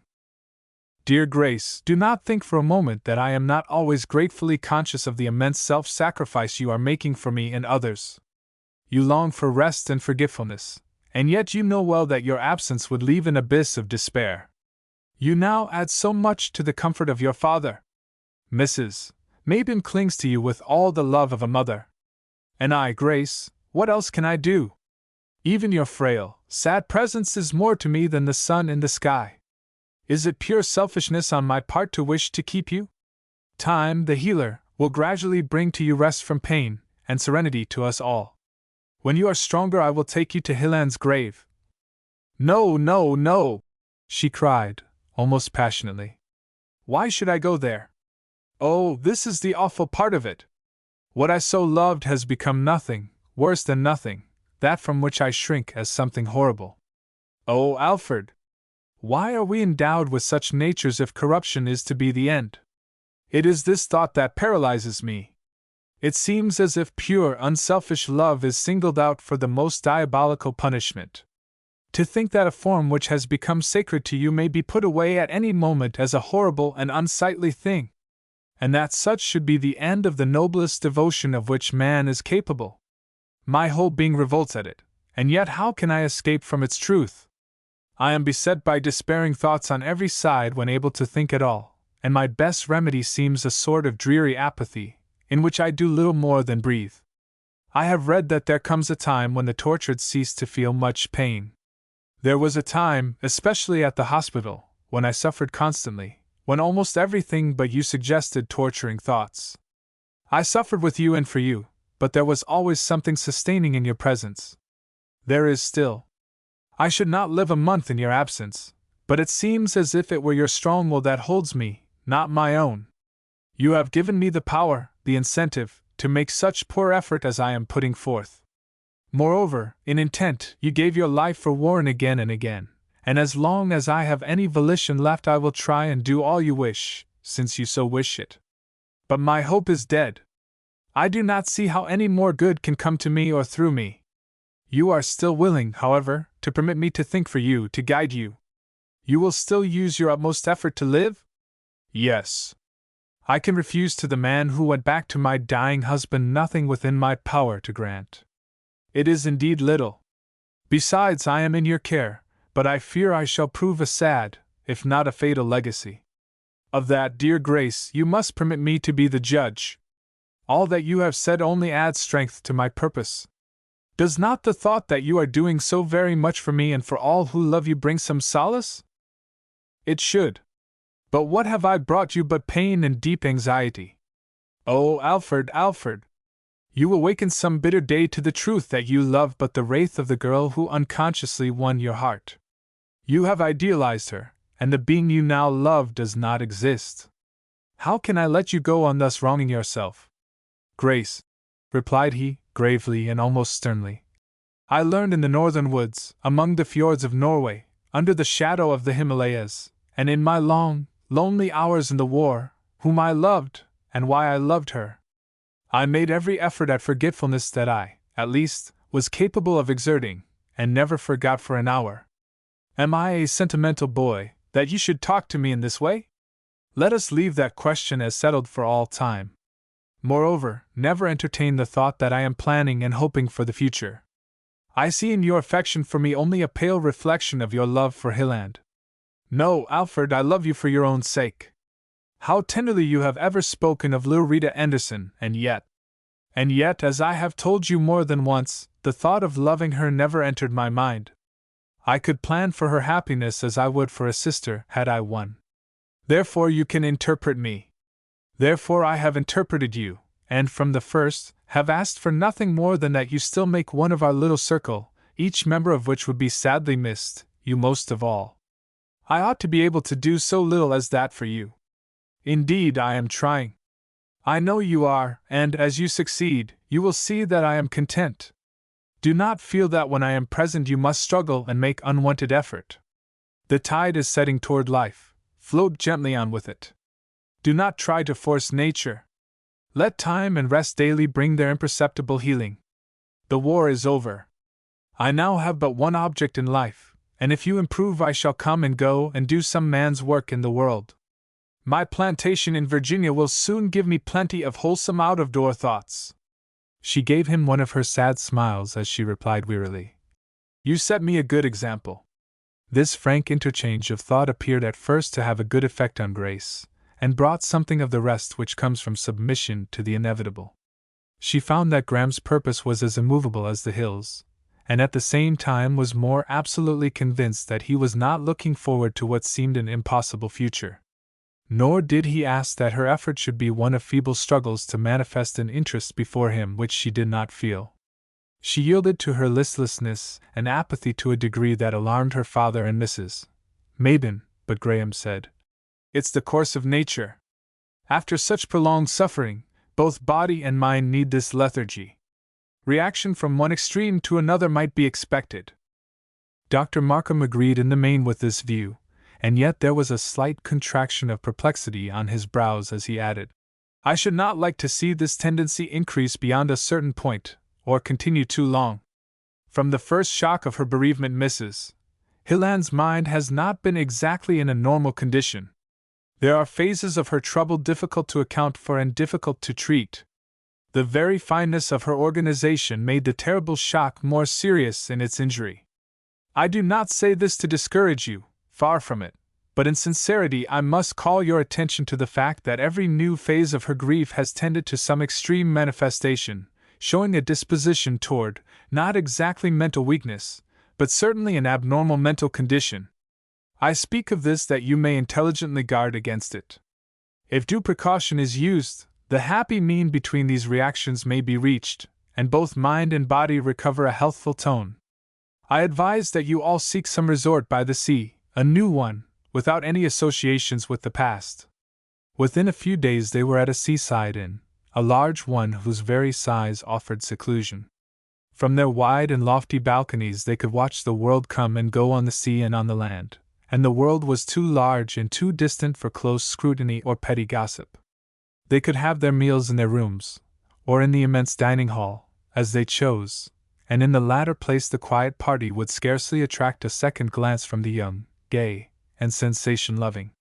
Their transient gaze would see two old ladies, one an invalid, an old and crippled man, and one much younger, who evidently would never take part in a German.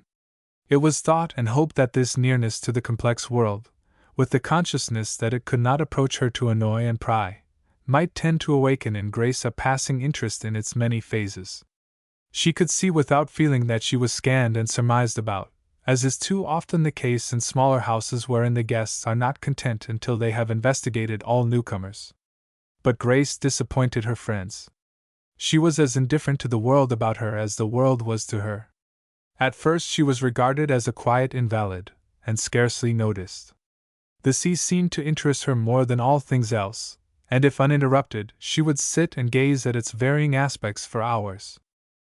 According to Graham's plan, she was permitted, with little interference, to follow her mood. Mrs.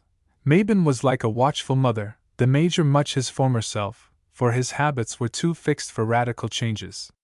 Grace would quietly do anything he asked, but she grew more forgetful and inattentive, coming out of her deep abstraction, if such it could be termed, with increasing effort. With Graham she seemed more content than with anyone else. With him she took lengthening walks on the beach. He sat quietly beside her while she watched the billows chasing one another to the shore.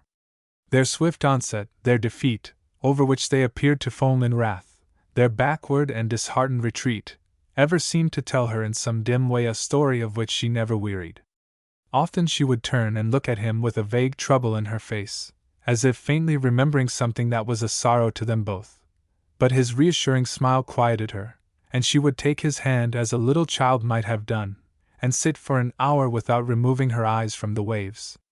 He waited patiently day after day, week after week, reiterating to himself, "She will waken, she will remember all, and then we'll have strength and calmness to meet it.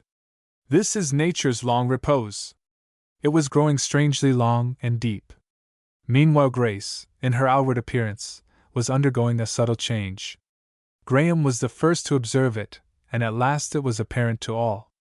As her mind became inert, sleeping on a downy couch of forgetfulness, closely curtained, the silent forces of physical life, in her deep tranquility, were doing an artist's work. The hollow cheeks were gradually rounded and given the faintest possible bloom. Her form was gaining a contour that might satisfy a sculptor's dream. The Major had met old friends, and it was whispered about who they were: the widow of a millionaire, Colonel Graham, one of the most dashing cavalry officers in the war which was still in all minds, Major St. John, a veteran soldier of the regular service, who had been wounded in the Mexican War and who was well and honorably known to the chief dignitaries of the former generation. Knowing all this, The quidnuncs complacently felt at first that they knew all. The next thing was to know the people. This proved to be difficult indeed. The Major soon found a few veteran cronies at whist, but to others was more unapproachable than a Major General of the old school. Graham was far worse, and Bells tossed their heads at the idea that he had ever been a dashing cavalry officer, or dashing anything else. Before the summer was over, the men began to discover that Mrs. Hilland was the most beautiful woman in the house, strangely, marvelously, supernaturally beautiful. An artist, who had found opportunity to watch the poor unconscious woman furtively, not so furtively either but that any belle in the hostelry would know all about it in half a minute, raved about the combination of charms he had discovered. "Just imagine," he said, "what a picture she made as she sat alone on the beach! She was so remarkable in her appearance that one might think she had arisen from the sea, and was not a creature of the earth. Her black, close-fitting dress suggested the form of Aphrodite as she rose from the waves. Her profile was almost faultless in its exquisite lines. Her complexion, with just a slight warm tinge imparted by the breeze, had not the cold, dead white of snow, but the clear transparency which good aristocratic blood imparts. But her eyes and hair were her crowning features. How shall I describe the deep, dreamy languor of her large, dark eyes, made 100-fold more effective by the silvery whiteness of her hair, which had partly escaped from her comb, and fell upon her neck? And then her sublime, tranquil indifference. That I was near, spellbound with admiration, did not interest her so much as a sail, no larger than a gull's wing, far out at sea. "Strange, strange," said one of his friends, laughing. "Her unconsciousness of your presence was the strangest part of it all. Why did you not make a sketch?" "I did, but that infernal Colonel Graham, who is said to be her shadow, after her million, you know, suddenly appeared and asked sternly, 'Have you the lady's permission for this sketch?' I stammered about being so impressed, that in the interests of art, etc. He then snatched my sketch and threw it into the waves. Of course I was angry, and I suppose my words and manner became threatening. He took a step toward me, looking as I never saw a man look. 'Hush,' he said, in a low voice. 'Say or do a thing to annoy that lady, and I'll wring your neck and toss you after your sketch. Do you think I've been through 100 battles to fear your insignificance? By Jove!' He looked as if he could do it as easily as say it. Of course I was not going to brawl before a lady. No, it wouldn't have been prudent, I mean gentlemanly," remarked his bantering friend. "Well, laugh at me," replied the young fellow, who was as honest as light-hearted and vain. "I'd risk the chance of having my neck wrung for another glimpse at such marvelous beauty. Would you believe it? The superb creature never so much as once turned to glance at us. She left me to her attendant as completely as if he were removing an annoying insect. Heavens! But it was the perfection of high breeding. But I shall have my revenge. I'll paint her yet. Right, my friend, right you are, and your revenge will be terrible. Her supernatural and high-bred nonchalance will be lost forever should she see her portrait." And with mutual chaffing, spiced with good-natured satire, as good-naturedly received, the little party in a smoking room separated. But furtive eyes soon relieved the artist from the charge of exaggeration. Thus far Grace's manner had been ascribed to high-bred reserve and the natural desire for seclusion in her widowhood. Now, however, that attention was concentrated upon her, Graham feared that more than her beauty would be discovered. He himself also longed inexpressibly to hide his new phase of trouble from the chattering throng of people who were curious to know about them. To know? As if they could know! They might better sit down to gossip over the secrets of the differential and the integral calculus. But he saw increasing evidences that they were becoming objects of interest. And the beautiful millionaire widow. Very interesting, as it was phrased, and he knew that there is no curiosity so penetrating as that of the fashionable world when once it is aroused, and the game deemed worthy of pursuit. People appeared from Washington who had known Lieutenant Colonel Hilland and heard something of Graham, and the past was being ferreted out. Her hair had turned white from grief in a night, it was confidently affirmed. Poor Jones shrugged his shoulders as he thought, "I shall never be the cause of my wife's hair turning white unless I may, in the future, prevent her from dyeing it." After all, sympathy was not very deep. It was generally concluded that Colonel Graham would console her, and one lady of elegant leisure, proud of her superior research, declared that she had seen the Colonel holding Mrs. Hilland's hand, as they sat in a secluded angle of the rocks. Up to a certain time it was comparatively easy to shield Grace. But now, except as she would turn her large, dreamy eyes and unresponsive lips upon those who sought her acquaintance, she was as helpless as a child. The Major and Mrs. Mabin at once acquiesced in Graham's wish to depart. Within a day or two the gossips found that their prey had escaped, and Grace was once more in her cottage home. At first she recognized familiar surroundings with a sigh of content. Then a deeply troubled look flitted across her face, and she looked at Graham inquiringly. "What is it, Grace?" he asked gently. She pressed her hand to her brow, glanced around once more, shook her head sadly, and went to her room to throw off her wraps. They all looked at one another with consternation. Hitherto they had tried to be dumb and blind, each hiding the growing and awful conviction that Grace was drifting away from them almost as surely as if she had died. "Something must be done at once," said practical Mrs. Mabin. "I have telegraphed for Dr. Markham," replied Graham, gloomily. "Nothing can be done till he returns. He is away on a distant trip." "Oh," groaned the old Major, "there will be an end of me before there is to all this trouble." Chapter 38 Graham's Last Sacrifice. A terrible foreboding oppressed Graham. Would Grace fulfill her prediction and disappoint him, after all? Would she elude him, escape, die, and yet remain at his side beautiful as a dream? Oh, the agony of possessing this perfect casket, remembering the jewel that had vanished! He had vowed to defeat his gloomy rivals, grief and death, and they were mocking him, giving the semblance of what he craved beyond even imagined perfection, but carrying away into their own inscrutable darkness the woman herself. What was Grace? What becoming? As he looked he thought of her as a sculptor's ideal embodied, a dream of beauty only, not a woman, as the legend of Eve, who might, before becoming a living soul, have harmonized with the loveliness of her garden without seeing or feeling it. He could not think of her mind as blotted out or perverted. He could not conceive of it otherwise than as corresponding with her outward symmetry. To his thought it slumbered, as her form might repose upon her couch, in a death-like trance.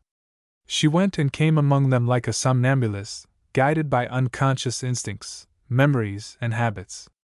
She knew their voices, did, within limitations, as they requested, but when she waited on her father there was a sad, mechanical repetition of what she had done since childhood.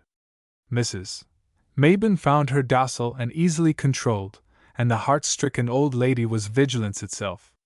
Toward Graham, however, her manner had a marked characteristic. He was her master, and she a dumb, lovely, unreasoning creature that looked into his eyes for guidance, and gathered more from his tones than from his words. Some faint consciousness of the past had grown into an instinct that, to him, she must look for care and direction, and she never thought of resisting his will. If he read to her, she turned to him her lovely face, across which not a gleam of interest or intelligence would pass. If he brought her flowers, she would hold them until they were taken from her. She would pace the garden walks by his side, with her hand upon his arm, by the hour if he wished it, sometimes smiling faintly at his gentle tones, but giving no proof that she understood the import of his words. At Hilland's name only she would start and tremble as if some deep chord were struck, which could merely vibrate until its sounds were faint and meaningless. It was deeply touching also to observe in her sad eclipse how her ingrained refinement asserted itself. In all her half-conscious action there was never a coarse look or word. She was a rose without its perfume. She was a woman without a woman's mind and heart. These had been subtracted, with all the differences they made. Otherwise she was Grace Hilland. Graham was profoundly perplexed and distressed. The problem had become too deep for him. The brain, nourished by good blood, had not brought life. All his skill and that of those allied with him had failed. The materialist had matter in the perfection of breathing outline, but where was the woman he loved? How could he reach her, how make himself understood by her, except as some timid, docile creature responds to a caress or a tone, His very power over her was terrifying. It was built upon the instinct, the allegiance that cannot reason but is unquestioning. Nothing could so have daunted his hope, courage, and will as the exquisite being Grace had become, as she looked up to him with her large, mild, trusting eyes, from which thought, intelligence, and volition had departed. At last Dr. Markham came, and for several days watched his patient closely, she giving little heed to his presence. They all hung on his perturbed looks with a painful anxiety. For a time he was very reticent, but one day he followed Graham to his quarters in Mrs. Mabin's cottage, where he was now much alone. Grace seemed to miss him but slightly, although she always gave some sign of welcome on his return. The mocking semblance of all that he could desire often so tantalized him that her presence became unendurable. The doctor found him pacing his room in a manner betokening his half-despairing perplexity. "Colonel Graham," he said, "shall I surprise you when I say physicians are very fallible? I know that it is not the habit of the profession to admit this, but I have not come here to talk nonsense to you. You have trusted me in this matter, and admitted me largely into your confidence, and I shall speak to you in honest, plain English. Mrs. Hilland's symptoms are very serious. What I feared has taken place. From her acute and prolonged mental distress and depression, of which she would have died had you not come, she reacted first into mental lethargy, and now into almost complete mental inactivity. I cannot discover that any disturbed physical functions have been an element in her mental aberration, for more perfect physical life and loveliness I have never seen. Her white hair, which might have made her look old, is a foil to a beauty which seems to defy age. Pardon me for saying it, but I fear our treatment has been superficial. We men of the world may believe what we please, but to many natures, especially to an organization like Mrs. Hilland's, hope and faith are essential. She has practically been without these from the first, and, as you know, she was sinking under the struggle maintained by her own brave, womanly spirit. She was contending with more than actual bereavement. It was the hopelessness of the struggle that crushed her, for she is not one of that large class of women who can find consolation in crape and becoming mourning. In response to your appeal, she did make the effort you required, but it was the effort of a mind still without hope or faith, one that saw no remedy for the evils that had already overwhelmed her, and I must bear witness that her efforts were as sincere as they were pathetic. We all watched to give every assistance in our power. I've lain awake nights, Colonel Graham, to think of remedies that would meet her needs, and good Mrs. Mabin and your old black cook, Aunt Sheba, prepared food fit for the gods.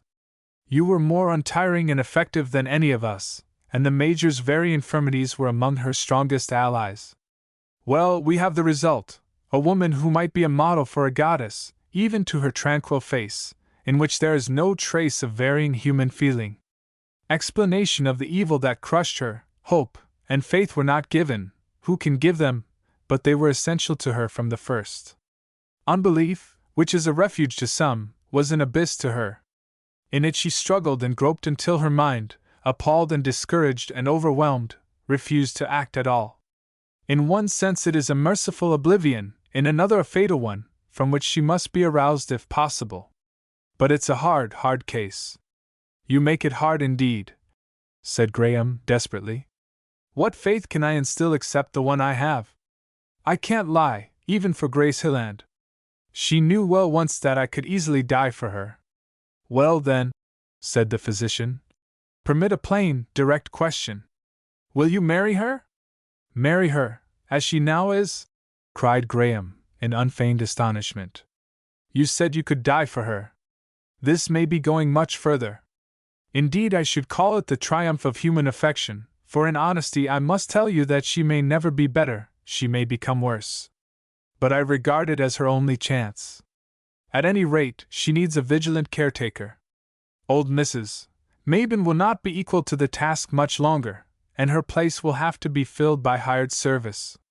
I know it is like suggesting an almost impossible sacrifice to broach even the thought, remembering her condition, but— Dr. Markham, said Graham, pacing the floor in great agitation, you wholly misunderstand me. I was thinking of her, not of myself.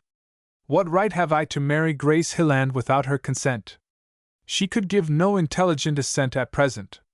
The right of your love, the right her husband gave when he committed her to your care, the right of your desire to prevent her from drifting into hopeless, lifelong imbecility, wherein she would be almost at the mercy of hired attendants, helpless to shield herself from any and every wrong, the right of a man to sacrifice himself absolutely for another if he chooses.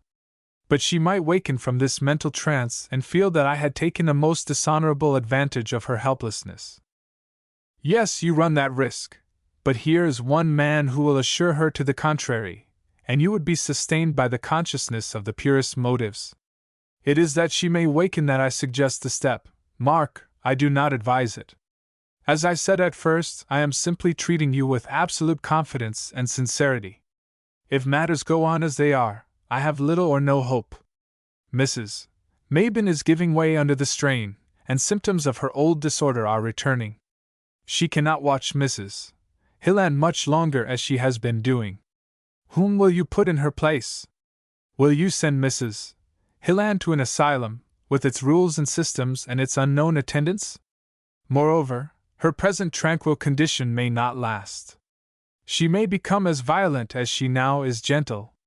She may gradually regain her intelligence, or it may be restored to her by some sudden shock. If the mysteries of the physical nature so baffle us, who can predict the future of a disordered intellect?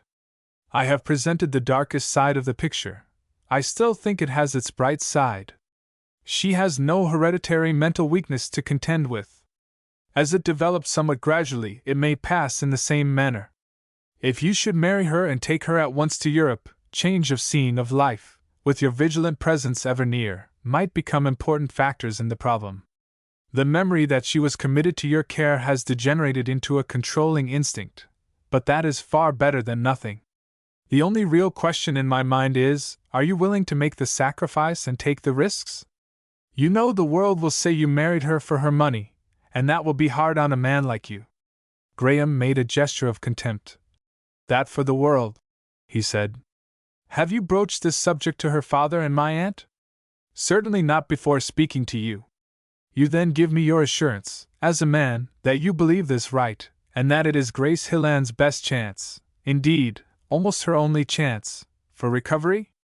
I do most unhesitatingly, and I shall do more. I shall bring from New York an eminent physician who has made mental disease a study all his life, and he shall either confirm my opinion or advise you better. Do so, Dr. Markham, said Graham, very gravely. I have incurred risks before in my life, but none like this. If from any cause Mrs. Hilland should recover memory and full intelligence, and reproach me for having taken advantage of a condition which, even among savage tribes, renders the afflicted one sacred, all the fiendish tortures of the Inquisition would be nothing to what I should suffer. Still, prove to her father, that it is her best chance, and for Grace Hilland I will take even this risk. Please remember there must be no professional generalities. I must have your solemn written statement that it is for Mrs. Hilland's sake I adopt the measure. So be it, was the reply. I shall telegraph to Dr. Armand immediately to expect me, and shall say that I wish him to be prepared to come at once. Do so, and consider no question of expense. I am no longer poor, and if I were, I would mortgage my blood at this juncture. On the following evening Dr. Armand was almost startled by the vision on the veranda of the St. John cottage. A silvery-haired woman sat looking placidly at the glowing sunset, with its light and its rose hues reflected in her face. If ever there was a picture of a glorified saint, there is one, he muttered, as he advanced and bowed. She gave him no attention, but with dark eyes, made brilliant by the level rays, she gazed steadily on the closing day. The physician stole a step or two nearer, and looked as steadily at her, while his experienced eye detected in all her illuminated beauty the absence of the higher, more subtle light of reason. Dr. Markham had told him next to nothing about the case, and had asked him to go and see for himself, impressing him only with the fact that it was a question of vital importance that he was to aid in deciding, that he must give it his whole professional skill, and all the necessary time, regardless of expense. The moment he saw Grace, however, the business aspect of the affair passed from his mind. His ruling passion was aroused, and he was more than physician, a student, as the great in any calling ever are. Graham came to the door and recognized instinctively the intent, eagle-eyed man, who merely nodded and motioned him to approach his patient. Graham did so, and Grace turned her eyes to him with a timid, questioning glance. He offered her his arm. She rose instantly and took it, and began walking with him. "Were you looking at the sunset, Grace?" She turned upon him the same inquiring eyes, but did not answer. "Do you not think it very beautiful? Does it not remind you of the sunset you saw on the evening when I returned from my first battle?" She shook her head, and only looked perplexed. "Why, Grace," he continued as if provoked, "you must remember. I was carried, you know, and you and Mrs. Mabin acted as if my scratches were mortal wounds." She looked frightened at his angry tones, clasped her hands, and with tears in her eyes looked pleadingly up to him. "Dear Grace, don't be worried." He now spoke in the gentlest tones, and lifted her hand to his lips. A quick, evanescent smile illumined her face. She fawned against his shoulder a moment, placed his hand against her cheek, and then leaned upon his arm as they resumed their walk, Dr. Armand keeping near them without in the least attracting her attention. "Grace," resumed Graham, "you must remember. Hilland Warren, you know." She dropped his arm, looked wildly around, covered her face with her hands, and shuddered convulsively. After a moment he said kindly but firmly, "Grace, dear Grace." She sprang to him, seized his hand, and casting a look of suspicion at Dr. Armand, drew him away. A few moments later she was again looking tranquilly at the west, but the light had departed from the sky and from her face. It had the look of one who saw not, thought, and felt not. It was breathing, living death. Graham looked at her mournfully for a few moments, and then, with a gesture that was almost despairing, turned to the physician, who had not lost a single expression. "Thank you," was that gentleman's first laconic remark, and he dropped into a chair, still with his eyes on the motionless figure of Grace. At last he asked, "How long would she maintain that position?" "I scarcely know," was the sad response. "Many hours, certainly. Please let her retain it till I request you to interfere. The moon is rising almost full, the evening is warm, and she can take no harm." The Major tottered out on his crutches, and was given his chair, the physician meanwhile being introduced. Brief and courteous was Dr. Armand's acknowledgment, but he never took his eyes from his patient. The same was true of his greeting to Mrs. Mabin, but that good lady's hospitable instincts soon asserted themselves, and she announced that dinner was ready. "Take Mrs. Hilland to dinner," said the physician to Graham. "But first introduce me." The young man approached and said, "Grace." She rose instantly and took his arm. "This is Dr. Armand, Grace. He has called to see you." She made him a courteous inclination, and then turned to Graham to see what next was expected of her, but he only led her to the dining room. "Gracie, darling, bring me my cushion," said her father, speaking as he had been used to do when she was a little girl. She brought it mechanically and arranged it, then stood in expectancy. "That will do, dear," and she returned to her seat in silence. Throughout the meal she maintained this silence, although Dr. Armand broached many topics, avoiding only the name of her husband. Her manner was that of a little, quiet, well-bred child, who did not understand what was said, and had no interest in it. The physician's scrutiny did not embarrass her. She had never remembered, much less forgotten him. When the meal was over they all returned to the piazza. At the physician's request she was placed in her old seat, and they all sat down to watch. The moon rose higher and higher, made her hair more silvery, touched her still face with a strange, ethereal beauty, and threw the swaying shadow of a spray of woodbine across her motionless figure, so motionless that she seemed a sculptured rather than a breathing woman. After a while the old Major rose and groaned as he tottered away. Mrs. Mabin, in uncontrollable nervous restlessness, soon followed, that she might find relief in household cares. The two men watched until hours had passed, and still the lovely image had not stirred. At last Dr. Armand approached her and said, "Mrs. Hilland." She rose, and stood coldly aloof. The name, with her prefix, did not trouble her. She had long been accustomed to that. Hillan, as Graham uttered the word, alone affected her, touching some last deep chord of memory. Mrs. Hillan, the doctor continued, it is getting late. Do you not think you had better retire? She looked at him blankly, and glanced around as if in search of someone. I am here, Grace, said Graham, emerging from the doorway. She came to him at once, and he led her to Mrs. Mabin, kissing her hand, and receiving, in return, her strange, brief, fawning caress. I would like to know the history of Mrs. Hillan's malady from the beginning, said Dr. Armand, when Graham returned. I cannot go over it again, replied Graham, hoarsely. Dr. Markham can tell you about all, and I will answer any questions. Your room is ready for you here, where Dr. Markham will join you presently.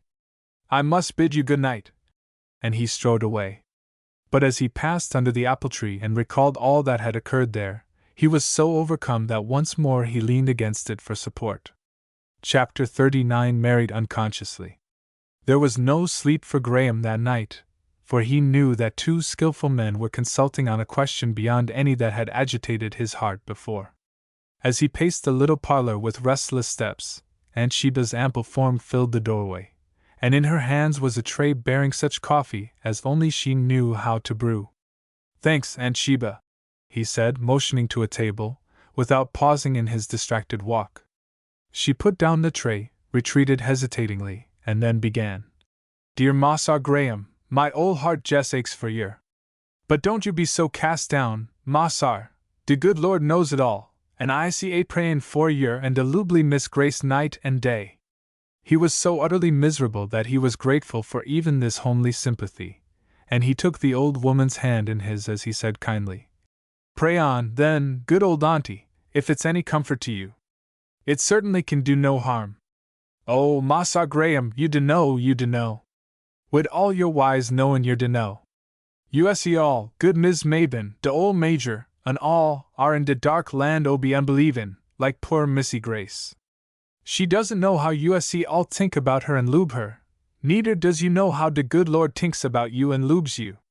You guv me my liberty, you guv what I thinks a sight more on. You see been kind to de poor old slave dat los all her chillun in de weary days dat's gone. I see a memberin' yer all de time. You hab no faith, Massa Graham, and poor ol' Aunt Sheba Muse hab faith for yer. And so I will. I see a rasslin' wid de Lord for yer all de time, and I see a gwine to wrassle until I sees yer and Missy Grace and all comin' inter de light. And she threw her apron over her head, and went sobbing away. He paused for a moment when she left him, touched deeply by the strong, homely, human sympathy and gratitude of the kind old soul who fed him, as he never forgot, when he was a fugitive in a hostile land. That she had manifested her feeling after what he deemed her own ignorant, superstitious fashion was nothing. It was the genuine manifestation of the best human traits that touched him, pure gems illumining a nature otherwise so clouded and crude. Late at night footsteps approached, and the two physicians entered.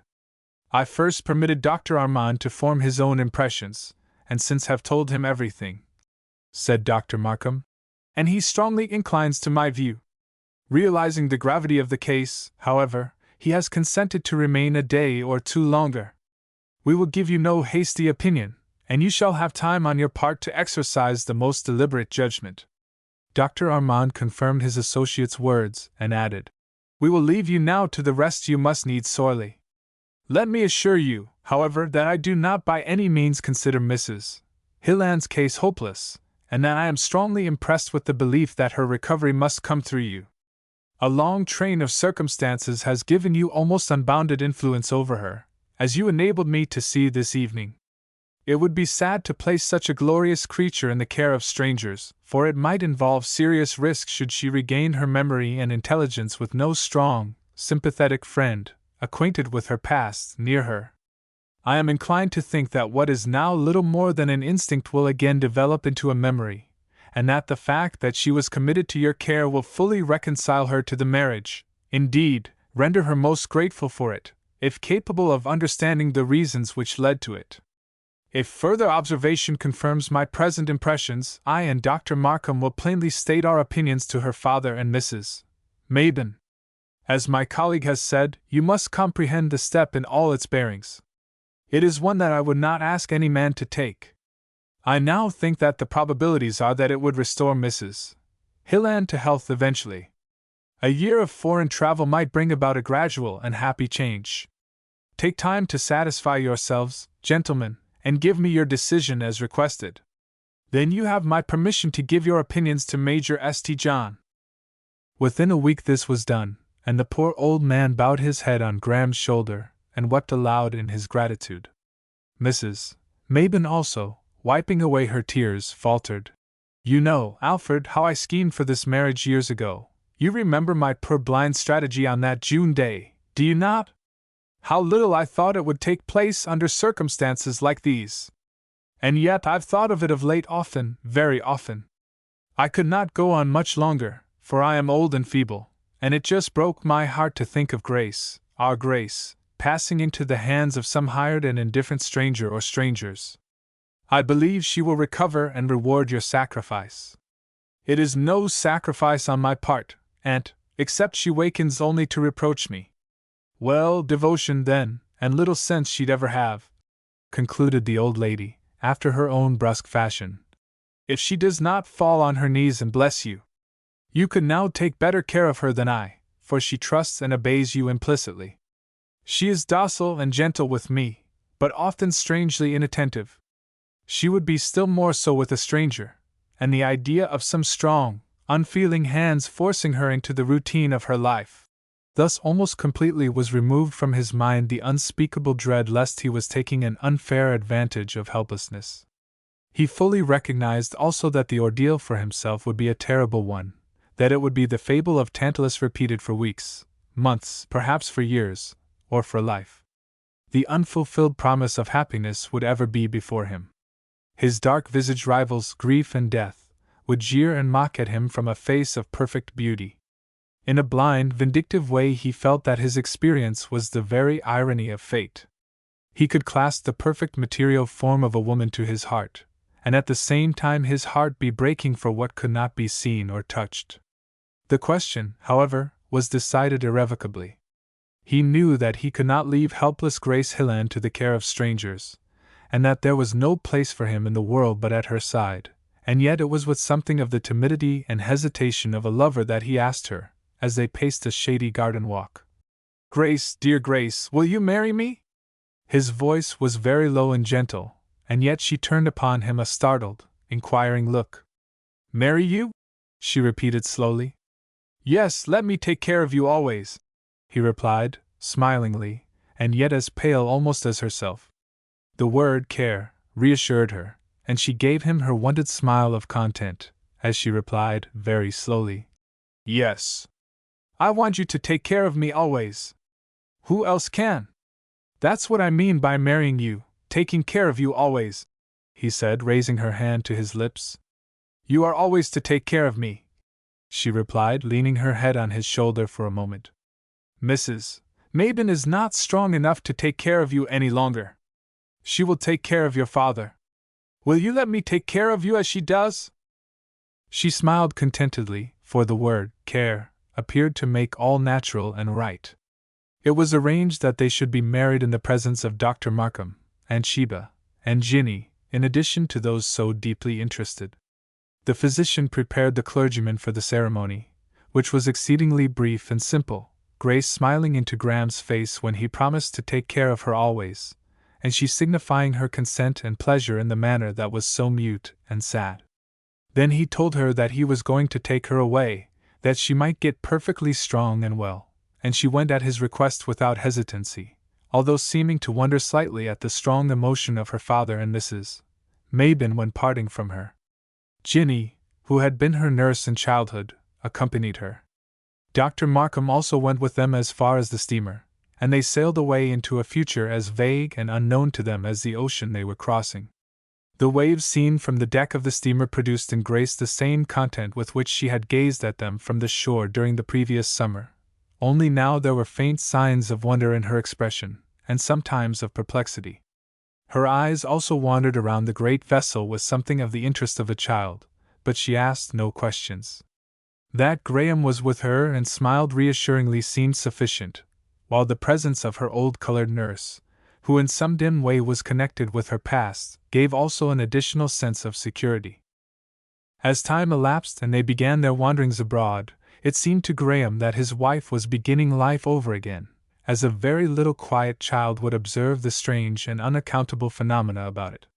Instead of her fixed vacancy of gaze, her eyes began to turn from object to object with a dawning yet uncomprehending interest.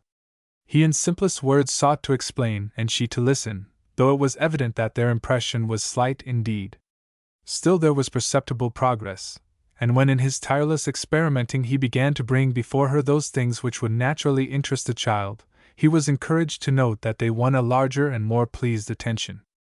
A garden full of flowers, a farmyard with its sleek, quiet cattle, a band of music, a broad, funny pantomime, were far more to her than Westminster Abbey or St. Paul's. Later, the variety, color, and movement of a Paris boulevard quite absorbed her attention, and she followed one object after another with much the same expression that might be seen on the face of a little girl scarcely 3 years old.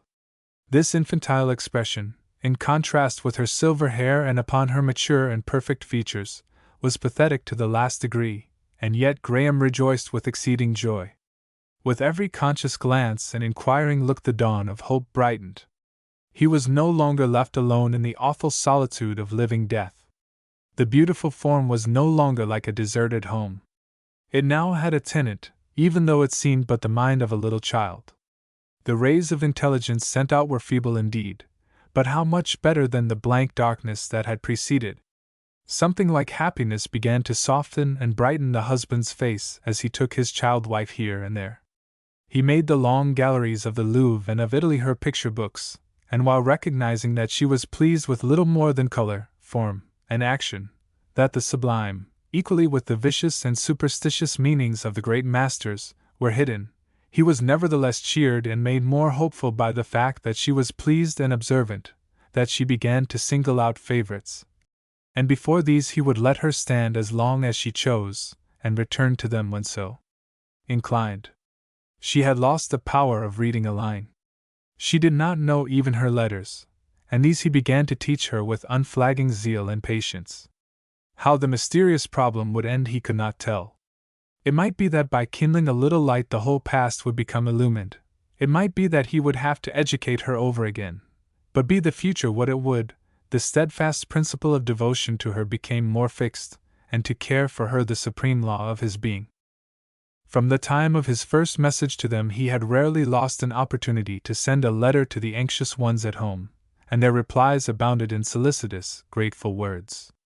Dr. Markham often called, and rubbed his hands with increasing self-gratulation over the success of his bold measure, especially as encomiums on his sagacity had been passed by the great Dr. Armand.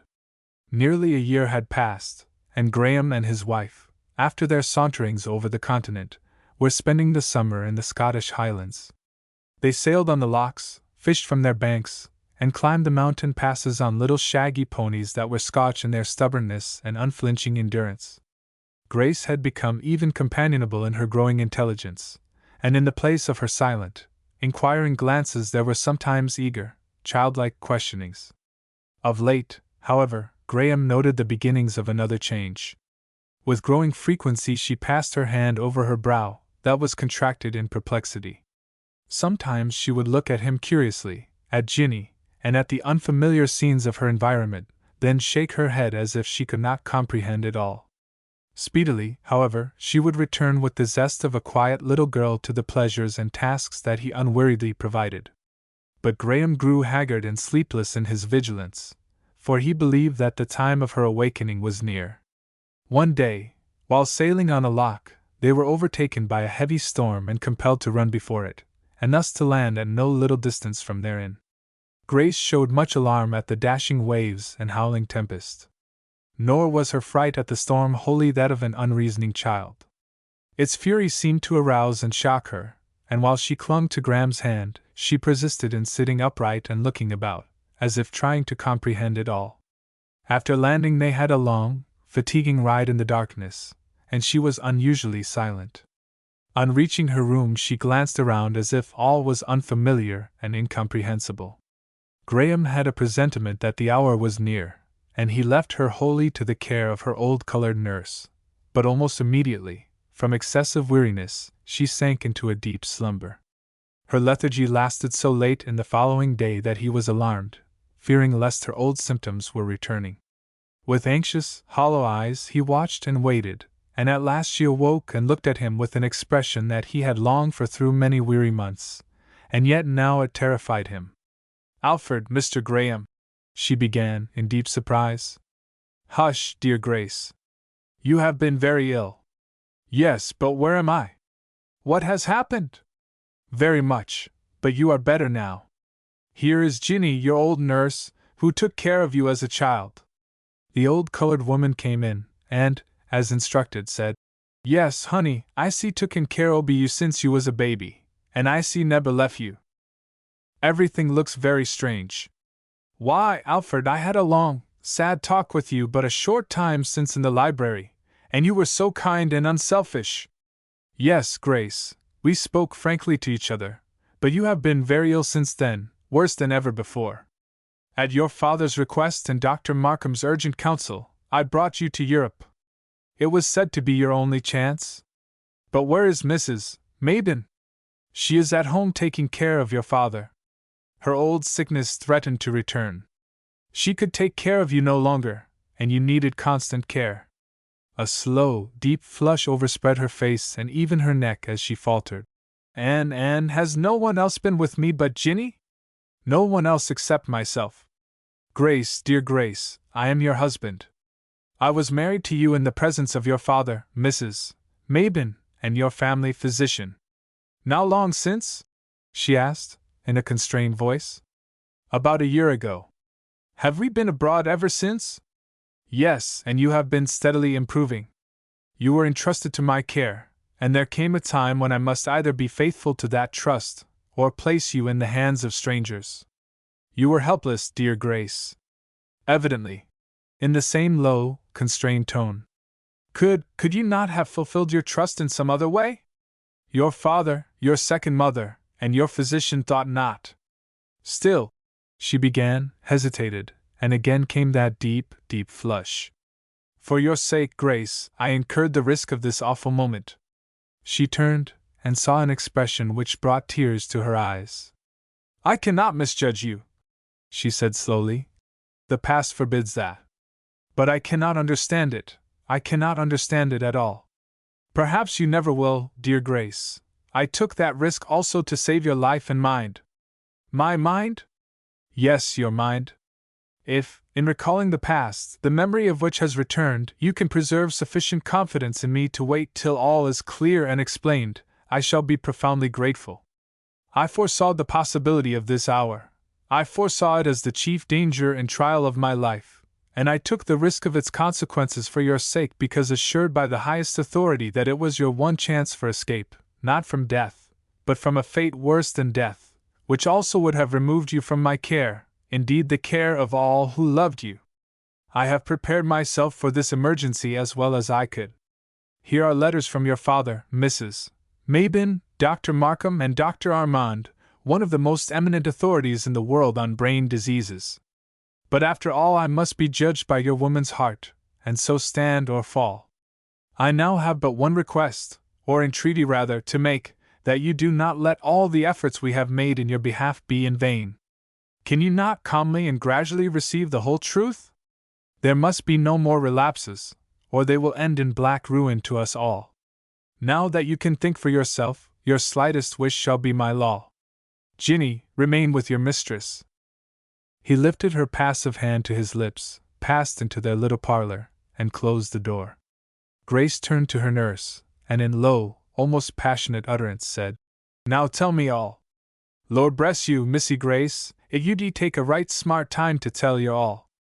When the big doctors and all the folks say you got to have strangers take care ob you or go to asylum, and arter all you'd get was, Moss R. Graham he guv in, and said he'd take care ob you, and dey all bless him and thank him, and couldn't say nuff. Den he took you cross the big ocean, Golly, how big it be, just as the doctor said, and never have I seed sich lube, sich votion in a motor as Mossar Graham hab had fare you. He had to take care obe you like a little chilly, and he was teaching you how to read like a little chilly when, all on a sudden, you wakes up and knows a brighting USE forgotten. But the part you doesn't know is the part mo's with knowin'. No woman eber had sich a husband as Mossar Graham, and no chilly sich a motor. Clar to gracious ef I believe he's ebier slep a wink wid his watchin' and a tinkin' what he could do fare you. But Ginny, I'm not ill. I never felt stronger in my life. Laws, Missy Grace, dar's been a miracle. USE's strong nuff 'cept your mind's been off wisitin' somewhere. Golly! You jest get up and let me dress you, and I'll show you're de handsomest woman in de world. All you's got ter do now is jest be sensible like, and you won't have your match. Grace cast an apprehensive look toward the door of the parlor in which was her husband, and then said hurriedly, "Yes, dress me quick. Oh, heavens! How much I have to think about, to realize. Now, honey dear, you just keep cool. Don't go and fly right off the handle agin, or Mossar Graham'll blow his brains out. Good lor, how dat man do look sometimes! And yet often, when he was pintin' out your letters to yer, or showing your purty tings, like as you was a chilly, he looked so happy and gentle like, dat I say he jest like a motor." Grace was touched, and yet deep, deep in her soul she felt that a wrong had been done her, no matter what had been the motives. Ginny had no such fine perceptions, but with a feminine tact which runs down through the lowliest natures, she chose one of Grace's quietest, yet most becoming costumes, and would not let her go to the glass till arrayed to the dusky woman's intense satisfaction. Then she led her mistress to the mirror and said, "Look dar, honey! All the pictures you eber seen can't beat dat." And Grace gazed long and fixedly at the lovely creature that gazed back with troubled and bewildered eyes. Was I like that when he married me? Yes and no, honey. You only look like a picture of a woman den, a berry purty picture, but nothin' but a picture arter all. Mossar Graham have brought you ter life." With another lingering, wondering glance at herself, she turned away and said, "Leave me now, Ginny. I wish to be alone." The woman hesitated, and was about to speak, but Grace waved her away imperiously, and sat down to the letters Graham had given her. She read and reread them. They confirmed his words. She was a wife. Her husband awaited her but a few feet away. Her husband, and she had never dreamed of marrying again. The past now stood out luminous to her, and Warren Hilland was its center, but another husband awaited her, one whom she had never consciously promised to love, honor, and obey. As a friend she could worship him, obey him, die for him. But as her husband, how could she sustain that mysterious bond which merges one life in another? She was drawn toward him by every impulse of gratitude.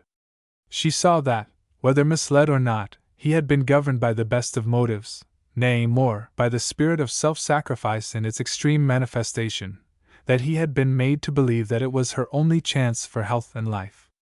Still, in her deepest consciousness he was but Alfred Graham, the friend most loved and trusted, whom she had known in her far distant home, yet not her husband.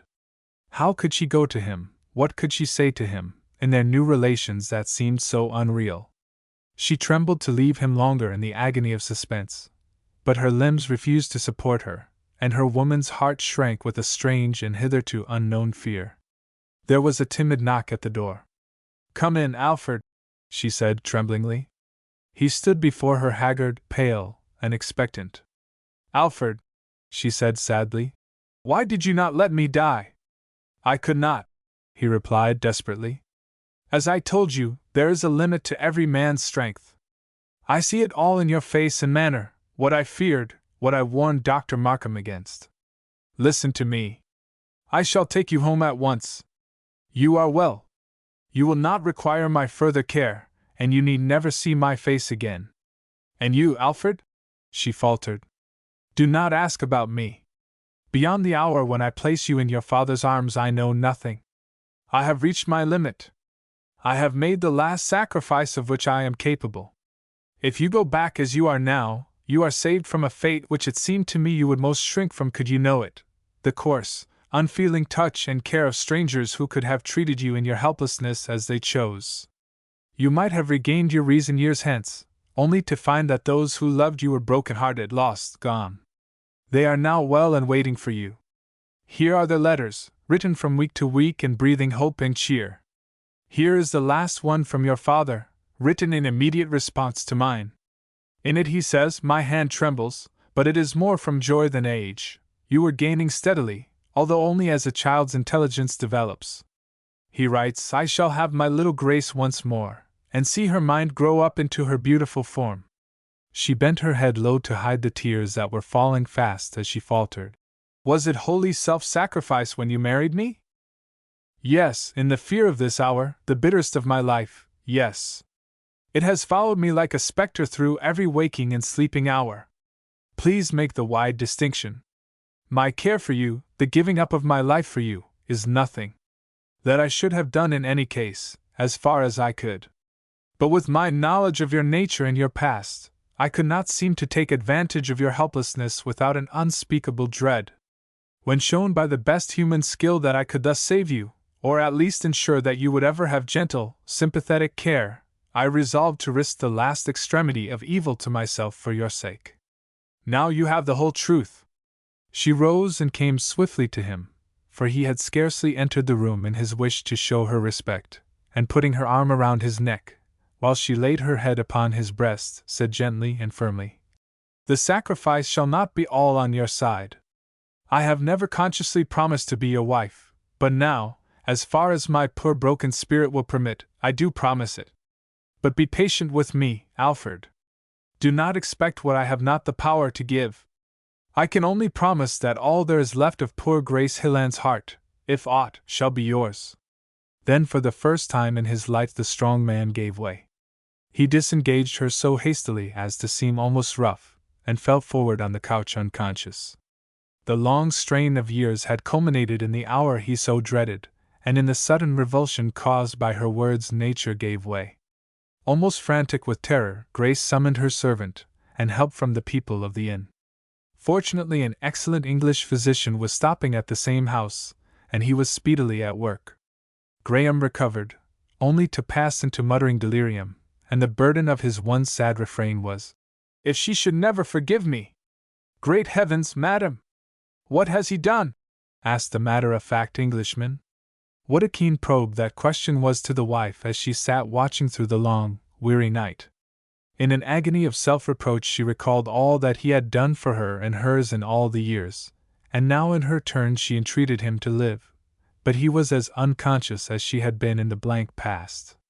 No wooing, no pleading, could have been so potent as his unconscious form, his strength broken at last in her service. "O God!" she cried, forgetting in her anguish that she had no God. "Have I been more cruel than all the war? Have I given him the wound that shall prove fatal, him who saved Warren's life, my own, my reason, and everything that a woman holds dear?" Graham's powerful and unvitiated nature soon rallied, however, and under the skillful treatment the fever within a few days gave place to the first deep happiness he had ever known. Grace was tender, considerate, her own former self, and was something sweeter to him than self-sacrifice in her eyes, and he gave himself up to an unspeakable content. It was she who wrote the home letters that week, and a wondrous tale they told to the two old people, who subsisted on foreign news even more than on Aunt Sheba's delicate cookery. Graham was soon out again, but he looked older and more broken than his wife, who seemingly had passed by age into a bloom that could not fade. She decided that for his sake they would pass the winter in Italy, and that he should show her again as a woman what he had tried to interest her in as a child. Her happiness, although often deeply shadowed, grew in its quiet depths. Graham had too much tact to be an ardent lover. He was rather her stanch friend, her genial but most considerate companion. His powerful human love at last kindled a quiet flame on the hearth of her own heart that had so long been cold, and her life was warmed and revived by it. He also proved in picture galleries and cathedrals that he had seen much when he was abroad beyond wild mountain regions and wilder people, and her mind, seemingly strengthened by its long sleep, followed his vigorous criticism with daily increasing zest.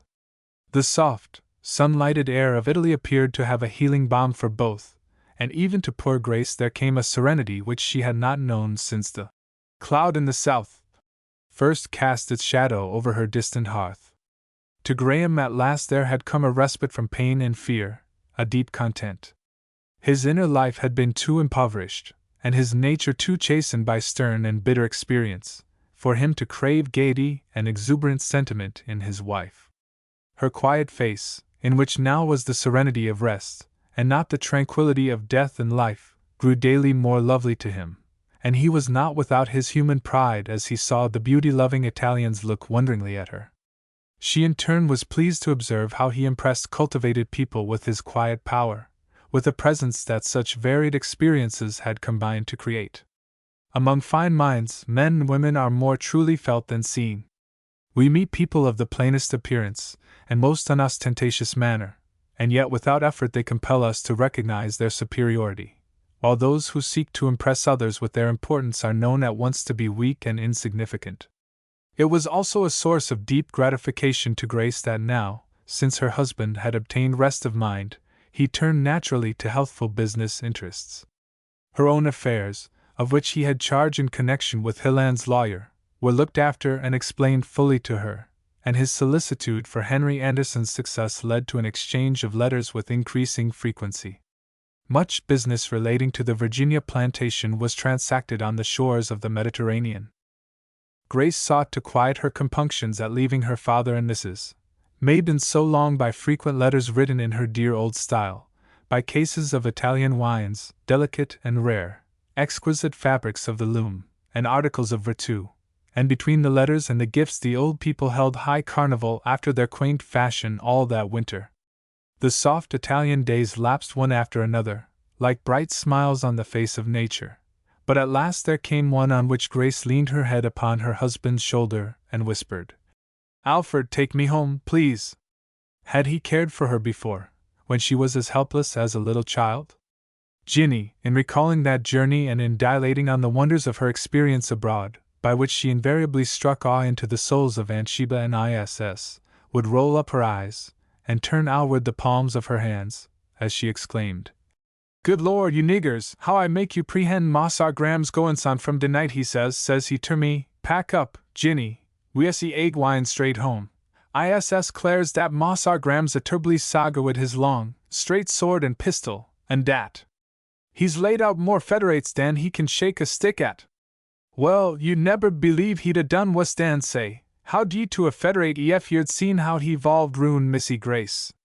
He wouldn't let de sun shine on her, nor de wind blow near her, and eberybody had ter get right up and get ef she eben wanted ter sneeze.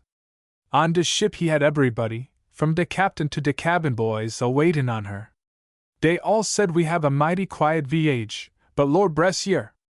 It was all long o' be Mossar Graham. He wouldn't let no waves run ter pitch his darlin' ruin. Missy Grace, she used ter sit and larf at him.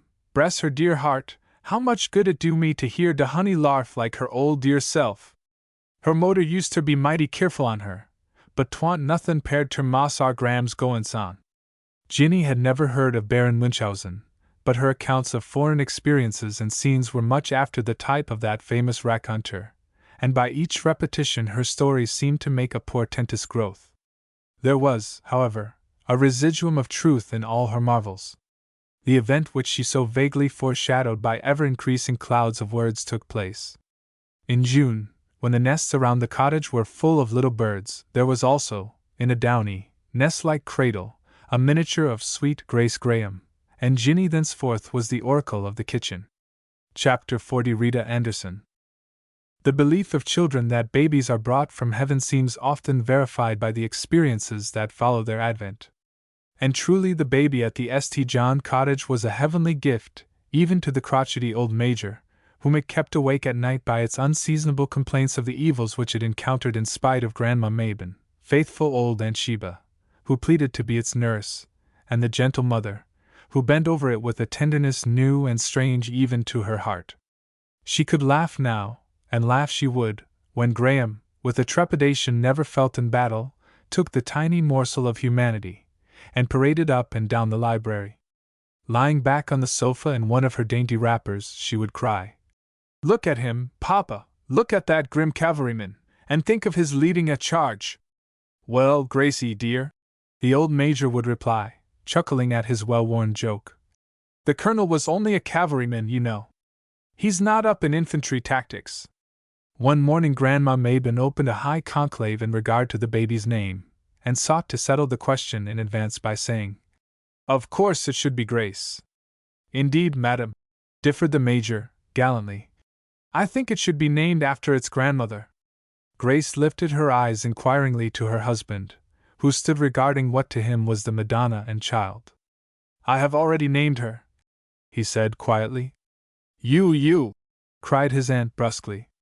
"I'd have you know that this is an affair for grave and general deliberation." "Alfred shall have his way," said the mother, with quiet emphasis, looking down at the child, while pride and tenderness blended sweetly in her face. "Her name is Hilda, in memory of the noblest man and dearest friend I have ever known." Instantly she raised her eyes, brimming with tears, to his, and faltered, "Thank you, Alfred." And she clasped the child almost convulsively to her breast, proving that there was one love which no other could obliterate. "That's right, dear Grace. Link her name with the memory of Warren. She will thus make you happier, and it's my wish." The conclave ended at once. The old Major took off his spectacles to wipe his eyes, and Mrs. Mabin stole away. From that hour little Hilda pushed sorrow from Grace's heart with her baby hands, as nothing had ever done before, and the memory of the lost husband ceased to be a shadow in the background. The innocent young life was associated with his, and loved the more intensely. Graham had spoken from the impulse of a generous nature, too large to feel the miserable jealousies that infest some minds, but he had spoken more wisely than he knew. Thereafter there was a tenderness in Grace's manner toward him which he had never recognized before. He tasted a happiness of which he had never dreamed, alloyed only by the thought that his treasures were mortal and frail. But as the little one thrived, and his wife bloomed into the most exquisite beauty seen in this world, that of young and happy motherhood, he gave himself up to his deep content, believing that fate at last was appeased. The Major grew even hilarious, and had his morning and evening parades, as he called them, when the baby, in its laces and soft draperies, was brought for his inspection. Mrs. Mabin, with all the accumulated maternal yearnings of her heart satisfied, would preside at the ceremony. Grace, happy and proud, would nod and smile over her shoulder at her husband, who made a poor pretense of reading his paper, while the old veteran deliberately adjusted his spectacles and made comments that in their solemn drollery and military jargon were irresistible to the household that could now laugh so easily. The young life that had come had brought a new life to them all, and the dark shadows of the past shrank further and further into the background. But they were there, all the sad mysteries of evil that had crushed the mother's heart. Once they seemed to rush forward and close around her. Little Hilda was ill and Grace in terror. But Dr. Markham speedily satisfied her that it was a trivial matter, and proved it to be so by his remedies. The impression of danger remained, however, and she clung to her little idol more closely than ever, and this was true of all. Time sped tranquilly on.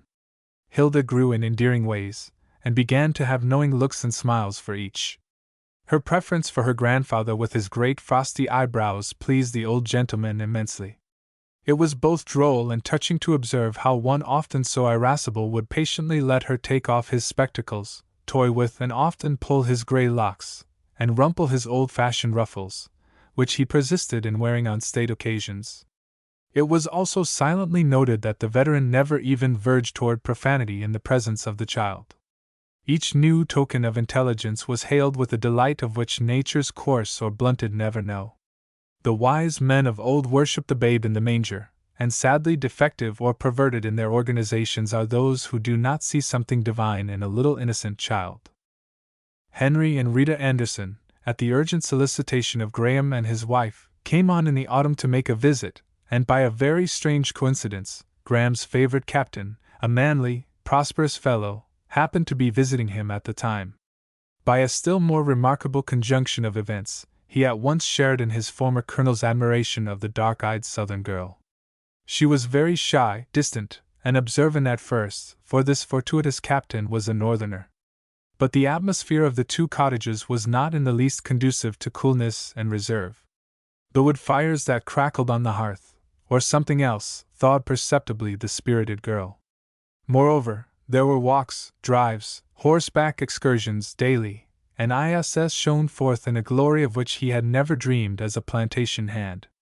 There were light steps passing to and fro, light laughter, cheery, hearty voices, in which the baby's crowing and cooing were heard as a low, sweet chord, music and whist to the Major's infinite consent.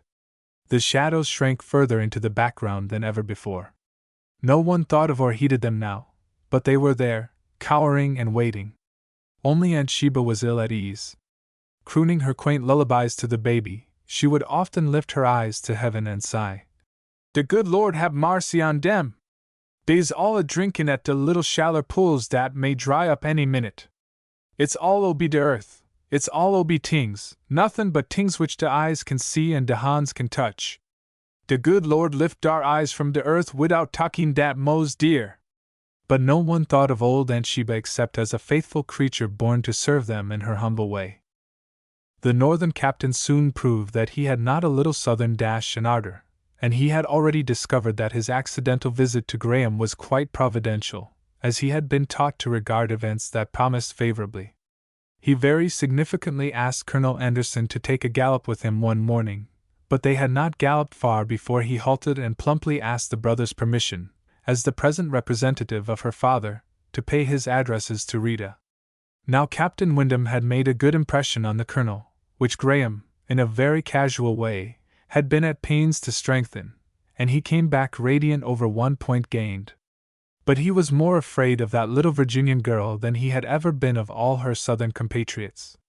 He felt that he must forego his cavalry tactics and open a regular siege, but she, with one flash of her mirthful eyes, saw through it all, laughed over it with Grace, whom from worshipping as a saint she now loved as a sister.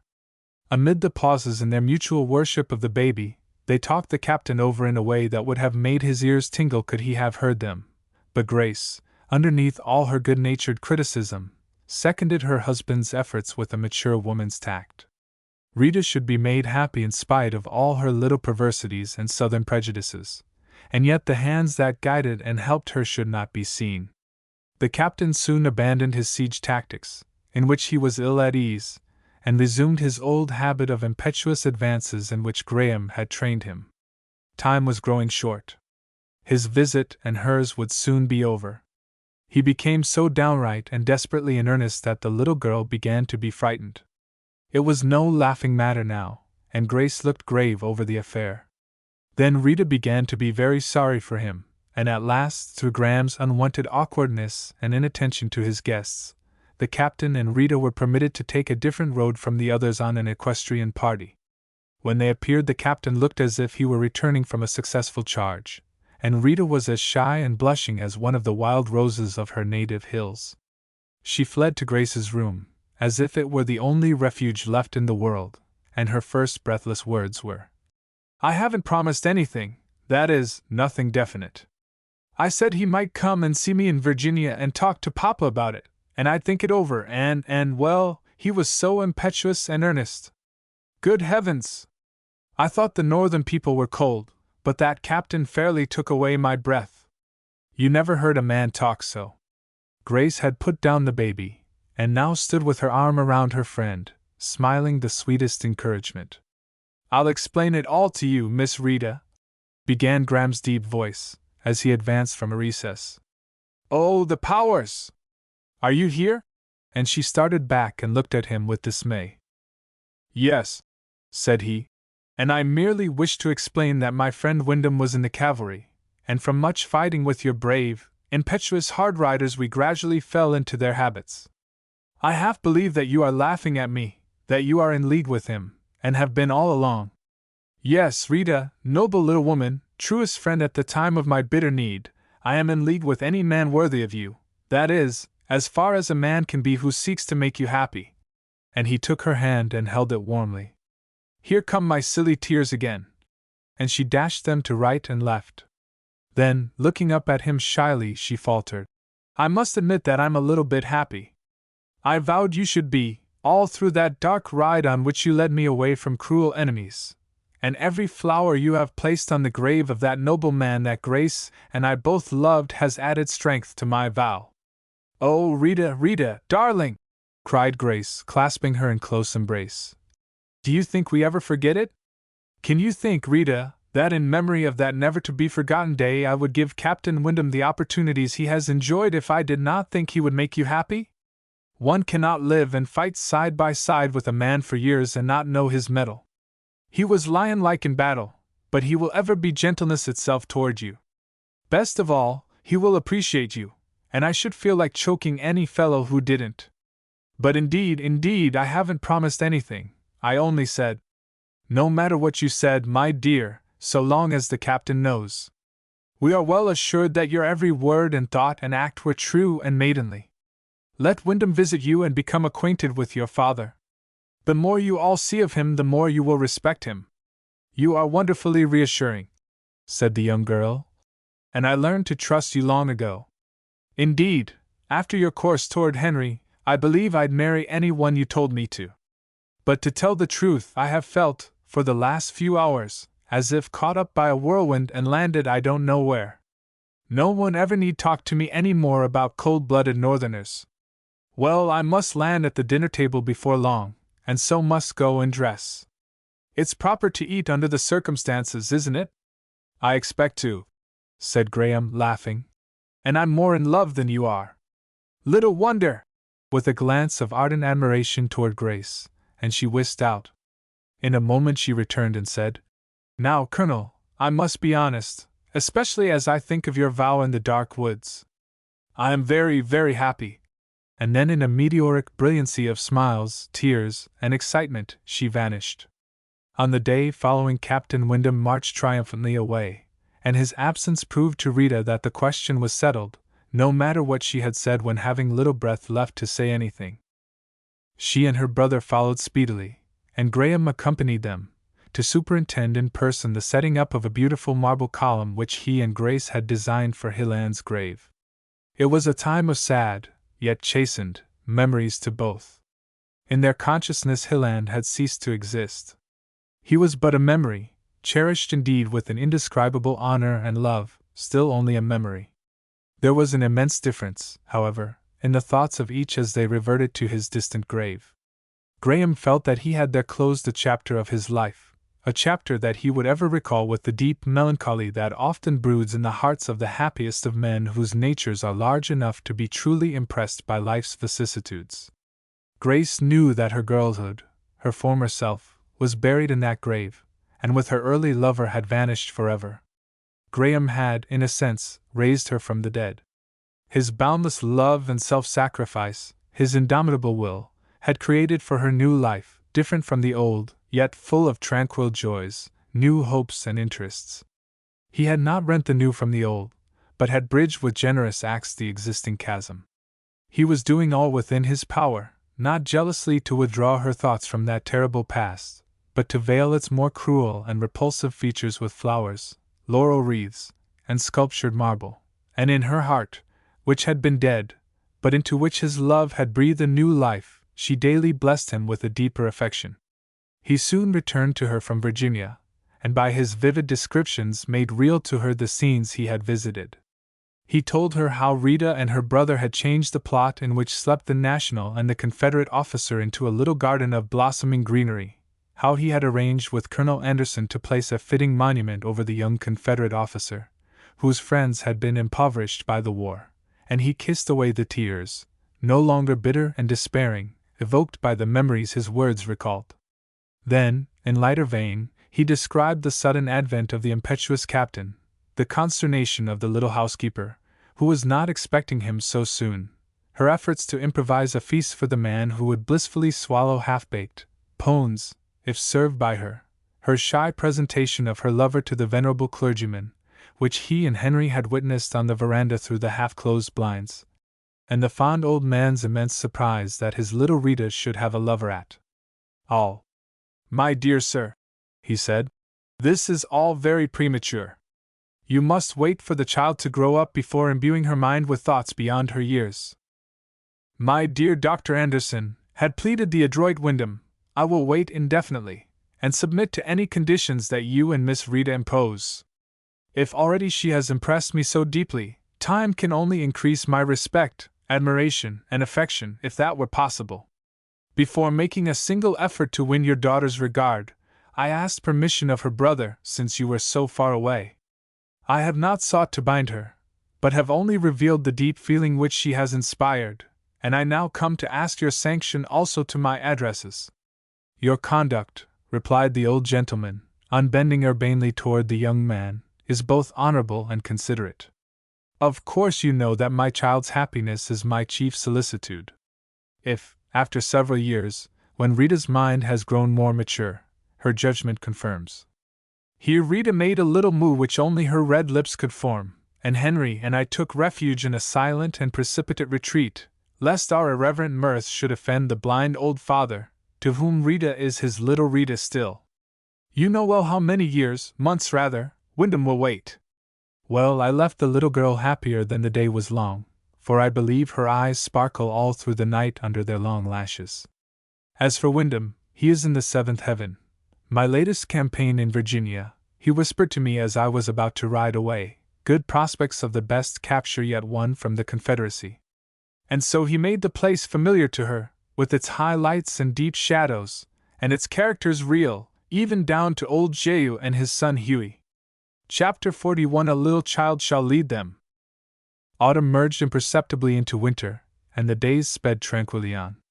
With the exception of brief absences on business, Graham was mostly at home, for there was no place like his own hearth. His heart, so long denied happiness, was content only at the side of his wife and child. The shadows of the past crouched further away than ever, but even their own health and prosperity, their happiness, and the reflected happiness of others could not banish them wholly. The lights which burned so brightly around them, like the fire on their hearth, had been kindled and were fed by human hands only, and were ever liable to die out. The fuel that kept them burning was the best that earth afforded, but the supply had its inherent limitations. Each new tranquil day increased the habitual sense of security. Graham was busy with plans of a large agricultural enterprise in Virginia. The more he saw of Henry Anderson, the more he appreciated his sterling integrity and fine business capabilities, and from being an agent he had become a partner. Grace's writing desk, at which Graham had cast a wistful glance the first time he had seen it, was often covered with maps of the Virginia plantation, which he proposed to develop into its best capabilities. Grace had a cradle by the library fire as well as in her room. Beside this the adopted grandmother knitted placidly, and the Major rustled his paper softly lest he should waken the little sleeper.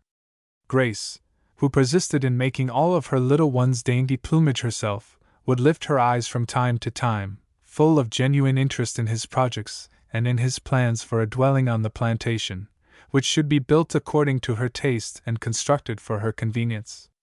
The shadows had never been further away. Even old Aunt Sheba was lulled into security. Into her bereaved heart, as into the hearts of all the others, the baby crept, and she grew so bewitching with her winsome ways, so absorbing in her many little wants and her need of watching, as with the dawning spirit of curiosity she sought to explore for herself what was beyond the cradle and the door, that Aunt Sheba, with the doting mother, thought of Hilda during all waking hours and dreamed of her in sleep. At last the inconstant New England spring passed away, and June came with its ever-new heritage of beauty. The baby's birthday was to be the grand fete of the year, and the little creature seemed to enter into the spirit of the occasion. She could now call her parents and grandparents by name, and talk to them in her pretty though senseless jargon, which was to them more precious than the wisdom of Solomon. It was a day of roses and rose colors. Roses banked the mantelpieces, wreathed the cradle, crowned the table at which Hilda sat in state in her high chair, a fairy form in gossamer laces, with dark eyes, Grace's eyes, that danced with the unrestrained delight of a child. "She looks just like my little Grace of long, long years ago," said the Major, with wistful eyes. "And yet, Colonel, it seems but yesterday that your wife was the image of that laughing little witch yonder." "Well, I can believe," admitted Grandma Maiden, "that Grace was as pretty. A tremendous compliment to you, Grace," But there never was and never will be another baby as pretty and cunning as our Hilda. The good old lady never spoke of the child as Grace's baby. It was always ours. In Graham, Grace, and especially Hilda, she had her children about her, and the mother need in her heart was satisfied. Yes, Hilda darling, said the Colonel, with fond eyes, you have begun well. You could not please me more than by looking like your mother. The next thing is to grow like her. Poor blind papa, with the perpetual glamour on his eyes. He will never see his old white-haired wife as she is. He looked at her almost perfect features with the bloom of health upon them, into her dark eyes with their depths of motherly pride and joy, at her snowy neck and ivory arms bare to the summer heat, and longest at the wavy silver of her hair, that crowned her beauty with an almost supernatural charm. Don't I see you as you are, Grace? He said. Well, I am often spellbound by what I do see. If Hilda becomes like you, accepting your sorrows, my dearest wish in her behalf will be fulfilled. Old Aunt Sheba, standing behind the baby's chair, felt a chill at heart as she thought. "Dey see all a worshipin' de chili and each odor. I sees it so plain dat I see all o' be a tremble." Surely the dark shadows of the past have no place near that birthday feast, but they are coming nearer, closing in, remorseless, relentless as ever, and among them are the gloomy rivals against whom Graham struggled so long. He thought he had vanquished them, but they are stealing upon him again like vindictive, unforgiving savages. There was a jar of thunder upon the still air, but it was not heeded. The room began to darken, but they thought only of a shower that would banish the sultriness of the day. Darker shadows than those of thunderclouds were falling upon them, had they known it. The wine was brought, and the health of the baby drank. Then Graham, ordering all glasses to be filled, said reverently, "To the memory of Warren Hilland! May the child who is named for him ever remind us of his noble life and heroic death." They drank in silence, then put down the glasses and sat for moments with bowed heads, Grace's tears falling softly. Without, nature seemed equally hushed. Not a breath stirred the sultry air, until at last a heavier and nearer jar of thunder vibrated in the distance. The unseen shadows are closing around the little Hilda, whose eyelids are heavy with satiety. Aunt Sheba is about to take her from her chair, when a swift gust, cold and spray-laden, rushes through the house, crushing to the doors and whirling all light articles into a carnival of disorder. The little gossamer-clad girls shivered, and while others hastily closed windows, Grace ran for a shawl in which to wrap her darling. The shower passed, bringing welcome coolness. Hilda slept quietly through its turmoil and swishing torrents, slept on into the twilight, until Aunt Sheba seemed a shadow herself. But there were darker shadows brooding over her. Suddenly, in her sleep, the child gave an ominous barking cough. "Oh, de good Lord!" cried Aunt Sheba, springing to her feet. Then, with a swiftness in which there was no sign of age, she went to the landing and called, "Massa Graham." Grace was in the room before him. "What is it?" she asked breathlessly. "Well, Missy Grace, don't be 'larmed, but I tinks Massa Graham you'd better send for de doctor, jes' for caution like." Again came that peculiar cough, terror-inspiring to all mothers. "Alfred, Alfred, lose not a moment!" she cried. "It's the croup." The soldier acted as if his camp were attacked at midnight. There were swift feet, the trampling of a horse, and soon the skill of science, the experience of age, and motherly tenderness confronted the black shadows, but they remained immovable. The child gasped and struggled for life. Grace, half frantic, followed the doctor's directions with trembling hands, seeking to do everything for her idol herself as far as possible. Mrs. Mabin, gray, grim, with face of ashen hue, hovered near and assisted. Aunt Sheba, praying often audibly, proved by her deft hands that the experience of her long-past motherhood was of service now. The servants gathered at the door, eager and impatient to do something for de breast chili. The poor old major thumped restlessly back and forth on his crutches in the hall below, half swearing, half praying. Dr. Markham, pale with anxiety, but cool and collected as a veteran general in battle, put forth his whole skill to baffle the destroyer. Graham, standing in the background with clenched hands, more excited, more desperate than he had ever been when sitting on his horse waiting for the bugle to sound the charge, watched his wife and child with eyes that burned in the intensity of his feeling. Time, of which no notice was taken, passed, although moments seemed like hours. The child still struggled and gasped, but more and more feebly. At last, in the dawn, the little Hilda lay still, looked up and smiled. Was it at her mother's face, or something beyond? "She is better," cried Grace, turning her imploring eyes to the physician, who held the little hand. Alas! It was growing cold in his. He turned quickly to Graham and whispered, "Support your wife. The end is near." He came mechanically and put his arm around her. "Grace, dear Grace," he faltered hoarsely, "can you not bear this sorrow also for my sake?" "Alfred!" she panted with horror in her tones. "Alfred! Why, her hand is growing cold." There was a long low sigh from the little one, and then she was still. "Take your wife away," said Dr. Markham, in a low, authoritative tone. Graham sought to obey in the same mechanical manner. She sprang from him and stood aloof. There was a terrible light in her eyes, before which he quailed. "Take me away!" she cried, in a voice that was hoarse, strained, and unnatural. "Never! Tell me the belief of your heart. Have I lost my child forever? Is that sweet image of my Hilda nothing but clay? Is there nothing further for this idol of my heart but horrible corruption?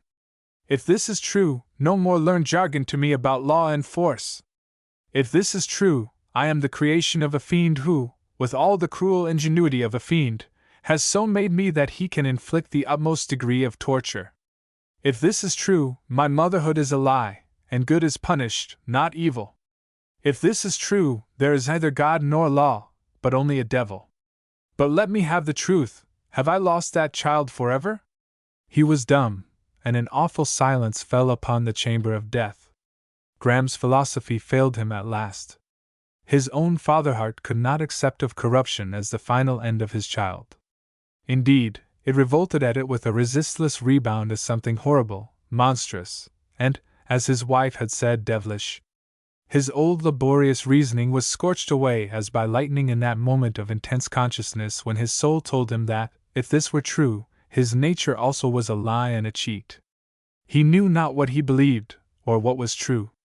He was stunned and speechless. Despair was turning his wife's face into stone, when old Aunt Sheba, who had been crouching, sobbing and praying at the foot of the little couch, rose with streaming eyes and stretched out her hands toward the desperate mother. "No, Missy Grace," she cried, in tones that rang through the house. "No, no, no, your Chilliam not lost to you, your Chilliam not dead. She only sleeps. Did not de good Lord say, suffer de little chillun ter come unto me? And Hilda, de dear little lamb, hab gone to him, and is in de good shepherd's arms. Your little Chilliam not lost to you, she's safe at home, de dear breast home obehaben, where your motor is Missy Grace. De Heavenly Father say, little Hilda, you needn't walk de long flinty, thorny path and suffer like you see dear motor. You can come home now, and I see I'll take care obe ye till motor comes. Breast de little lamb, she smile when de angels come fair her, and she's safe, safe forevermore. No tears fair little Hilda, no heartbreak in all her 'ternal life. Dear Missy Grace, my little baby die too, but I hain't lost it. No, no. De good shepherd is a keepin' it safe fair me, and I shall have my baby again." It is impossible to describe the effect of this passionate utterance of faith as it came warm and direct from the heart of another bereaved mother, whose lowliness only emphasized the universal human need of something more than negations and theories of law and force. The Major heard it in the hall below, and was awed. Mrs. Mabin and the servants sobbed audibly. The stony look went out of Grace's face. Tears welled up into her hot, dry eyes, and she drew near and bent over her child with an indescribable yearning in her face. Aunt Sheba ceased, sank down on the floor, and throwing her apron over her face she rocked back and forth and prayed as before. Suddenly Grace threw herself on the unconscious little form, and cried with a voice that pierced every heart. "O God, I turn to Thee, then. Is my child lost to me forever, or is she in Thy keeping? Was my mother's faith true? Shall I have my baby once more? Jesus, art thou a shepherd of the little ones? Hast thou suffered my Hilda to come unto thee? Oh, if thou art, thou canst reveal thyself unto me and save a broken-hearted mother from despair. This child was mine. Is it mine still? And she clasped her baby convulsively to her bosom. Suffer de little chillun ter come unto me, and forbid dem not, repeated Aunt Sheba in low tones. Again a deep, awed silence fell upon them all. Grace knelt so long with her own face pressed against her child's that they thought she had fainted. The physician motioned Graham to lift her up, but he shook his head. He was crushed and despairing, feeling that in one little hour he had lost the belief of his manhood, the child that had brought into his home a heaven that he at least could understand, and as he heard his wife's bitter cry he felt that her life and reason might soon go also. He recognized again the presence of his bitter rivals, grief and death, and felt that at last they had vanquished him. He had not the courage or the will to make another effort. Mrs. Graham, for your husband's sake, began Dr. Markham. Ah! Forgive me, Alfred, she said, rising weakly. I should not have forgotten you for a moment. She took an uncertain step toward him, and he caught her in his arms. Laying her head upon his breast, she said gently, Alfred, our baby is not dead. Oh, Grace, darling, he cried in agony. Don't give way, or we are both lost. I have no strength left. I cannot save you again. Oh, if the awful past should come back! It now can never come back. Alfred, we have not lost our child. Aunt Sheba has had a better wisdom than you or I, and from this hour forth my mother's faith is mine. Do not think me wild or wandering. In my very soul has come the answer to my cry. Horrible corruption is not the end of that lovely life. You can't believe it any more than I. Dear little sleeper, you are still my baby. I shall go to you, and you will never suffer as I have suffered. God bless you, Aunt Sheba. Your heaven-inspired words have saved me from despair. Alfred, dear Alfred, do not give way so. I'll live and be your true and faithful wife. I'll teach you the faith that God has taught me. He drew long, deep breaths. He was like a great ship trying to right itself in a storm. At last he said in broken tones, Grace, you are right. It's not law or force.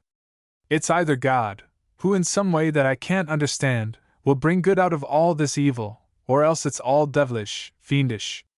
If after this night you can be resigned, patient, hopeful, your faith shall be mine. The shadows, affrighted, shrank further away than ever before. I take you at your word, she replied, as she drew him gently away. Come, let us go and comfort Papa. One after another stole out after them until Mrs. Mabin was alone with the dead. Long and motionless she stood, with her eyes fixed on the quiet, lovely face. Hilda, at last she moaned. Little Hilda, shall poor old Grandma ever see our baby again? At that moment the sun rose high enough to send a ray through the lattice, and it lighted the baby's face with what seemed a smile of unearthly sweetness. A few moments later Aunt Sheba found the aged woman with her head upon little Hilda's bosom, and there she received a faith that brought peace. A few evenings later there was a grassy mound, covered with roses, under the apple tree by the rustic seat, and at the head of the little grave there was placed a block of marble bearing the simple inscription, Here sleeps our baby Hilda. Years have passed. The little monument is now near another, and a stately one in a Virginia cemetery. Fresh flowers are on it, showing that our baby Hilda is never forgotten. Fresh flowers are beneath the stately column, proving that the gallant soldier sleeping under it is never forgotten. Fresh flowers are on the young Confederate's grave, commemorating a manly and heroic devotion to a cause that was sacred to him. The cause was lost, and had he lived to green old age he would have thanked God for it. Not least among the reasons for thankfulness is the truth that to men and peoples that which their hearts craved is often denied. Not far away is a home as unostentatious as the northern cottage, but larger, and endowed with every homelike attribute. Sweet Grace Graham is its mistress. Her lovely features are somewhat marked by time and her deep experiences, but they have gained a beauty and serenity that will defy time. Sounds of joyous young life again fill the house, and in a cradle by her side, little Grace is sleeping. Grandma Mabin still knits slowly by the hearth, but when the days are dry and warm it is her custom to steal away to the cemetery and remain for hours with our baby. The Major has grown very feeble, but his irritable protest against age and infirmity has given place to a serene, quiet waiting till he can rest beside the brave soldiers who have forgotten their laurels. Colonel Anderson, now a prosperous planter, has his own happy home life, and his aged father shares the best there is in it. He still preaches in the quaint old church, repaired but not modernized, and his appearance and life give eloquence to his faltering words. The event of the quiet year is the annual visit of Rita and Captain Wyndham with their little brood. Then truly the homes abound in breezy life, but sturdy, blue-eyed Warren Graham is the natural leader of all the little people's sport. The gallant black horse Mabin is still ISS's pride, but he lets no one mount him except his master. Aunt Sheba presides at the preparation of state dinners, and sits by the cradle of baby Grace. She is left, however, most of the time, to her own devices, and often finds her way also to the cemetery to visit that dear little lamb, Hilda, murmuring as she creeps slowly with her cane. We see all a following her now, bless the Lord. Ginny's stories of what she saw and of her experiences abroad have become so marvelous that they might be true of some other planet, but not of ours. Dusky faces gather round her by the kitchen fire, and absolute faith is expressed by their odd looks.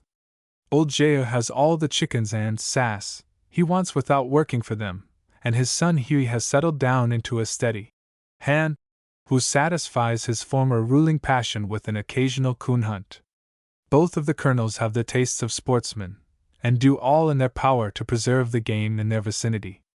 They have become closer friends with the lapsing years, and from crossing swords they look forward to the time when they can cross their family escutcheons by the marriage of the sturdy Warren with another little Rita, who now romps with him in a child's happy unconsciousness.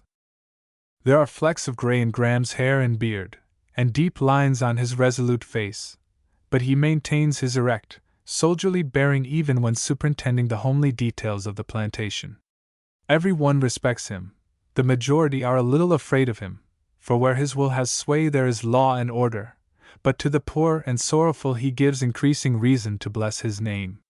His wife's faith has become his. She has proved it true by the sweet logic of her life. In their belief, the baby Hilda is only at home before them, and the soldier without fear and without reproach has found the immortality that he longed for in his dying moments. He is no longer a cherished, honored memory only. He is the man they loved, grown more manly, more noble in the perfect conditions of a higher plane of life. The dark mysteries of evil are still dark to them, problems that cannot be solved by human reason. But in the divine man, toward whose compassionate face the sorrowful and sinful of all the centuries have turned, they have found one who has mastered the evil that threatened their lives. They are content to leave the mystery of evil to him who has become in their deepest consciousness friend and guide. He stands between them and the shadows of the past and the future. The end.